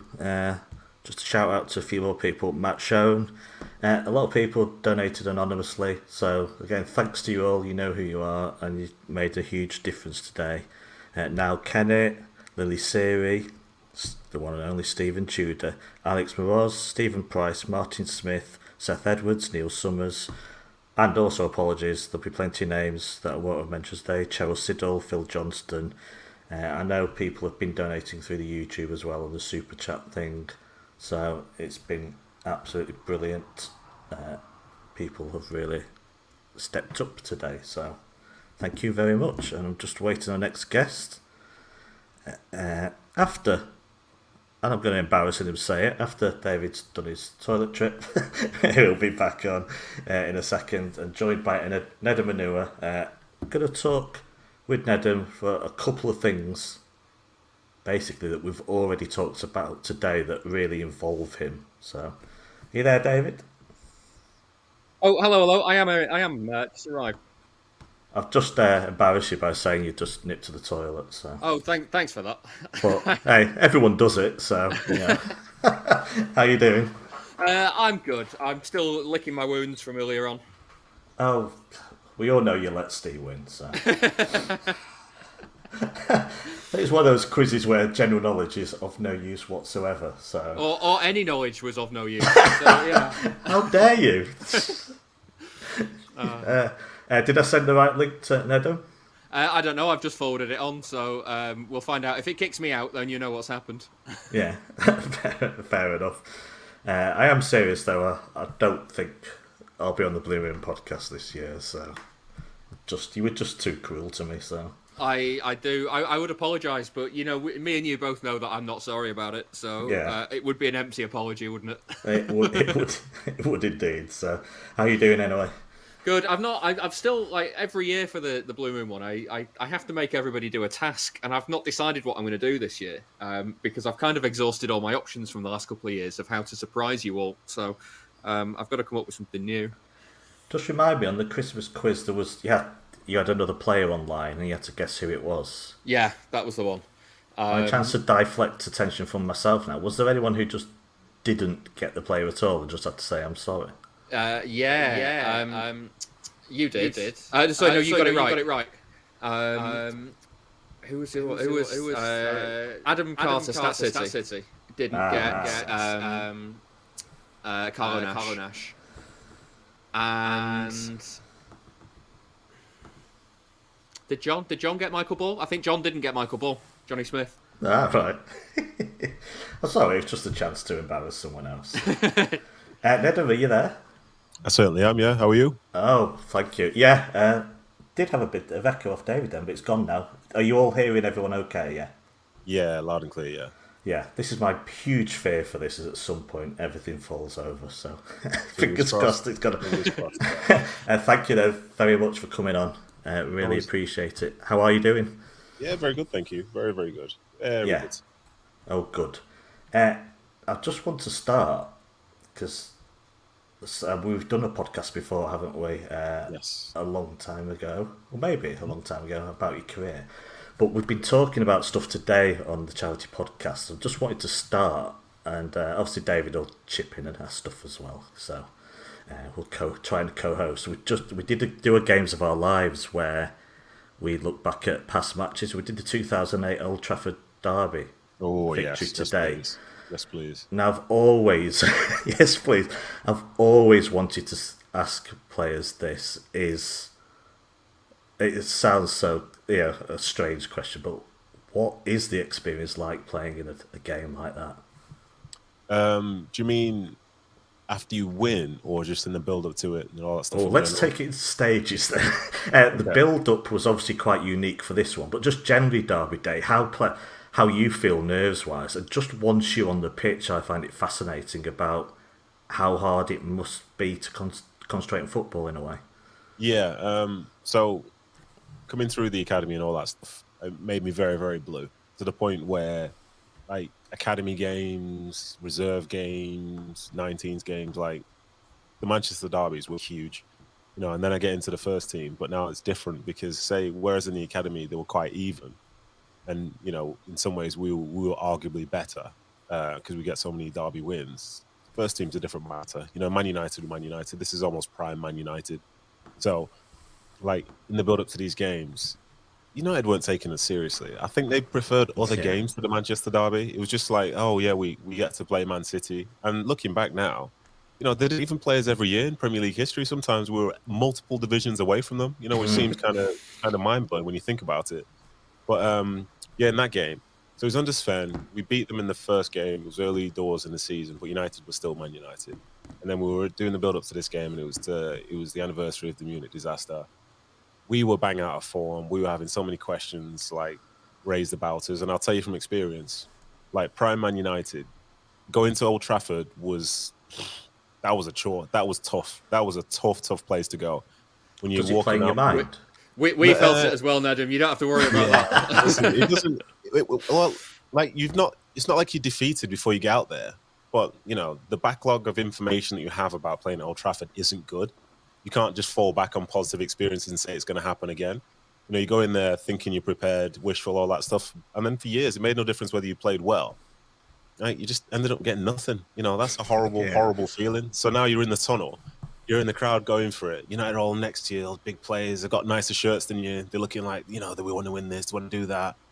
And I wouldn't say it's intimidating, but you don't look as if you should be there, if you know what I mean. Because we just looked a shambles. We were just a hodgepodge of just a complete mix of players from all different parts of the world brought together to try and find success, and the wheels were kind of falling off. So as we were walking out, I was like, okay, it's Manchester derby. Let's do what we do. Let's see what we can do. I think it might have been Benjani's first game, stuff like that. It was, yeah. And then, the first half pans out. And to talk about that game in particular, that was one of the best games I ever saw Stephen Ireland have. What I loved was, Rio Ferdinand wanted to try and move the ball out from the back, pass it to his midfielders, all this. And one thing Stevie was very good at was reading where somebody was going to play a ball. I know this firsthand. And he does it by just playing dumb. He'll just be standing in the 10 there's nothing going on here. I couldn't possibly affect the game. Then you put your head down, play a ball, and he's standing right there. He's intercepted it, and he's creating an attack. And I'll be honest, it was hell on earth, so much so that one training session, which Stuart Pearce used to do, was it almost makes you want to quit football. We used to play, what was essentially 11v11 in the penalty box with little goals on the sides of the 18-yard box. So you're playing it's width ways, so it's the longer side. And Stevie, if you had the ball near your goal, you're having to play long. You're in a 30-yard pitch and you're playing long just because he's living in your head. And that's what happened to Rio Ferdinand that day. And it was brilliant. Rio tried to bluff him, double bluff him, triple bluff him. By the end, he was quadruple bluffing himself, and it was a joy to watch. But anyway, so the Rice scored. What's the feeling when Vassell scored? I don't know how many players in that squad had even experienced being in the lead at Old Trafford. So what was that like? Yeah. So one bit of that story, which myself and a couple of others remember fondly, is the fact that we were good friends with Darius Vassell, and we knew that every time he'd scored in his career, he'd never lost. So Darius scoring in the first half, should have been a red flag for Man United. But yeah, he did it. I thought, this is interesting. We're winning. We're winning Old Trafford. And United weren't they were obviously on the front foot and all that stuff, but it wasn't like they were completely tearing us to shreds. I think Dunny was fantastic that game. Yeah, people were defending well. Just this is weird. We're winning at Old Trafford, and then you realise time's just passing it. You know what I mean? You keep looking at the clock. Okay, so that's 20 minutes. That's 30 minutes. Okay, that's 40 minutes. This is really weird. This is really weird. And then we went in at half time. I'm looking at Stevie Ireland because he's good friends with Darius. He's looking at me, and I'm looking at Darius. I'm this is interesting because, as I say, he'd never lost a game when he'd scored. So then obviously the second half goes, they're more on the front foot. And they score and all that stuff. But then to finish that game, what an incredible feeling. I'll never forget, you talk about the first happening in your career, and that was a significant one for me being a Blue, was walking off the field at Old Trafford having beaten them. And I knew how big a deal it was because as we were walking off the field, I was buzzing, waving to our fans, buzzing, what a moment. I think it was an early kickoff as well. That's just incredible. What a feeling. Yeah. And then I saw a United fan as they're walking down towards the tunnel. He ran probably across two stands, full tilt, to catch up to us in the tunnel and started berating us, giving us this and giving us that. And I thought, yes, That is a sign of success. When you can anger a Man United fan due to a result, it means that you're probably doing the right sort of thing. So yeah, it was a remarkable day. And to be fair, everyone wrote us off. There was no way we were supposed to win that game for the emotion of the day for them, for the fact that they were on the front foot and they were doing well. We were sort of stinking a little bit. But yeah, it's one of the probably best days and best occasions of my career, and arguably life as well. 21st victory at Old Trafford in 28 games. Mm-hmm. I think it was 1970. Oh, Steve said this earlier. I forgot 1974 or something like that. So it's been a long wait. Yeah. Do you look at the clock a lot during a match like that? During matches, or do you can you phase out the crowd? You can't necessarily phase out the crowd because they are constantly making noise. And one thing which I reckon most people would maybe they won't agree with this, but as a player, I've picked it up. Like, when you play in a game, there are lots of bits of football which are actually quite boring. But when the crowd noise is there, it makes it sound like it's exciting. Like the excitement when there's a corner, there's a free kick, there's a throw in, and they're like attacking third. It's actually really boring. I have a theory, Nedum, that corners are the single least dangerous thing that everyone thinks are dangerous. Yeah, like I think the conversion rate of corners is like tiny. I think I saw tiny. Yeah. Everyone always goes, "Oh, we're rubbish at corners," but the truth is, like, everyone is. That's the thing. I think it's more the fact that you can create an opportunity from it, but it doesn't necessarily mean the opportunity is going to be taken. Like that's the thing about it. And when there's a crowd there, like say for example, you're playing at Anfield, and if you lose a coin toss, and they play the ends that they want to play, like that's the first problem. Like I always say, if you win the toss at Anfield, change ends, because then this whole thing of they're kicking towards the cop end in the second half is going to suck the ball in. It's like nonsense. No, it's not.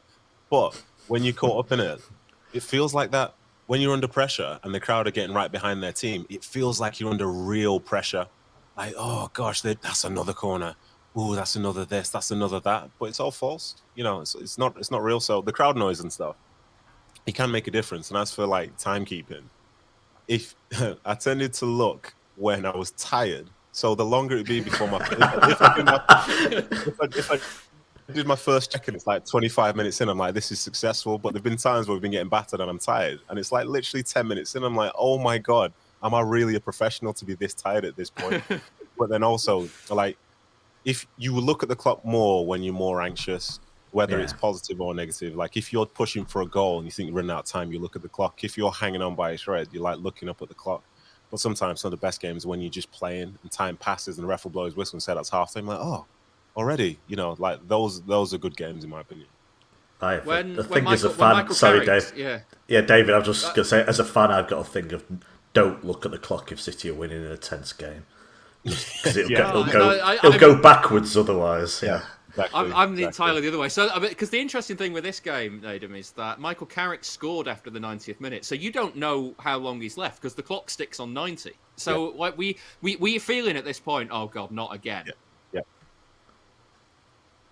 Yeah, well, not necessarily a case of not again, because how often had we been winning to think that United's going to come and score a second to like draw with us? It's more so a feeling United's just going to score and just win the game. So it was weird. It was really weird, but I think there are two parts to you as a player, because there's the part of you that plays and, you respect the opponent, you respect your teammates and stuff like this. Then there's the part that just is like everybody else in terms of just being in love with the game and knowing the sort of narratives and feels that exist within Premier League football.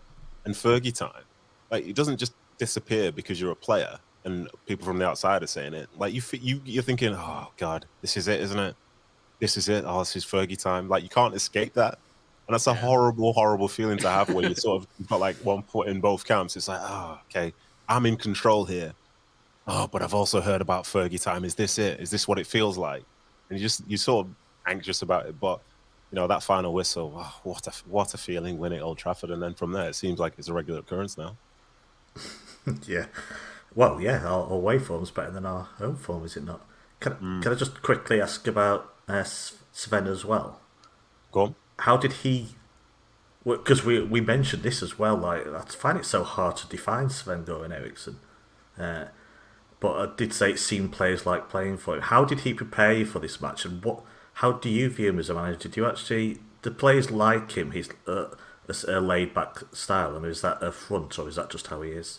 No, he's very, very laid back. But he can also be he can also be serious when he needs to be. Like, he's got the best intentions of the players at heart, and he wants you to play to your best ability.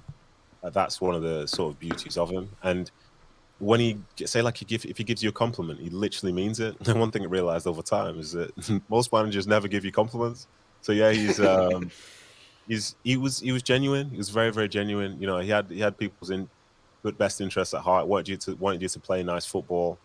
You know, if things weren't going right, then he'd be trying to figure out a way to do that without necessarily like bringing the hammer down on you. If you needed to shout at you, he'd shout at you and all that stuff. But he was a brilliant coach. He was a really good coach, really nice guy. And then one thing which sort of goes under the radar, like a lot of people, when things aren't going well, they say his demeanor isn't great when he just sits on the sideline. But he sits on the sideline because he's prepared his team for the game.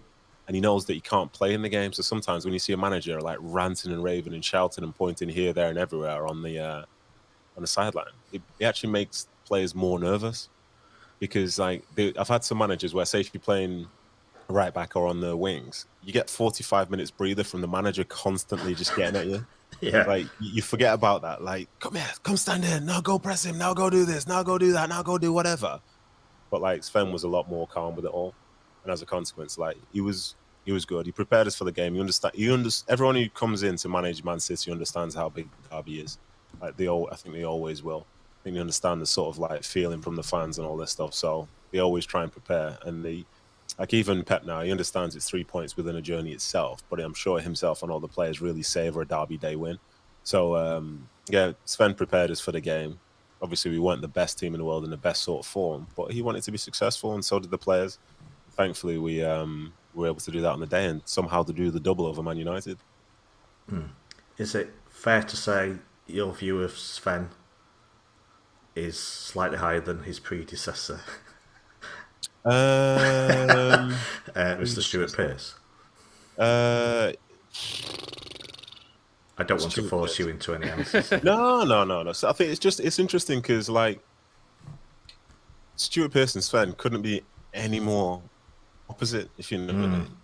Like Stuart did his thing and whatever, but like I suppose maybe the club was different then, because interestingly, like I think at times we forget the significance of Sven, because I think he was the first like foreign manager in the Premier League history for the club, and then add to that, he was bringing in a different style of football. And even though we talk about the ownership that we have now, like it was Shinawatra. It's like we forget about the Shinawatras start of that season when we were bringing in Bozhinovs, Alanos, people like this. I think Garrido was coming in. Like we've arrived. We've arrived. We won the first like 4 or 5 games of the season. We've arrived. Going to Stamford Bridge. Everyone thinking, oh, we're going to get a result. And like 6-1 later. But anyway, but like Sven was different. It's like he was the start of the new era, and he was very significant because he was sort of changing the mentality amongst the players within the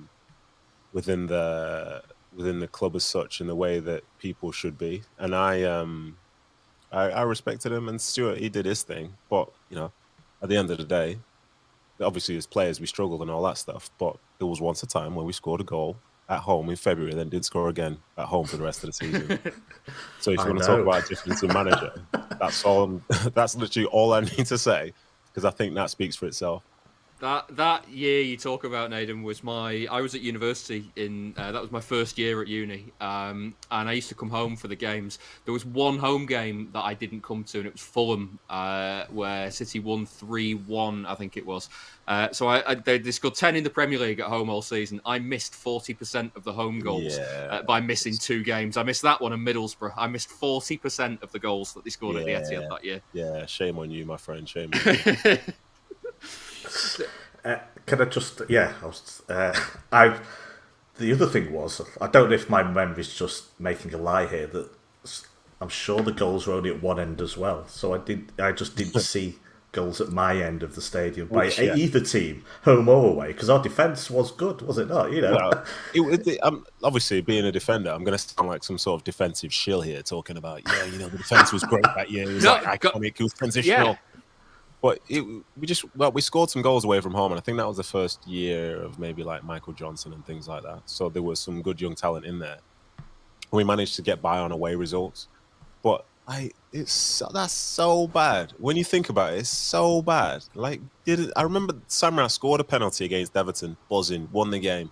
From there, did not score another goal at home. Like 1-2 games, like all right, fair enough.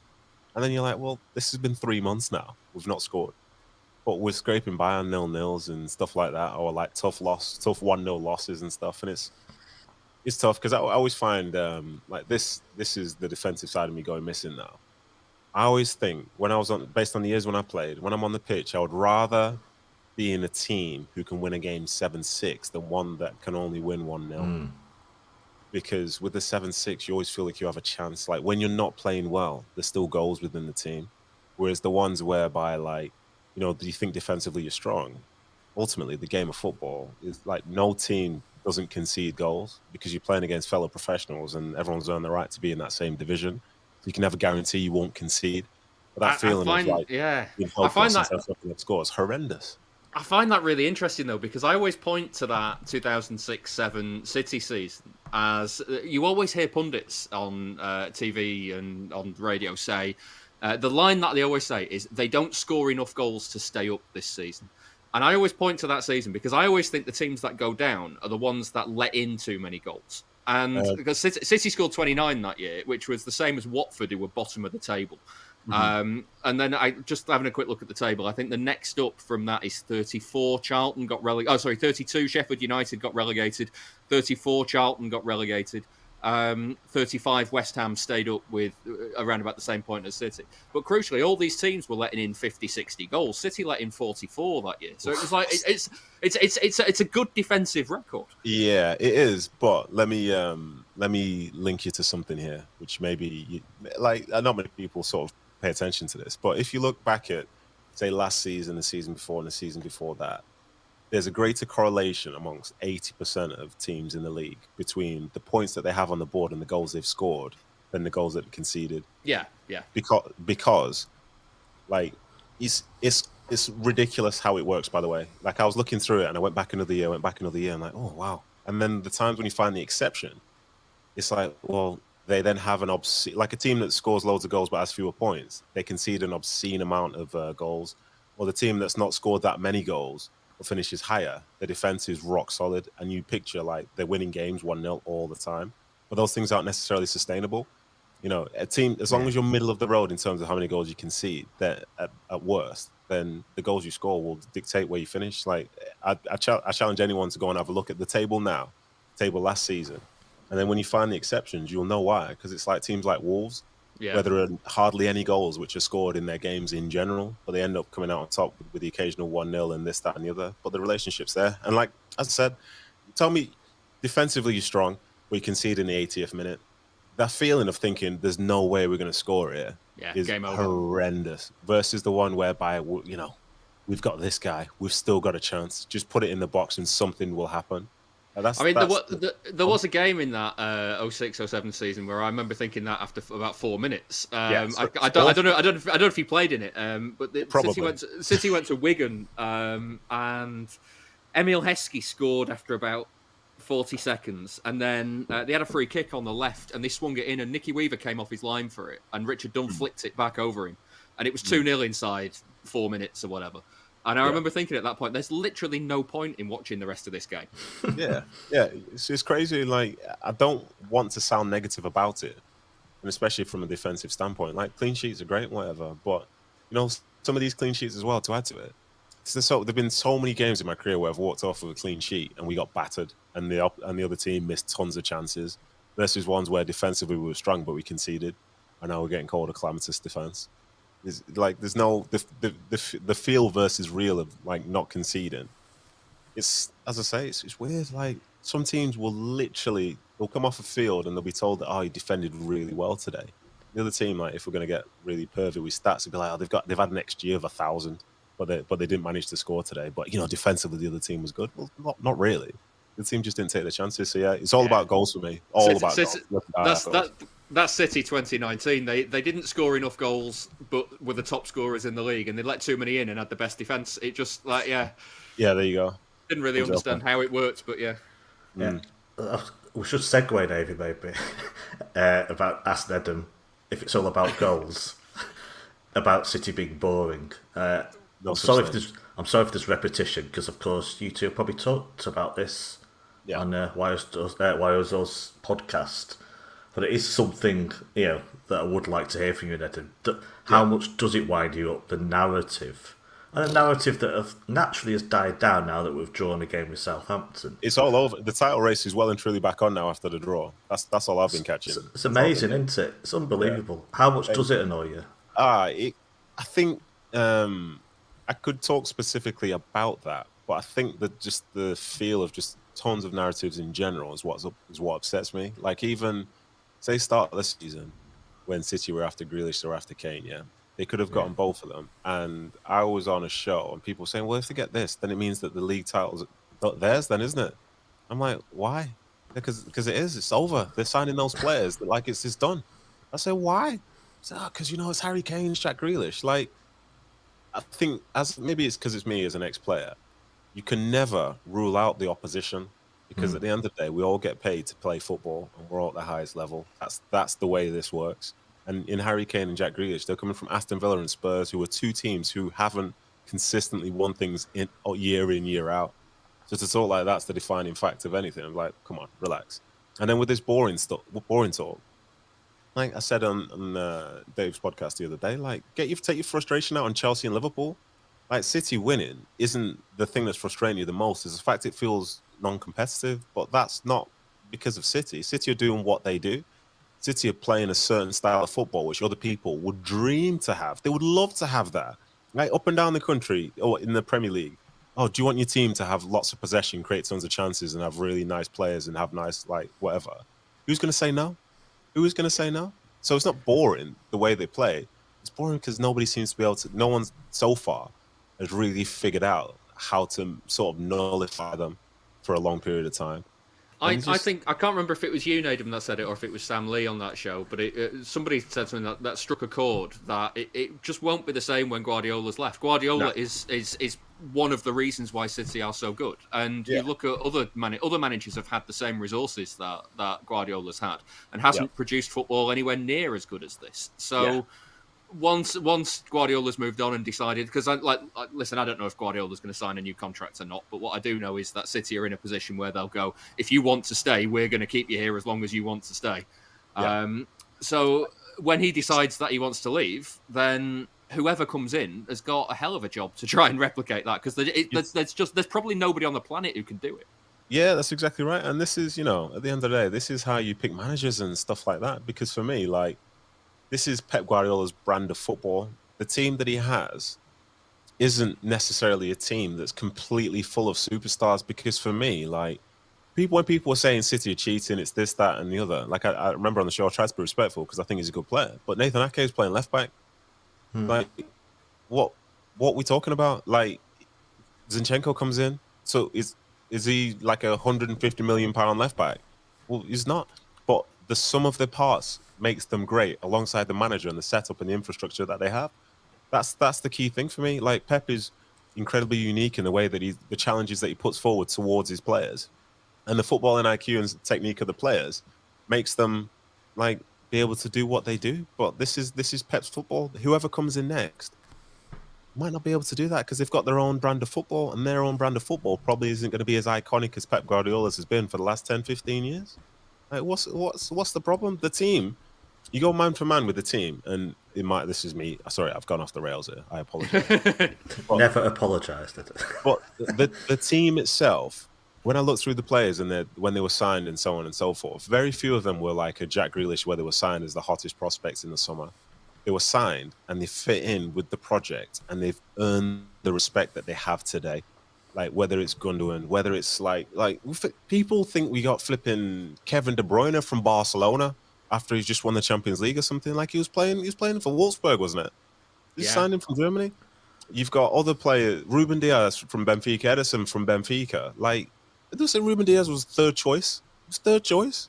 He's been incredible. I wouldn't mind as well, but you go back to what some of the pundits were saying when players like De Bruyne was signed, and a lot of the conversation was 55 million for him. I don't see it. And then, like, down the line, he's just a cheat code. Yeah, it's just all these players, in my opinion, have earned the sort of the tag that they have now. The way people speak about them, they've earned it through their performances. And as a consequence, I think that should be championed more than City just buying them. Like maybe City saw something in those players that they knew could fit into their setup, and as a consequence, they've performed. Like not everybody along the line has performed who they've signed, but some of the ones who have, they've been incredible. But again, to talk about Man City, the beauty of them is that for as good as KDB is, or this guy or that guy, they all just work exceptionally hard for each other and make the right decisions, both going forward and in attack, and don't rely upon one individual.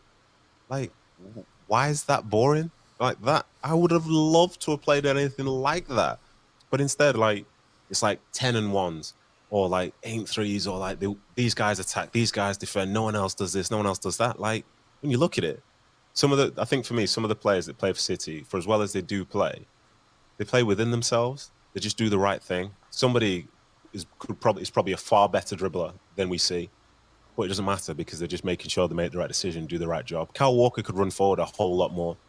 He doesn't because he understands his role within the team.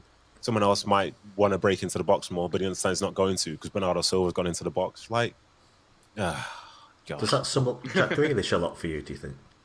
Are you fine with how he's done? I think he probably would have been expecting to have a greater impact numbers-wise and stuff, and that's fair enough because he was the main man for Villa, and then going into a team which has got everything, you'd think you'd just be able to just crack on from there, but it shows, again, the sort of, like, how hard it is to be successful in that team. Forward players don't just slot into Guardiola teams, though, either, do they? No, they don't. You're right. But again, everyone else, like, your role is your role. I remember when he first came in, I thought, well, when the ball's on the right-hand side, will he break his back to get in at the back post? And I think he did when he scored against Arsenal or something like that. I thought, well, this is going to have to be the new you because when he was at Villa, the ball would go to him and someone else would have to get on the back post on the other side. Well, the reality of the situation is, this is the position. This is what we require from you. If you do this, we can be successful. If you don't, we won't. Because they're not off. City aren't off the cuff. You know, there's nothing off the cuff about them for as good as they are and how much they could be. Like, if it's not him killing you, it's the next guy. Or if it's not that guy, it's the next guy. Like that. We could talk about strikers and all this, but I know as a defender, I would have hated to come up against a team where 5 or 6 players could affect you in a negative way. I think that's what City have right now. Well, just to track back, we're asking impossible questions. We asked questions from Twitter earlier. Just track back, and I think links to the Pep effect. Someone asked us to name your first 11 of all the players Pep's managed through Bayern. Well, Barcelona, Bayern, City. Right. And I think the general consensus is that not many City players get into that 11. What does that say then? This boring. I mean, team. that's not slagging off the City player. I mean, some of the competition at his previous 2 clubs is exactly it's beyond elite. But yeah, I think it shows we haven't got the best 11 players in the world. It's Pep's influence, is it not? Yeah, the players deserve a ton of credit too because football and IQ and technique and all that stuff, they are incredible. But there's a guy who's bringing out the absolute best in them, and you can have conversations about whether they like the managers and so on and so forth. Because I think at the highest level, players respect their managers more than they like them. But it's very easy to respect someone like that when you play this brand of football and win the amount of games and stuff that they win. Like, I'll be honest with you, was it 32 wins in the last calendar year? For most teams, that's 3 years worth of football, and they've just done it in the space of just 12 months, So he's special. The players have become special, but the biggest and best thing about them is the fact that special sort of success that they've had has come from the collective. Other teams, like Kane wasn't firing for Spurs at the start of the season. It looked like Spurs stunk. If other teams, it's like 1 man or 2 men or bust. Start the season, KDB wasn't playing at his absolute best. Sterling wasn't at his absolute best, and so on. City was still winning games, and then they start approaching their best, and like that ceiling gets that little bit closer because now everybody's in rhythm. That's just who they are. But then Pep makes 4 or 5 changes every week. What changes in terms of style of play? Nothing. Like that's truly remarkable in my opinion. Would you like to have played under Pep? Oh, mate, I'm just giving you a tap in at the far post there. No, tapping at the mate. Are you for real? Like he's so I loved him when he was a player. The places where he's managed, loved him. Then for him to come and manage my club, incredible. And I remember I was lucky because I trained with him. I was going to say this. Did you? He came on trial, didn't he? He did, yeah. Came on trial with Stuart Pearce. Yeah. And I think he wanted like 18 months, and City wanted to give him 6 months or whatever. So it's not like it's prime Pep or anything like that. But like training with Pep Guardiola, I'm like, yo, what is going on here? This is unbelievable. But yeah, I've got no intentions of playing pro football, and this offer will never come. But he's the only person I even consider buying a pair of football boots for. If he said to me, I want you to come and play in the flipping staff match come summertime, I'll be like, yeah, sure, I got you. You need 12K from me, I'll give you 12K, Pep, because you're the guy. Like, he's an icon for me. He's one of the greatest of all time. And I think the fact that some of the history of the Premier League has been created by our team, he's the one for me. I would have loved to have played with him, even if he wasn't having me as a player at all. I know I'd get better, because the standard would be so high in terms of everything else. Like, this was the case when City were first brought over and like Mancini was coming in and all that stuff. Training Monday through Friday was really hard, but it was because we had some of the best players in the Premier League at the time. So if you could manage Monday through Friday, you never feared Saturday, because you knew the challenge was going to be far different than playing against like Tevez, Aguero, Dzeko, and Yaya Toure, people like that. I asked Pep in a press conference must be about 3 years ago now, about that trial, because I was in my head, I was thinking, I'll get a nice little podcast feature where he says something about, it's changed a lot since I was here, and he was not having it at all. He was just not, he would not bite on the question at all, and he kept saying, the player that I was when I turned up here, I was useless. They didn't want me. I was useless. I wasn't even good enough for City when they were like that. I was terrible. Is he telling the truth? What was he like? He's telling the truth, but so what? You know what I mean? Like, I remember at City, this was the time when we were signing people from like car window. Heart attack he had, but we still signed him, and he couldn't run because he said when he was running, it's like he was running on glass with his feet. Past City's medical in 5 minutes. Yeah, medical. Basically, medical was the manager says, "Do I want him? Yes or no?" Yes. If it's a yes, then he's fit. If it's a no, then yeah. Well, it's an issue. This heart condition's an issue. Whatever. Like, Pep might not have been Pep, but still, if the club wanted him, it wouldn't have made an ounce of difference. Just think. All of the old school City fans, just think back to some of the players that arrived at Man City around that time, and then ask yourself if it even mattered whether they were anywhere near their best or not, because the answer is probably going to be no. On the downside from Pep, though, he does shout a lot on the touchline. Yeah, he does. But in fairness to the players that are there, he shouts at everyone, not just say the right back that's on that side, and he's trying to do stuff which sort of encourages play. Because here's the it's all hand signals, though. Does anyone really understand what he's doing? Can you imagine being his cleaner? You know, the best is like sometimes when you're in a loud stadium or whatever, and like the manager's shouting your attention, you look over to him, and it might as well just have been on mute. I'm thinking, what's this guy saying? You just give him a thumbs up and then just jog away. Yeah, I got that. Yeah. He can't shout at me from 4 yards away. He can barely hear someone 4 yards away. But to talk about like the antithesis of Pep. So it's all about, for him, it's about pass move, be in the right place, offer like space, create an opportunity for your teammate, make the right decision, make the right run, timing, pass, everything, wait the pass, the works. Like, there's no surprise at City, some of the goals they score, they're like tap-ins, but they don't happen by chance. They're happening because they made all the right decisions up to that point, from whether it's a run at pass or like breaking at the back post to like deliver the ball there. I had a manager when I was at QPR, and we conceded a couple of goals from sort of like playing in midfield. So he said, I think it was for 6 weeks. He said, no, you're not allowed to play anymore. There was a game, played against Ipswich away. I played 2 passes. The second pass was in the 92nd minute of the game, and it was a back pass to the goalkeeper. And I thought, nah, something's off here. This isn't for me, this is not for me. So when you think about somebody who wants to play total football, just realize there are other managers who will not allow their players to pass the ball. Just get your head around that, fellow pros. Yeah, it's ridiculous. Well, his influence in English football is it for you unparalleled? I mean, you just see how others play now. Howard, when you've seen our 7-a-side team play, it goes all the way down to the bottom. Let me tell you. Oh yeah, I think some of your matches have gone viral online. To be honest, rightly so. They for some reason don't put the highlights up where I'm making saves. It always seems to be going past me. Can I change the subject slightly, if that's okay? Because none other than Johnny Marr was bigging you up earlier on this charity podcast, Nedum. Okay. Saying how much he enjoys your punditry work. Oh, lovely stuff. How much are you enjoying your punditry work? Is it something you really want to get involved with in the future? Big style.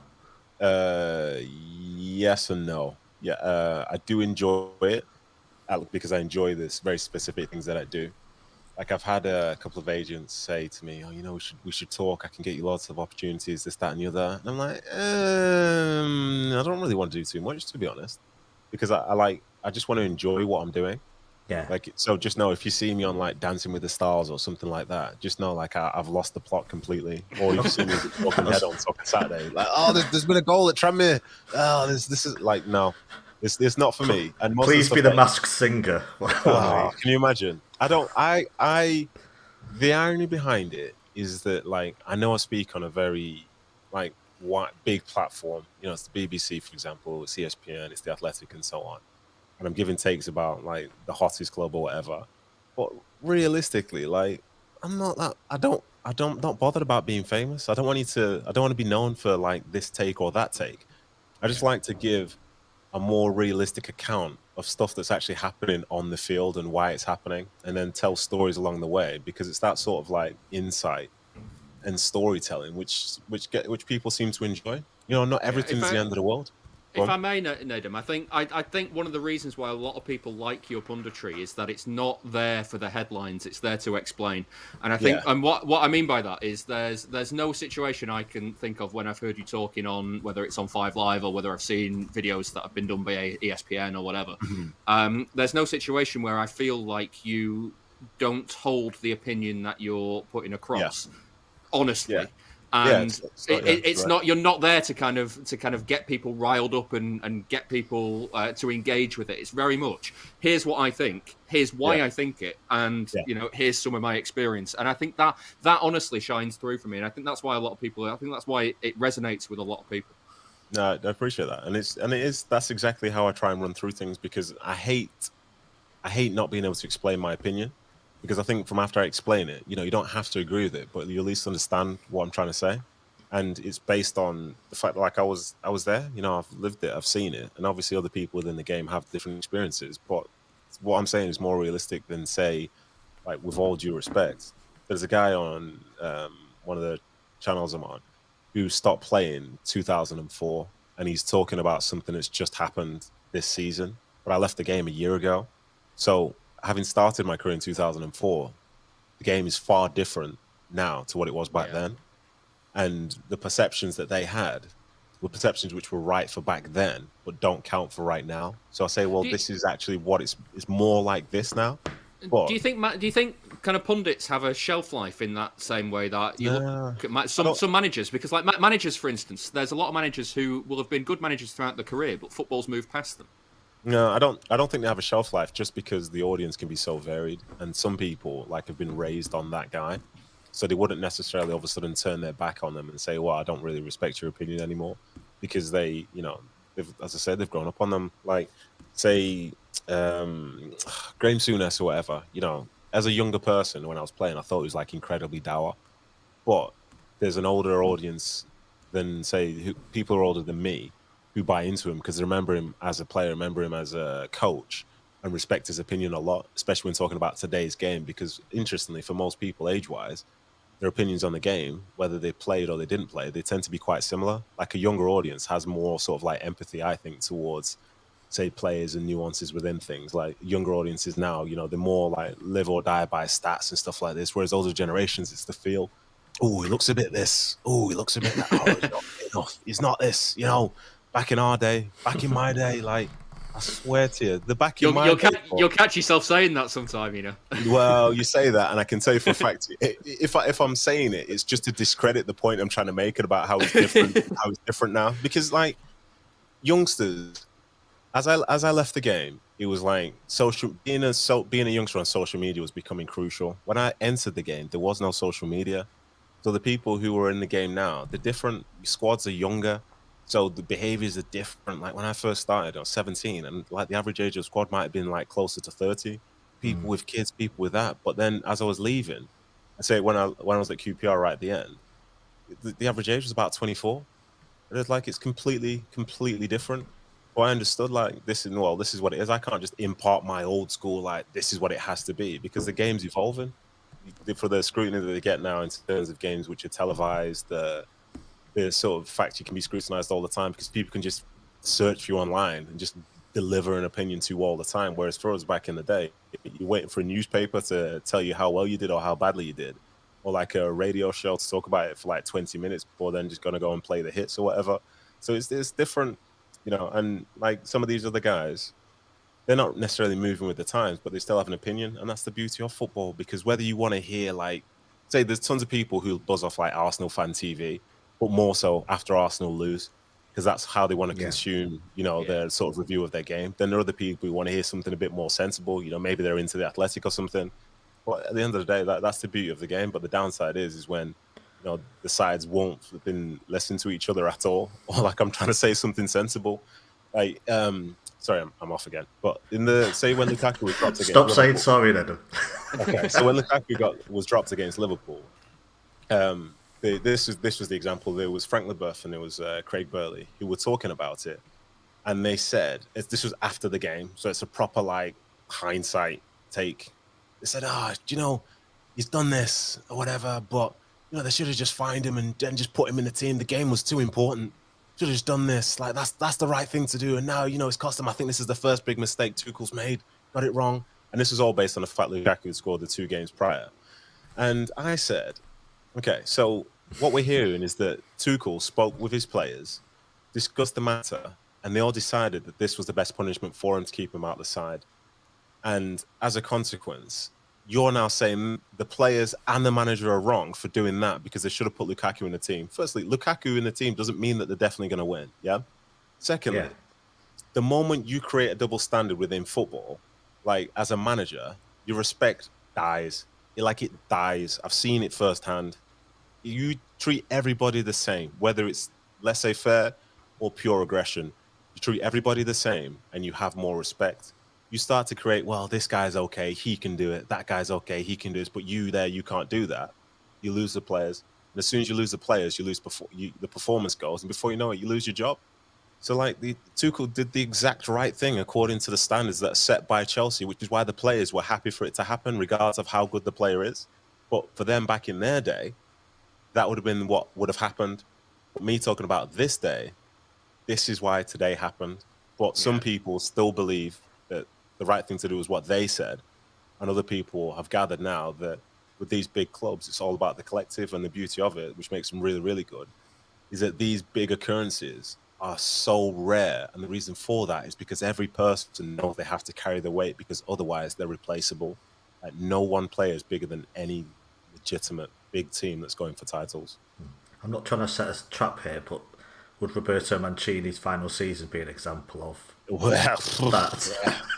Sorry, the internet's getting really bad. I wouldn't want to deliver such a wild take on the airwaves, but yeah. So as I say, certainly. No, but you understand. A lot of City fans still refuse to believe that Mancini did anything wrong. If you know what I understand, because of course he's a legend. He won the league. Yeah, I'm just saying the final season is on him. Is it not? And him leaving is on him in a way. Yeah.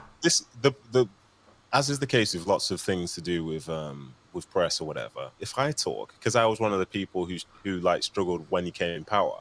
If I say something that's accurate about that time, it seems like negative. It seems like I'm just saying it because I didn't like him. Yeah. One thing about him, I respected the fact that he brought the titles to Manchester City, and I know how he did it because I saw the way that he made the team train, and the sort of vision that he had for the team was delivered on the field. And the reason for it is because we did 10,000 hours worth of team shape like that. We literally could play blindfolded. That's what it was. But he did create certain double standards, and once that happens, as I say, like, people go off you. You know what I mean? And you know, you do try and play for each other and so on, but it's always fine playing for each other and disregarding a manager when things are going well. But it's when things are going badly that you really start to think, like, what is this guy doing? Like, this isn't right. The sense of injustice, as is the case with many things in life, the moment you pick up on it, it's very hard to try and act like it doesn't matter, because it does matter. It always matters. And as I say, if everyone's going to be treated horribly, then let everyone be treated horribly. But if it's these guys, but then no, you guys are okay. It creates the division in the squad, creates like their dislike of a manager. And then when a guy's like sitting there telling you, oh, just do this, just do that, just do whatever, you don't believe in it as much, especially when you're not winning games. Just one final question, stay you back onto the punditry. It's good to see City, ex-City players have a place now. They're getting jobs in the media. I always found it very weird that I've heard people say, well, the media's full of ex-Liverpool United players because they used to win stuff, as if they've got more of an insight because they played for hugely successful sides. I don't think it really works that way. But no. If you representing, and just a follow-up to that, I'm interested on that first point, your views on that. But secondly, do you feel under pressure to try and be impartial because you've got a link to City, or are you comfortable that what you say is fair anyway? To start with the second part, like I don't fear, I don't fear being impartial because that's my whole shtick or whatever. Yeah, like I think on that as well, just from my point of view as because for people that don't know, I produce on 5 Live sometimes as well. I'm very aware sometimes that people know who you are. So people know that you played for City, and like I don't think I think they will take that into account anyway. Yeah, for sure. That's exactly right. Like everyone knows, like, because first of all, they want to always ask you questions about City. They're not asking me about like what's going on at Brighton. Like they want to double down on City stuff. So you talk about it, but I think I've been very fortunate because since I entered punditry, City have basically won 80% of their games. So it's very easy to talk about them. It's not a great performance. That was a great goal. Yeah, this guy's playing well. Yeah, they're doing great. Yeah, but I like I say, my whole thing is being impartial because I've been on the other side of things and I've heard it when like bias kicks in and all this stuff and it's nonsense. And I'm always aware that whenever I talk on radio or some other media platform, the person or team who I talk about, they don't have an instant right of response. So you've got to be very wary about what you say because what you say might end up being treated as a fact, even though it might not necessarily be true. So it's never about throwing somebody under the bus. It's about being as realistic as possible about the game because I think at times we sort of like have a false sort of fantasy about what it's like, how everything's great. This guy's doing that. This is how you win. That's how you win. And it's not that. So I try and be as realistic as possible. And like the dream for me is if I'm covering City play well and they win, it's easy because I can talk about what made them play well and how great it was. If City lose, then emotionally I'm frustrated, but I can still talk about why they lost. And it's not just because this guy's not good enough or that's not good enough. There's the two teams on the field, and I think I'm very good at talking about two teams. So to talk about the first bit of the question, it's very interesting because I wasn't even really that aware about how many United and whatever people they were in media until Man United was on fire. Like literally a dumpster fire. Then all of a sudden, all the guardians of Man United are out there saying, "Yeah, but Ole's still good. He's Ole's this, Ole's that." Like that was a whole talking point. And you see them all start coming out. Other people who aren't associated with United are calling it for what it is. Yeah, he should probably go because he's like taking the club backwards. Whereas he was like, "Yeah, but what chance has he got with the Glazers? It's the Glazers, all this." I'm like, come on, push me out. But obviously they do have their issues, but. Yeah, media, as I see it, the biggest faces aren't necessarily the ones who have the best takes, but a lot of them have the biggest profiles, and timing's obviously a thing with it. So the biggest profiles would tend to come from players who were successful for the biggest clubs, because then people want to hear it. Because whether or not they talk nonsense, the fact is they've still got a name which is recognizable, and they know that certain people want to buy into that. But what always frustrated me as a player was those guys were very good at talking about winning league titles and Champions Leagues. But I was like many people where, say, when I went to QPR in 2012, so when we stayed up on that last day, like there was a celebration in our dressing room. And for the years prior, I was told you can't celebrate finishing 17th, but then, because it's stupid. But then I was in that dressing room and I understood it because it wasn't about finishing 17th. It was about staying in the Premier League. And when you are like an underdog to do so, it's worth celebrating. Like you start the season and wanted to stay in the Premier League. So whether you're 17, 16, 15, or whatever, you achieve that. you're not a team that's going for the title that finished 17th. It's different to that. We've just been promoted, and now we get another season. But it was based on the takes of the people who were already in media, who were basically saying this is very stupid to be celebrating such a thing. I think that was daft. So for those guys, like, yeah, there's a lot of them in there. And for the City side, like, I think the downside is sometimes I think City fans want you to be really, really, really positive and protect City. But interestingly, with that naturally tends to happen for me sometimes, because I hear the tone of some of the conversations that certain people are having, because a lot of people don't like City. And all of a sudden, what if playing devil's advocate all of a sudden makes you sound like a proper City shill, a proper one. You know what I mean? Like, it was when City played Liverpool earlier in the season. I was doing something remote, and there were two guys in the studio, and they were talking about the game. And it was when Salah was on fire. I said, "Oh, Salah's the best player in the world," and I'm just not sure about City's defense and this, that, and the other.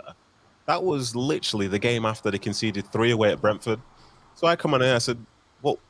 But they just conceded 3 against Brentford." Yeah. And like that's a fact. You know what I mean? It's not only in my opinion they conceded 3 against Brentford, but you're talking about City's defense. And they said, "Yeah, you see Laporte against Lukaku, and it was this, it was that." I said, "But they didn't concede against Chelsea, and they didn't have a shot on target." "Yeah, but the defense is just a bit shaky, isn't it?" I thought, oh my God, because that there is when you realize that, the people who sit in those seats, they have allegiances just like every other fan out there, and the teams that they like and they dislike.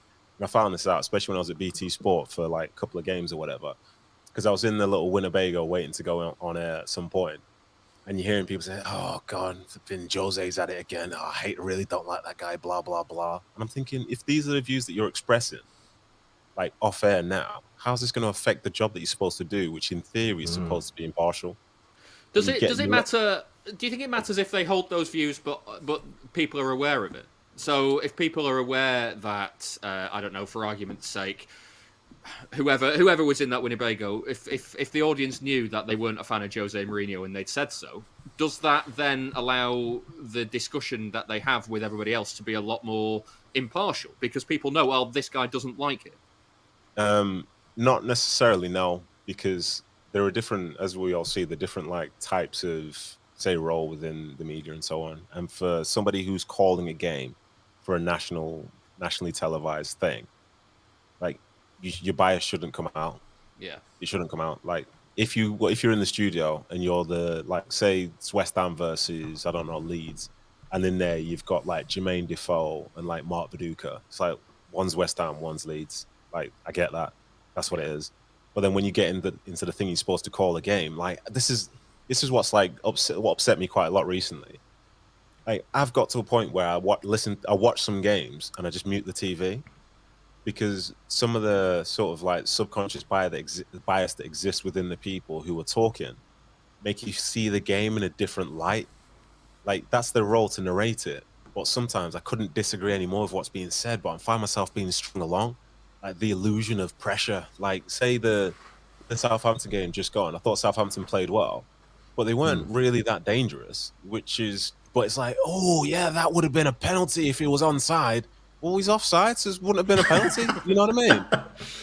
I'm like, what are we talking about? And then with the the Laporte red card incident, I'm supposed to say, yes, yellow card for me, that's just what it is.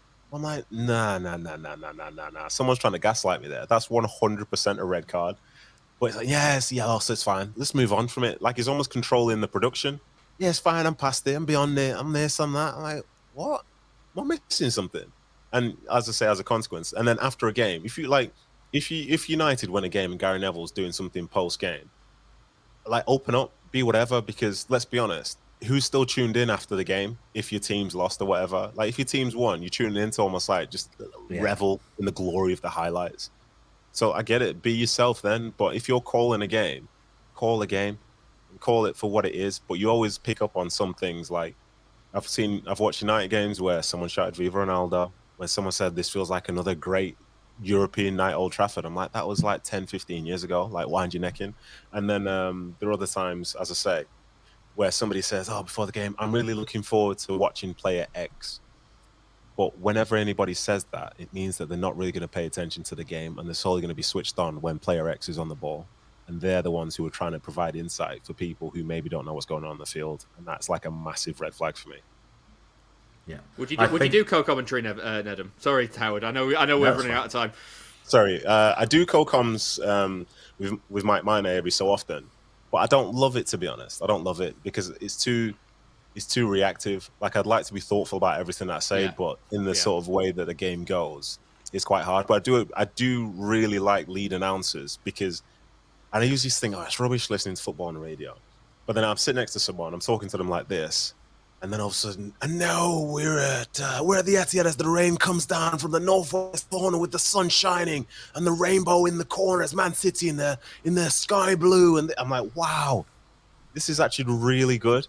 The way you narrate this makes you really want to, like, you feel a part of it, even though you don't see all the sort of action. You feel it. I'm thinking that's really, really.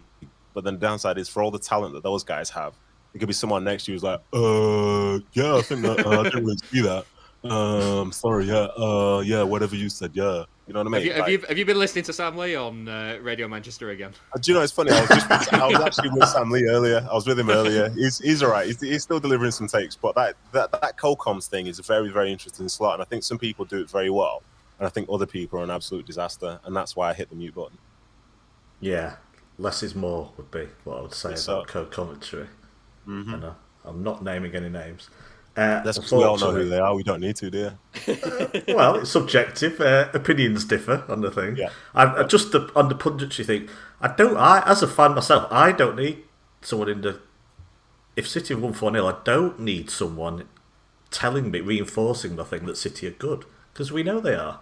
I think you've touched on the important thing, is when you hear nonsense about City from pundits, it's nice to have that voice there to defend City, because I really do think it was lacking for many years. Yeah. Opinions are subjective. You can say so-and-so didn't have a good game and so on, but sometimes you hear something and just like, no. no sane person can have that view. You are distorted by your view of Manchester City Football Club. Exactly, yeah, and that's the key thing there. I know we've got to go in a second. That's the key thing. For whatever I do, I'm trying to bring more sense to the conversation. Like, I know some people might call it boring, but sometimes people get really, really emotional about things and teams and stuff like that. Like, earlier in the year, someone was saying Arsenal, they're finished. Arteta has to go. They're going to finish bottom 3. And then literally a month later, they were 4th. But like a month earlier, people were saying, oh, he's got to leave, hasn't he? He's got to go. I'm like, whoa, it's 3 games in. Everybody relax. Everybody relax. So it's basically, I'm here just to try and defend reality and just put an end to the sensational amount of nonsense that seems to just form the mainstream part of football coverage these days. To be honest, I've flip-flopped on Arsenal so much this season, I can't talk myself. Maybe trying to work out how good Arteta is or how good that side is. Look, yeah, we do have to go soon, but we're a bit flipped one time. You'll hate me for doing this, but can I ask you one final question, Nedum? Was that the question? No. God damn it! I've used my 3 wishes. I played yourself. No, go on, fire away. Zlatan Ibrahimovic, what are your views on the man? Do you want to tell us the story? Because I think a lot of people won't know it, and I just think it's hilarious. I don't think I know this story, Howard. I don't. Okay. You may not think it's hilarious, and you may hate me asking. No. I don't hate you for it, because it's something that definitely happened, and it was a significant part of my time in the US actually.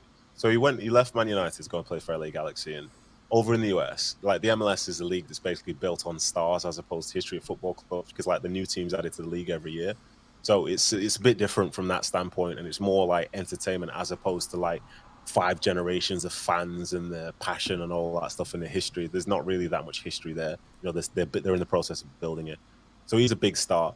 The league promote him all the time, even though he's dropping in like insane sound bites, like I'm a Ferrari amongst Fiats. Like, and some of my teammates were laughing like, it's so funny. I'm like, he's just called you a Fiat. Like, have some respect for yourself. That's absolutely not the right thing to do. Laughing is not correct.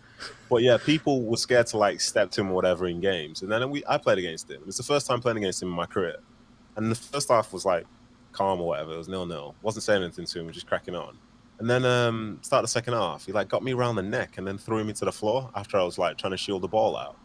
So I was laying on the floor. I said, like, what are you doing?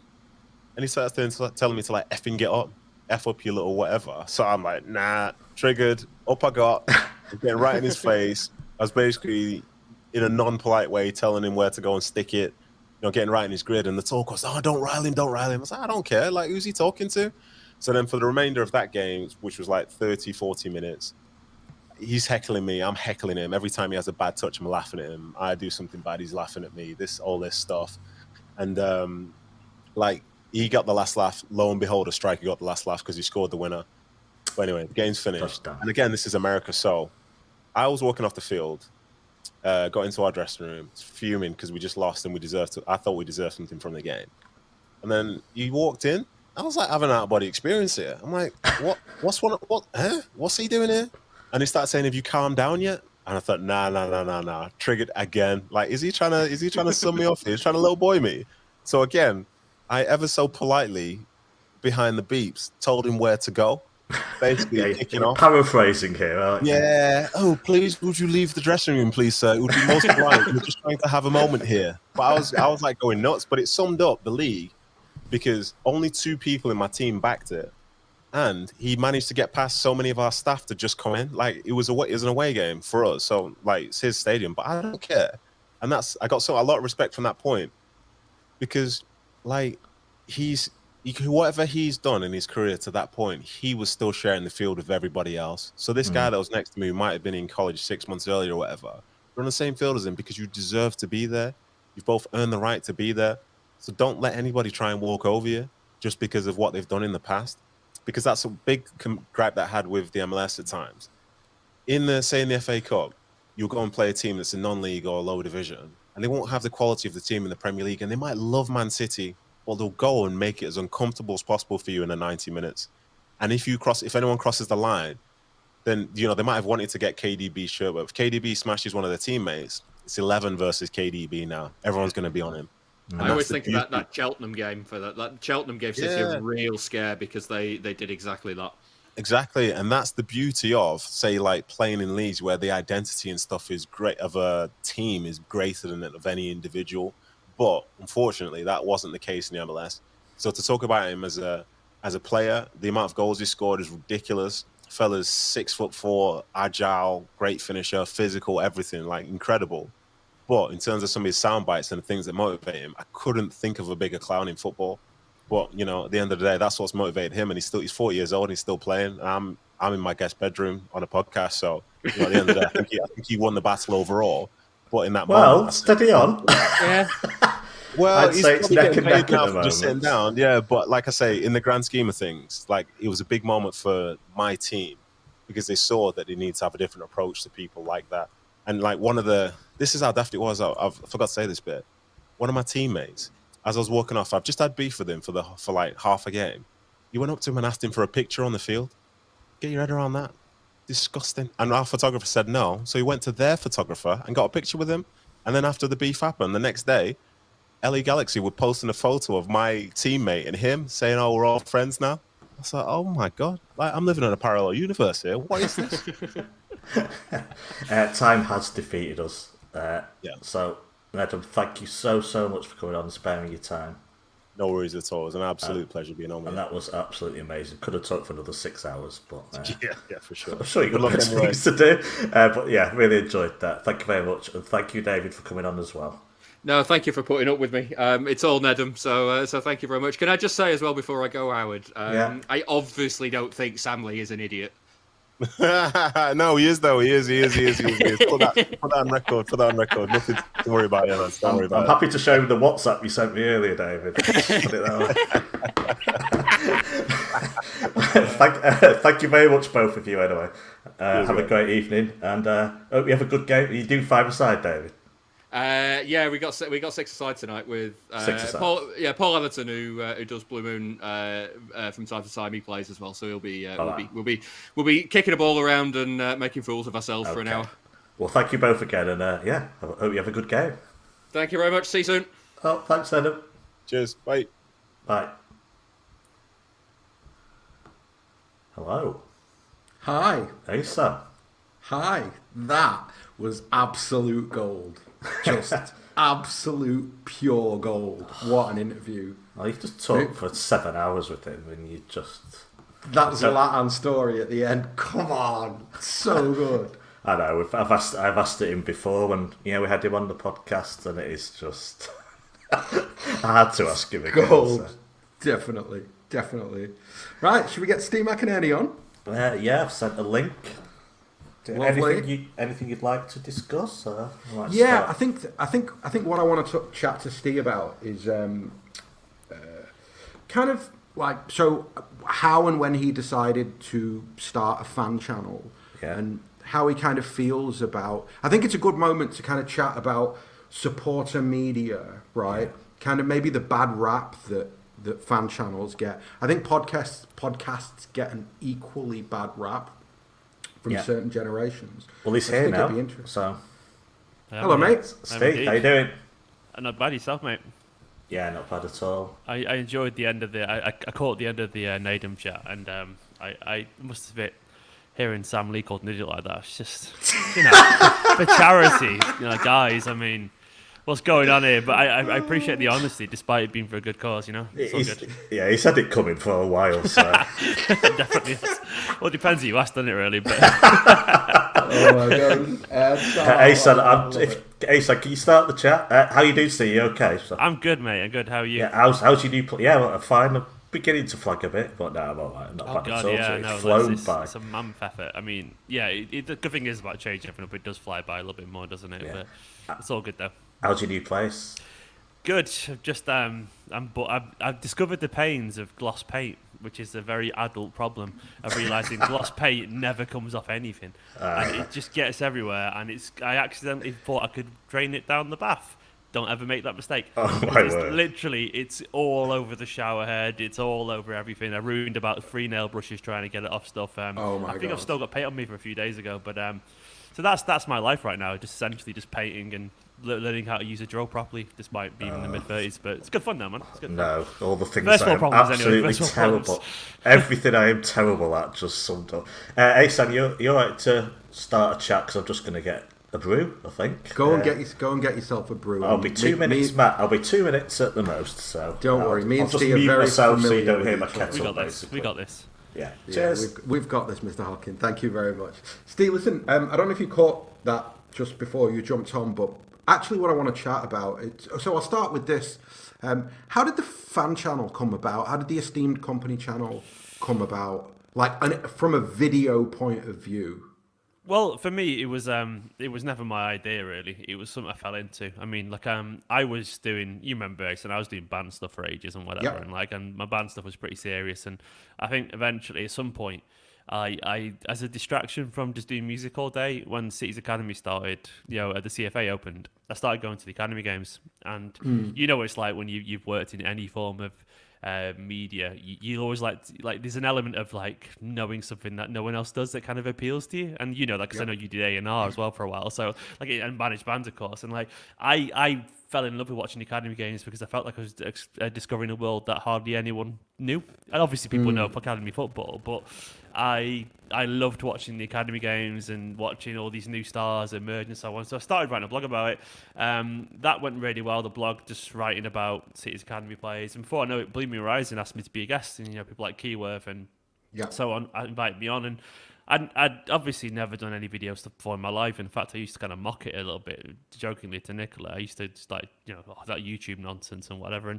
And it went. I got that as a job for a year essentially, because that was actually a proper job, that, and we were made redundant unfortunately. It didn't really last because it just didn't. But I enjoyed the video side of it, and knowing that Blew Me Horizon unfortunately was coming to an end, I thought I'll carry on. I'll carry on myself. And to be honest, it's one of the best things I've ever done in my life, because I think just being able to chat about football.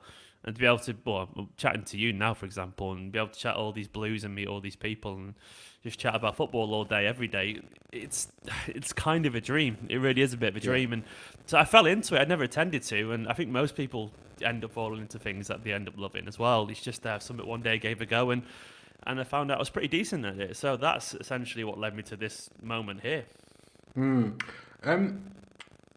How do you sort of... So I was having this conversation with Howard before, but how do you balance? Because for me, right, you're part of the media. You earn a living from the football things that you do, and you have a voice that carries across different demographics and different platforms and all of those things. And yet there's also a kind of sneering cynicism about supporter media, yeah? And you kind of, I'll often see like people make comments, whether it's about you or about us doing podcasts and things like that. How do you square that? The idea that, you know, it's a career for you and it's something that you're obviously really good at and it's something that's important to you and that you care about, and yet there are supporters of your own club who sneer at it. It's, you know what? It's really weird, and I often feel like you thought about it in more detail and depth than I ever have, because I often forget that people watch my videos. I know that sounds really surreal, but essentially the feedback you get is no different to, you know, the comments on the videos are no different to what you'd see on Twitter or Facebook or forums. Sure. And it all blends together that I forget that they're specifically reacting to my videos, if that makes sense. And then essentially you see a bunch of numbers, a few thousand views or whatever, and you get so used to them that you forget I guess my mum was always the biggest kind of like balance of that. She's always like, that's a lot of people, you know, Stephen. And like, I always forget, you know, that people sit and watch my videos, and I find it crazy that people do that. And honestly, when you said I was part of the media, I've never ever viewed myself that way. Ever, genuinely. And I've never even thought about that until you said it right now, this instance, which I guess is... Isn't that a problem, though? Don't you think that for us, that like in a...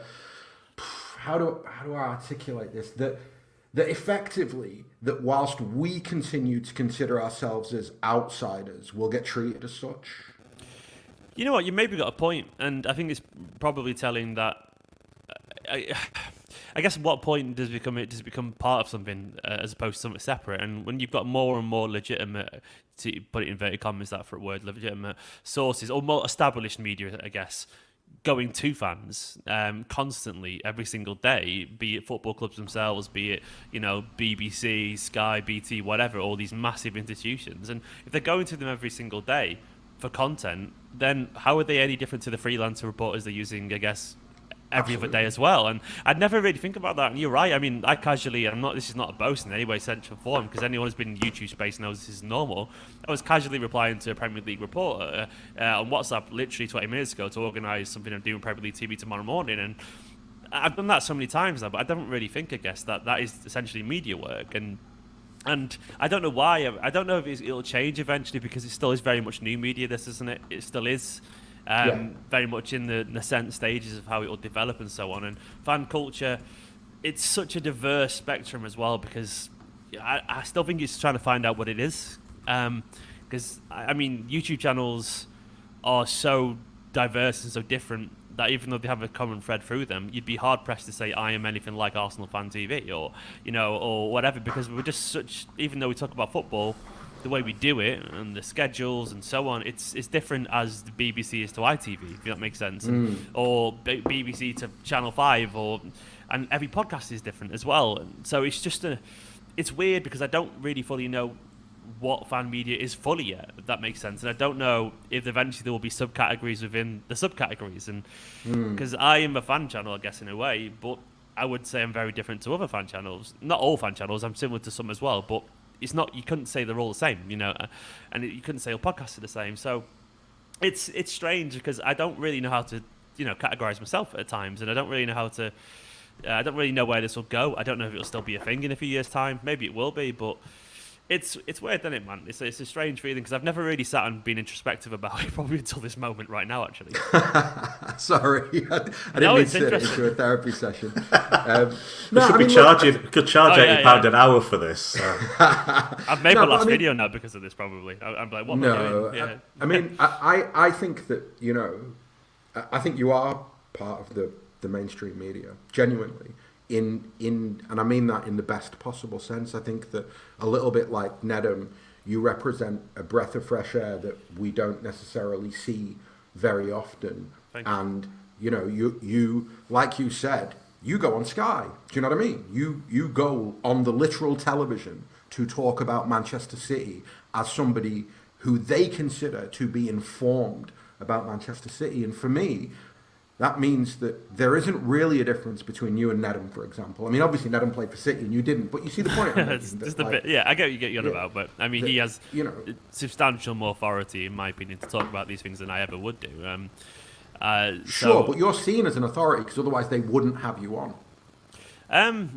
This is the thing. I don't know if I'm seen as authority or seen as a gimmick still. That's the thing. That's where, I'm the easy option to take because fan culture is the thing. That's where I'm not really sure where it settles yet. Like, do people, are we just the trend, because the big views are there and so on, and it's an easy way to, I'm aware that these rolling TV shows have 24 hours to fill, and, but then, so that, it's not like it's just on that, the BBC Football Focus and so on, and they're a lot easier to fill than Sky News is every day, and they still get fans involved. So I just wonder where it's going to settle, because I think there's quite a lot of fan culture focus on mainstream TV and media and the radio and so on at the moment, and I do wonder where it'll fall in the end. And I find it fascinating. Obviously, I mean, the honest answer is I don't expect I'll be doing this in a few years. Maybe I will be, but I just presume it'll fail at any point. But I guess that's how you feel about most creative things in general. I feel at some point, it'll run its course and naturally move on. But I guess that's the beauty of it as well, because I don't think anyone really knows what it'll be going, and I think we're all just kind of trying to work it out. And the same with you guys as well, with podcasting and so on. I think it's a massive, it feels like it's had, not a renaissance as such, but it feels like it was a bit of a big thing a few years back. Then it went down a little bit, but now podcasting is back and bigger than ever too. So that's how it feels to me anyway. Unfortunately, soon everyone will be doing a podcast on the planet. So we have to be important not to be squeezed out. Are there any aspects of what you do that you don't like, or do you really get a buzz doing every aspect from TV to doing your reaction videos and all that sort of thing? Are you doing basically exactly what you've dreamt of doing, is what I mean there? Or do you have to do some stuff you're less keen about because it's part of your role in a way? Honestly, I'd be lying if I complained about it. I feel very, very lucky. Genuinely, it's a mad job, and there is sides to it that are shite. Like the abuse that comes with football is just ridiculous. Like it's honestly, I had someone literally today, I'm not kidding, about 4 hours ago, accusing me of profiteering off child abuse because I support Manchester City. I was like, what are you on about? That kind of stuff is just, it's people go to that length, because of football and tribalism and all this kind of stuff. And can I just say, City tweeted support today. And immediately below their tweet, it was just oil from these faceless. And it was just like, it's insane, isn't it? I was just like, what is going? It's support for a charity. I mean, it's just an automatic reply for some people. I don't know. Is it bots? I don't know. But yeah, it's just so insane, isn't it? You're good at dealing with this kind of stuff, Howard, because you I know you seem to be on Twitter anyway. Like you've got I'm a soft ass. I've got the thinnest skin of anyone here. I just don't look. Oh, okay. Well, that's ignorance this kind of way. But it does get me down sometimes. I feel like it'll take an whole afternoon away, or an evening, or a day, and there's times where I'm like, oh, I can't be bothered because, and as with anything, if it becomes essentially a job, whatever, there's an element of joy always sucked out of it immediately. But I'm not going to complain. It's a weird space, and I think the problem with social media is that it never stops, and we all know this. And the irony of saying this on a 12-hour charity feed, I wear that, but in this instance, it's a good thing. But it's just football. It's relentless, isn't it? And I think that can wear anyone down in this creative space as well, because it genuinely is a lot. But yeah, it's a good job, man. It's become a job which is crazy to say out loud, and it won't last forever. But I just try and. I guess sometimes I feel a bit of pressure as well to try and make sure I don't embarrass City fans. I know that sounds weird, but I know I'm visible on the Twitter space and so on, and it's so easy to make the slightest mistakes and be jumped upon, and that's that could be quite consuming sometimes. Yeah, I agree. You know what I think? I think that if I look at the space and the direction of travel, I think guys like you are pretty much the future, Steve. And what I mean by that is because I think there is a way to analyse it and look at it. And I think the way to analyse it and look at it is that when you talk about, well, the mainstream media come to us because of our numbers, right? So why do you get the numbers that you get? You get the numbers that you get because there's an authenticity to what you do, which connects with supporters in a much more visceral way than Jamie Carragher or, Gary Neville or even Nedum, or, just like there is the mainstream punditocracy, right? and then there is what people like you do. And what you do is give something much more relatable to their audience. And I think they're getting squeezed out. Like, maybe I'm being overly optimistic, but I genuinely, because I talk to supporters of other clubs and they hate the media as much as we do. Do you know what I mean? Like, most of them, they like their fan channels, they like their podcasts because they get clued up talk about their clubs. And I think the content. Sorry, do you want to go? No, you're right. I was just going to agree inherently, because I would say confidently that us three would probably know more about Manchester City than more or less most football fans, other than City fans, because this is what we do every day. You know, we talk about Manchester City every single day, and there's nothing special about that in terms of, it's not a special skill. It's just we absorb ourselves into it. And you know, if you spend all your time focusing on one subject, then you're inherently going to know more than someone else who doesn't. You know, a Northwest reporter, you know, is going to obviously know an awful lot, but I mean, they're usually covering Merseyside, Manchester, you know, and then parts of Lancashire as well, and so on. And I mean, we go into detail about our clubs in the way that only a fan could, because it comes from love, and you know, a love for that club that's deep rooted in who we are. It's our very identity at times, isn't it? You know, so I understand, and I guess maybe if you find someone then who has that passion, you know, that I guess us three do as well, and also I guess maybe they're a little bit better, putting it into words than some fans would be, then every now and then I guess maybe that formula will be found where a fan will just be good at kind of summing up how fans feel, you know.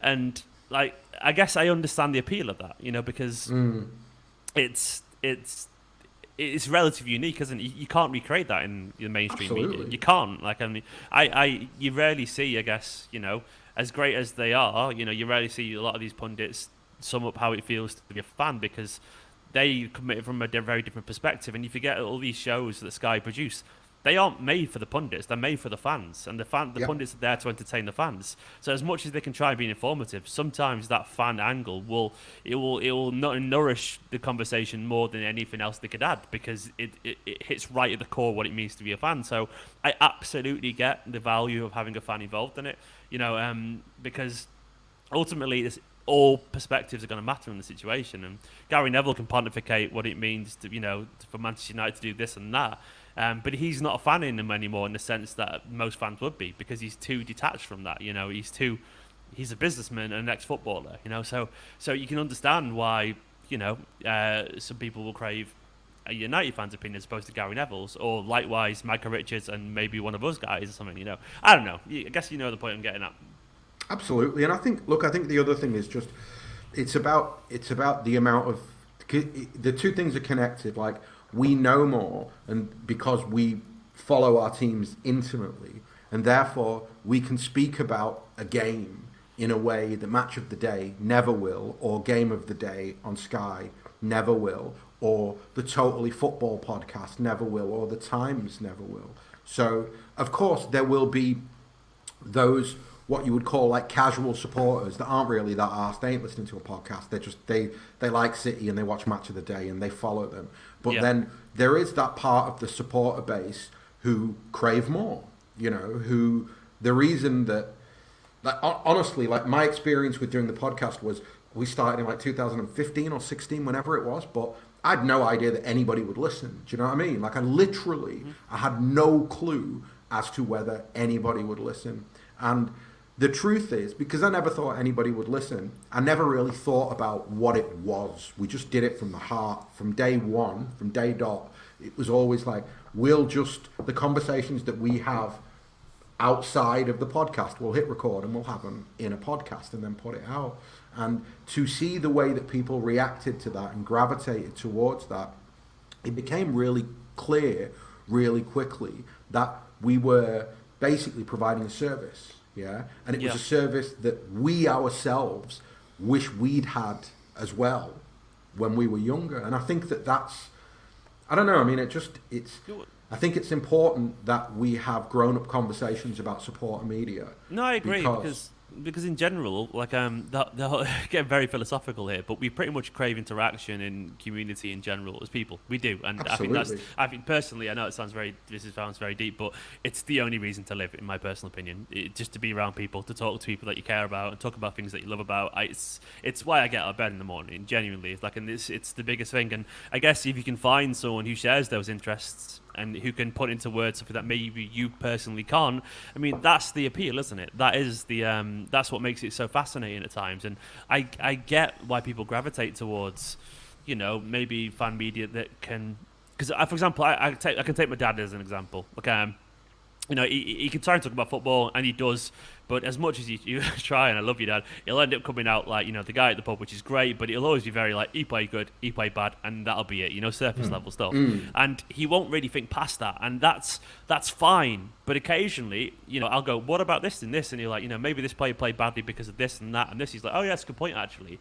And I guess maybe, not everyone has the inclination or the time to go past the surface level of views sometimes. And I guess maybe that's where people like, us guys with podcasts and YouTube channels or whatever can try and be useful. We can try and, we have the time as well. And maybe a different skill set to try and look at things from a different angle every now and then. So I find it fascinating when I watch a YouTube channel about something I care about, but I don't have the insight into, to listen to someone else talk about something that they care passionately about, and it's the same with any subject, isn't it? And football's no different in that way. If someone's really passionate about something, it means something to them, and maybe because of what they do for a living, they've got a little bit of inside knowledge every now and then.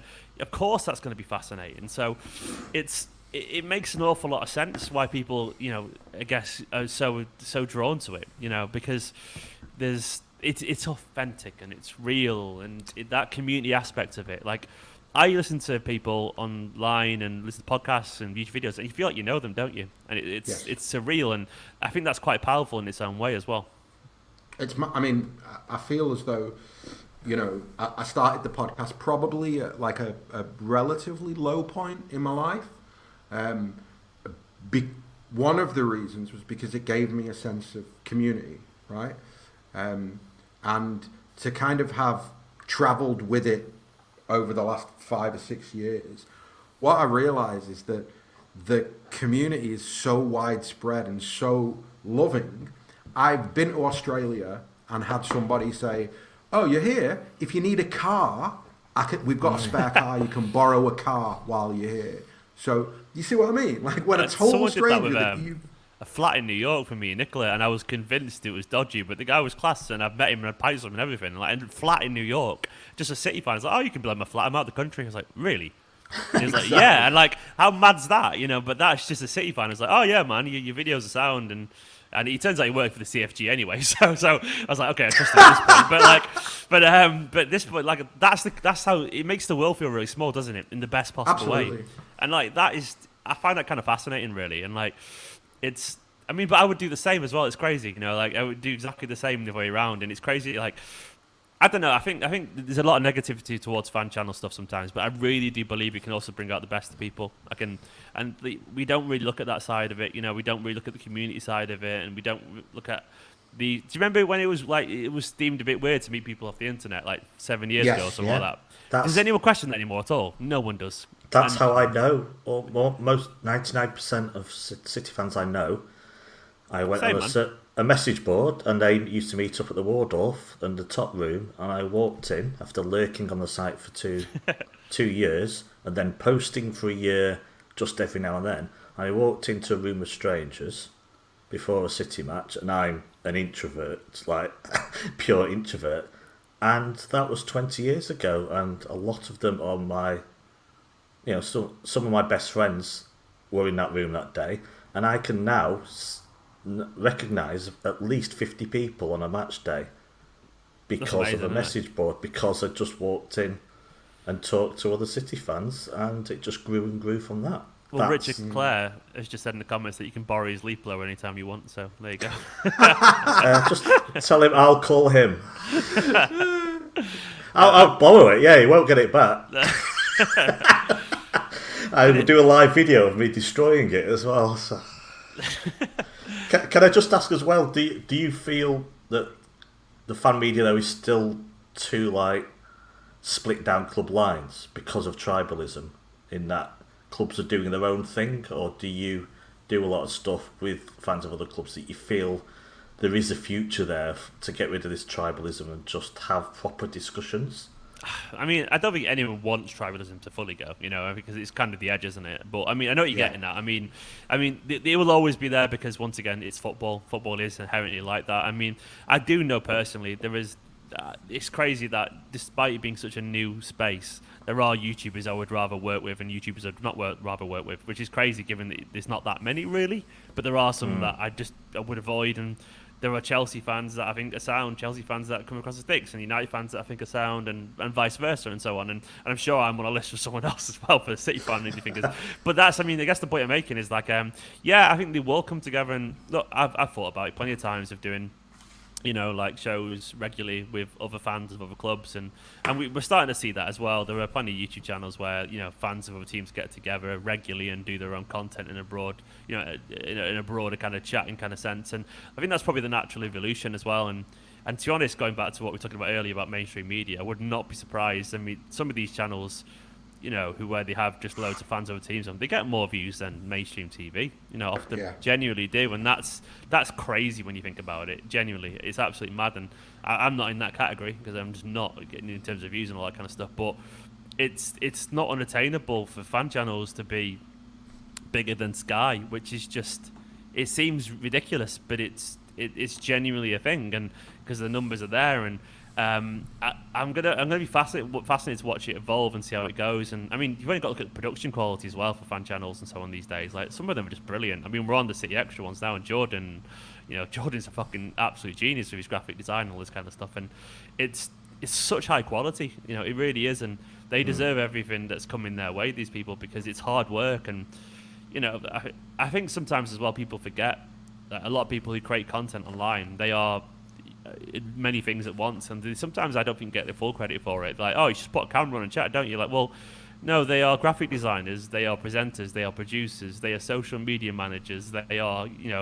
programmers and all these kind of things at once. And then obviously I'm not saying it's to the level of mainstream TV, but some of the skill it takes to do some of this stuff regularly, I think it's really impressive, genuinely.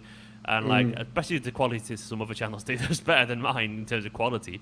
Like, I think it's really impressive, and I think people underestimate just how difficult it is to do some of the things that some of these channels do technically. And I think it's a very big skill.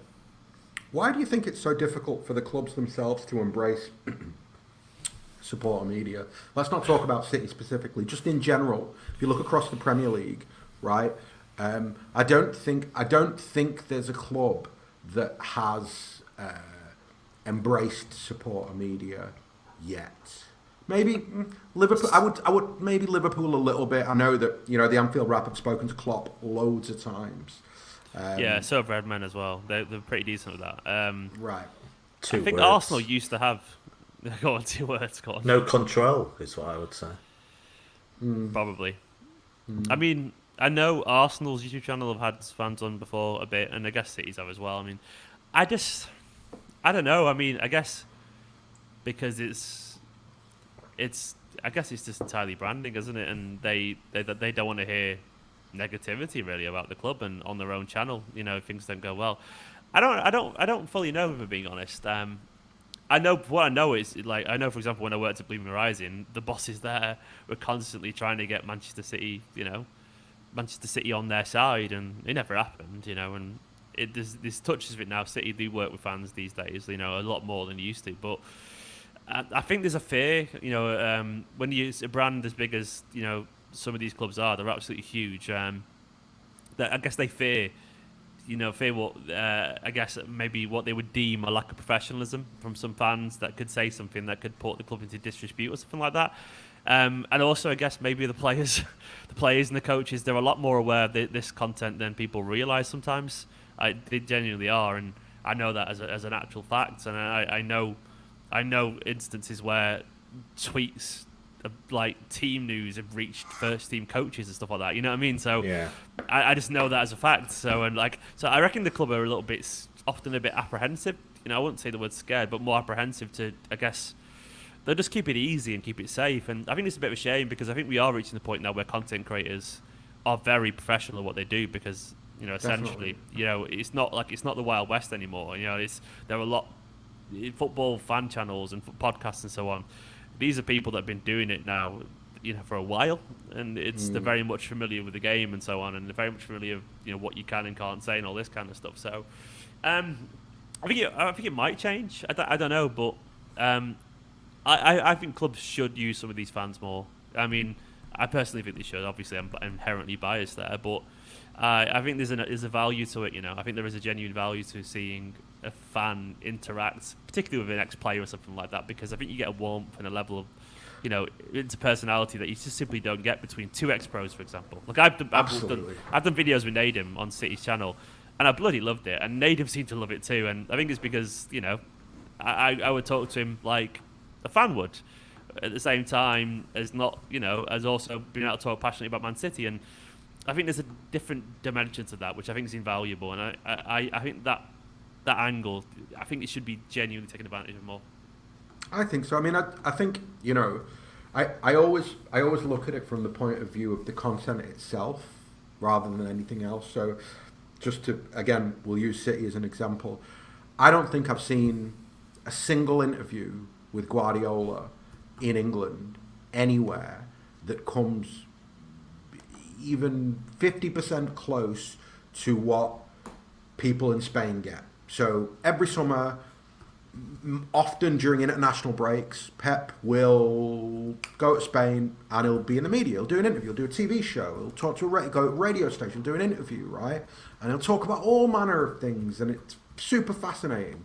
In England, we never get that. And I think one of the reasons we never get that is because we do have a mainstream media that is quite divisive and problematic at times, and that is a little bit tabloidy.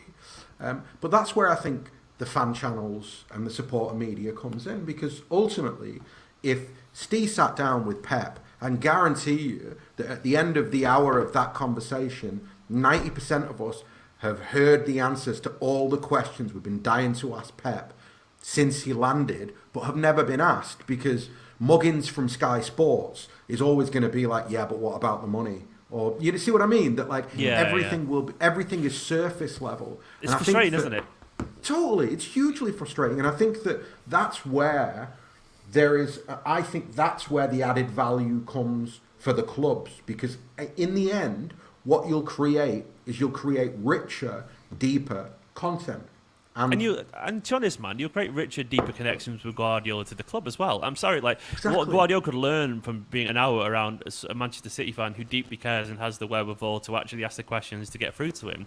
Honestly, it would benefit Guardiola. I genuinely believe that. It benefits because he can put his foot in it, can't he? Of course he can. Yeah. But I think it'd be fascinating, man. It's not to try and sound arrogant, but I can't even begin to imagine how interesting a Guardiola interview would be with any of us compared to generic Sky Sports interest. I think, honestly, the Sky Sports should be like, nah, I tell you what, let the fan do it and let us get the sound bites first, because they'll be well more interesting than anything on our presenters we get out of them. And I genuinely believe that, because they would be, because we would go into it in a level that we've been thinking about for years, and not just 5 minutes before the interview starts. And that to me is the difference. And I would love to sit and discuss with Guardiola about, what it means to be an adopted Mancunian, what it means to be following Mancini and so on, and what it means to be a Manchester City fan there watching it, and how it, all these things that you could ask him about, go a little bit, scratch the surface, go past that. Exactly. It'd be incredible. It'd be incredible. And I think the other thing is that, and it goes back to the thing you said earlier about, well, why don't they do it? Well, probably because they want control. Yeah. Actually, even that doesn't really wash, because ultimately, if the club came to you or they came to me and they said, you got an hour with Pep, the only condition is that you send it to us, and anything we don't like, you take it out. We do that because we know that we're not there to trip Pep up. We're not there to know, but when you had that fight with Sterling, what was it really? Do you know what I mean? That's tabloidy gossip that the mainstream media probably care about, but we don't really care about that. We want to know about football and Pep. And I think that the idea that control isn't present for the club, therefore supporter media, they're not going to deal with it. They have less control with the mainstream media. Guaranteed they have less control with the mainstream media than they would with us. So I do think that they a little bit miss a trick. And it's not to say that, I don't think that we need to be invited to press conferences or, we need to have somebody every week or every month. No, I mean, you do it once at the end of the season. It's not difficult. You see these things with fan interviews when they do surface every now and then. The questions are pre-planned. They're fed from the club. Like, get generic person number A to ask, what does it feel like to be City manager? You know what I mean? It's just so you can tell it's all so sanitized and controlled, and there's a level of it's just not authentic, And that's when the fans inevitably are allowed to be involved. Usually, it is kind of. There's a difference between a lack of controversy and a lack of insight. And I think that's where it falls down, because in your pursuit of a lack of controversy, you end up with a lack of insight. And there is a way that you can have insight without controversy. You just need to trust the person doing the interview. And the reality is that you're going to get more faith and more trust out of supporter media than you will from any mainstream media outlet. Yeah. Right. Got to wrap it up, I'm afraid. Lovely. Or change it into an open room. So, ooh, who's joining us? Keri. Steve's here already. Noisy neighbours are on the way. Oh, noisy neighbours are coming. Holy moly. Ahsan, if you want Dominic on, he can use his old link if you want to message him. But, does that make sense? Yeah? No. Well, Dominic's been on already. Dom? Just click the clean feed. Oh, Dom Farrell. Sorry. Yeah. Sorry, I was very confused and I was like, what? Dominic? That's the name of a producer I'm working with. When was he on? But no. Okay, I'll send... Dom, if you're listening, you can use your old link and you can jump into the room, which applies basically to everybody. So anybody that We've got 17 people on this. Yeah, exactly. I'm just gonna pop in Joey, you there? Yo, what's up? Yo, hey. Joey's in the house. What's cracking? Joey. Quite a lot. Come on, how you Hawkins, doing? give me something, dude. You're not tired. You've only been going for like 10 hours. You'll be fine. A bit peckish, to be honest, but that can wait anyway. So, I feel what have you eaten today, Howard? One very little chicken wrap that was disgusting. Right. Oh wow! That's all day. That's all I've had. Yeah. Wow. And some crisps. Always some crisps. So. Man, you're like an Olympian with that diet. I can't believe it sometimes. How Thank you. you. It's about time someone said it. Well, some of us are nicer than others. Here's Mulv as well. How you doing? Hi, lads. You all right? Hey, bro. Hi, both. How are you, mate? Brilliant. Are you looking forward to part 2 of? Yeah. I am. Can I just ask the lads, by the way, how did it go interviewing him? Yeah. That's Steve, innit? No, Sorry, who we interview? I have an excerpt, a secret excerpt from before the show. Do you want to hear it? Yeah. No. I've given it to them already. So. Well, the masses want it. Yeah, hell yeah. Here we go. Hey, hi, Howard. Big fan of your work. Hey! I'm quite a big fan of your work as well. Oh, what a line! That's amazing. That is just... It doesn't get any better than that. Johnny Marr just saying I'm a big fan of your work. It don't get any better for Johnny Marr, no. That's telling his grandkids about that moment, won't he? So. Yeah, I once just followed him through the Northern Court in town. I realised it's a bit weird, but I was just kind of, you're going roughly the same way, so you thought I'll do it anyway for a bit. And he was says, that's Johnny Marr, just looking for down Thomas Street. So I was like, I'll just follow him for a little bit and reasonably across the road. And then eventually didn't realise what my plan was after that, so I just left it. Eventually, what's the line between briefly following and stalking?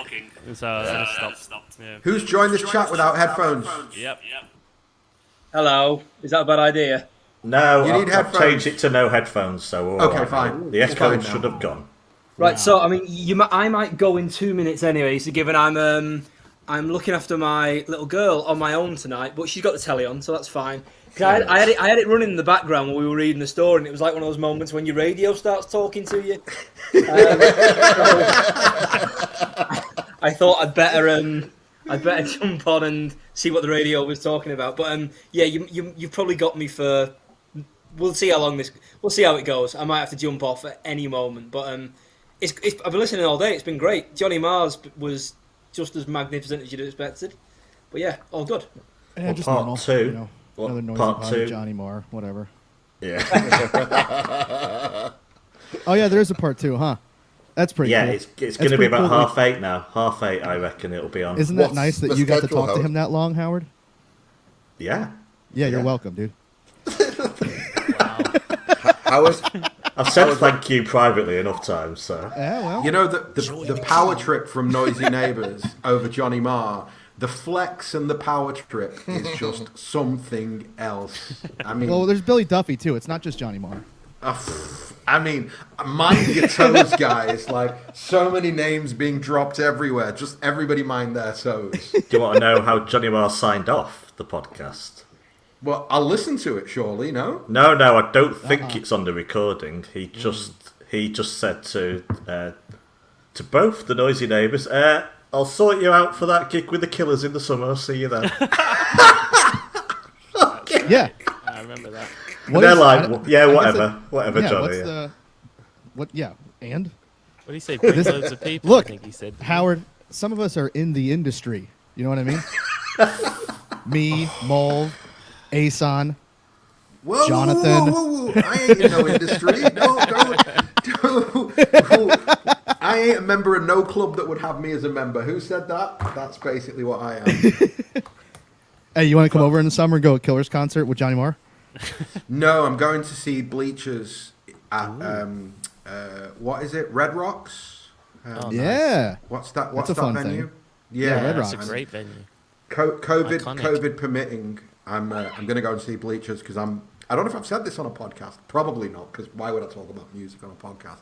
It's a band called Bleachers, and holy shit, I'm obsessed with them. I only discovered them at, I don't know, like 5-6 months ago, and I just don't think I've listened to anything else since. I think Jack Arnatoff is a genius. So yeah, they weirdly were on enough, Saturday Night Live Saturday night.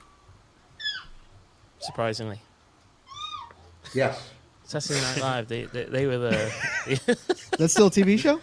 Yes. Yeah. Sorry, Oh. I just realised what you were talking about then. Yeah, they played SNL last weekend. Really? Wow. So, yeah. No, they're really the new album is just absolutely next level. So he was in a band called Fun. Is that right? Yes, he was in a band called Fun, and that Fun had a singer who has maybe the most slappable American face you've ever seen. What? I was They have no never song. in a What? band We Are called Young. Fun, dude. They the one that had one huge hit. Yeah, I think they are. One or two. Is yeah. that tonight? We are young. Yes. Oh, I heard that. Yeah. Yeah. Yeah, I know exactly what you mean. We are young, I think. Ahsan's right. We're not doing any football chat here, are we? So Let's do it. Is this a football Guys, podcast? I will leave you to the football chat, guys. Catch you in a bit. yeah. Cheers, Thank you Steve. very much for coming on. Thank you so much. I love for you, coming on. Steve. I love you too. Bye bye, and everyone else. Cheers, Especially you. Bye-bye. Yeah, hell yeah. In a bit. Howard, Yeah. what's coming up? What can everyone look forward to from now until 9? Right, let me go into my memory. We're taking a break from football, though we seem to be doing that now anyway. Just after 7, or whenever this ends, I spoke to yesterday Ahsan and Keri Collins about screenwriting. So 40 minutes on that. Then there's a Joe show. I think might be talking about strikers and that young guy that we might be signing. You know the one. Then, of course, it's part 2 of Noisy Neighbours with Johnny Marr, which starts with Slacking Off United, if memory serves me right.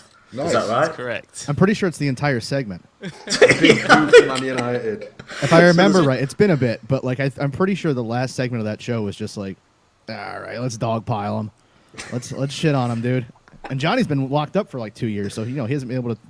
Everyone asks about music. It's like, Johnny, do you want to dump on United for a while? Hell yeah, let's go. They had so many music questions as well. We never quite got there because of United. We're trying to be Well, nice you know what, today. Howard.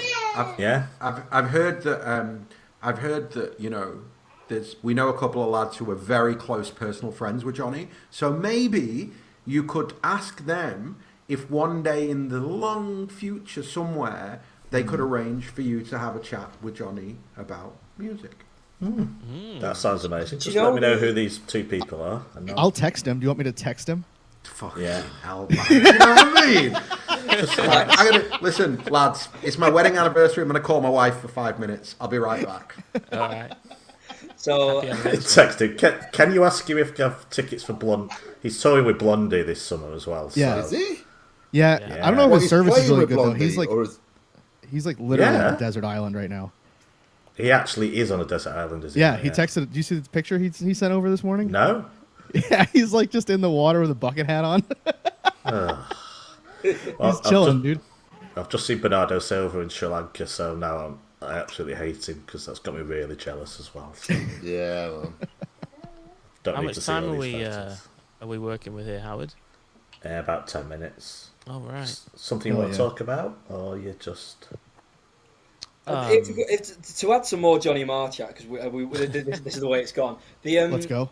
The city and music geek in me, what a really good Johnny chat I think would be, is which guitar best represents a city player that encapsulates a certain guitar. Oh, Like, yeah, yeah. Gibson Les Paul, go a Telecaster. He used to play Fender Jag quite a lot, didn't he? It'd be Go 3 with hours long. that. Yeah. Like honestly, it'd be 3 hours long because we'd have to tell him, we'd have to ask him like a month in advance, because he's such a thoughtful dude that he would probably sit down and lay them all out in front of him. Right, and so be like, this all could right, be a well, series. that's John then. Stones. Clearly, that Yeah, it one's might John have to be a Stones. series. Hey, Yeah, in a that similar one over vein- there is David Silva. In a similar vein, we actually, I don't know if you know this, but Johnny's son Niall is obviously a big City fan as well. Yeah. And he emailed us, and we're going to do it on a future segment of our podcast. But it's in the same vein as your question. It's what City players would be in a band, and what guitar, what instruments would they play? Yeah. What the best Edison's a band mad best drummer, band isn't he? you could- yeah, Yeah, best it's like band you Animal could from the make out Muppets. of current City players. Yeah. I told Mulv last night when we were recording our show, I was like, so I've been thinking about this band thing finally. I mean, I'm putting together like a Chicago of City players where there's a horn section. I've got like a secondary percussion guy. It's gonna be big. This is an expensive band, I think. Secondary percussion, is that like what Bez was? Can I just chip in no, and say like that what's Bernardo those Silva, drums you hit with your hands? Like bongos? Bongos. Tambourine. Yeah, I think Bernardo, maybe. I think Bez Bernardo was Silva good would be a one-man band. I do have a cowbell guy. I have a cowbell guy separate from the drummer and the Oh wow, I can't wait. bongos guy. Can't wait. I might have thought about this when I was medicated. Wait. The obvious question is, who's the singer of the band? Mm-hmm. Oh yeah, right. Give it away for free on here? I don't think so. You're gonna have to subscribe to the Noise Neighbors podcast. I think if it was a Man City band, then obviously Pep would be the manager, and if Pep was a manager, there would be no singer. True. Yes. It would be Sigur a Rós. 13-part harmony. Sigur Rós have a singer occasionally. He'd be Bez. Pep, Plot anyway. twist. It's Scott I've Carson. seen his dance moves. Haven't we all Oh, seen yeah. his dance moves? Yes. Too? Scooter Carson, lead singer, obviously. You gotta have a Kolarov sexy the front cowbell man. guy, isn't he? Gotta be. Yeah. You know, No, personally, Kolarov's I think a bouncer. I think Jack Grealish would have to be the singer of the band. Do you know what I mean? Yeah. Mhm. For the girls, for the posters. He's too pretty. Yeah, he's too pretty. Exactly. Like, you know, he doesn't have to have talent. He just needs to look pretty. Yeah. Lip syncing, dude. We don't care. Wow. Flop your hair around, dude. Sticking a calf on the monitor. Yeah, it's all there. Oh, a sexy calf on the monitor. Can you I like handle it. the sex? I don't Yeah. think so. All the concerts you have to sign that you're over 17 because he's going to show calves. Might have to leave some of this content to after the 9 p.m. watershed. Yeah, this is more. Of I haven't said one super bad word yet. I don't think. I know, but you're edging closer by the minute. I can feel it. You're the one that's bringing up edging, dude. What are we talking about here? Right, it was I've been up great since chatting with you. 4:30 in the morning. This brain is ready to roll.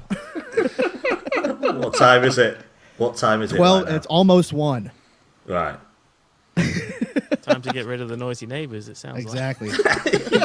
Most slappable Americans around, and this Ahsan. This is why the club will never acknowledge us, is because unfortunately for you guys, you're going to get lumped in with us, and I'm a part of us.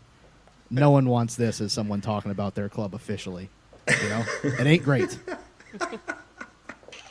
I like it. Can I ask a football question? Because I'm scrolling Twitter and I've seen a picture and it made me laugh. Right, you've got to sign one of these 3 players: Jesse Lingard, Dele Alli, or Adama Traore. Who are you having?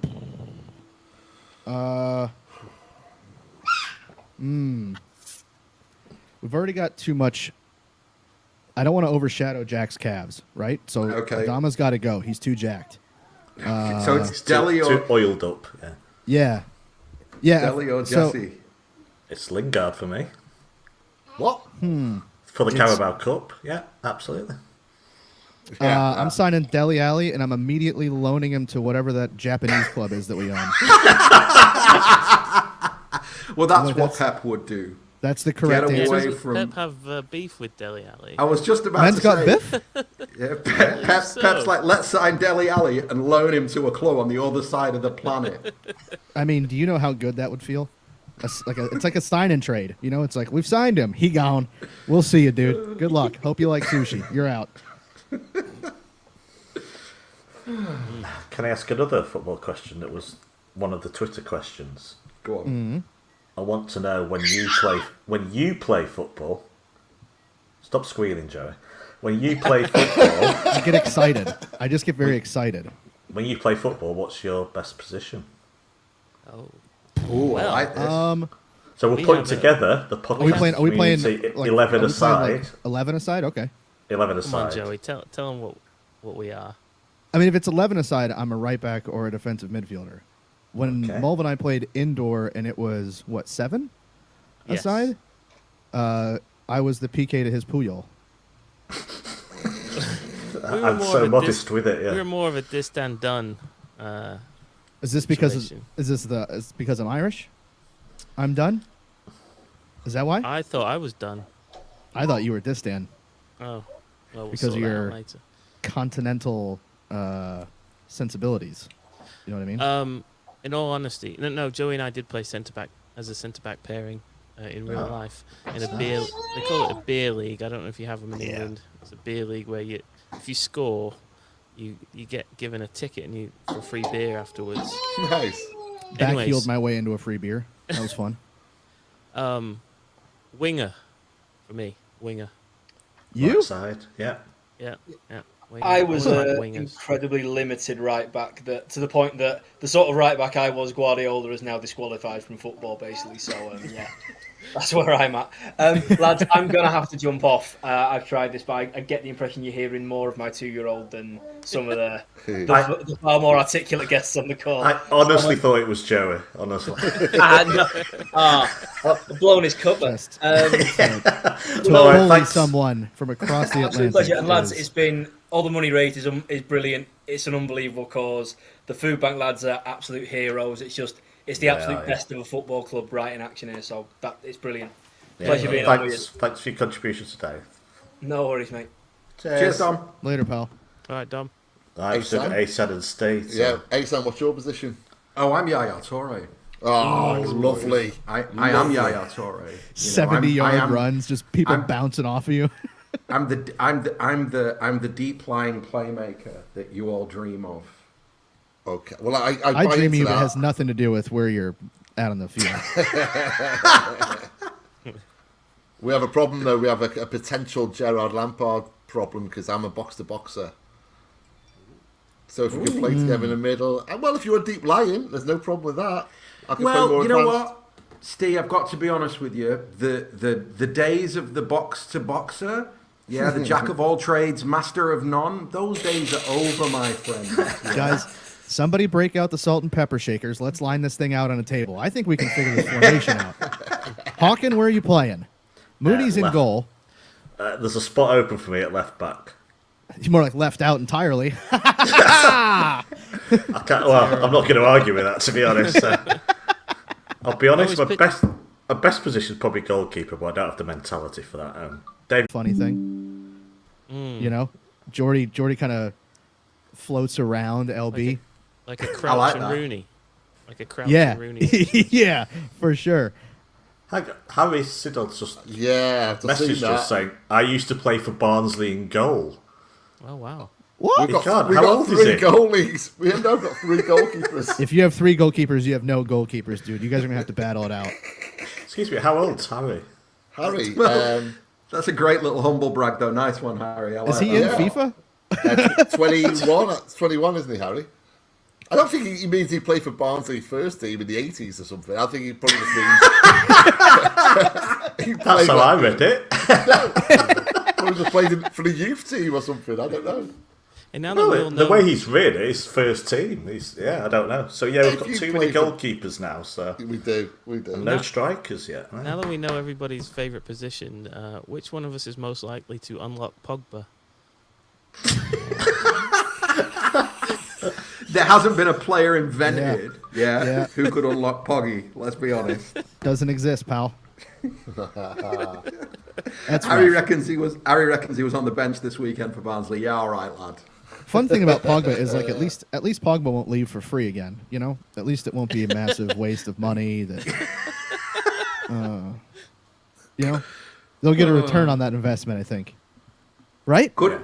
Yeah. Would any of this, like, if you think about the last however long, right, our success, would any of this have been as sweet if United weren't shite? Like, isn't that just the thing that makes it even sweeter? Mm-hmm. That not only are 100%. we the best, but they're not even in the league below the best. They live somewhere below that.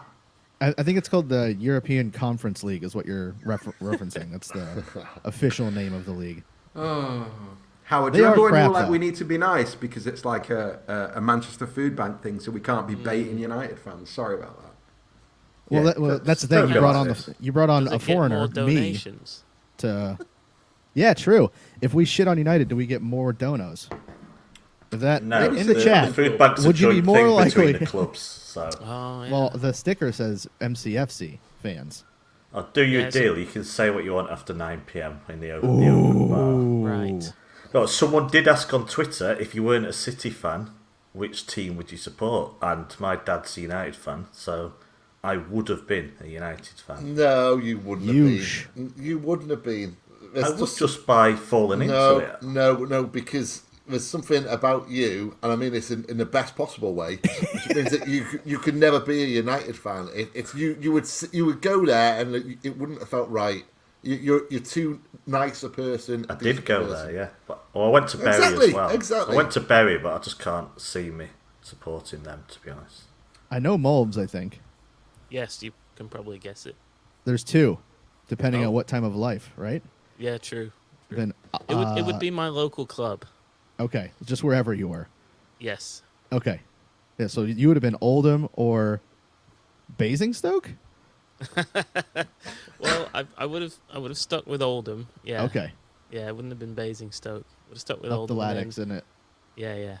100%. Me and Joe Butterfield, massive Latics fans.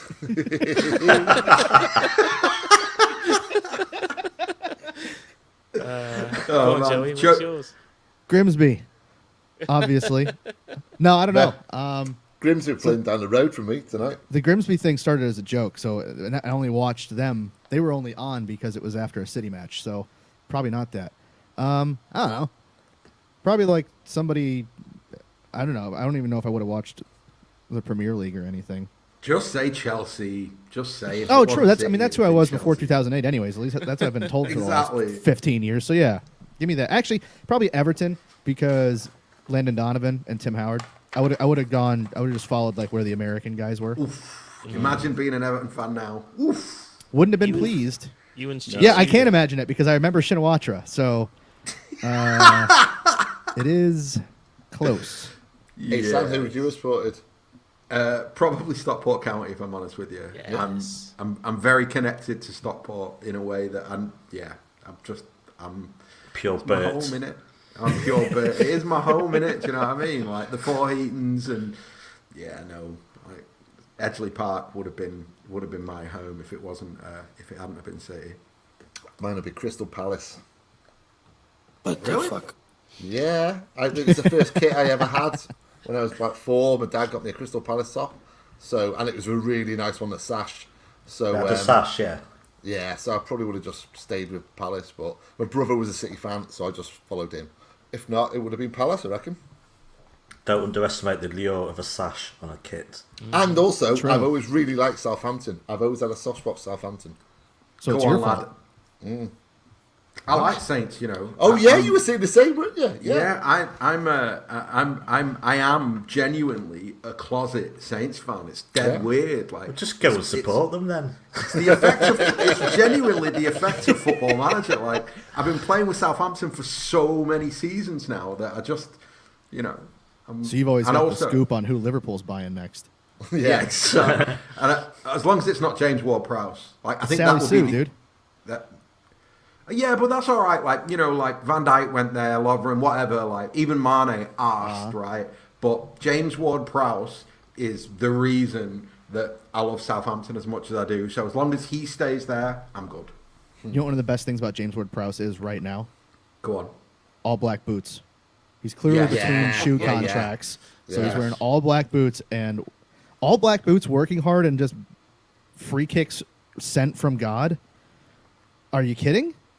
He could play for City, right? I'm not Yes. dreaming that. Yeah, I'm not yeah. over exaggerating his talent. He could easily play for this City team. Pep. The rest of the world doesn't need to know what would happen if Pep Guardiola got his hands on James Ward-Prowse. I don't think. I was thinking a double-barreled earlier midfielder with Pep Guardiola. Ooh. I was thinking earlier today, though. Someone was saying about God, who was it? It might have been Pogba. If Pogba had gone to City, what Pep would have done with him. And I was thinking, you know what? I can't think of a single player in the Premier League who wouldn't be sensational under Pep Guardiola. Pep would have made him delete his Instagram. Yes. But any Step player in one. the Premier League, I mean, name any player who wouldn't thrive under Pep, because Pep would make them a better player. Phil Jones. Zlatan Ibrahimovic. Phil Jones. Phil Jones is a good one. Ibrahimovic, did you say? Johnny Evans. Zlatan. Yeah. He didn't get on with Zlatan at Barcelona. That was more personality, though, wasn't it? But in terms But of that's what I mean. When we're talking about Pogba, like Pogba's one of the few players in the Premier League that probably Pep wouldn't improve because he'd take one look at him and go, "Yeah, you're all right." Mm-hmm. So it's basically players who rub him up the wrong way. Yeah. He won't. Maybe bother. just look at everyone that we've threatened to buy that United have bought in the past 3 years, and that's your list. So it's like Ronaldo, Johnny Evans. Maguire, do we believe? Slabhead, Do we believe genuine? Like, because I'm part of me now. Like, obviously at the time it felt differently, but now looking back on it, do we really believe that we wanted Sanchez that badly? We wanted Maguire that badly. We wanted Fred that badly, but we took a step back and went, "Nah, you know what? We can't compete with United." Or do you 4D think chess, there was isn't something else it? at play? I think it's, that's I think what it's all been man. mind tricks, hasn't it? Totally, Jedi mind because tricks. I think there is I think that we do live in an era where football is very much a kind of arms race in a way, and I think that, you know, when Khaldoon did that post-season interview where he talked about, you know, we won't be held responsible for other people's bad management of their football clubs. Yeah. I kind of feel like, and you know, when he said, like, when you speak, we hear it, things like that, right? It makes me think that there's loads of politicking behind the scenes, and it wouldn't surprise me in the least if they've gone, well, you know what, let's have a little nibble at Harry Maguire, knowing that, you know, if we keep nibbling, United are going to end up paying silly money for him. Yeah, that's a good move. Can I kick you all I'm going off? to go because I was going to say, Yeah. I think you need to the script writing bit. Yeah.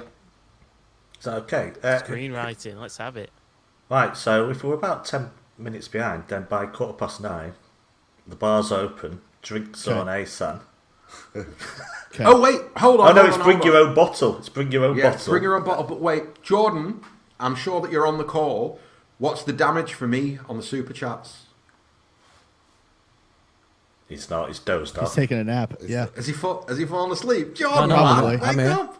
Good lad. I'm up. What's the damage on the super chats? What do I need to match? Where are we at? We're at £387. Come on, guys, super chat lads, you got to at least have me for 500 quid here. Do you know what I mean? He's taunting you, chat. He's taunting you with his big industry money. He wants to give more. Can I just say, by the way, big up Freddie Pie, innit? You put £100 in the chat, innit? Ooh, hundo bomb. Hell yeah. Legends Day, as did the Noisy Neighbours. Can I just quickly run through these, innit? Really? Yeah. Go on. Jacob Lake, he put 5 and said big up the Manx and Yanks, do one United. Freddie Pie. Let's go. That's one of ours. Freddie said huge credit to everyone involved in this. Here's to a fantastic cause. Aaron Noonan with £10 says what a day. Mib with the £4.49 says great to see these kind of streams. Keep up the good work, everyone. Prem. He put Prem come soon, but I think he means Prem soon come. 2239 Jules with a £10, and before Giuseppe Ferreira with $19.99. This is awesome. You guys are all kings. Manalamucha. Yeah. Everybody who's donated, you're all absolutely amazing. Thank you so much. That's why we're doing this. And jokes aside, give what you can. Yeah. And if you can't, that's fine. Just enjoy. Absolutely. And if you can't, enjoy it. Yeah. So see you in a bit. See you in a bit, see you guys in a couple hours. Be around, Yeah, baby permitting, I'll be back later. And we've just had. Okay, I'll say goodbye to Mulv and Joey. See you later, Mulv. See you later, Joey. See you guys. See you, Steve. See you, Mum. See you, Steve. See you, mate. Yeah, we've had about £1,800 to GoFundMe. Wow. So that's amazing. And obviously we'll keep pushing through the week because we're going to put.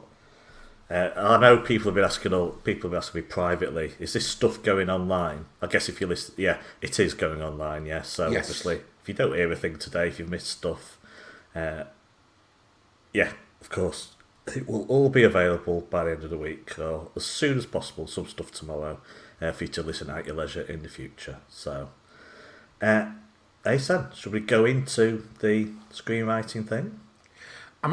We can, but I might have to say goodnight to you here, Howard, because it is 8:15 where I am, and as you know, I have basically an 8 a.m. flight tomorrow, so I have to be up stupid early, and I've got to get myself organised, and I've got a big 2 or 3 days. So I'm gonna do what I'm gonna do is pack, get my shit together for all my meetings, and hopefully feel up to it at 10 o'clock, 10:15 my time to at least come on and have a final beer with you. Yeah, 10 minutes, 15 minutes.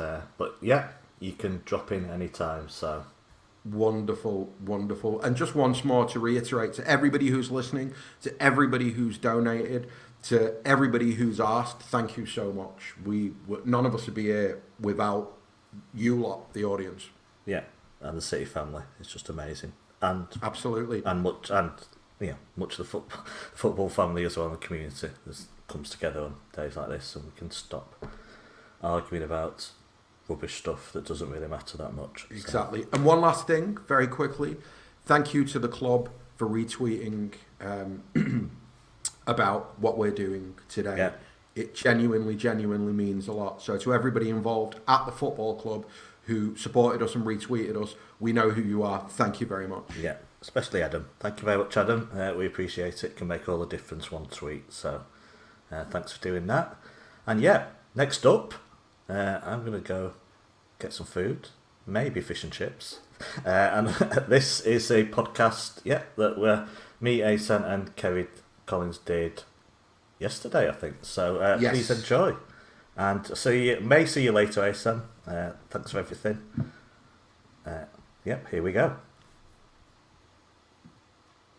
Hello, welcome to a special non-football podcast as part of our 12-hour charity podcastathon, if that's actually a word, in aid of the Manchester Food Banks. We're taking a quick break from football and talking about another shared passion for many of the 9320 pod family, and that's writing, screenwriting in particular. So with that in mind, let's crack on. I'm delighted to be joined by two people who are rather good at it. It's Keri and Ahsan. So, hello, Keri. How are you doing? Hi, I'm very good, thanks. Very good. Nice to be back. Yeah, nice to be back. How's life been treating you over 17 lockdowns and pandemics and so on? Not too bad, you know. Lockdown really made me appreciate where I lived, actually, because I live in the countryside, and you know, I think you never quite appreciate where you live until something like that happens, and it really did make me go, oh well, do you know what? Sometimes I think it's boring, but also when you're locked down and you have fresh air and countryside and plenty of places to go walking, it's really not that bad, is it? So I feel very lucky. And other human beings aren't as agreeable as it used to be. Yeah. Keep your distance. And it's the one and only Ahsan as well. Back again. How you doing, Ahsan? I'm great, mate. Yeah? Looking forward to this? Yeah. Why not? Do you both enjoy talking about the craft? Yeah, I do. I think sometimes it's like therapy, isn't it? You just like it helps you clear things up in your own mind. Yeah, but I only ask that because there's a certain musician that's on today who only wants to talk about football. It's like 150 things to ask about music, but he just loves talking about City. But yeah, you do like it. We'll crack on then, shall we? I've got an opening question for you both, and it essentially is about the journey. How did you end up where you are as a screenwriter? Did you study your craft, go to school? What was the journey for you? So I'll start with you, Keri. Yeah, so I think Ahsan's story is far more interesting than mine, to be fair. But it's just too modest. Yeah, I mean, I kind of I actually found a school report recently, a few years ago. My mum found them when I was 12 years old, and in that it said, the teacher had said, Keri said he wants to write films and television. Can you tell him to do something more realistic? But it's funny because I don't actually remember at 12 years old saying that or thinking that. So I don't know what at that age made me say it or think it. But it was quite amazing because I was kind of like, oh wow, so it really is like a lifelong dream.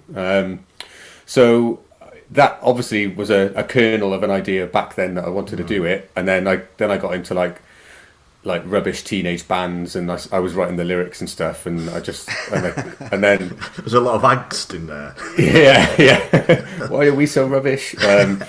And actually, it was funny. So I didn't go to uni like when everyone else went to uni. I didn't know, because I knew I wanted to do something, but didn't know what. And it was actually I was just working in a clothes shop, like part time, and this lad who came and joined for like 2 days and then got fired because he was utterly useless.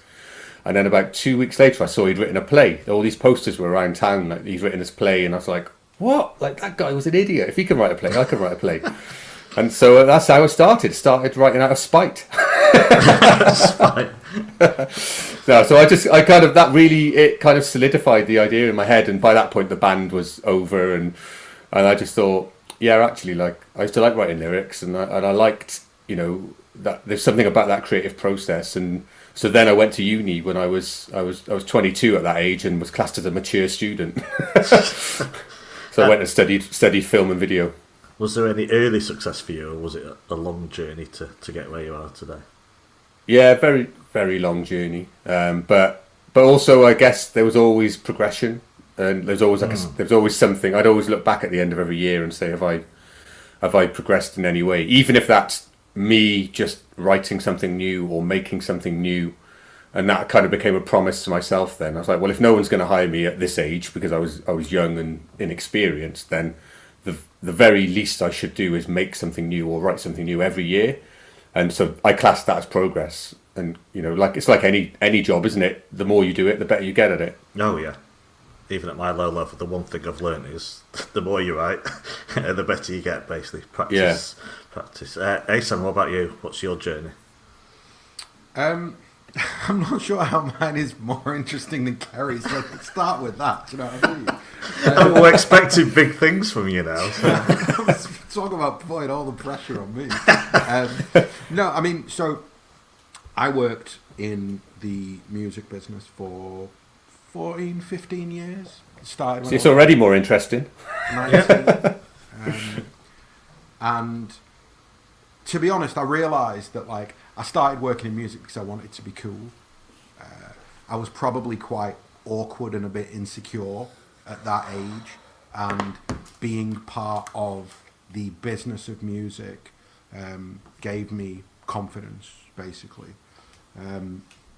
But it wasn't my passion. Like, I think that I'd always wanted to write, so all the way through that period in time, those 15 years, part of me was always saying, you should stop this and go and write, you should stop this and go and write. And then in 2007, actually, so in New Year's Eve 2006, 2006, going into 2007, I was at a New Year's Eve party and I met a woman who was a theatre director. And I said to her at 3 a.m., she was telling me a story about how they've got a hole in their schedule, right, in their theatre's schedule the following autumn in the small room. So it's a massive theatre, but it had a small room. I think the small room held like 250, 300 people. But she was like, we've got a hole in the schedule and I've not got a play to fill it. And I know what kind of play I want. So she told me what sort of play that she wanted. And I said, I'll write it. And I think she, if I remember correctly, she looked at me like I was a bit mad, but I pestered her for her email address and she gave it to me. So I wrote, she said, write a scene and send it to me. So I wrote a scene and I sent it to her and she loved it. She replied and said, fine, write the play. So I stayed up for 2 days. Like, I wrote this play in like 2 days, basically, just sat there and wrote it, sent it to her, and they put it on and it did really well. Like, the run was a sellout and the reviews were really good and all the rest of it. So going all the way back to 2007, I knew I could do it, but I still didn't actually take the plunge, so to speak, until like 2014, 15. That's when I said, right, I'm done working in music. I'm going to try and be a screenwriter. The operative word being try. So at that point, did you do it full time? You just gave up music and went for it, or were you still trying to balance two things at once? No, I quit, because one of the things that I realised in the last few years of working in music is that I was never gonna commit to writing unless I committed to writing. Like, it wasn't, some people, there's a little bit of a duality to it, in that on the one hand, I felt as though I could never commit to writing whilst I was working in music. But I also knew that I needed some structure in my life. So I quit working in music and I got a job at a call centre in Paris, right? Which is like the most, I'd never been very blunt. In some respects, I feel as though at that point I'd never had a real job. Like, working in music, I'd been very lucky. I'd worked for loads of labels, done management, worked in all the different sides of the music business. It never really felt like a job. It just felt like, a hobby somehow. And so I went and took a job at a call centre because I felt like I needed structure in my life and I kind of needed to grow up a little bit. And Claire said to me, you should get a real job. You should figure out what the rest of the world does. So I took this job in a call centre and I'd wake up every morning at 6 o'clock and I'd write, and then I'd go and do shift work at this call centre. And it was incredible as an experience because it made me a writer. It made me understand what a commitment writing is. And I knew that I could do it because I had the discipline to get up, to write, go to work, come back, write some more, get up dead early the next morning, just keep doing it. And I wasn't writing for... Bear in mind, at that point, I didn't know Keri. I didn't know anybody in the business. I didn't know any... like, I didn't have a leg up. I didn't have a way in. Like, there was no... I knew I was a writer because I was writing not to sell it. I was writing it because I needed to write. So how did you get in, so to speak? Was it just sending stuff you've written to people that's input in the business? No. I'm going to be really honest, right? So one of the things that I've learned, and I'm sure that Keri will back this up, is that the reality is It's not how good you are, it's who you know. Yeah. So how did I end up getting into the business? So after like 2 years or 3 years of sending sending emails to agents with scripts and like sending them to producers and just never ever, I wouldn't even get a reply, never mind like, you know, a rejection. Did you have that artist yearbook with lists of agents in it? Yeah, yes. I bought that for about 5 years running. Self-addressed envelopes you had to send off. Exactly. So I went through, you know, just it was just like hitting a brick wall. Then, so how did things change? There was a guy in Paris that I knew who used to make music videos. He ran a little production company making music videos, and I directed a music video for him, which was actually an idea that I had for a short film, and I figured the only way to get it made would be to turn it into a music video. So I directed this music video for him, and we got on quite well. The long story short, he then started a production company for fiction, for drama and comedy and all that sort of stuff. And he asked me if I had any ideas that I wanted to pitch to him, and I pitched him an idea that I'd actually written in like 2011 as a film, and I pitched it to him as a TV show, and he liked it. So he said, "All right, write a pitch." Yeah. So I wrote the pitch, and they optioned that pitch. And at the exact same time that I wrote that pitch and they optioned it, I wrote a feature film, just more or less off, you know, like I had an idea for a film and I wrote it. And it ended up in the hands of an actress who lived in LA at the time, who was quite successful. She's very successful, let's be honest. And Australian, American? Australian. I'm saying nothing. Go on. Yeah, you know who I'm talking about. So, and then she optioned that film and basically said to me, like, "Do you need any help?" And I was like, "Yeah, amazing. I need an agent." And so she helped me get an agent. And those two small things opened the door. And what I mean by that is what I've learned is that the single most complicated thing in this business is getting somebody to read something that you've written. Yeah.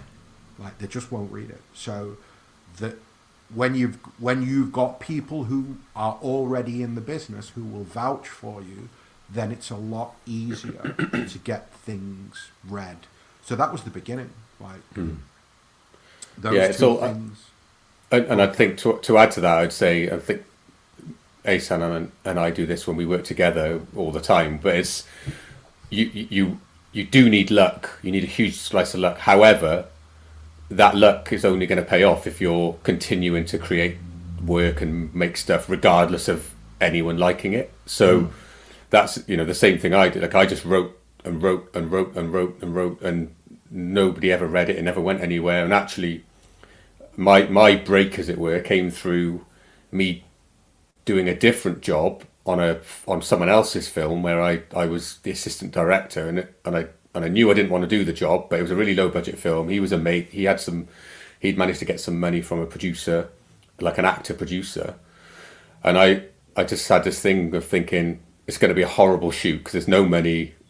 I don't even want to do this job. It's going to be really stressful. Yeah. However, what if it's an opportunity to make connections, and I had this real thing in my head about the hardest road is often the right road to take. And so I could have decided not to do that and carried on doing my day job in an office and just kept on trying to write stuff. But I thought, no, I'm gonna do this and take this time off work and use all my holidays up to go and do this thing.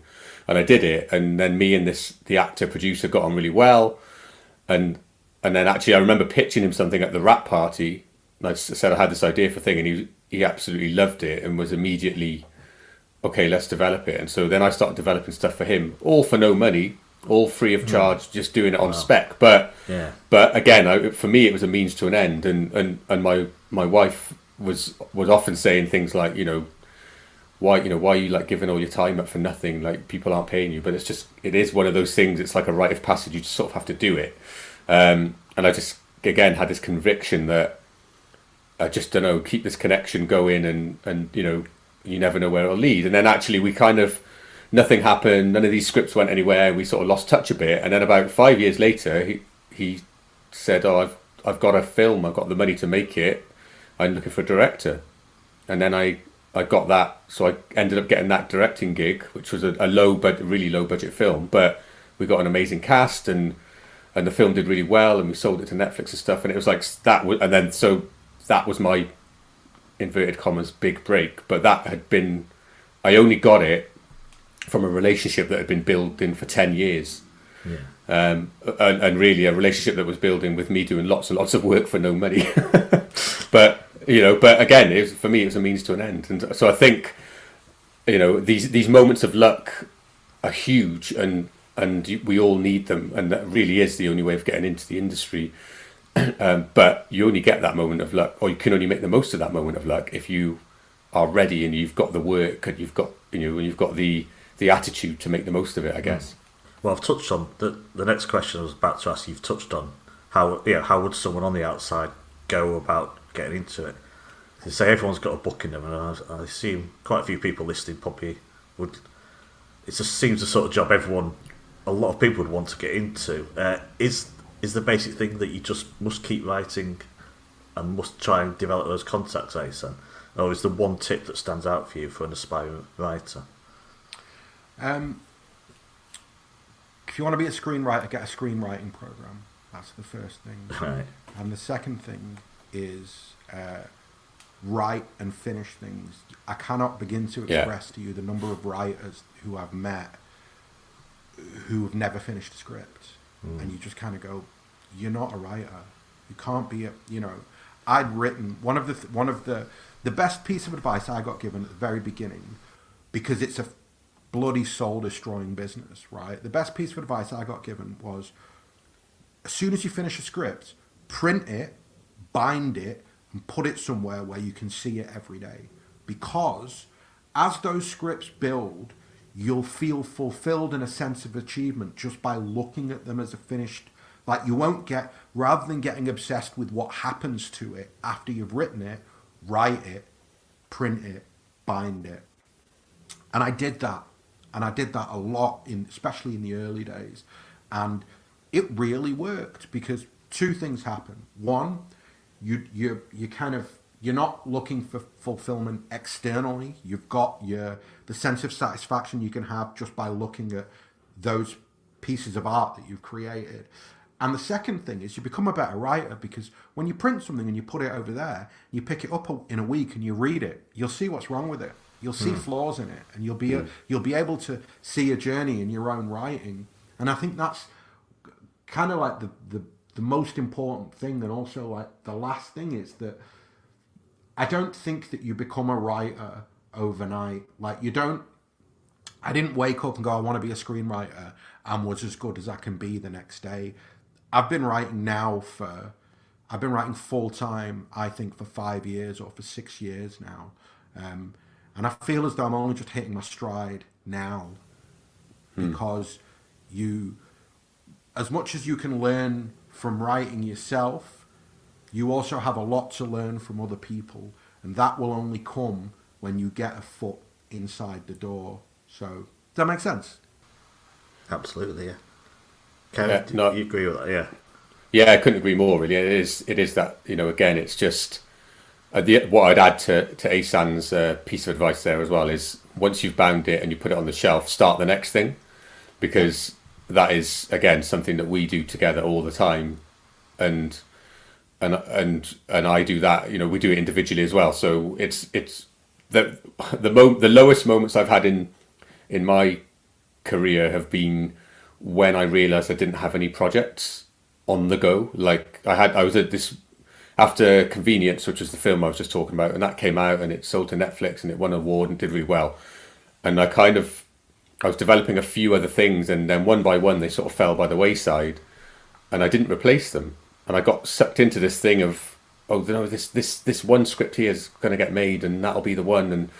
And then, fast forward sort of 5 years later, and that wasn't getting made, and that was actually at the point where, this is dead. And I looked around and I didn't have anything else, and it really, I felt extremely down. I felt frustrated with myself that I'd let myself get in that situation, because over those 5 years, other projects had just fallen away and I'd not replaced them. And then actually the thing that got me out of that funk was just writing something new. I felt sorry for myself for a week or so, and then I just went, right, I'm going to write something new. And I just sat down, and actually I was still in a day job at the time. And I was just doing like bits and pieces around my office job, and ended up writing something within like 3 weeks. And it was just something that I liked, and it didn't go anywhere, and not many people even read it. But I felt so invigorated for doing it and completing it, that it got me then to write something else. And I wrote something else, another film, in about 3 weeks. And then I sold that to a company in LA. And suddenly it was like, oh, right, okay. And that would not have happened if I'd not just got off my bum and written that first one to get me out of the funk. Yeah. So it's just, and since that point, I've never, ever had less than probably 10 things on the go at any one time. You know, all different stages, and some are just an idea. But it's one of those things, like I said earlier, about being prepared to take the opportunity when it comes, because, you know, somebody might read something that you've written, and then you'll have a meeting with them, and they're like, you know, we really love this thing, but it's not right for us for whatever, you know, one of myriad reasons.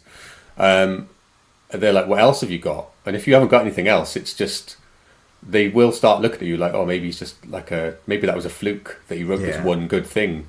Whereas if you're like, well, actually, I've got this, and you pitch something else that is, you know, that they like, then suddenly they're like, oh, this person's a real writer. They're you know, ultimately it's a business, so you've got to keep creating a product as much as we are also, you know, artists, and it's a creative process. There's still things that become a product in the end. So creating a new product is always going to be better than not creating anything new and trying to live off one idea. Yeah. Cash, you both, do you find it easy to come up with ideas? Yeah, I do. Yeah, I think Ahsan does, because he's always sending me them. Oh, not another message for me. No, it's always like, oh my God, here we go. Here's another brilliant idea. But no, I think that's the one thing I was always, even when I had no experience, I always had ideas, quite high concept ideas or whatever, but I was quite good at coming up with ideas. And actually the frustrations of my early career were I had great ideas, but I wasn't a good enough writer to execute them. Like I remember pitching something, I was on some sort of scheme and pitching it to one of those things where, you know, you have a cohort of people in a similar position, and then you have more experienced people giving you advice. And we had like a pitching day, and I pitched this idea, and everyone was laughing, and the whole room was like uproar. It was like, I was like, oh my God, this is like, it must be what it's like being a stand-up comedian. I couldn't believe the response. And then this producer who was like an Oscar-winning producer, he came up to me and went, I love that. That's brilliant. Have you got a script? And I said, no. And I said, I'll write one. And then at the same time, we had our first kid, and it was like, and then like a year down the line, I was like, I'm really sorry I haven't sent that script yet. And I hadn't even really started writing it. And you know, that never, and I did write something eventually, but by the time I wrote it, A, it wasn't very good, and B, he totally lost interest, because it was like about 2 years later. So again, I wasn't ready to make the most of the opportunity when it came. And I just wasn't a good enough writer in those days. I had the ideas, but not the ability and the technique to execute it. I mean, it's like being a footballer, isn't it? In many ways, you know, some people have natural ability, but you still need a lot of training to actually be able to play, you know, in a certain system, or to even just to play at a professional level. You can be a brilliant freestyler footballer, but if you need to have a dig at Jack Grealish on the pod, man. Can we not even go a day without talking about it? Sorry, that's all. Can I talk then about the process itself? Ahsan, well, either of you, of course. What the setup for writing and collaborating I find interesting, because I think there's a bit of a difference across the Atlantic to how a lot of things are done in the UK. Do you two prefer to collaborate? Is there perhaps a specific project you can use an example of what you've done and how the process works? Well, I think to talk about collaborating generally, I find it quite easy. I enjoy it a lot. Because I feel almost as though, like, if you've got an idea and you've got somebody like-minded to talk to about the idea, it's a bit like me and you having a conversation about football. We're both passionate about football. So if we have a conversation about football, many things will come from that conversation, and it can last 20 minutes or it can last 2 hours. Yeah. And it's similar for me. Collaborating is like a similar process. So like maybe I'll use the first ever thing that me and Keri collaborated on as an example. Keri, can I say what it is? Yeah, of course, yeah. So basically, me and Keri wrote a film called Seed Zero, which was all set in the global seed vaults in Svalbard. Svalbard is an island which belongs to Norway. And if anybody that's listening to this wants to Google it, it's just an incredible... Basically, Keri sent me a picture of the front of the global seed vault, told me what it was, and went, I think we should do something here. And I just went, oh my God, that's insane. We've got to do something. And so that was it. Like, he sent me a picture with an idea of a place, and then it was like, right, let's come up with a story which lends itself to the location, to the venue, and we'll work from there. And I think it's the first thing that we did, and we did it so quickly that I think it became really obvious to the two of us that we could collaborate together, because Keri was like, we sat for like, maybe we had 2 video calls where we came up with a rough outline of what a story would be. I wrote a draft of the film in like, I don't know, a week. I sent it to Keri. He redrafted it in like the same amount of time. And that was it. It was done. And it was like, and we had a finished screenplay at the end of it. And I think it was such a painless process. And I think that's something that's really important for me is I don't believe in the idea that you need to suffer for your art. Like, quite the opposite. I'm like, if it doesn't come naturally, if the collaboration doesn't come naturally, if the story doesn't come naturally, don't do it. You know, there's not... Yeah. I don't... Keri, I don't know what you think, but for me, like, when I read stories about guys who spend a year coming up with an idea for a TV show and then writing it, it's like, what? You know, like 40 ideas in a year. It's not... You know, I'd get bored if it was just doing one thing. Yeah, no, I couldn't agree more. And like, I could never be a tortured artist, because that's probably when I'm least creative. You know, I can't sit down and focus on writing about other people's problems if I've got problems of my own. So, but yeah, absolutely. And that is, you know, I just echo what Ahsan said. Like, that's, and then we've now developed probably at least going on 10 things, Ahsan, maybe like TV shows and other films, and maybe even more than that, actually. And it always is the same process. Like, one of us will just send the other one like one line or like a newspaper article or a picture or something, and just say, I'm thinking about doing something about this. And then we'll jump on a call and we'll have it's normally like half an hour to an hour, and we're already getting the shape of something. And then we'll have another couple of calls, and suddenly we're like, oh, we've actually got a show, and let's just go and write it now. And I'm aware that's probably quite fast as well, because I know I've tried co-writing with other people, and it's not been anywhere like anything like that. So I think it's a bit of luck finding the person that you could creatively connect with, and also I always think the fact that Ahsan and I, it's like, you know, we're both City fans, we both love football, we both share a birthday. There was a lot of things that we were kind of mates anyway, so it wasn't like a forced relationship. We weren't like, right, okay, we're both writers, let's sit down together and try and write something together, which is a situation I've been in before, and then it's never quite worked. And the other thing I'd say is both of us always approach stuff with absolutely no ego, and I think that's the most important thing you could ever do, really, whether you're co-writing or not, because even if you're writing on your own, you're going to send your script to someone and they're going to say, oh, I really like that bit, or I don't like that bit so much. And if you've got a big ego about it, you're going to be like pushing back and go, no, you're wrong.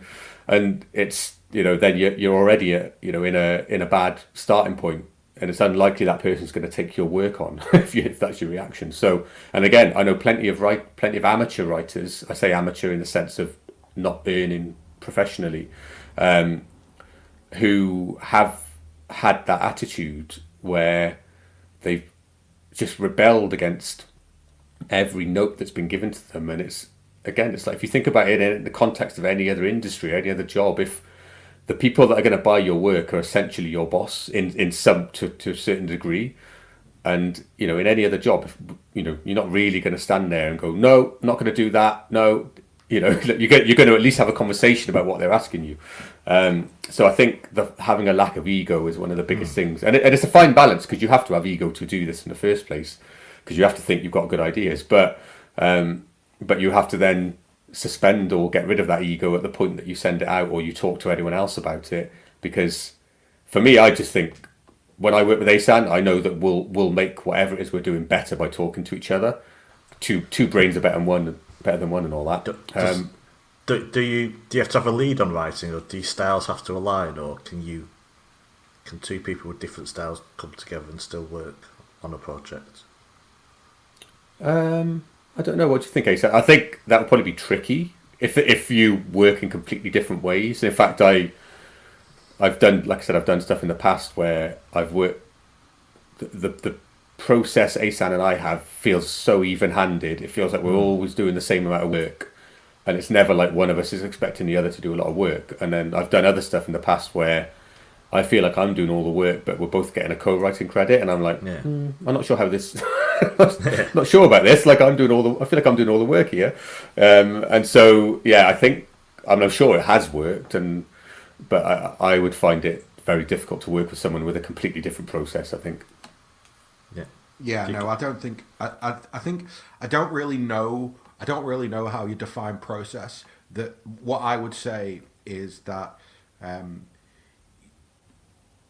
you have to complement each other in terms of what you bring to the collaboration. I think that you can't, like, me and Keri are very similar, but we're also very different, and that's part of what makes it work. I think the key thing is the no ego thing, which is it's hard to do, but you have to do it. Like I use this analogy, right, which is that a project is only your baby until somebody else reads it, and the moment at which somebody else reads it, it becomes adopted. It's gone. It's not your baby anymore, because it really is a collaborative process. There's not a single project that I've sold, that somebody didn't give me notes on that were incorporated that helped lead to the sale of that project. And that's... You must have made changes that you just don't agree with. So is compromise important? Yes, absolutely. Always, all the time, constantly, perpetually. Like, you're just in a... So it's very simple, Howard. To make a TV show, it's going to cost somewhere around 12-15 million euros, right? So the person who's putting 12-15 million euros into your show is probably going to want a say in what happens in the show and around the show. And if you turn around and go, well, no, I'm not doing that, they're going to go, well, I'm not paying for it. And that, you see what I mean? That there's just no way for it not to be a collaborative process. And I reckon that exists even at the very top. I reckon, and Keri probably knows more than me because he's probably got a better understanding of the American studio system, but I reckon even your Tarantinos and all those people, in the end, the guy who's signing the check, the studio, they decide. Yeah. Oh, definitely. I think especially with studios. But also there is the flip side. Again, you do have to choose what notes are the right notes. And people, you can't just put, if someone gives you 20 notes, not all of those notes are going to help. Not all of those notes even are saying the same thing. Sometimes, in fact, quite often, you'll get 2 notes from the same person that are completely contradictory. So you have to, that's the biggest thing I learned from that point of when I sold that first script, and actually the rewrite I did on it based on 4 pages of notes that I had, and I tried to implement every single note into the rewrite, and the rewrite was awful, and it had lost everything that was good about the original, and I didn't like it, and they didn't like it, and it was like, oh, okay. And that was because I was trying to just be like a really amiable writer and wanted them to think I was cool to work with, because I was going to go, yeah, I'll do all your notes. But actually, you do have to look at, what notes are right and are there any that are wrong. And I think the ego thing comes into play with, like, if you're just flat out refusing to do all the notes, then that's where your ego's getting in the way. I would say, everyone that's ever given me notes, there's always been something. And they always say as well, the advice is look for the note within the note. So quite often the person is not necessarily explaining themselves clearly enough, and what their note might seem quite stupid on at first glance. But actually, if you don't understand it, then you always have to look at it and go, okay, what are they really trying to say here? What are they touching on? Maybe they're not explaining it right, but actually maybe there's something within it that I need to look at. So it is a fine balance, and that's been one of the biggest things I've had to learn as a writer is what notes to take and which notes to say, I tried that, it didn't work or whatever. And because you can't just do everything everybody says, otherwise, it gets diluted to such a degree that it's not the thing that they liked. And that's always a tough thing as well. Time is almost defeating us. Just if you do have to go, Keri, just say so. Yeah, I just wanted to ask. I always got another question to ask, unfortunately. So could have gone on for 2 hours. I think Ahsan said you've said the industry can be brutal. Would you recommend someone you care about to work in this industry? Would you say go for it, or?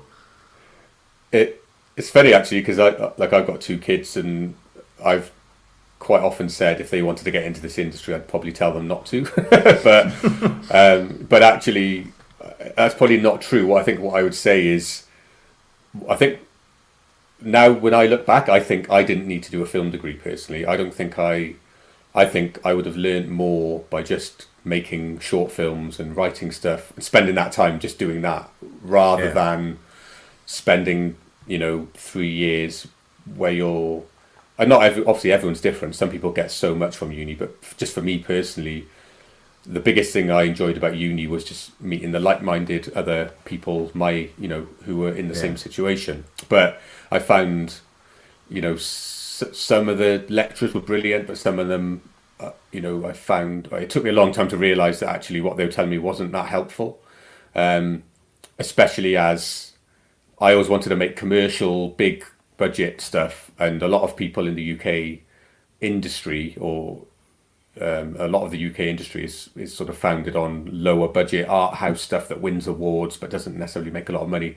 So even that took me a while to realise that a lot of the advice is geared towards being that kind of filmmaker. But yeah, it's a tough industry. I would just always say you just got to have it's not even a backup plan, but just don't pin your whole life on it. Yeah. So I was always like, well, I want to do this and I'm going to do everything I can to do it, but I'm not going to sacrifice having a family, and I'll always have a day job. And I had a day job until about 5 years ago. I just said, well, I'll just work full time until I don't need to. And I know people who have done the opposite, where they've said, no, I'm a writer and I'm not going to do anything else. And actually you spend more time worrying about the fact you've got no money, and then you can't really be as creative as you could be. So yeah, I think it's a tough business, but I would say I think you can't tell someone to not do it if they want to do it. It's like Ahsan said at the start. He was writing stuff because it was a creative itch he had to scratch. He wasn't writing it to sell, and that's exactly the same for me. I just feel like kind of, I don't know, enlightened when I write. I feel happy. It makes me feel good, regardless of whether it's going to sell or not. And I think that's something that, whatever you want to do in your life, if you like playing football, you do it because it makes you feel good. And I think writing is like that for me. So if that's how you feel, you should do it. Yeah. And you know what? Last thing, Howard, I think that to piggyback on that, I think do it, but be really good at it. And what I mean by that is learn your craft. No, but really, seriously, learn your craft by, getting where I am today was, if I go back to Date Me, which is the play that I wrote in 2006, right? So it's a 15-year journey. It's a long journey, but I wrote more or less consistently for 15 years. So you can't arrive overnight at being a rounded guy who knows his craft. That will take time. That will take many, many, many, many scripts. Yeah. Okay. Yeah, definitely. Well, time has defeated us. That was absolutely fascinating. Keri, thank you very much for coming on. Thanks, Howard. Thanks, Ahsan, as always. Pleasure, mate. Are we going back to me now? Am I in the studio as well? Who knows who it could be? Let's just say back to the studio. Thank you both. Okay, hope you enjoyed that. Found it absolutely fascinating talking to Ahsan and Keri. No rest for the wicked. I assume I'm the wicked on this occasion. News just breaking right now that Julian Alvarez to City might be a done deal, according to Fabrizio Romano. So, with no further ado, it's straight onto the Joe Show, which is discussing this very player and how he may affect City's transfer plans in the summer.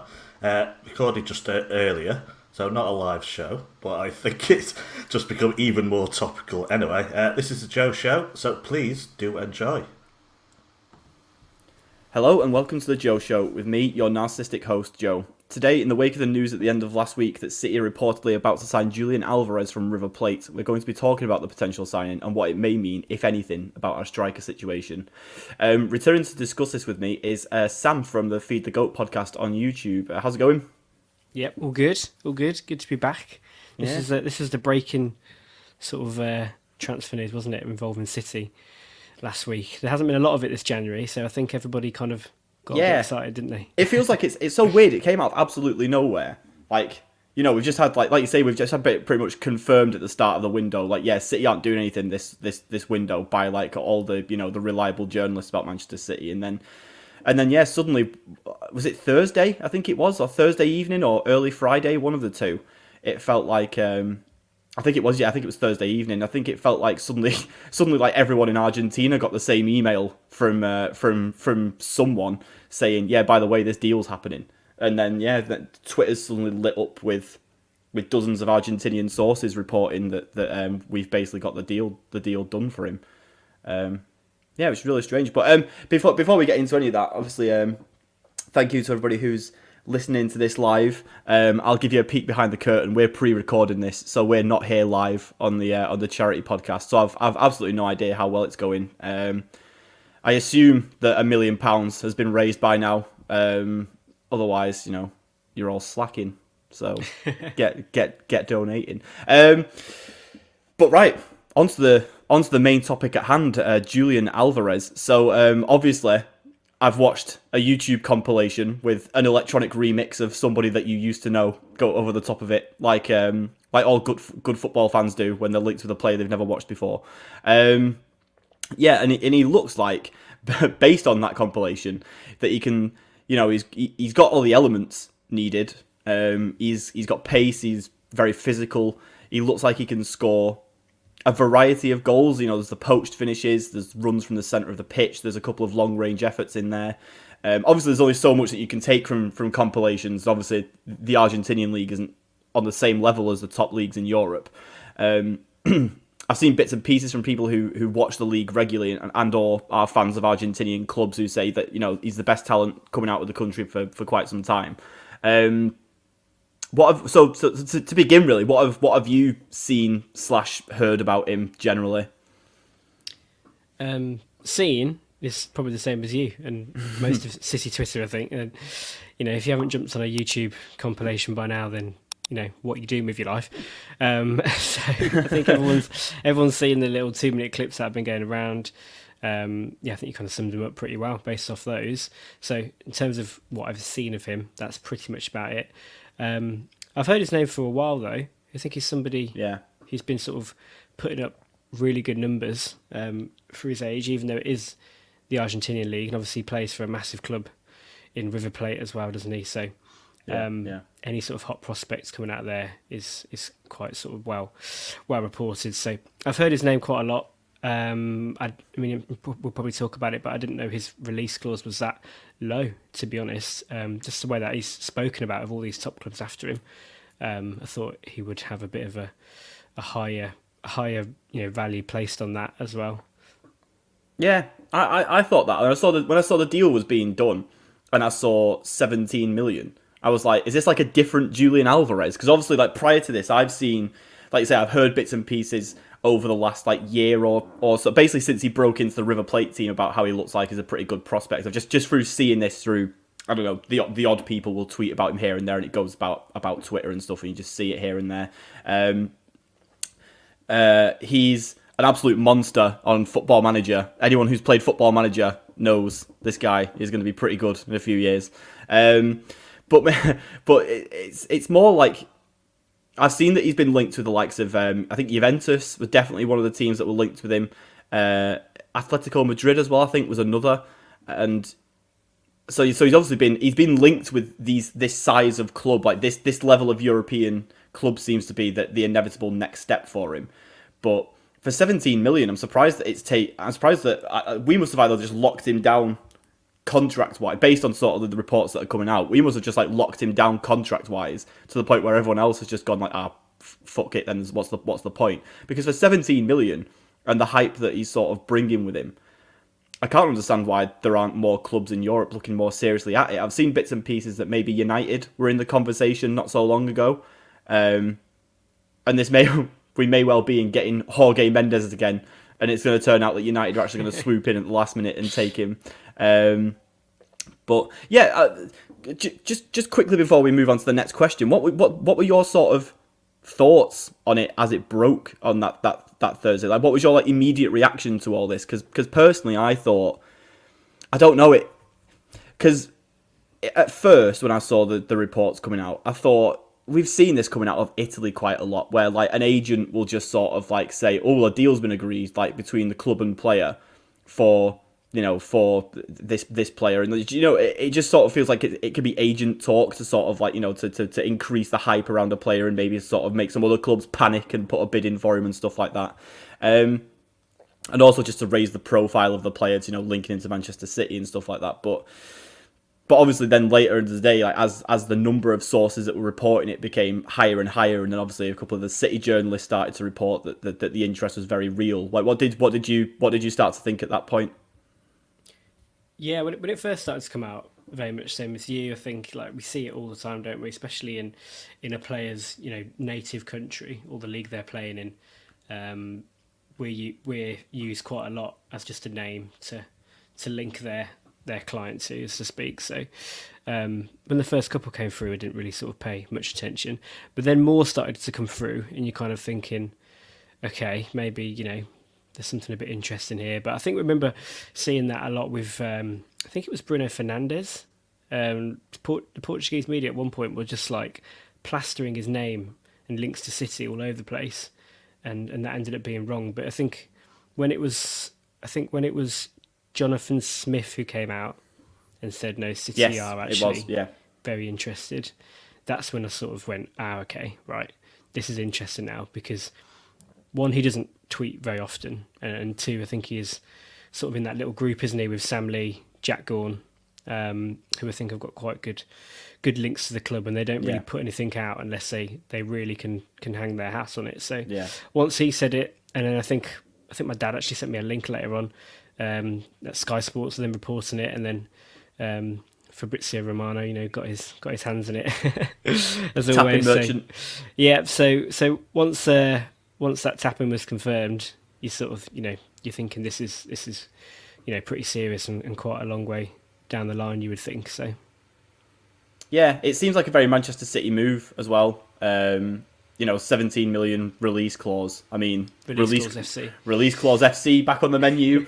It's to be honest, it makes, these are the kind of signings, if it happens, and obviously all of this basically this entire section of this podcast is entirely caveated by the fact that nothing's been officially confirmed yet, like nothing is announced. Although from what I've seen, sort of based on what a few people who support Argentinian clubs and stuff like that are saying about the sources that it's coming from some very, very reliable Argentinian sources, which normally wouldn't get this kind of thing wrong. you know, these are the kind of signings that I would like to see us make a few more of. You know, these sort of like just low cost, relatively low risk transfers, and maybe see them get thrown into. And we'll get on to sort of what his first team prospects might be. But you know, just putting a player like this in the first team, who's been so highly rated in the country that he's been coming from, you know, it would be a shame to see someone like this. And maybe the fact that he's cost more than 10 million, which we generally don't do for that CFG kind of signing, it would be a shame to see a player like that come in just to be another one of those players and maybe not to get that real first team opportunity that he probably would get if he was going anywhere else but Manchester City. When it comes to then, so because obviously a lot of, I mentioned before that some of the talk about him has been, you know, he's some people saying he's the best talent to come out of Argentina for a while. Do you always take those kind of reports from people who say, you know, best talent to come out of X country in a while with a pinch of salt when we're linked with these, particularly in South America, where the disparity between the leagues they're playing in and the likes of the Premier League, it can often be a big leap without spending some time in another European league to kind of bridge the gap. I think Gabriel Jesus and Richarlison, off the top of my head, are two exceptions to that rule where they've been able to jump straight from Brazil to England with no time spent elsewhere between. There probably are a couple of other players, but I can't think of them off the top of my head. I think Marlos Moreno is the big one for me. Tim Vickery saying he was the most exciting thing coming out of South America, full stop, and then literally hasn't kicked a ball for the first team in any meaningful game. Yeah, do you take these kind of hype things with a bit of, you know, a rather large helping of salt? Yeah, so you did cut out slightly there, but I think it's funny that you said that, because that was literally the person I was going to reference, or the people I was going to reference, Marlos Moreno and Tim Vickery. So anytime a South American player now is like comes out with a level of hype, I just automatically kind of think back to him. He's like sort of ruined any sort of, you know, kind of excitement, or he's kind of, you know, he's like affected any sort of judgment I get on any hype coming out of South American players. Because I mean, Tim Vickery is usually really good, isn't he? For his South American reporting, and just his knowledge of the game out there is absolutely second to none. So when he said that, I was like, wow, we've got someone really exciting here. And I think he had just performed really well in the Copa Libertadores as well, however you say it. And I think that's the same with this Julian Alvarez. So yeah, you do kind of wonder which way it's going to go. I'm hoping that it's going to be more like Gabby Jesus rather than, I think so, yeah, rather than Marlos Morenos. But yeah, we'll have to wait and see. I mean, I think it sounds like City, whatever happens, City are loaning him back until the summer anyway. Yeah. Which feels a little bit like the Jesus signing, because I think we officially announced it in the summer. Then he was loaned back, wasn't he, until January. Yeah, to finish the Brazil season, and then linked it with the first team. So, yeah, we'll have to wait and see. Yeah. So on that, actually, there's, like you said, the general feeling seems to be that we'd be buying him and keeping him at River for the rest of the season, then maybe reassessing in the summer window what the next steps are. The reports, like, there didn't seem to be any sort of consistent take on what's going to, certainly not from what I've seen so far anyway, on what is going to happen in the summer. I think Stuart Brennan, said that he'd be like a loan player, like he'd just be someone who we'd send out on loan to one of the sister clubs next season, which, I mean, if that's true, then we might as well just not even bother signing this guy, because because he's never going to make it anywhere near the first team based on a season at Troy or fucking Girona in the second league in Spain. Like, I just don't believe for a second that we're spending 17 million on someone who's just going to be another CFG guy who's going to bounce around, you know, the likes of Girona or Lommel in Belgium. You know, some are saying, I think some are saying as well that maybe, I saw someone suggest maybe that it could be a case he maybe spends another 6 months at River afterwards so that he can play in the Libertadores and maybe set himself up for the World Cup in the winter. And obviously there's the potential that he just comes into the first team and just gets a pre-season with us, impresses us, and then just becomes a part of the squad from that point on. Ignoring what you think will happen, what would you like to see happen? You know, a young South American wonder kid coming in from Argentina has cost us less than 20 million. Like, what would you ideally like to see happen to him? Do you think another loan move back to River might be a good idea, or do you think because of the age that he is? I think is he 21 years old now? Do you think maybe we're at the point where if he's going to be making it in City's first team, he should really be looking to do that sooner rather than later? Yeah, I think loaning him back now till the summer is the right move. But then after that, I think it's sort of sink or swim time, really. I think he actually turns 22 in about a week's time. So by the time he actually joins us, he's not going to be, you know, like really, really sort of fresh-faced in senior football. 22 for me feels sort of like quite a significant age to be kicking on, really, especially when you look at when we got Jesus. I think he was maybe like 18, 19, if I remember rightly. So,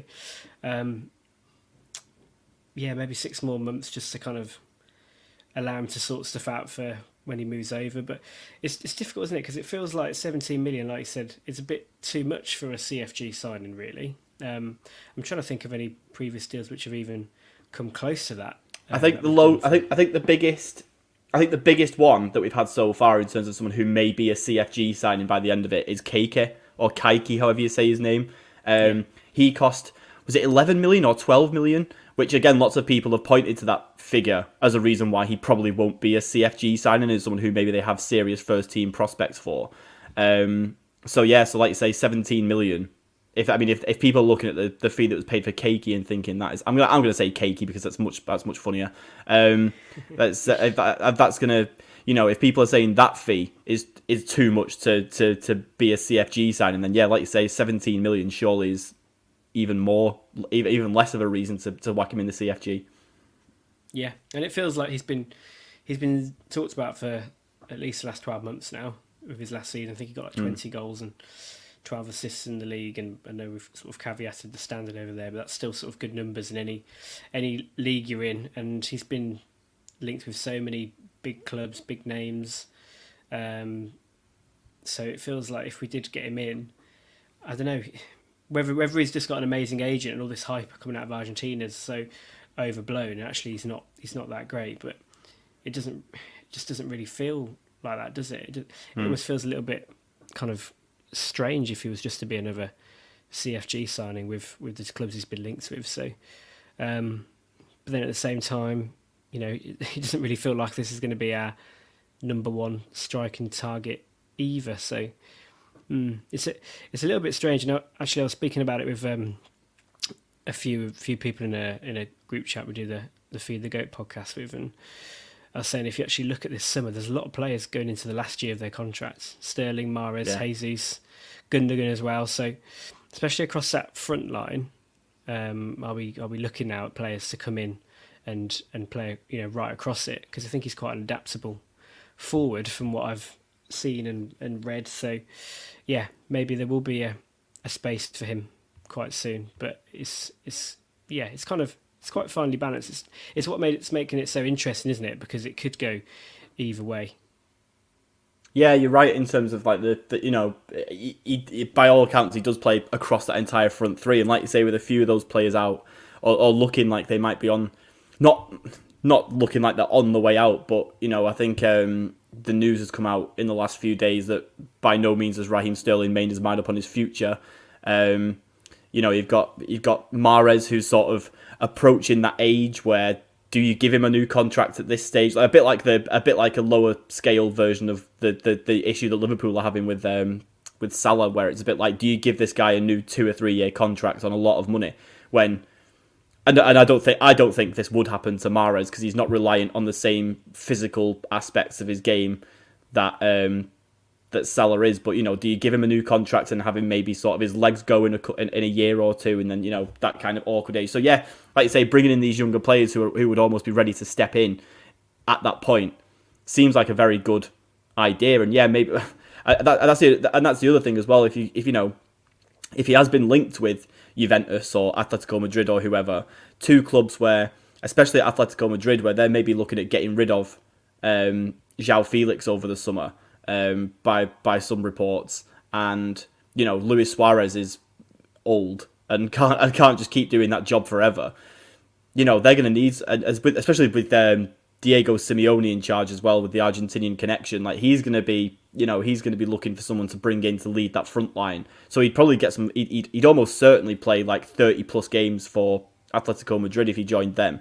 And Juventus likewise have been really struggling for a serious forward to actually take the league, take them going forward since Ronaldo left. So it does seem odd. It does seem odd, the idea that he might have agreed to join Manchester City if we've told him, yeah, by the way, you're going to have to spend a year at Girona before you come and before we consider you for our first team. I would like to think he's had some kind of assurances that we are going to give him a serious shot in the first team. Otherwise he'd genuinely be better off staying at River. Like, there's absolutely no reason to come to us if he's going to just be shunted out to a lone club somewhere and not get that chance at first team football, which is by the accounts of people who've watched him, the feeling very much is that he is ready for that next step. Like, he is ready. A big European club is kind of seen as the natural progression for his career at this point, a bit like Lautaro Martinez when I think he was stayed in Argentina until he was like 21, didn't he? About the same age as Alvarez is now before moving to Inter. And the feeling is very much that, now that Alvarez is reaching this age, that he's maybe at the stage where he does need to just make that move. So that move needs to be the right one for him. And I'm hoping that if he thinks it's us, then that's because we've said, yeah, you will have a chance in this first team. Like, you'll be with us next season, or at least for some of the season. So yeah, I'm really hoping that does happen, because I don't like seeing these kind of players. Like, you see a lot of them go through the CFG generally, and maybe this is just because as City fans we just like to hype up our own signings to an unrealistic level. But like, the number of people who I've seen, that Filip Stevanovic from Serbia, like, he got brought in, and the feeling was, this guy's got the serious talent. This guy's going to be, give him a couple of years and he'll be in Manchester City's first team, blah, blah, blah. And, where is he? Like, has anyone really, like, have we heard anything about him since he went out on loan to wherever he is? Like, it just doesn't, players like that, just, we see them come and go a lot. And I find, and as much as I understand and accept that the CFG model is part of what makes us so profitable and is why we are in profit this summer, basically, or in this latest financial reports, we are in profit. It does also take a lot of the fun out of the transfers when you know that 99% of them are just going to be sent out on loan somewhere and like never really play a minute in the first team. So yeah, I'm really hoping this guy comes in and does become part of the first team. And everyone who's watched Alvarez consistently, who's seen that he's been linked with us, seems pretty convinced that he has the quality to do it. So let's hope that they're right. You make a good point, actually. How have we if he does sign for us anyway? How have we managed to persuade him to sign over some of those other clubs that you've mentioned? If we're just going to loan him out next season, yeah, that doesn't really add up, does it? So it feels like he would have had to have some sort of assurance of being with the first team next season. Yeah, and I think I like the Martinez comparison as well, because he did go straight from the Argentinian league to Inter Milan, didn't he? And I mean, he's done brilliantly overall for them. Yeah. So it's definitely possible. So yeah, we have to wait and see. Yeah. So on to you touched on sort of what this may mean for the general, striker situation, how it doesn't feel like this is going to be our big sign in that position. What do you think then? So what do you just think that this is just another unrelated signing that's kind of a bit of like an opportunistic, he's here for 17 million, like, why not? Let's just get him in, and worst case scenario, he becomes our backup striker? Or do you think that maybe there's a chance that this is almost a bit like saying to Haaland's camp, or whoever it is that we may be being, like, the big names, like, Haaland, Vlahovic, João Felix, I don't know who the people that were being linked with. Do you think this is almost a way of saying to them, like, look, Like we don't need you. Like we've got this guy now. We don't need you. So if you want to come here, then you have to do it on our terms, basically.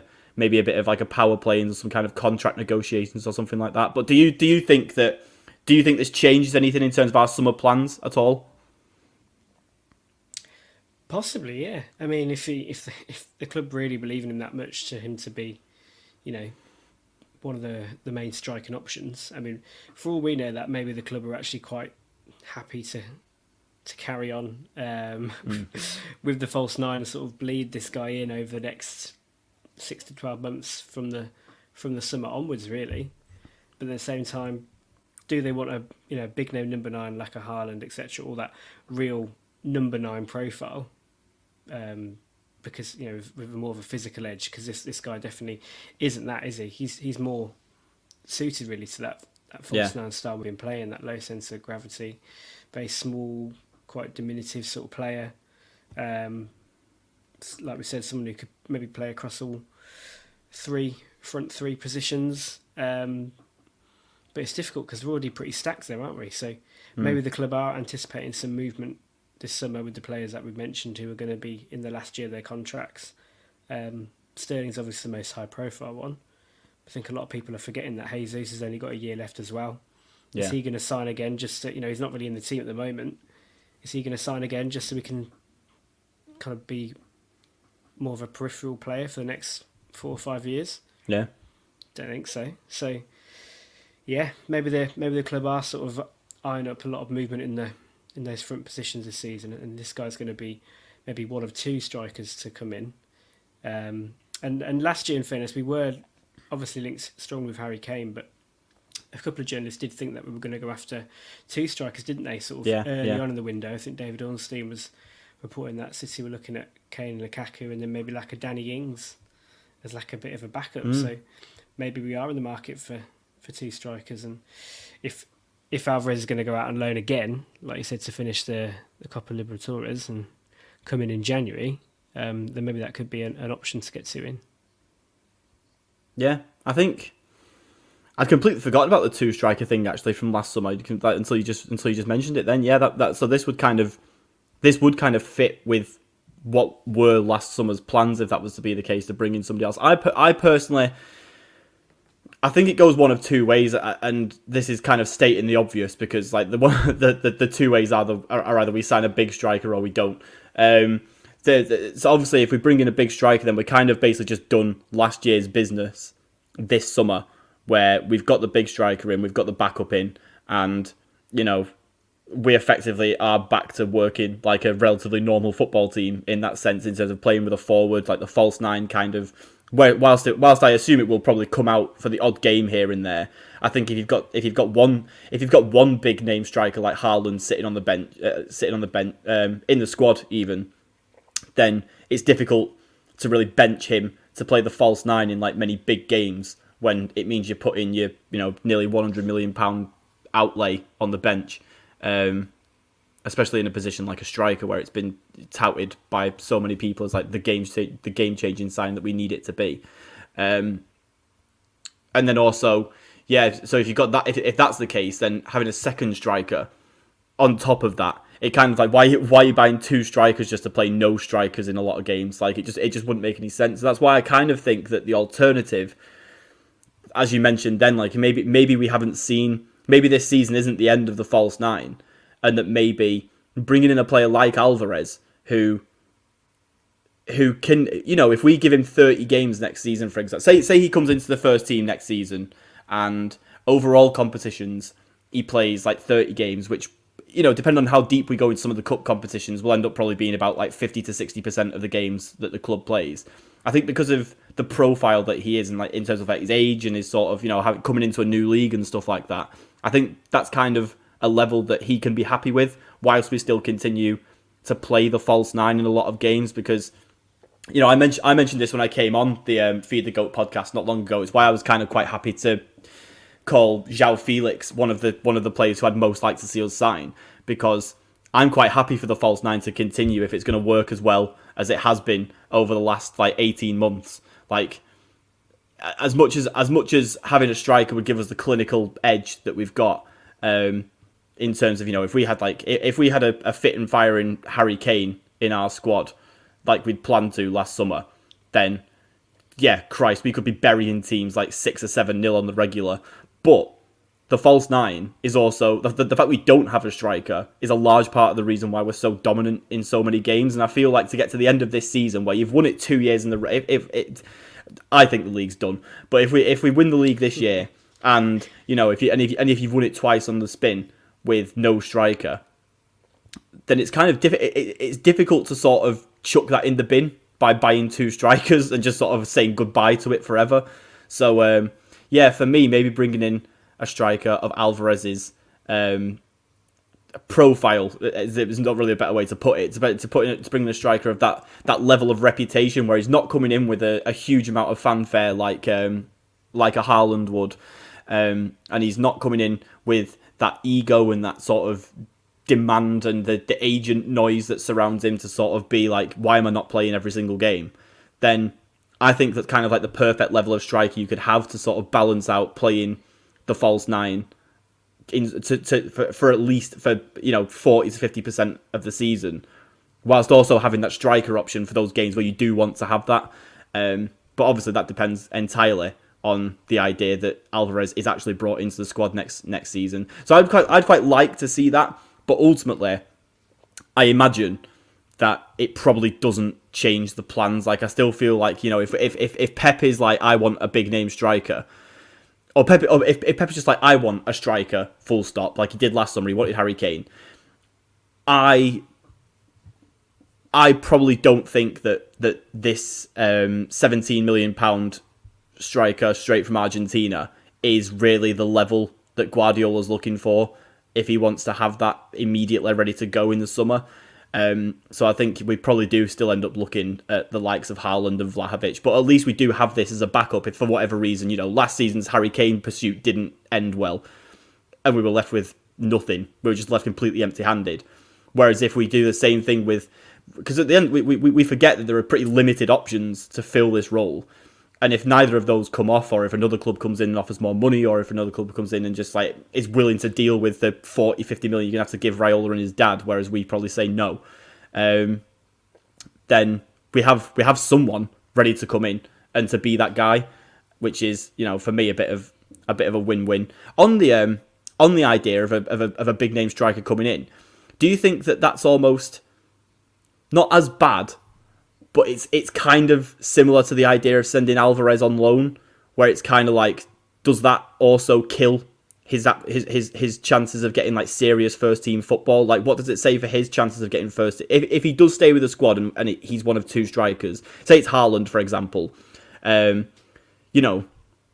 Alvarez look at incoming Erling Haaland as he's just been signed and think, oh fuck, like I'm doomed. Like, where's my football going to come from?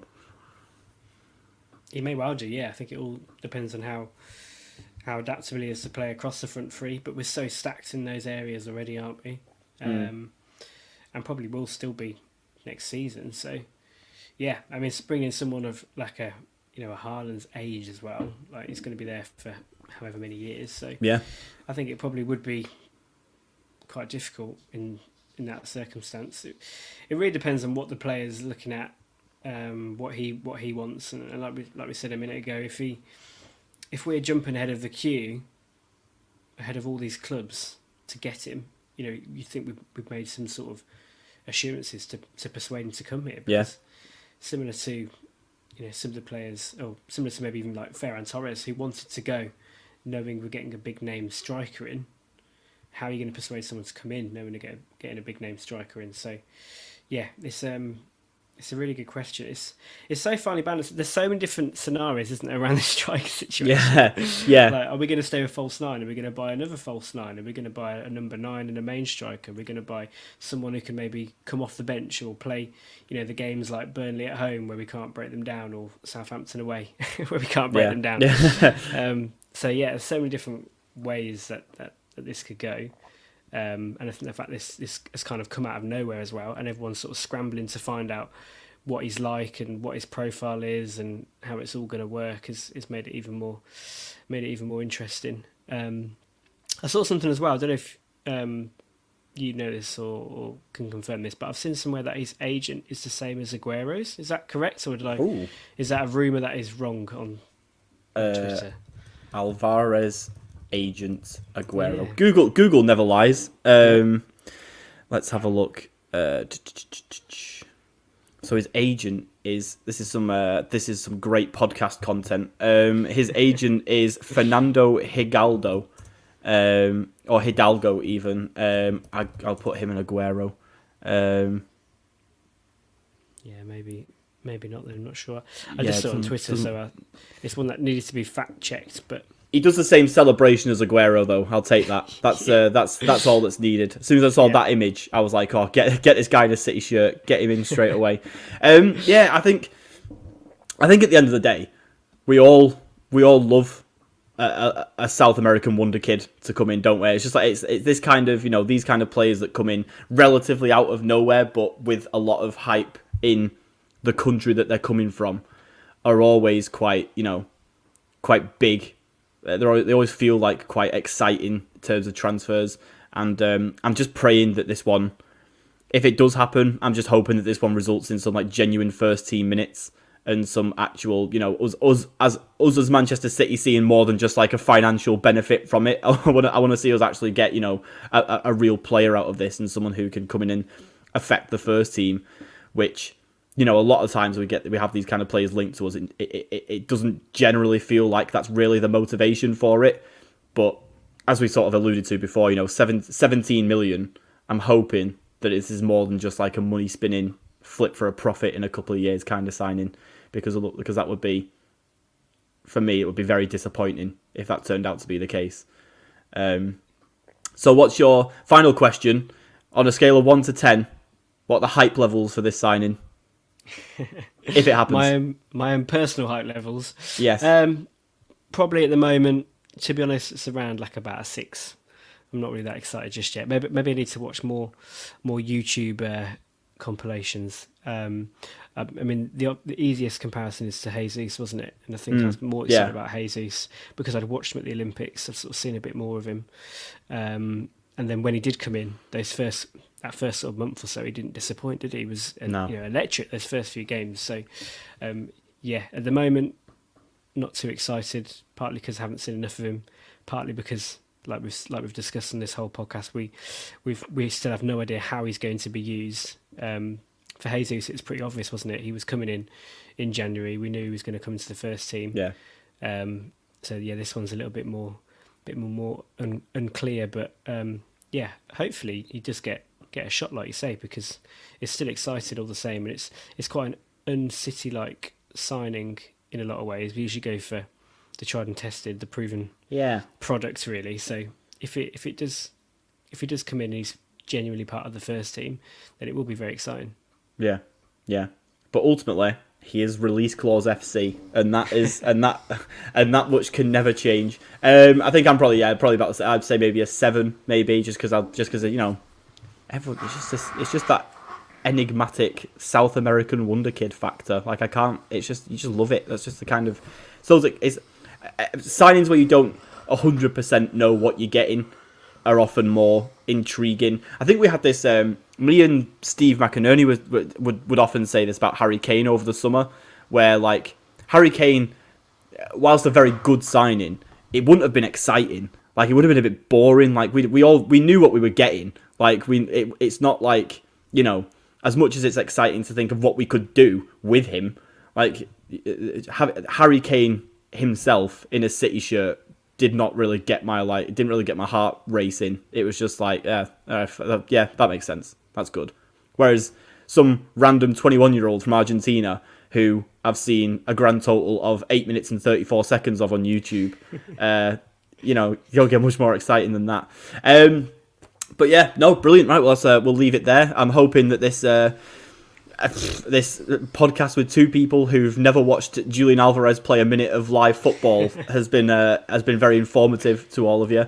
Cheers for joining me, Sam. It's good. No worries. Thanks for having me on again. No problem at all. Thanks to everyone who's listening. Hope you enjoy the rest of the day's content, and please do donate to Manchester Food Banks. You know, we might be emerging from lockdowns and most restrictions, but food banks are every bit as essential now as they were during the peak of COVID. So please do consider giving any amount that you feel you can. For now, I've always kind of wanted to say this. Now, back to the studio. Okay, thank you, Joe. We are almost there now. I'll reiterate what Joe said. If you can donate, check out the GoFundMe website and give whatever you can. I think we've had almost £2,000 today on the GoFundMe site, and perhaps £1,000 Ahsan's going to match the 500 raised on YouTube. So that's astonishing effort. Really appreciate it. It's going to change a lot of lives. Now, we've left something good to last. We're almost there. There's one show left, and it is, of course, part 2 of Johnny Marr with the Noisy Neighbours and me in the background. So do enjoy last 35 minutes of our 12-hour podcast. Thank you for everyone who's listened and contributed. There will be a few of us, no doubt, hanging around afterwards, talking nonsense and saying nothing of importance whatsoever after this. But for now, enjoy Johnny Marr.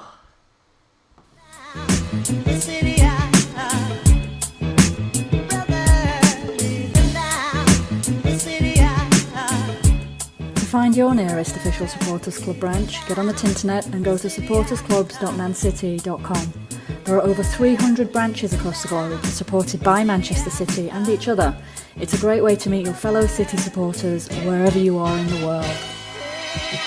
I'm just a city guy, living fly, getting high, living till I die, getting by, whipping by, staying solidified, big ties to different sides. Here's your ticket ride, follow if you feel my vibe. My vibe, yeah. We caked up, 10 in the lab, weapons to blast. One with the city, fight for sections of land. Welcome back to the Noisy Neighbours podcast. It's Mark Mulv, joined by Joey. Yeah. Howard. Yeah. And the great Johnny Marr. All right. We are your city guys. Once again, this is Noisy Pod's contribution to our mates at 9320 Pod, who are doing a charity event in support of Manchester Food Bank. So get donating. Let's feed some Manx. How can they do that, Howard? You've got such a way with words. Well, there's obviously, unfortunately, a lot of Manchester Food Bank Twitter accounts. The one we're doing it in conjunction with, and just so many people have done so much amazing work behind the scenes. So I will just say quickly, before City home games as well, there's usually, check online, there's usually a collection point set up before City home games where people can drop off food and stuff. And I think a ton has been donated in the first half of the season just outside City. And obviously other teams do this as well. Go Manchester Food Bank, that's the Twitter handle. If you go there, in their bio there's a GoFundMe link where you can donate money, and obviously whatever you can do, however little, however much, it helps feed a family who's really struggling. So if you can go on there, and I've clicked, I've seen that already the guys behind it, the £54,000 has been donated on that link, which is going to be a lifesaver for a lot of people. So if you can, obviously this podcast, if you're struggling yourself, just enjoy the shows, don't feel obliged. But if you can spare any money, do go into the GoFundMe link on the Food Bank Twitter bio and donate. And that's it. And that's at MCFC Food Bank. It's at MCFC Food Bank. I'll just double check. Yes, that's the right one. Yeah, that's the right Twitter handle. Yeah, their name is MCFC Fans Food Bank Support. Okay, fantastic. Yeah. Thanks again. Thanks Howard. Thanks Johnny for coming on and doing this with us. It's a pleasure. I've got to say, I went to the West Ham game, and there was people collecting for the food bank. I don't know if you remember that game. It was snow was coming down all the way. It was an insane day, and I was seeing fans on the way into the ground, making the way over to donate. It was just a fantastic thing. I was so proud, and the volunteers stood out there in crazy weather conditions all day, So as Howard says, the stuff that's going on behind the scenes that people aren't even aware of is amazing. And I looked into it, the actual experience of people sitting down and eating, you know, in the food places is amazing. The volunteers, they just do these like 12-hour days, and it's a really good experience. So the money's really it's not only, you know, coming from a good place, but it's very, very well done from what I've seen. Excellent. Can I just say as well, even that we're pre-recording this before our day, that hopefully during our 12-hour charity podcast, we'll have a segment where I speak to the guys behind there and they can tell us everything they're doing, and no doubt we'll put that out as a separate podcast as well, so people can find out more in depth about what's going on. Brilliant. Yeah, nice one. Okay, so segment 3, the final segment of the show this week, we're going to... I think we're going to end up having a bit of a laugh here. We're going to be looking at what I've called this segment "Circus at the Swamp," and it wouldn't be a city podcast if we didn't spend some time talking about our big brothers through the years. And it's our turn to have a giggle, I think. So we of course mourned the departure of Ollie at the wheel earlier in the season, but they continue to crumble. They've got a new guy in. Personally, I'd never heard of him. Joey, Joey loves football in all the different continents, so he probably knows this guy. You just call me a nerd, it's fine. Yeah, okay. Hang on, if you just said you don't know the godfather of German football. Had no idea, mate. Yeah, no, me neither. No. You guys weren't up this morning watching Augsburg take on Hoffenheim to watch Ricardo Pepi's German debut? I'm afraid not. I must confess I wasn't. Place. No, I must. No, my alarm did go off. I have to stay in my lane, mate. I can't all of a sudden become the expert on football on the continent on Noisy Pod. That's your role, isn't it? I guess, yeah, de facto. Anyways, what I want to talk about is, the goings on over there, and just, I guess, where do we think they might finish this season? Johnny, Johnny, are you enjoying this? Yes. I was like thinking, there's going to be some of my family listening to this, but fuck it, I'll be honest. Let's go. Yeah. I don't think they're going to be top 4. I think they're not. Okay, I know. We're probably going to drill into this, or at least we better. But I hope we do. But they're not as good as West Ham. No. And they're not. I don't think they're going to. I think they're going to struggle to get higher than Arsenal, maybe.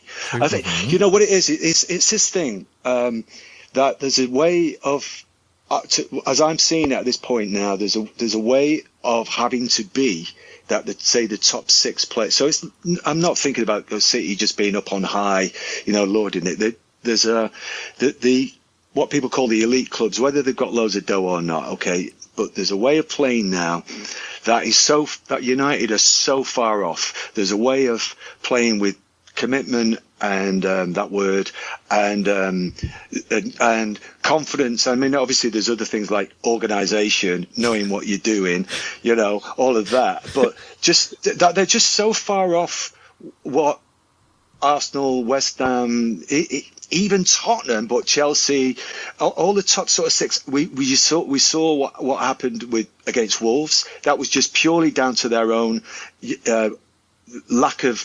They just weren't able to match Wolverhampton's. It's almost like they just can't even get the basics of playing in 2022 down. And I'm trying to say that with balance. That is before we start taking the piss. Like. They really have you not seen a match in the last? Anyone there seen football in the last few years, fellas?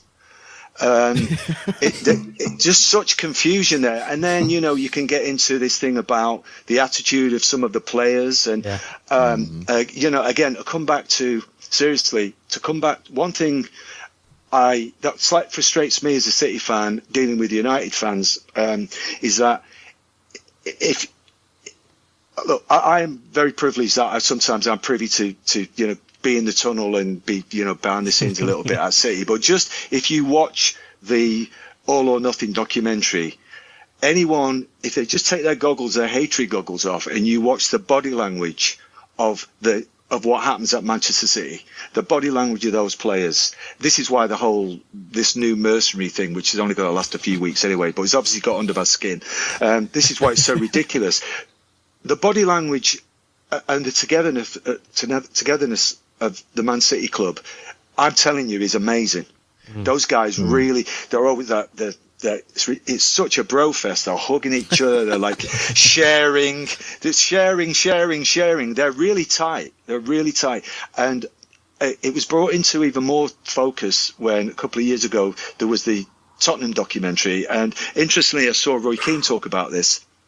And I know it's all edited, and I know we're just watching something off the television, and maybe there's a sort of editorial agenda there. But if ever there was like no energy, this was with Tottenham. It didn't surprise me at all that they were just going to take a dip. They don't seem to even know each other and all of that. Now, to get back to the point, United seem to be, they'd be lucky to be like Tottenham. They just seem to be in such a funk, and I've like, as their body language, the way they relate to each other, it just seems to be wrong in terms of the feeling there. This thing with, I was shocked that Luke Shaw's post-match interview after the Wolves game. What's with these players coming out with sorry. I apologise. Sorry, we were really shit. Yeah. I mean, I'm starting to sound like Roy Keane now, but what's wrong with you? Do you think? Do an impression. Don't confuse. It's not noble. Yeah. Does it? I saw it again. Lukaku with his that apology for what went on there with what he said. It's like this sort of weird trend of. It's like some weird reality TV nonsense. Like, man the fuck up and score a couple, you know what I mean? It puts a really satisfying perspective on Manchester City for me, in terms of the way we go about recruiting players, and how they're going to fit into the side, personality wise. So that for one. It also does seem as though City have baited United into buying some of these players over the last few years.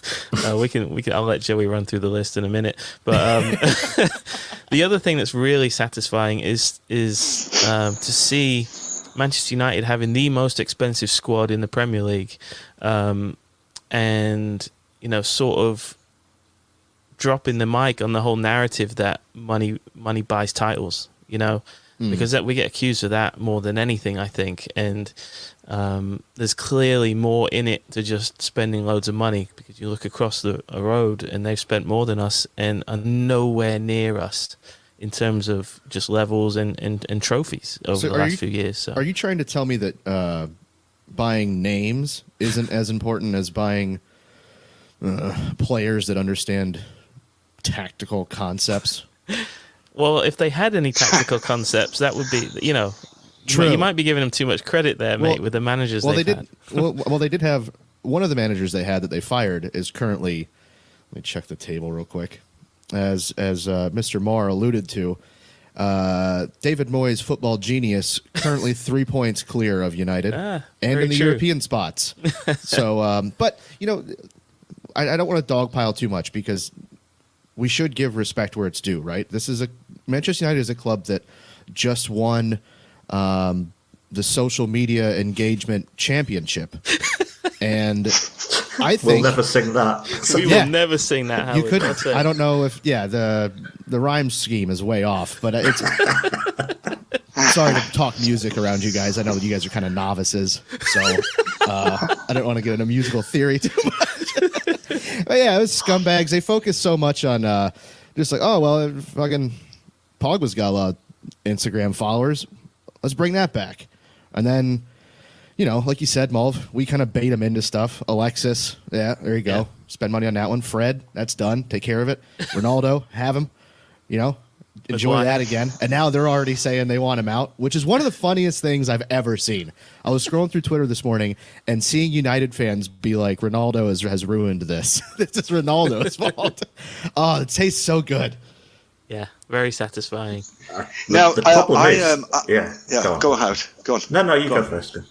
No, I was just going to pile in there because I was explaining to a United fan not that long ago that I was like, look, Fred, when just before they bought him and he was maybe going to come to City, and I might be wrong, you guys will know better, but I think the idea at the time, as I remember it, was that he may be replacing Fernandinho. So it was like, oh, who's this guy? And I think was it Shakhtar he played for? I think it was Shakhtar. Was it? I did what I always do, is I went and looked on YouTube and checked him out. The guy was pretty good. Yeah. And so United came and made him crap. And my friend was like, this was a major revelation to me, and he thought I was just being a dick. And I was like, Exhibit B. Sanchez, who wasn't my favourite player in the world, but United made him crap. How do you do that? Exhibit C, Paul Pogba. And we know, take the shirt off him, Paul Pogba's a pretty good player, I think. Yeah. I'm not just saying that because he's my neighbour and he's sat 2 seats away from me. But he popped round for the match last night. Yeah. That's how bad the vibe is at United. I've got him on a City podcast. We've got him on next week.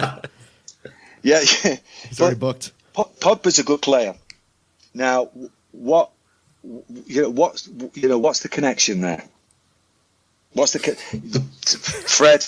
Because I've watched United pundits and fans absolutely incandescent and really, really digging into Fred. He was like, he was really the whipping boy for age. I would actually go as far as say, while I'm on a roll, that what's his name? The right back who came from Palace. Wan-Bissaka. So the United fans, from what I can see, really don't like him. Genuinely don't like him. I remember when he played against City, he was pretty handy. Yeah. He really he contained my Leroy, but Fred was brilliant against City for Shakhtar, I think. Yeah. So. This is right. Yeah. So what's the common denominator there? There's got to be something that takes these players. It's kind of like it's the opposite of what City do. DNA comes to mind. I don't know. The United way. I'm just trying to help United out here, fellas. I'm trying to help any United fans listening. The thing is, after the Wolves match, I think I had like a road to Damascus moment where I actually realised they're not fixable anymore. They're not. Yeah. Rangnick's not the answer, and nor is he the problem.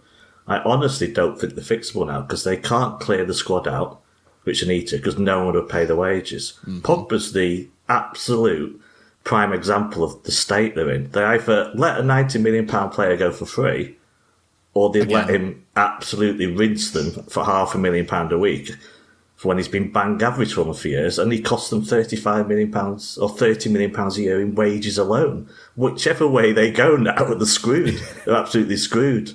And they can't get rid of the players, and they can't play the way Rangnick wants to play, and it's just amazing. The only sad thing is because they're so wealthy, they can't fall lower than they are. Mm-hmm. Can't they? They are the worst run club, I think, in the country, but with that wealth, they're not going to be playing in the third tier of English football like some have in the past. So I was wondering if with Rangnick, if the deal was, I don't think it's such a stretch of the imagination, the way they do stuff, is that their deal with him being a consultant and he's only on a short term, to me, it's like, well, we'll see how it goes. If it starts going well, suddenly we'll offer him a 2-3 year contract. Suddenly he's the golden boy. But if it doesn't go well, then he wasn't really supposed to be the guy anyway. That's no way to run any kind of business, surely. You don't think that's how the biggest club in the world should be handling things? That's not. Joey, this is Man United. That's This true. is Manchester United. What are Man they U. exactly? We have 2 Rowetta impersonators on the podcast this week. I forgot about Rowetta. Oh, I'm in trouble Oh, now. not me. It was Howard. Well, my dad's a United fan, so I thought I don't. Mine is. Yeah. Mine is. But I'm my brother. Yeah, but he used to take me to. He wasn't that bothered. He used to go when he was young. Go to City one week, United the next. He used to take me to Bury as well a lot. He used to go because I grew up in Whitefield. He used to go to Gig Lane a lot, and I just for some reason I chose City, but I don't know why because my memory's not that good. So, and he didn't push it. So yeah, I was a City fan ever since. So. Look at all you've missed out on. You didn't get to watch Alexis play a piano.